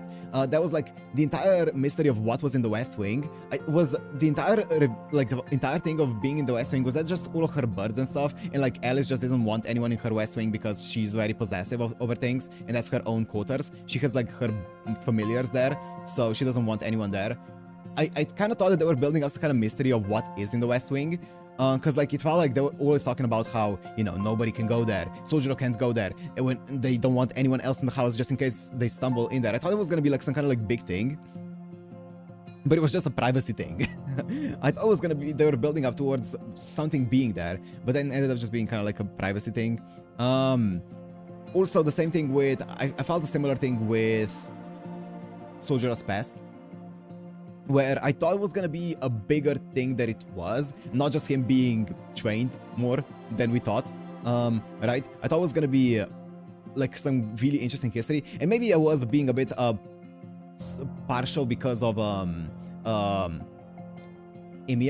Shiro, right? Because the twist with Shiro and stuff, I thought was really cool, right? And I was expecting a twist on that level for Sonoji as well, and it ended up being maybe a bit, like, obviously a bit underwhelming compared to that, right? It wasn't on the same level of a reveal.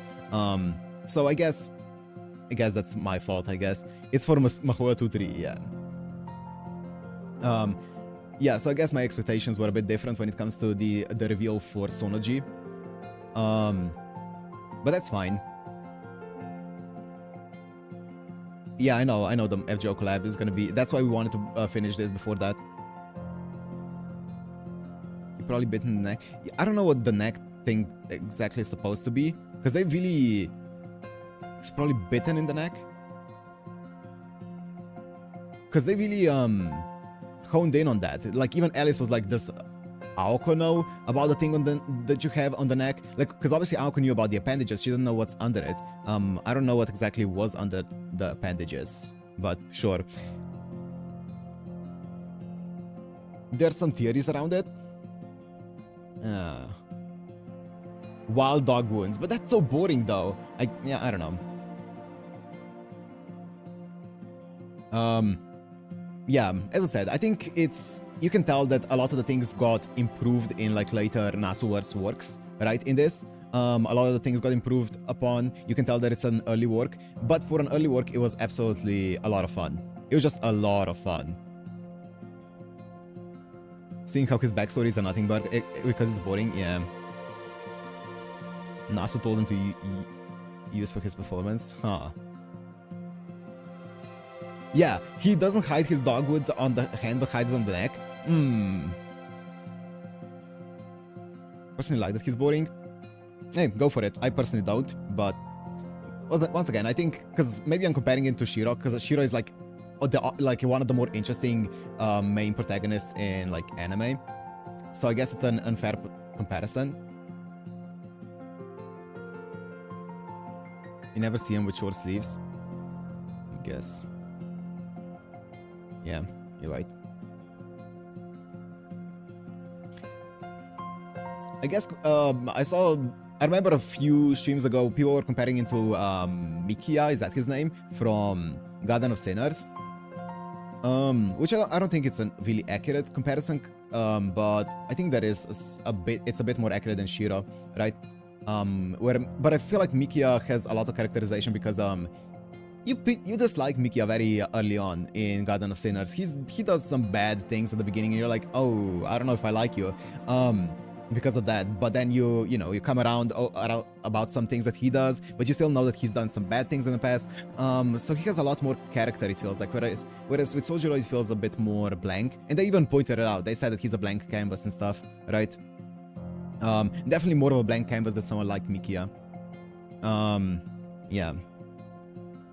But still, it's fine. He's also not really the main protagonist, right? Aoko felt it's oftentimes more of a main protagonist, right, than Soujyuro, so yeah. Soujyuro punches children. Rune or Aoko? I mean, I prefer Rune, but definitely. But I also watched, Stay in UBW way before this, so I might be a bit biased.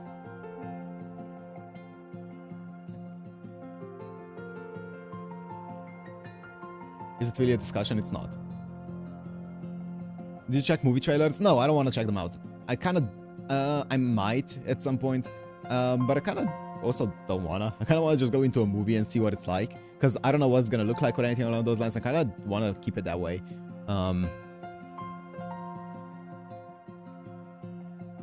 Going blind into the movie is gonna be kind of fun. No spoilers. I know it's no spoilers, but also, I don't know. I feel like it would be kind of fun to just not even watch the trailers. I usually avoid trailers in general, so.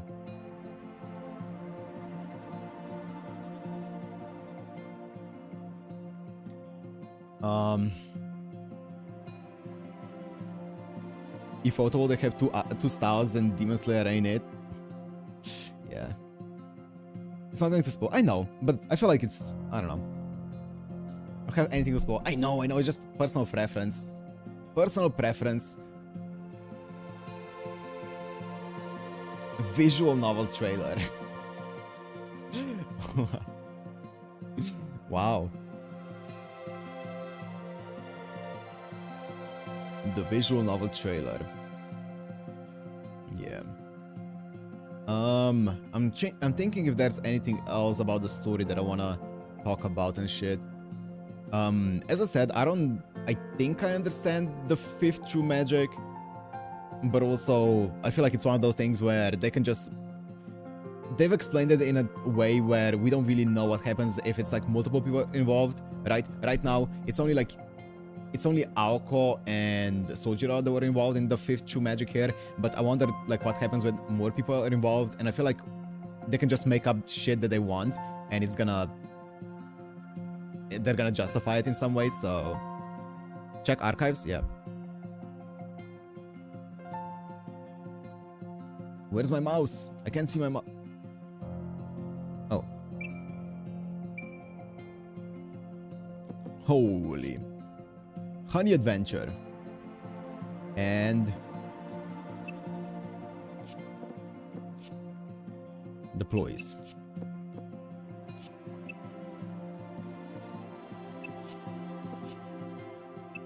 That's all I have.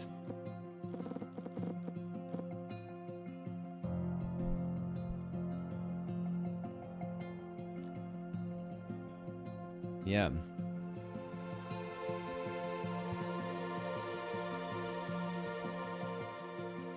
Tsukihime? Maybe. I mean, I like this. The way they explained Aoko can do whatever the fuck she wants with anyone's time as long as the skills are balanced somehow.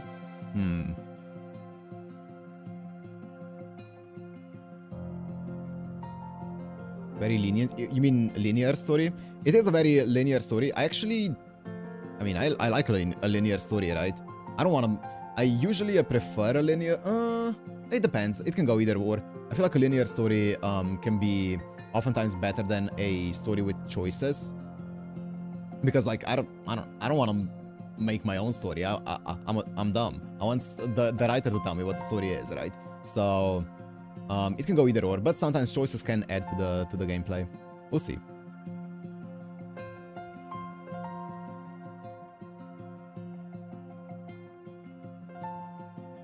We'll see.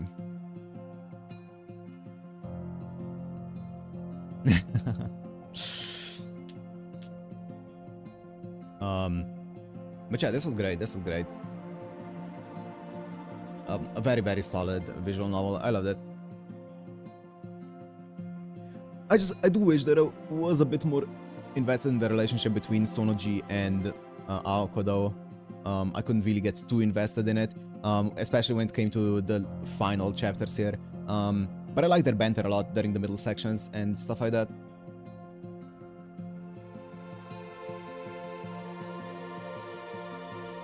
MC is much more of his own character. That's good to hear. Yeah, I feel like Nasu definitely learned a lot from Tsukihime, right? Or not Tsukihime, sorry, from Mahoya. From all aspects of it.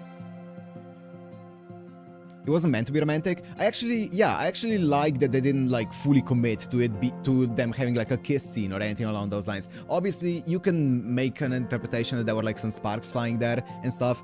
And the wording that they were using can be interpreted in some like romantic ways. But I also like that they didn't go like all out with like any kind of like full like romantic stuff. I actually like that. I like that a lot.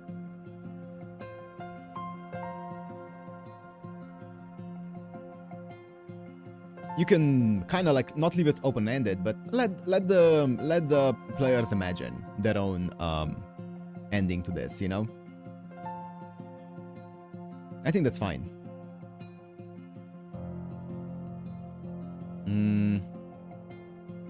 Yeah. For both Aoko and Alice.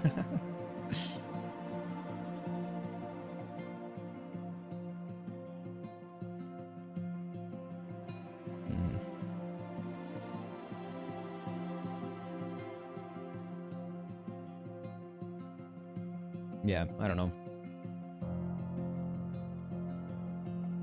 Fun though. Very fun. Makes me very excited for Mahoya. Also makes me very excited, obviously, for the event. Okay, so do we actually think that the extras are gonna be like 6 hours long? Cause I don't know if I want to sit through 6 hours of extra. I mean, I'm down. 6 hours seems like a lot of extras.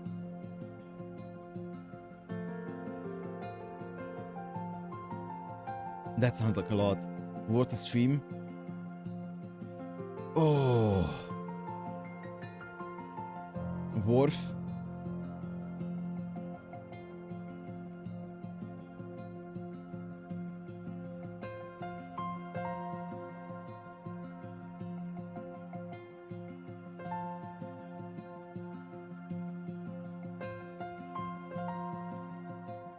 Hmm.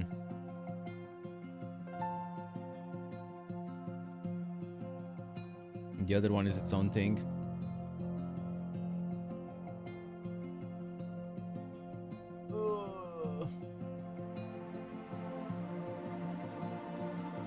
By the way, mods, I saw that it has decisions in it, so don't worry about it. The ploy stuff is like the 10 minutes. Yeah, I'm not worried about the ploy stuff. By the way, is the extra this one, or does it get unlocked after this one? After I play this one?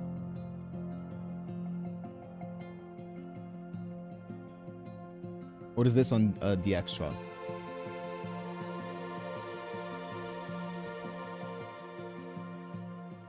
It unlocks after that one.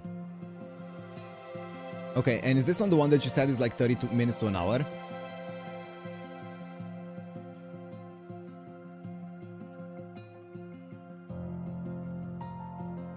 Arnold?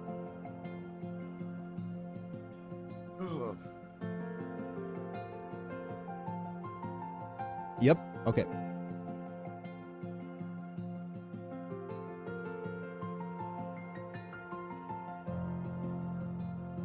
Okay.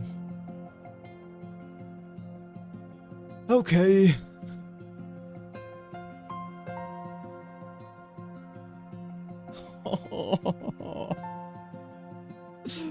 Oh, just that's like a 7-hour stream tomorrow then.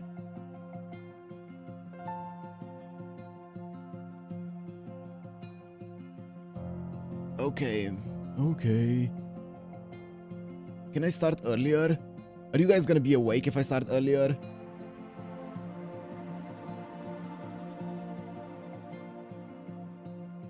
A nice work day.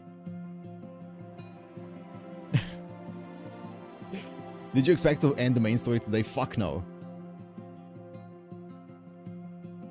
Uni? Yeah.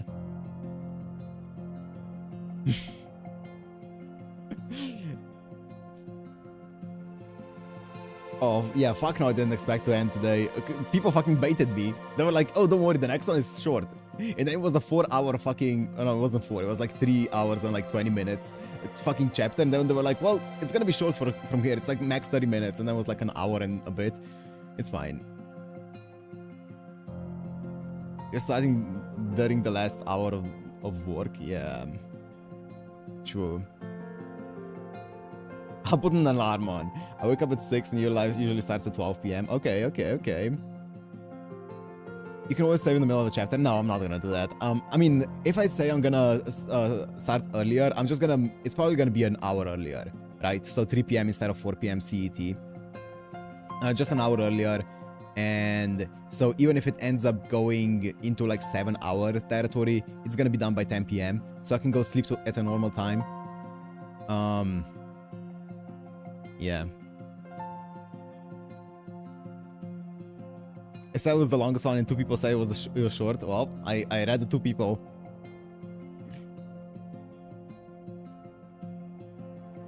No, it's fine, Robert. I'll just do it in one.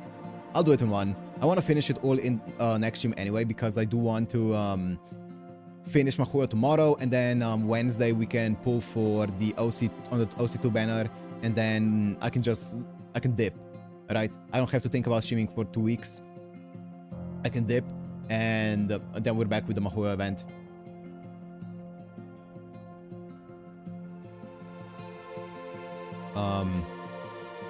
Yeah. It's also gonna be great so I can think about this story more while I wait for the event. That's gonna be good to let the story set in and stuff. Well planned. Yeah, I think so. Well, does that break? My throat needs it, man. My throat needs it. He'll work in the Anvil factories. Yo, there's a new gacha game coming out. I don't remember what it's called, but I'm playing that. It's coming out on Friday.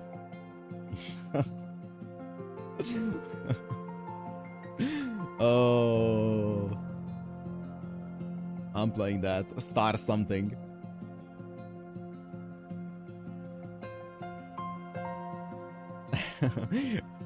We need to play all the gachas. Do you have a cap of SQ to spend on Wednesday? Don't say that. Don't say that. we won't need to think about that because we're gonna get him in 100 SQ. Don't say that.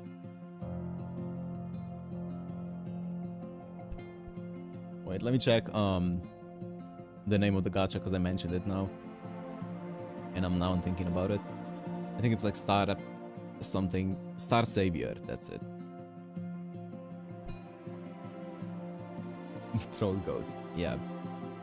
I don't want non-good Luna. And all I need is I need one MP1 of the OC2 single target Avenger that's coming out on Wednesday. I need MP1 of Aoko, MP1 of Alice, and that's it until summer, I think.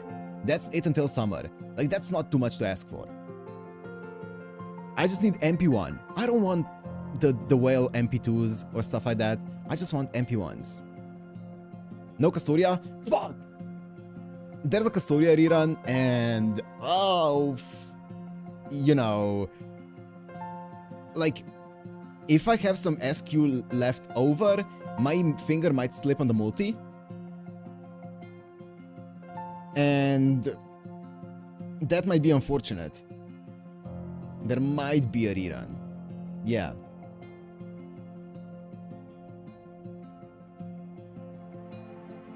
Might not happen, yeah.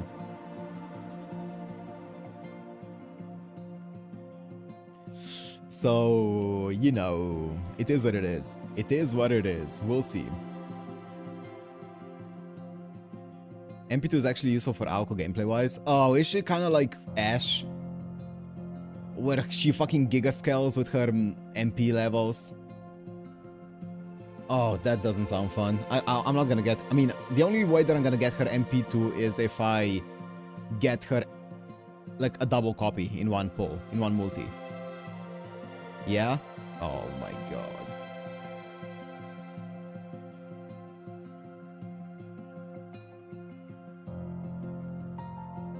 You know what? Maybe we're due for a double multi, for a double 5-star in one multi. I feel like I've never gotten one, so maybe we're due. Surely, at one point, we're gonna get a double limited 5-star in one multi, and that's gonna be Aoko.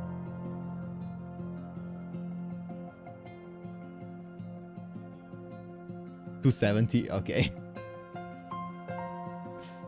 Still useful at MP1, yeah, I know. They're essentially trying to finish main story. We have one Skadi. That's all we need. With the Avenger, with the OC2 Avenger coming out, we have a Skadi, OC2 single target Avenger, and a support Skadi. That's all we need, baby. That's all we need. We're gonna burst down everything. We're gonna show them what power scaling is. Not power scaling, what power creep is.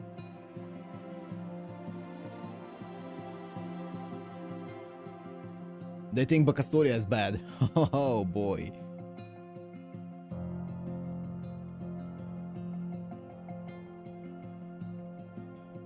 Melt and King Protea in one banner, Dantes and Jolter. Okay, but you're a whale, Robert.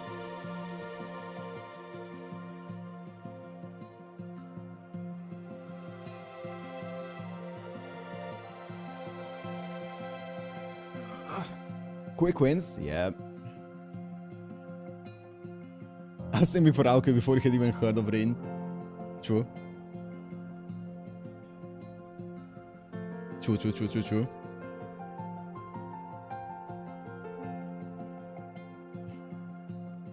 Enough to pity one of them. Oh god, I am scared of the day that we are gonna eventually get to full pity. I am so scared of that day. All of my savings are gonna be gone by one banner.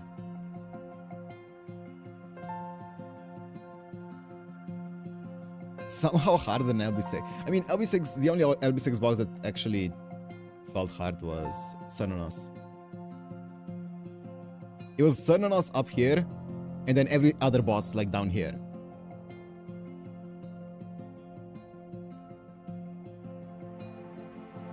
Essentially, one of the SC Avenger before the game, or someone on Edge sends it by accident. Sure. Sure. You know what? Because I'm gonna see it on Wednesday morning anyway, so we might as well.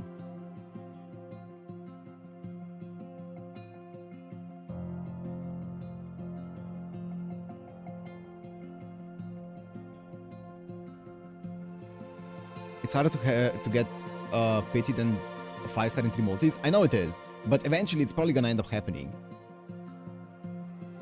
Yeah, all good, Luna. I'm wrapping up as well, so... Send to mod, yep. Avenger reveal. Okay, this is gonna be my first time seeing the new Avenger. Let me see it. 3, 2, 1. Holy drip. Wait, what? Bro looks like Moriarty. Okay, young Moriarty. Okay.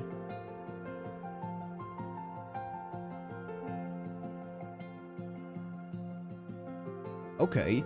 I swear, all OC2 units have so much drip. What the fuck?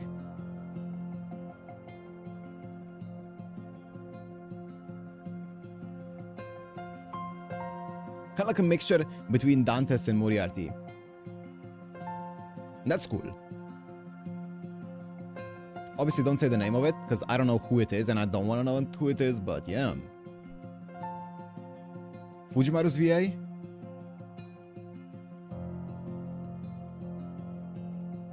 Well. Well.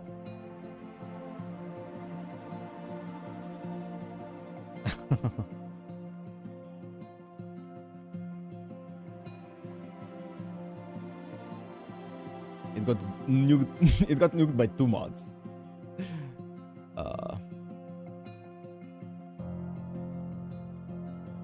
Roll for drip? Yeah. Anyways. Yeah, let me wrap it up. It's almost 1 AM. Let me wrap it up. This was a fun stream. Ended up going way longer than I expected. Tomorrow, we're gonna be there for the extras. We're gonna be there for the extras to finish this game, to fully clear it out. And that's gonna be it. And then we're finished with this game until, well, the event. But that's its own thing. So I'm gonna... Mods just miscalculated the length of the chapter. Yeah, get him, man, get the mods. Yeah. Anyways, thank you guys for joining here for the finale. In the impromptu finale of Witch on the Holy Night. I was not expecting it to finish today, but yeah. And thank you guys for joining, and we'll see you guys for the extras tomorrow, and that's gonna be it. Bye.